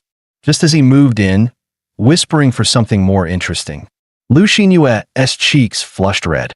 "I get it now. You mean those lines from those kinds of movies, right?" Seeing she caught on, Shun Yuan grinned. "You really know your stuff? Senpai, go ahead. Say one." The next second, Lu Xinyue shyly murmured like an actress in a film, "Yammeet, yammeet." Hearing that sent a jolt right through Shun Yuan. It hit just right. He couldn't help but wonder if real Chinese guys would go insane if they heard that kind of buff whispered mid-action. And with how naturally the senpai played along, things were going even smoother than he imagined. With that thought, Shun Yuan stood up and said, "All right, senpai, let us sign the agreement. Secretary, come in." Soon, Fu Yingzi entered holding the contract. According to Junior Jinghan's calculations, the investment amount for Lu Xinyue's project is 220,000 yuan. Please sign here. Watching them, Shun Yuan thought to himself, the rest of the candidates still need more time to observe. Let us see how capable this senpai really is in practice. As soon as the contract was signed, a familiar notification sounded in his mind. "Congratulations, host! UVE completed the 10 million yuan investment. Reward distribution in progress." "Whoa, the system's asset reward is coming." Shun Yuan blurted out. "What's it going to be this time?" "Damn, I'm actually nervous." "Mission reward. You have received 100% ownership of Jingfu Health Management Company, Limited, Star City. Subsidiaries include 2 medical checkup centers, 3 fitness gyms, and 1 yoga studio." Seeing the system panel, Shun Yuan couldn't help grinning from ear to ear. "Holy crap, system. That is one hell of a reward. An entire company handed to me." A moment later, his phone buzzed with a message from Fong Minhui. "Shun Yuan, I miss you again." Glancing at it, Shun Yuan smirked. This little minx's appetite just keeps growing, always craving more every few days. He typed back, "Come on then, meet me at the cafe." Meanwhile, Fong Minhui's best friend noticed her cheerful look and teased. "Heading out to meet Shun Yuan again? By the way, did you see the startup incubator's finalist list? 5 gorgeous girls. Aren't you worried people will talk? Ever thought about making your relationship public?" But Minhui smiled softly. "That doesn't concern me, that I really don't care." She understood perfectly. Shun Yuan had his reasons for keeping things private. After being with him, I realized he is not like other guys. Beneath all that joking around, he has got a maturity way beyond his age. He never says what he is planning, but I can feel it. He is destined for something great. That's exactly what I like about him. Her friend's jaw dropped when she saw Minhui dressed in black stockings. "Damn, Minhui, If I were a guy, I'd be done for after seeing that. And oh wonder Shen Yuan s grinning all day. He s in for another fun night. Cut to Shen Yuan, walking out of campus and heading for the cafe. Just as he was about to get in his car, someone called from behind. Shen Yuan, where you going? Can we tag along? We re-heading to MANHWA Street. Mind giving us a lift? Turning around, Shen Yuan sighed inwardly. What's with these two? Are their skins made of steel? After the incident and the auditorium thing, how are they still misunderstanding me? Guess I'll have to make it even clearer. The next second, he slipped into the car and shut the door. Sorry, he said flatly. I'm not going by MANHWA Street. Watching him drive off without a glance back, Tian Yuping slumped in disappointment. Can't he even catch a ride? Damn, that is a billionaire for you. Too high up to even look our way. At that moment, Tian Yuping thought, if Shen Yuan is a mountain, then I'm still standing at its base. Can't he even find a path up? For the first time in my life, I feel this kind of helpless defeat. On the road, Shen Yuan was lost in thought that I don't have time to deal with all these flirty girls right now. Once I'm done with wee-wee, I need to sit down and plan things out properly. The System S reward fits perfectly with my earlier idea of running a health brand. And with Coach Lou around, getting started shooting TB hard. My influence on campus is already solid, and even the Exine City TV station wants to interview me. Feels like things are blooming everywhere, but it is still not enough. Using Jingfu Health as a starting point, I'll ride the waves of the business world. That's what a real tycoon should do.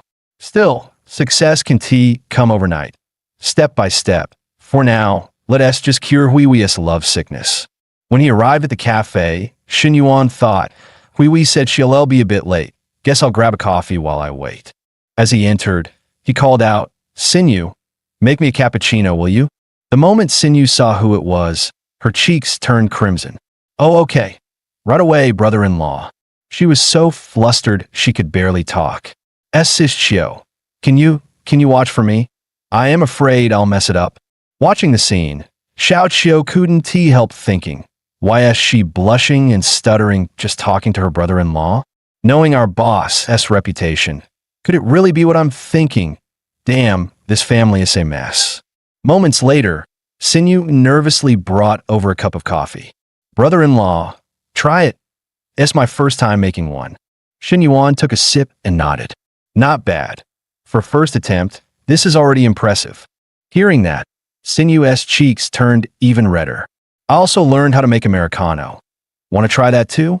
Shen Yuan chuckled. No need that if I drink more, I won't be able to sleep tonight. His words made Sinew's mind go blank for a second. Won't be able to sleep? What does he mean? Then she panicked, right? The coffee, he meant the coffee. I'll get back to work, brother-in-law, she stammered, retreating quickly. Later that night, Feng Minhui texted him. Shen Yuan, I'm here. As soon as she walked in, she threw herself into his arms. Yuan Bao, I missed you. Shen Yuan smiled. I missed you too.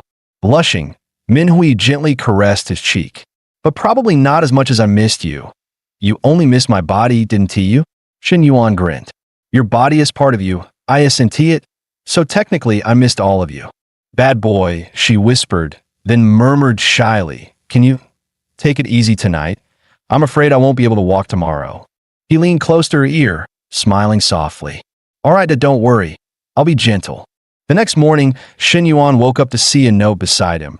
Yuan Bao, sleep a little longer. I have class this morning, so I left early. Miss you.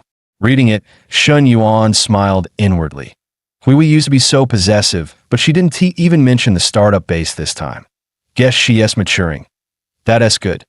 Now, let us go check out the company the system just handed me, Jingfu Health. By afternoon, the conference room at Jingfu Health was filled with uneasy silence. Finance Director Liu was thinking, 2 days ago, our old boss Shi Wenkuan cashed out and left. The new owner is coming in with his own team. Guess we might all be replaced soon. The general manager muttered under his breath, wonder who the new boss will fire first.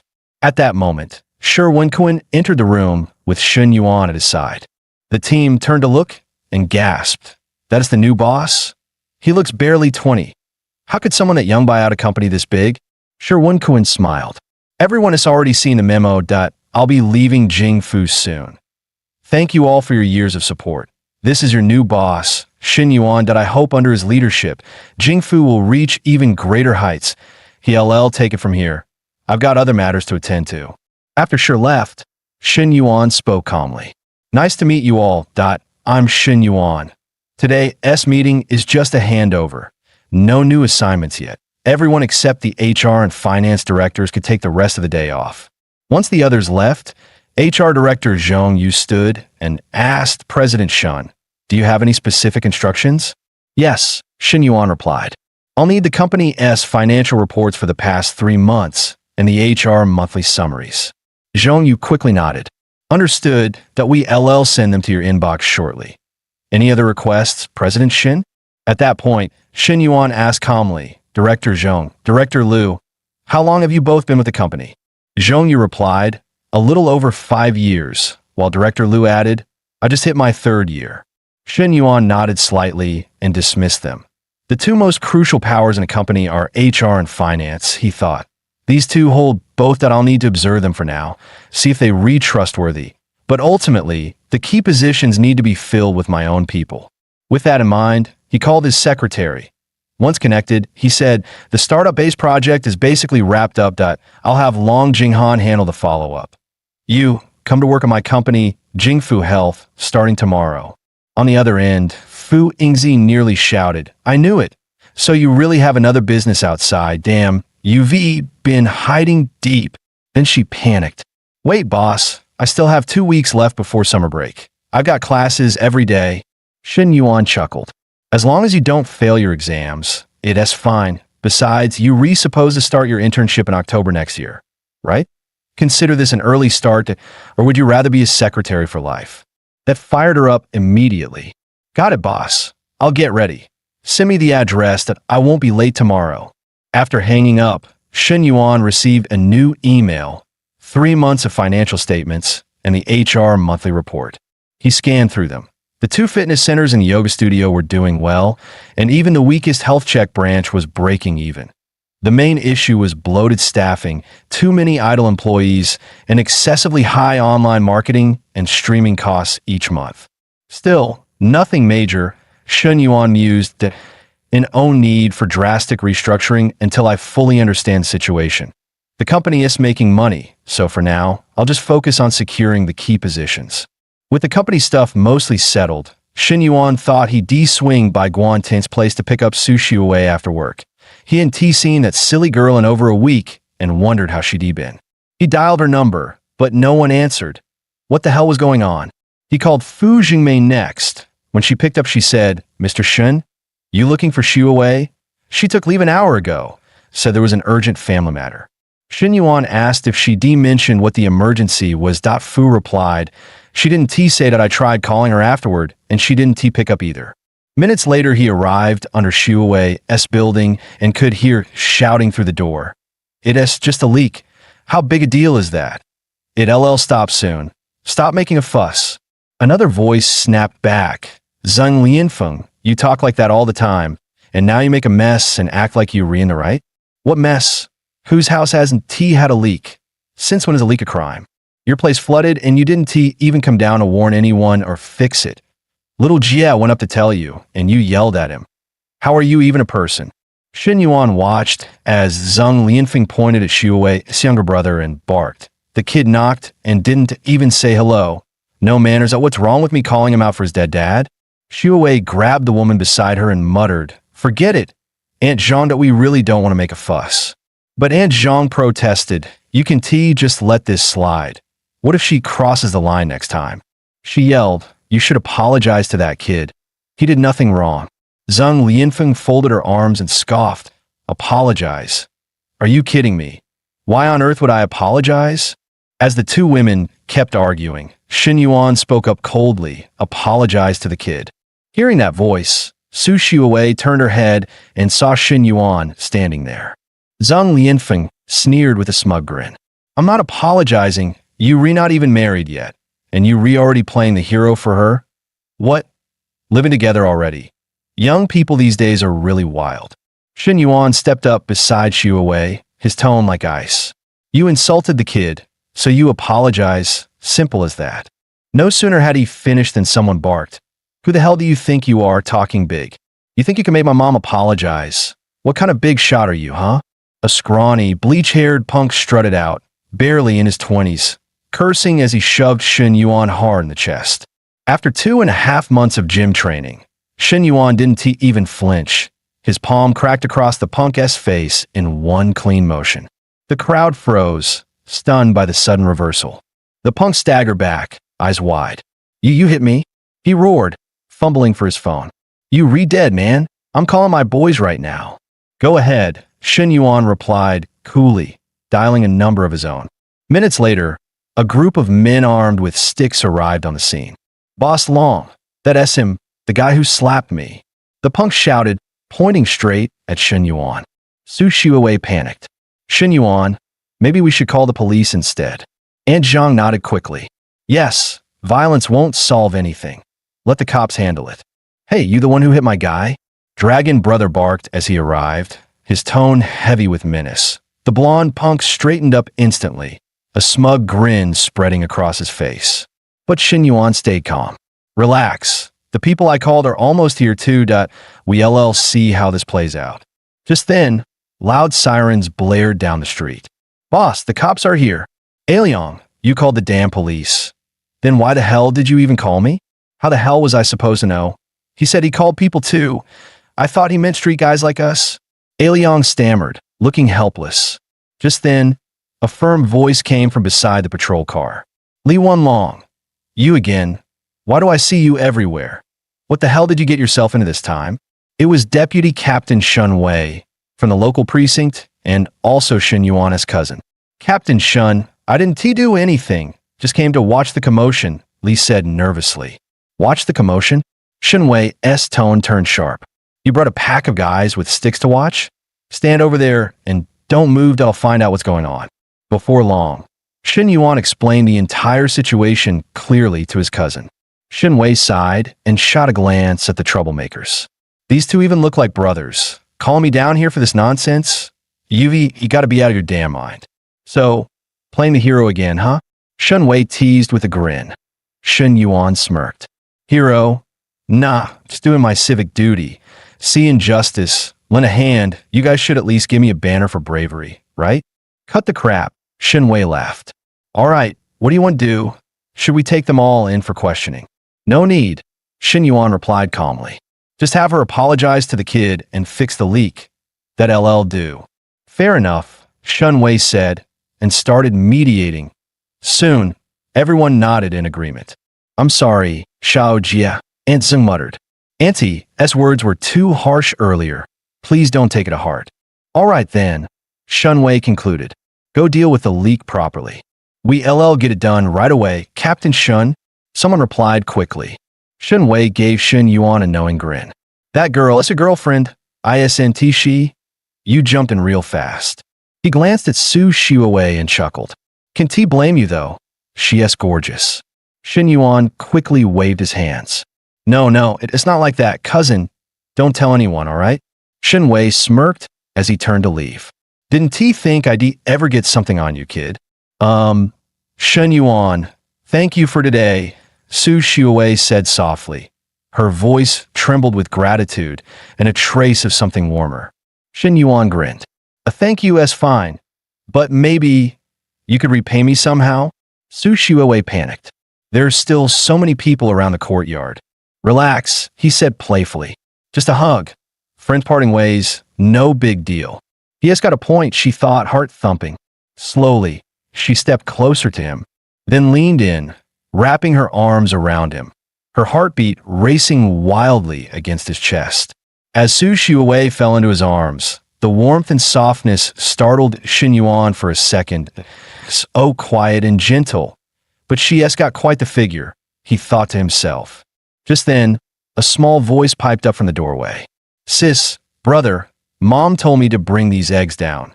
She said they re for the big brother. All of these. Won't your family run out? Shen Yuan chuckled. Shiwei smiled softly. It is fine, my aunt brought a whole basket earlier. Shen Yuan ruffled the boy's hair. All right, Xiao Jia. From now on, don't call me brother. Call me brother-in-law. Got it? Brother-in-law. What does that mean?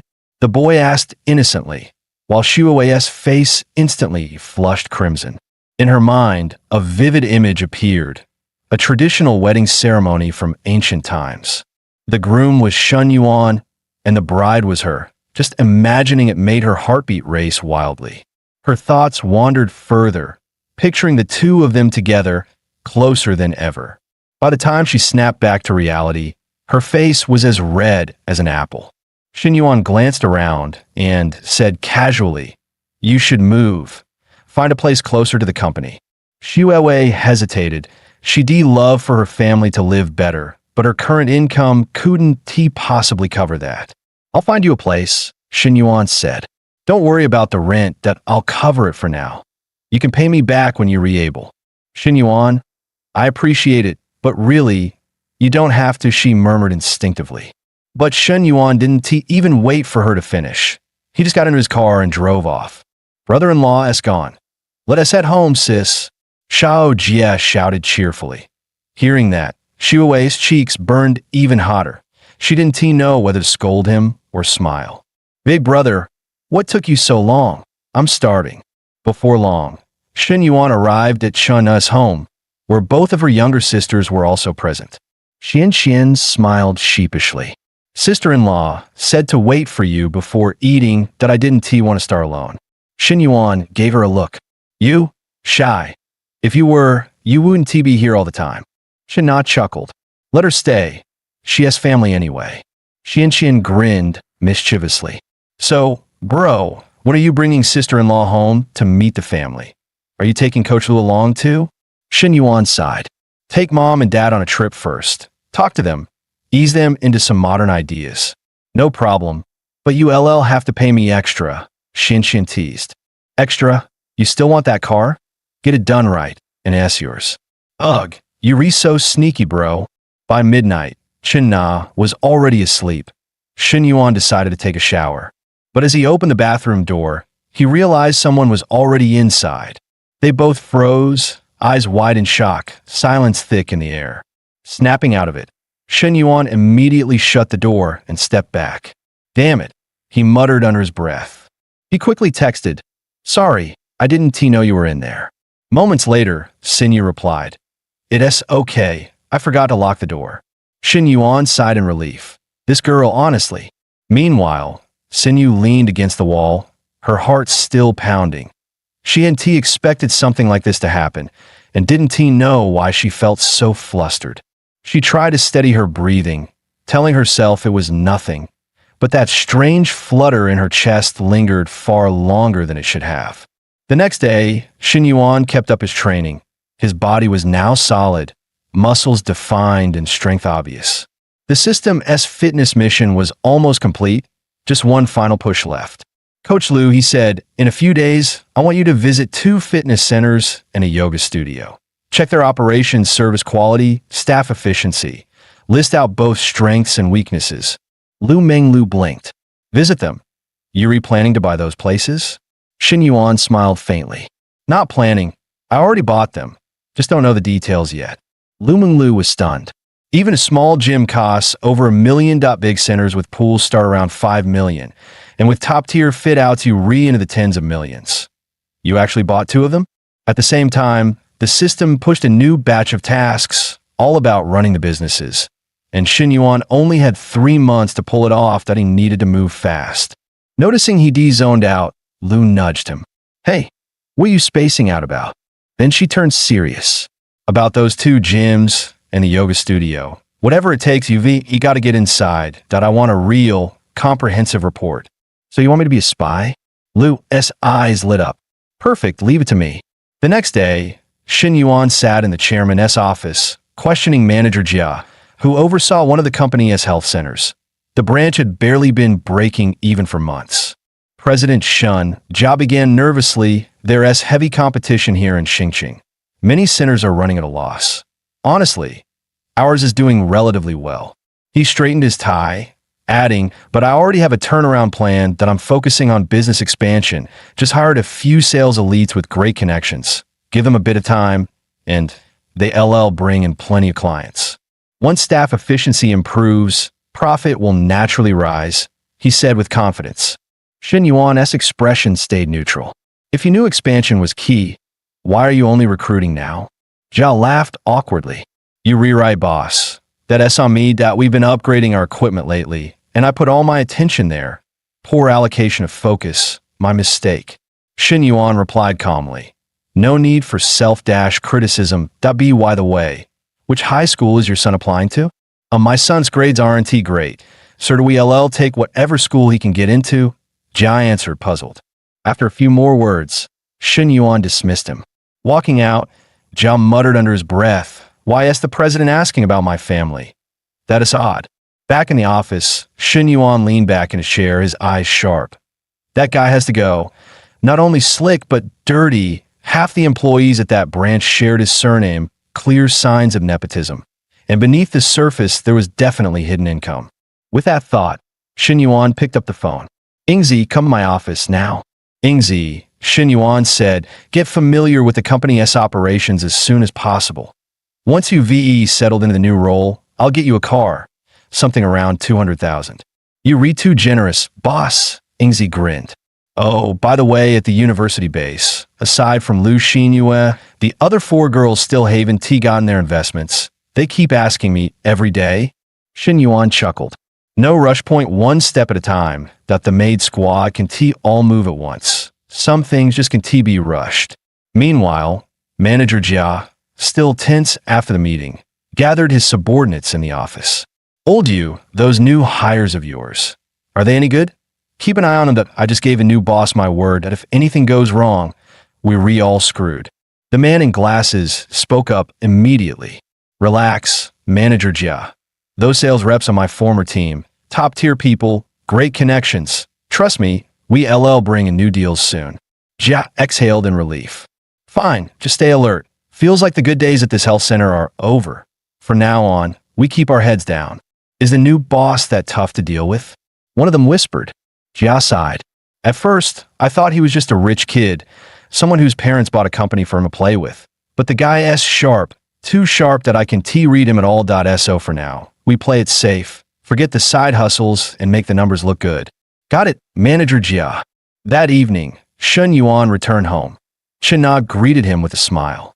Shin Yuan, I went to IFC this morning and bought you a few business suits, 2 pairs of shoes, a belt, and a watch. Naya and Bayoni brands? Shin Yuan asked with a light laugh. You must spend a fortune. Altogether, just over $1 million, Shin Na said with a grin. Shin Yuan raised an eyebrow. How much? Her voice dropped. It's mostly the Peter watch. That one was over 800,000.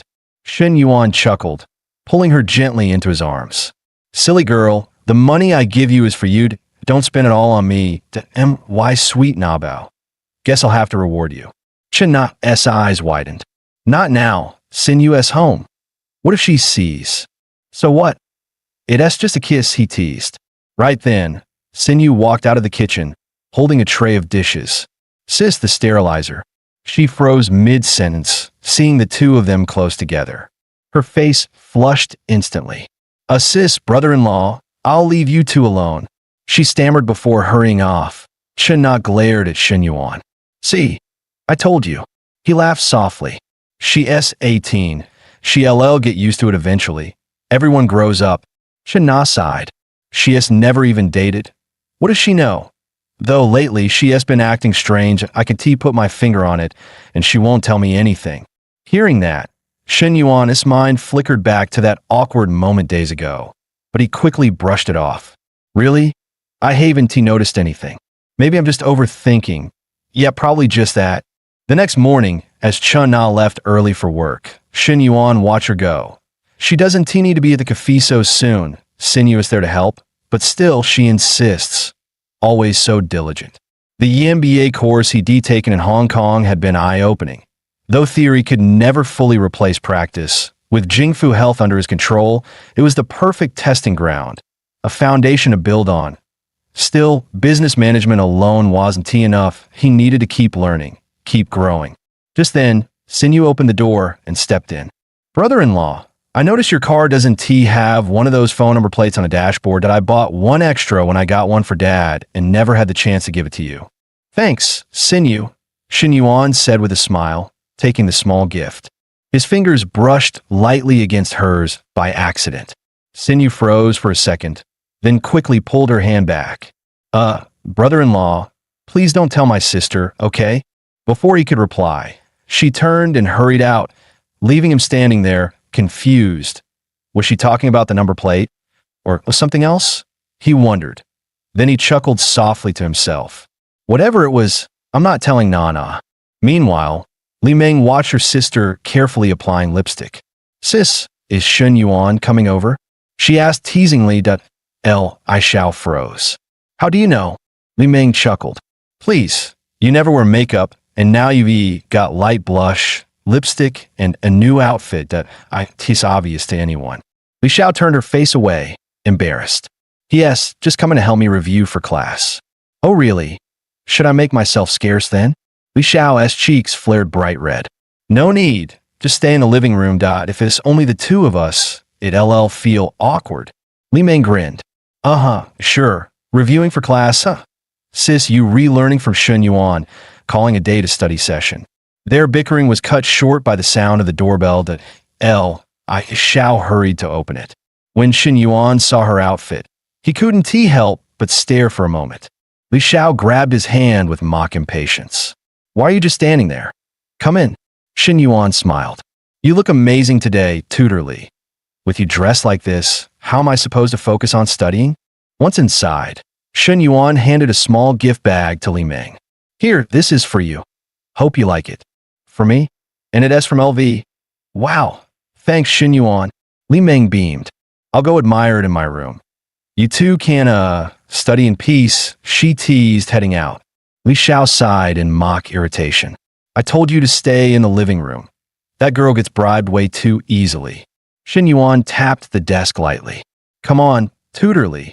Time for some happy studying. Li Xiao eyed him warily. You did that on purpose, didn't you? What? I just gave your sister a small gift. It's rude to show up empty-handed, he said with a playful shrug. Fine, she sighed, picking up a few HR textbooks. There are several here. Which one do you want to start with? System notification. Host has initiated the Human Resource Management Study Plan. TO manage an enterprise effectively. One must develop advanced managerial awareness, employee motivation, and institutional structure. Host's voluntary learning has triggered the real-world HRM mission. Completion within 1 month will unlock full HRM level knowledge from Renmin University. Shun Yuan's eyes lit up. Renmin University's HRM. One of the best. That's no small deal. He picked up a book.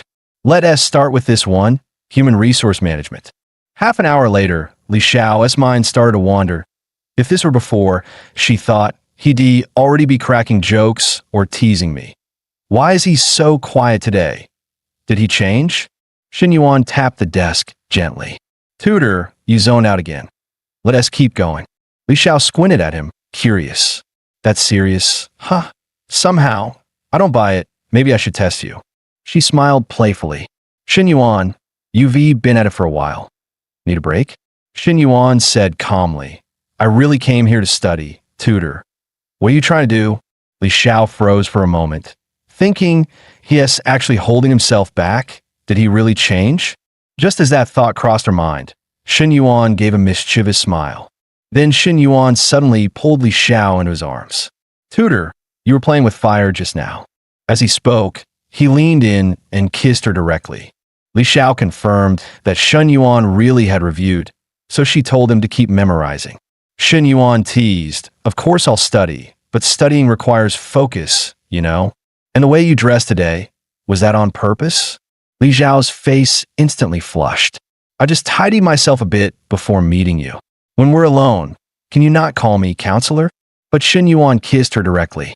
Wouldn't that take away half the fun? Li Xiao shyly shook her head. Shun Yuan, not yet. Can you give me a little more time to prepare? That gave Shun Yuan a headache.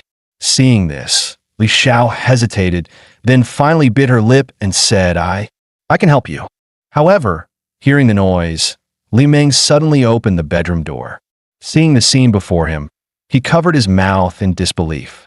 Half an hour later, Li Xiao sat up and said, Now can you study in peace? but I have to go back to school for a meeting later, so I can only stay with you for an hour.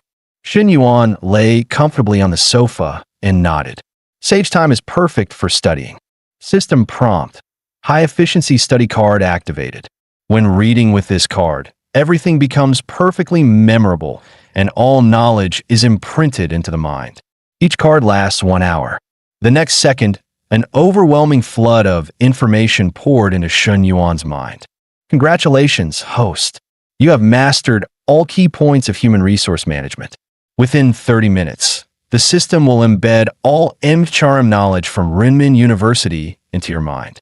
After finishing the material in an hour, Shin Yuan felt as if his soul had been drained and collapsed heavily onto the sofa. The high-efficiency study card was useful, but its side effects were severe. It consumed too much mental energy. After absorbing all the knowledge, he exhaled deeply, rested on the sofa for a while, and once his mind recovered a bit, he decided to take a shower. So he asked Li Meng if he could use her bathroom. She nodded. Sure, I'll get you a towel. After speaking, she went to rummage through the wardrobe. Shin Yuan noticed her face was flushed and her expression a little strange. He had no idea what she had been doing earlier. He didn't think much of it, took the towel, and walked into the bathroom. As the water splashed down onto his body, the fatigue quickly melted away. Li Meng's bedroom was right next to the bathroom. It was the first time a boy had ever taken a shower in the house, shared by the two sisters. Hearing the sound of the running water next door, her heart started pounding uncontrollably. Due to a past failed relationship, she did feel resistance toward men, but that didn't stop her from looking. However, just as Shin Yuan finished showering, he received a call from Kong Zongping, the secretary of the Foreign Affairs Youth League Committee. He said Vice President Su wanted to treat him to dinner to thank him for investing in the entrepreneurship base. After saying goodbye to Li Meng, Shin Yuan hurried out. Seeing him leave, Li Meng felt an inexplicable sense of regret.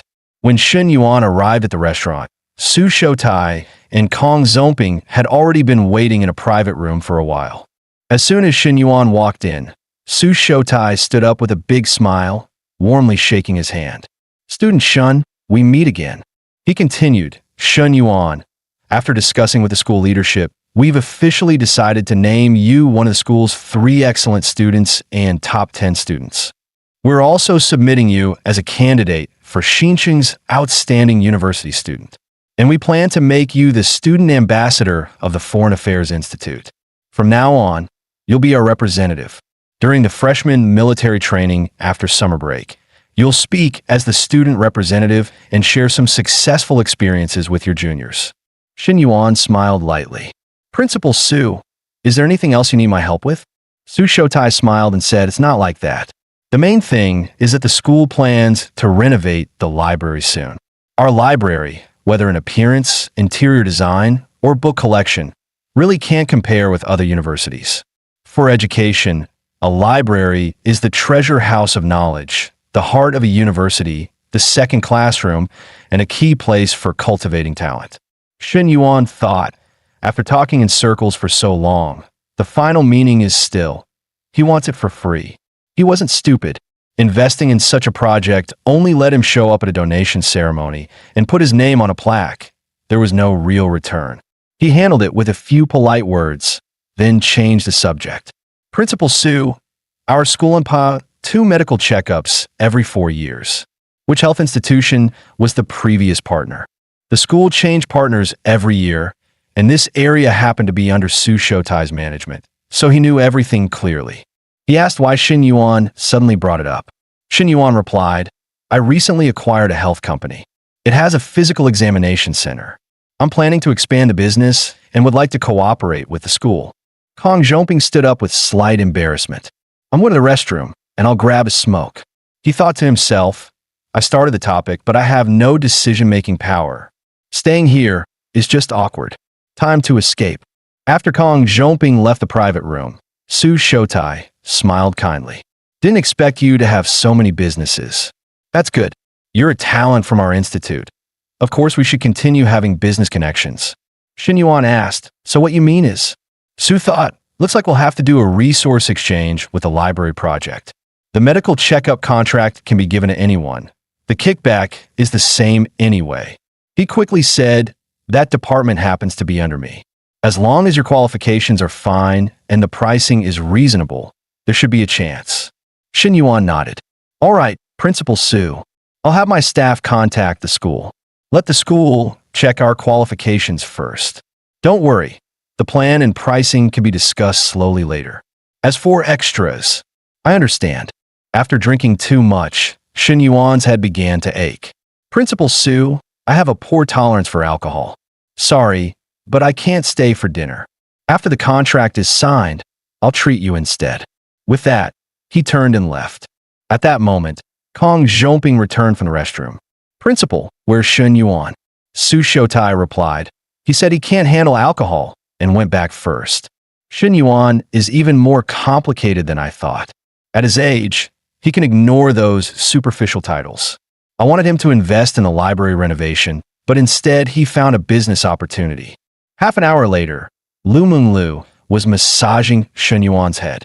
Next time you have a dinner, take me with you. I can at least help block some drinks. Shin Yuan replied, You worked so hard on your figure. How could I let you suffer? Lu Menglu blushed. Stop joking. Drink some honey water. Shin Yuan picked up the cup, teasing, Coach Lu, if you're helping me sober up, this isn't how you drink water. She blinked. Then how do you drink it?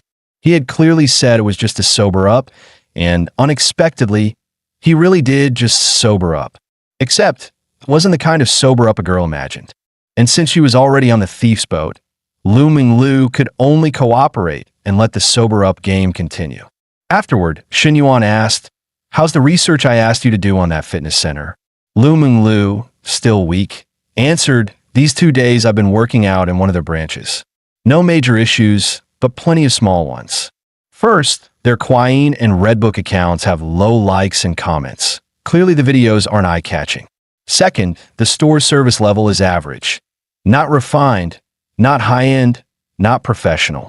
For example, the front desk replies with one-word responses, slow. Third, the coaches lack service awareness. When there aren't many members, they cluster with sales to chat, which really hurts the member experience. Fourth, their follow-up after members leave is insufficient. Since yesterday morning, when I visited, I've only received one maintenance message from a coach. Fifth, the sales team doesn't have a monthly follow-up KPI for newly open memberships. That's wild. The sales manager absolutely needs to be replaced. After hearing her report, Shin Yuan was very satisfied. He patted her head as a reward. Not bad, as expected from my personal coach. Lu Menglu proudly replied, Of course. This is my field. The next morning, Shin Yuan went to the gym again with Lu Menglu. After days of consistency, his weight had finally broken through the 75 kilograms mark, and his physique score of 15.1 was just a little short of the target. 2 hours later, the system prompted, Congratulations, host. You have completed the fitness mission. You are one step closer to a perfect life. The 2-year celebrity physique reward will be delivered gradually over the next week. Please maintain a workout frequency of once every 2 days. Celebrity template, 182 centimeters, 77 kilograms, 10% body fat. Great, his reward had arrived. According to the panel, over the next week his weight would increase by 2,000 g and his body fat would gradually drop to 10%. Lu Menglu handed him a bottle of water. Drink. Honey, why do you feel a little different today? Shin Yuan took the cup and said, Because I completed the tasks you gave me on time. Coach Lu, a month ago you told me to gain 10 gene and lower my physique score to 15%. I've done both now. Hearing this, Lu Menglu praised him. Honey, you're amazing today. Shin Yuan took another sip, smiling. Here's your reward. Check your WeChat. Curious, Lu Menglu picked up her phone. Seeing the 100,000 yuan transfer notification, her eyes instantly lit up. Wow, honey, you transferred 100,000 to me. Love you.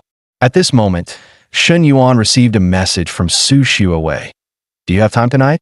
I want to treat you to dinner and properly thank you for last time. After reading it, he said goodbye to Lu Menglu. Shin Yuan arrived at the restaurant. Xiaowei, why wait outside? Wouldn't it be better to sit inside? Su Xiaowei brushed her hair aside. I was afraid you wouldn't be able to find me. Shin Yuan laughed. No way. You're so beautiful. I'd spot you instantly no matter where you are. You're really pretty. Saying it out loud almost makes me embarrassed. About the apartment I mentioned last time, it's near your company. Get ready. You can move in this weekend. Su Shiwei shook her head. No need, really. We're fine where we live now. But Shin Yuan expected her refusal. It's okay. I already rented it. If you don't live there, it'll just sit empty. The rent isn't much anyway. Hearing this, Su Shiwei came up with a compromise. Then treat the rent as something I'm borrowing. I'll pay you back when I earn enough. Shin Yuan thought, by the time you want to repay me, you'll already be mine. No need to keep score between family. Suddenly, a familiar yet unfamiliar voice came from behind. President Shun, it really is you. I thought you were some idle tier pretty boy. I was wondering why he looked so much like you. Shin Yuan looked at him silently. Dong Qitao quickly realized his greeting came at the worst possible moment. To ease the awkwardness, he changed the topic and introduced himself. President Shun, do you remember where we met? It's me, Dong Qitao Xiaodong, at China's place. Remember now? Shin Yuan replied lightly. So it was you. As he spoke, Shin Yuan let go of Su Shiwei's hand. Then he shook Dong Qitao's hand. Hello, Dong Qitao said. I'm here having dinner with a few friends. Didn't expect to run into you. I see you're not drinking today. Otherwise, we'd at least have a couple of shots. Shin Yuan said, no worries. There'll be a chance later. Dong quickly added, yes. President Shun, I'm in the sports equipment agency business. If you ever need anything, just let me know. Here's my WeChat. Please add me if it's convenient. Shin Yuan smiled. Sure, maybe we'll have business together in the future. Since we've added each other, we can talk when needed. At the same time, he thought, sports equipment agency? There really might be a chance. After adding each other, Dong waved. All right, President Shun, enjoy your meal. I won't bother you. Just call me if you need anything. Back at his table, one of Dong's friends immediately asked, who was that? You even went over to greet him? Dong laughed at himself. Told you before, that's the boyfriend of my previous blind date. Whether humble or not, the guy's rich and successful. If I can latch onto his thigh, maybe I'll get to drink some leftover soup someday. Seriously? His friend exclaimed. Go look yourself. The watch on his wrist can buy 2 of my cars. That model costs over 800,000. Royal Oak 2642 tone. Look it up. Holy but so weird. With that kind of money, why is he eating in a common restaurant like this? How would I know? Hold on. That girl, she's your blind date? You dog, you're really something. She's that young, and you wanted to eat her alive? Dong Qitao replied, no way, absolutely not. That little girl isn't my blind date at all. Rich people play wild. Flags flying at home, flags flying outside, and all of them beauties. Don't mention her again. If you do, I'll get depressed. Half an hour later, Shin Yuan and Su Shiwei were walking in the park. The streetlights were old and dim, probably why the dancing Annies didn't come anymore. And young people didn't like this park either, so there were very few people. Still, a few stray cats strolled by from time to time. Seeing one, Su Shiwei squatted down, trying to play with it, but the stray cats here were wary.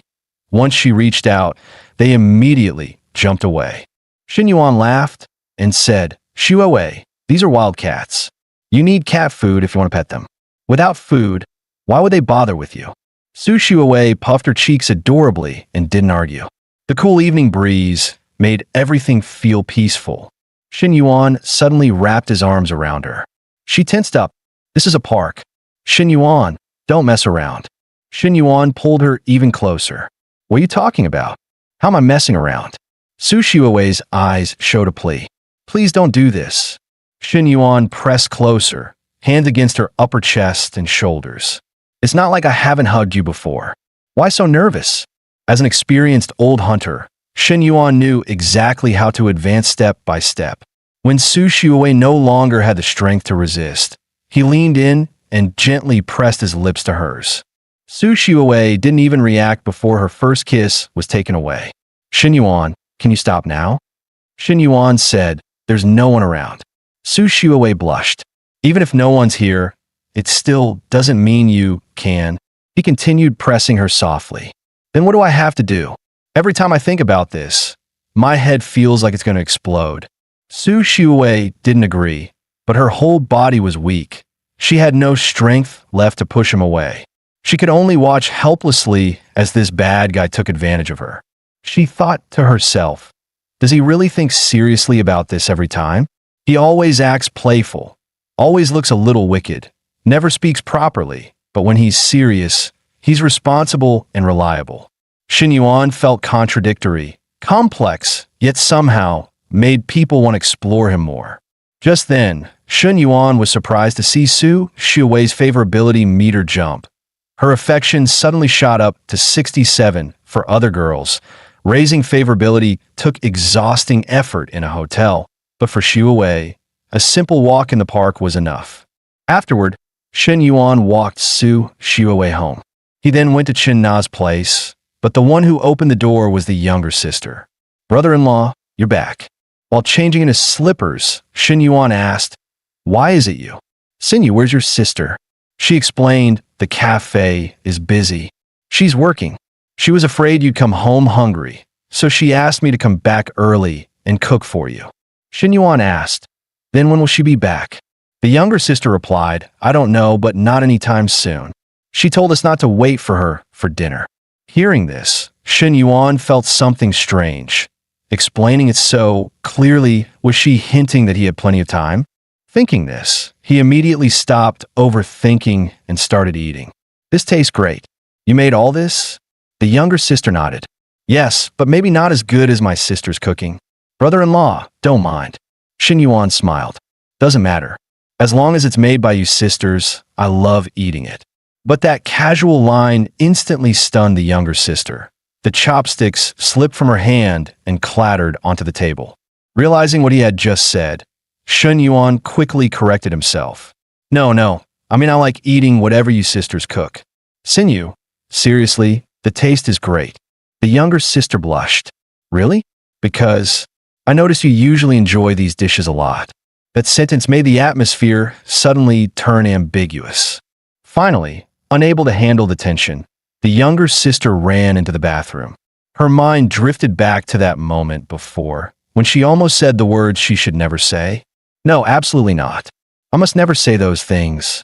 And brother-in-law, he should only love my sister. He can't possibly like me, right? Meanwhile, when Su Xiuwei got home, she said to her mother, Mom, let's move in a couple of days. I don't know where yet. Shen Yuan said he already found a place. Xiuwei, have you really thought this through? Once we take this step, there's no turning back. I've thought about it, Mom. I think I might like him. At that moment, after dinner, Shen Yuan returned to the company.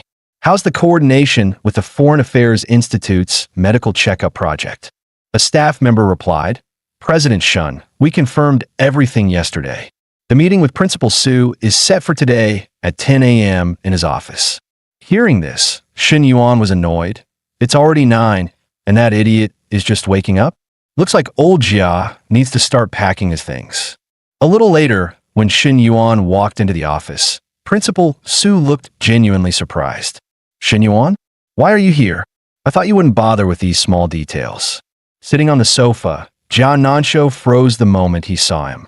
Why is he here? Today was only an initial meeting. Shen Yuan never said he would come. And all the material for this meeting was prepared by Yu Jifeng. He himself hadn't even read it. Immediately, Jia Nansho and Yu Jifeng stood up. President Shen. Shen Yuan waved his hand. It's fine. You guys keep talking. I was passing by and thought I'd drop in to greet Principal Su. Jia Nansho's mouth twitched. Inside, he cursed. Yeah, right. Passing by. You're obviously checking on us, but you make it sound so damn elegant. Shen Yuan sat down and quietly listened to the three discuss the medical checkup project. Meanwhile, he thought, I came specifically to see how Jia Nansho works. Now it all makes sense. He's the type who doesn't know the business at all and just dumps everything on his subordinates. Definitely need to replace him soon. With that in mind, Shen Yuan stood up. Principal Su, you all continue. I won't disturb you. I'll head out first. Before leaving, he began mapping things out in his mind. If Yu Jifeng is truly capable, letting him replace Jia Nansho might be worth considering. But first, he had to fully investigate his background. If he was the same breed as Jia, that would be disastrous. Anyway, he should head to Jingfu Company next. There were still other matters to deal with today. 1 hour later at Jingfu Company. The online traffic was terrible and the short video content on their account was visibly weak. Shin Yuan asked, "Manager Chun, why is it like this?" The digital marketing manager, Chung Ru, explained, "President Shun, to make good traffic polling videos, you need curvy, eye-catching female coaches. But hiring that kind of model costs too much. We don't have the budget." Shin Yuan frowned. "Why do you need models? Aren't the gym's own female coaches enough?" Chung Ru replied, "Some coaches refuse to appear on camera, and others don't want to film at all. And since online leads are distributed evenly among all coaches, the ones who film feel they're at a disadvantage." "Did you not evaluate this issue before?" "We did," Chung Ru said bluntly. "But the gym and yoga studios have decent offline foot traffic and good profit, so the issue was shelved for a long time." Shin Yuan nodded. "Makes sense. Gyms and yoga studios rely more on offline business. Not prioritizing online isn't unusual. Manager Sun, our online traffic is low, in-store service is weak, discipline is poor, and follow-ups are a mess. You're the general manager. What's your view?" Hearing this, Sun Jin froze. She wanted to explain, but didn't know where to start. Shin Yuan cut her off. "No need to explain. Take the issues I just mentioned and prepare an improvement plan. Report to me tomorrow. Understood?"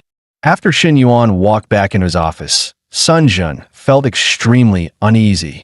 The gym, in both scale and profit, was the best performing location in the entire company. She thought the new boss's first fire would be aimed at old Jia's medical center. She didn't expect it to hit her instead. But since the boss asked for an improvement plan, at least there was still a chance to redeem herself. At that moment, she was afraid she might lose control and do something she would regret toward her sister. She hurried into the bathroom to calm herself down, thinking she had to explain things to her brother-in-law before anything went wrong. After calming down, she came out and said, "Brother-in-law, I didn't mean it like that." Shin Yuan replied coolly, "I know. It's fine." Hearing that, her heart instantly shattered. His tone sounded like he didn't care at all. "So he really doesn't like me." Seeing her depressed, Shin Yuan thought helplessly. "You came to explain? I said it's fine. How did you end up even sadder?" The thoughts of a 17-18-year-old girl were truly impossible to predict. Since his first answer clearly didn't work, he reorganized his words and said gently, "Everyone has the right to choose their own path. Don't be tied down by society's expectations." "So, brother-in-law actually knows how I feel?" Her heart skipped. He didn't reject her, but his words were vague, neither agreeing nor refusing. She subconsciously leaned closer, just about to speak. Her sister, Chen Na, pushed the door open. "Shin Yuan? Sinew? Have you two eaten?" The younger sister instantly backed away. "We already ate." "Sis, you haven't had dinner yet, right? I'll heat up the dishes for you now. The cafe business is getting better. Nana, you've worked hard." Hearing his concern, Chen Na's mood brightened. She leaned close to him and whispered with a smile, "Stop it. Because of you. I'm busy but never tired. I have to work even harder." The younger sister watched her sister and brother-in-law being affectionate, and a faint sourness rose in her heart. The next day, Lu Menglu came to report, "Shin Yuan, I've visited the other two stores as well." She said softly, "The yoga studio service is timely and decent, but the membership count is low. It's a traffic issue. The other gym has similar problems. They're all just small details. It comes down to whether the managers are willing to fix them. I've organized everything and will send it to you later." "Good, nicely done." Lu Menglu lifted her bright eyes at him. "So, do I get a few small rewards again?" Shin Yuan tapped her head gently. "What do you take me for? If you're free this afternoon, let's go on a date. But besides the problem report, you still owe me a full improvement plan tonight." In the afternoon, Shin Yuan took her on a big shopping spree. That evening, the two had a candlelight dinner. Clothes, bags, movie, dinner. Altogether, they spent 230,000 yuan. After triple cashback, the net gain was 460,000.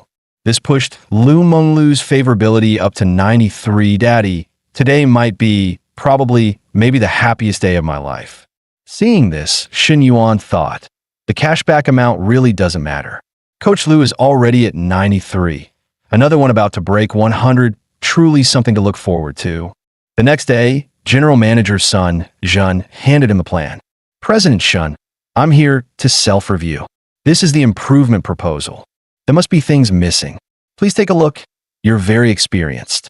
Shin Yuan laughed inwardly. Experience my ass, but hearing that still felt nice. No need for self-criticism. Sit. Summarize your new measures first. First, delayed reception service. Any slacking in public areas will result in fines. Same with follow-up. Continuous follow-up is mandatory. If they fall short, performance gets deducted. Shin Yuan frowned. All assessment and penalties? Where are the rewards? Sun Jin replied, fines create urgency, so they'll take their jobs seriously. She knew the gym's issues weren't serious, but since the profits are good, she hadn't paid much attention before. Shin Yuan said calmly, fines are fine, but you need rewards too. Reward first, penalty second. The goal is motivation, not pressure. Understood, President Shun. You always think ahead. Shin Yuan waved his hand. What about online traffic? Sun Jin thought for a moment. We mostly rely on offline walk-ins. Online traffic is low. I need to talk with Manager Chung from the marketing department, then give you a detailed plan. Shin Yuan took a sip of water. The videos aren't eye-catching because the coaches won't cooperate. You need to adjust your traffic allocation rules. By tomorrow afternoon at the latest, I want the detailed plan. Understood, President Shun. Shin Yuan looked her straight in the eye and said, the goal is to improve efficiency and boost company performance. This company doesn't keep idle people. Do you understand what I mean? Sun Jun felt a chill inside and nodded firmly. I understand, President Shun. I know what I should do. After leaving the office, she let out a long, heavy sigh. Old Jia hadn't lied. This new boss was sharp, decisive, and intense. Where did a 21-year-old get this kind of aura? The company doesn't keep idle people. If she didn't perform, she really might get kicked out. Seeing her expression, Fu Yingzi thought, looks like she got scared stiff by President Shun. I've never seen his scary side, and hopefully I never will. With that in mind, she walked into Shin Yuan's office. President Shun, I've got some inside info to tell you. Shin Yuan found her overly formal tone strange. When it's just the two of us, don't call me President Shun. Sounds awkward. She reported immediately, boss, the actual person handling the school cooperation is Yu Jifeng. He used to be in charge of marketing and business development, but Jian Nanshou wouldn't let him make any big moves. He's been suppressed for over 2 years. Shin Yuan said, I saw his resume. He was a deputy general manager at another medical checkup center. She leaned close and whispered because his wife cheated with the boss of that company. He beat that boss up, so he had to switch jobs. That's also why he's been putting up with Jian Nanshou. He can't afford another job hop right after joining. Hearing that, Shin Yuan became amused. You can even dig up gossip like this? Not bad, little secretary. A capable secretary like you. Do you have a boyfriend? Fu Yingzi's face instantly turned red. Why is he suddenly asking that? He already has so many women. Is he tired of the big meals and wants a new flavor? Does he want to try my little steamed bun instead? Or does he want to try that saying, when there's work, the secretary works. When there's no work, the secretary. No. The boss already has plenty of lovers. He doesn't need me. Better to stay a hard-working little bee by his side. While she was still overthinking, Shin Yuan said to her, the startup funds for Yin Song, Mo Zhenwang, and Lu Xinyue have all been approved. Tell them to start executing. After Fu Yingzi left, Shin Yuan took out his phone and looked at Sister Lin's photo. Her daily posts were basically screaming, I'm in love. Sis, are you trying to shake my Tao heart? She texted him, I just made lunch. Does it suit your taste? Want to bring some over? Shin Yuan replied, no need. I'll come to your place after lunch to fix that air conditioner. She shyly typed back, could you not come to my house? I'm scared already. Shin Yuan texted directly, bring your battle outfit to the hotel. I'll send you the location. 1 hour later, Sister Lin arrived fully covered and disguised. A greasy middle-aged man passing by turned red. That woman by the elevator? Stunning. That narrow waist, that perfectly lifted curve, damn, her waist-to-hip ratio was insane. Amazing. Too bad she was wearing a mask, so he couldn't see her face. Suddenly he thought, why does that silhouette look a bit like my wife? Once he finished checking in the client, he decided he'd better call home to confirm. Soon after, Shen Yuan opened the door, looked at her outfit, and said, why are you sneaking around like a thief? Sister Lin removed her hat and mask, cheeks bright red. I'm not like you. You have no idea how big a risk I'm taking. Shen Yuan pulled her into his arms and teased. Wouldn't it be even more fun if you were caught? 5 minutes later, she had changed into sexy lace lingerie. The old perv Shen Yuan said directly, Sister Lin, do you know it's this exact outfit that keeps me from being able to work? He lifted her chin gently and whispered, your compensation. I accept it. Just as they were in the middle of things, Sister Lin's phone suddenly rang. Oh no, her husband was calling.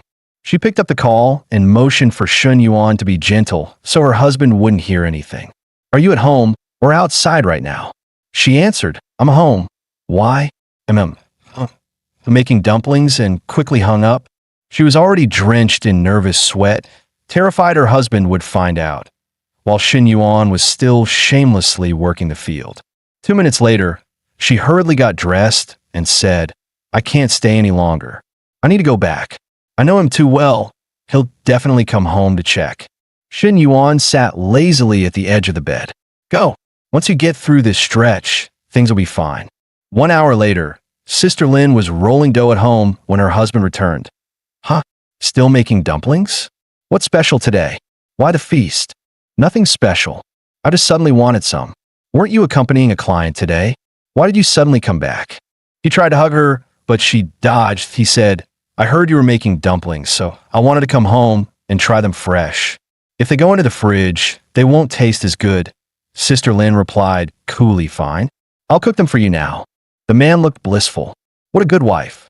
With a wife like you, what more could a man ask for? Shen Yuan was driving. He had planned to hear Yu Jifeng's work report today, but after this little incident, he'd have to talk to him another day. The longer he stayed in the company, the more he realized his knowledge wasn't enough, that he needed another private tutoring session. He called Li Xiao. Counselor, how long until you get home? Li Xiao said, it's almost summer break. Lots of work? At least another hour and a half. Why?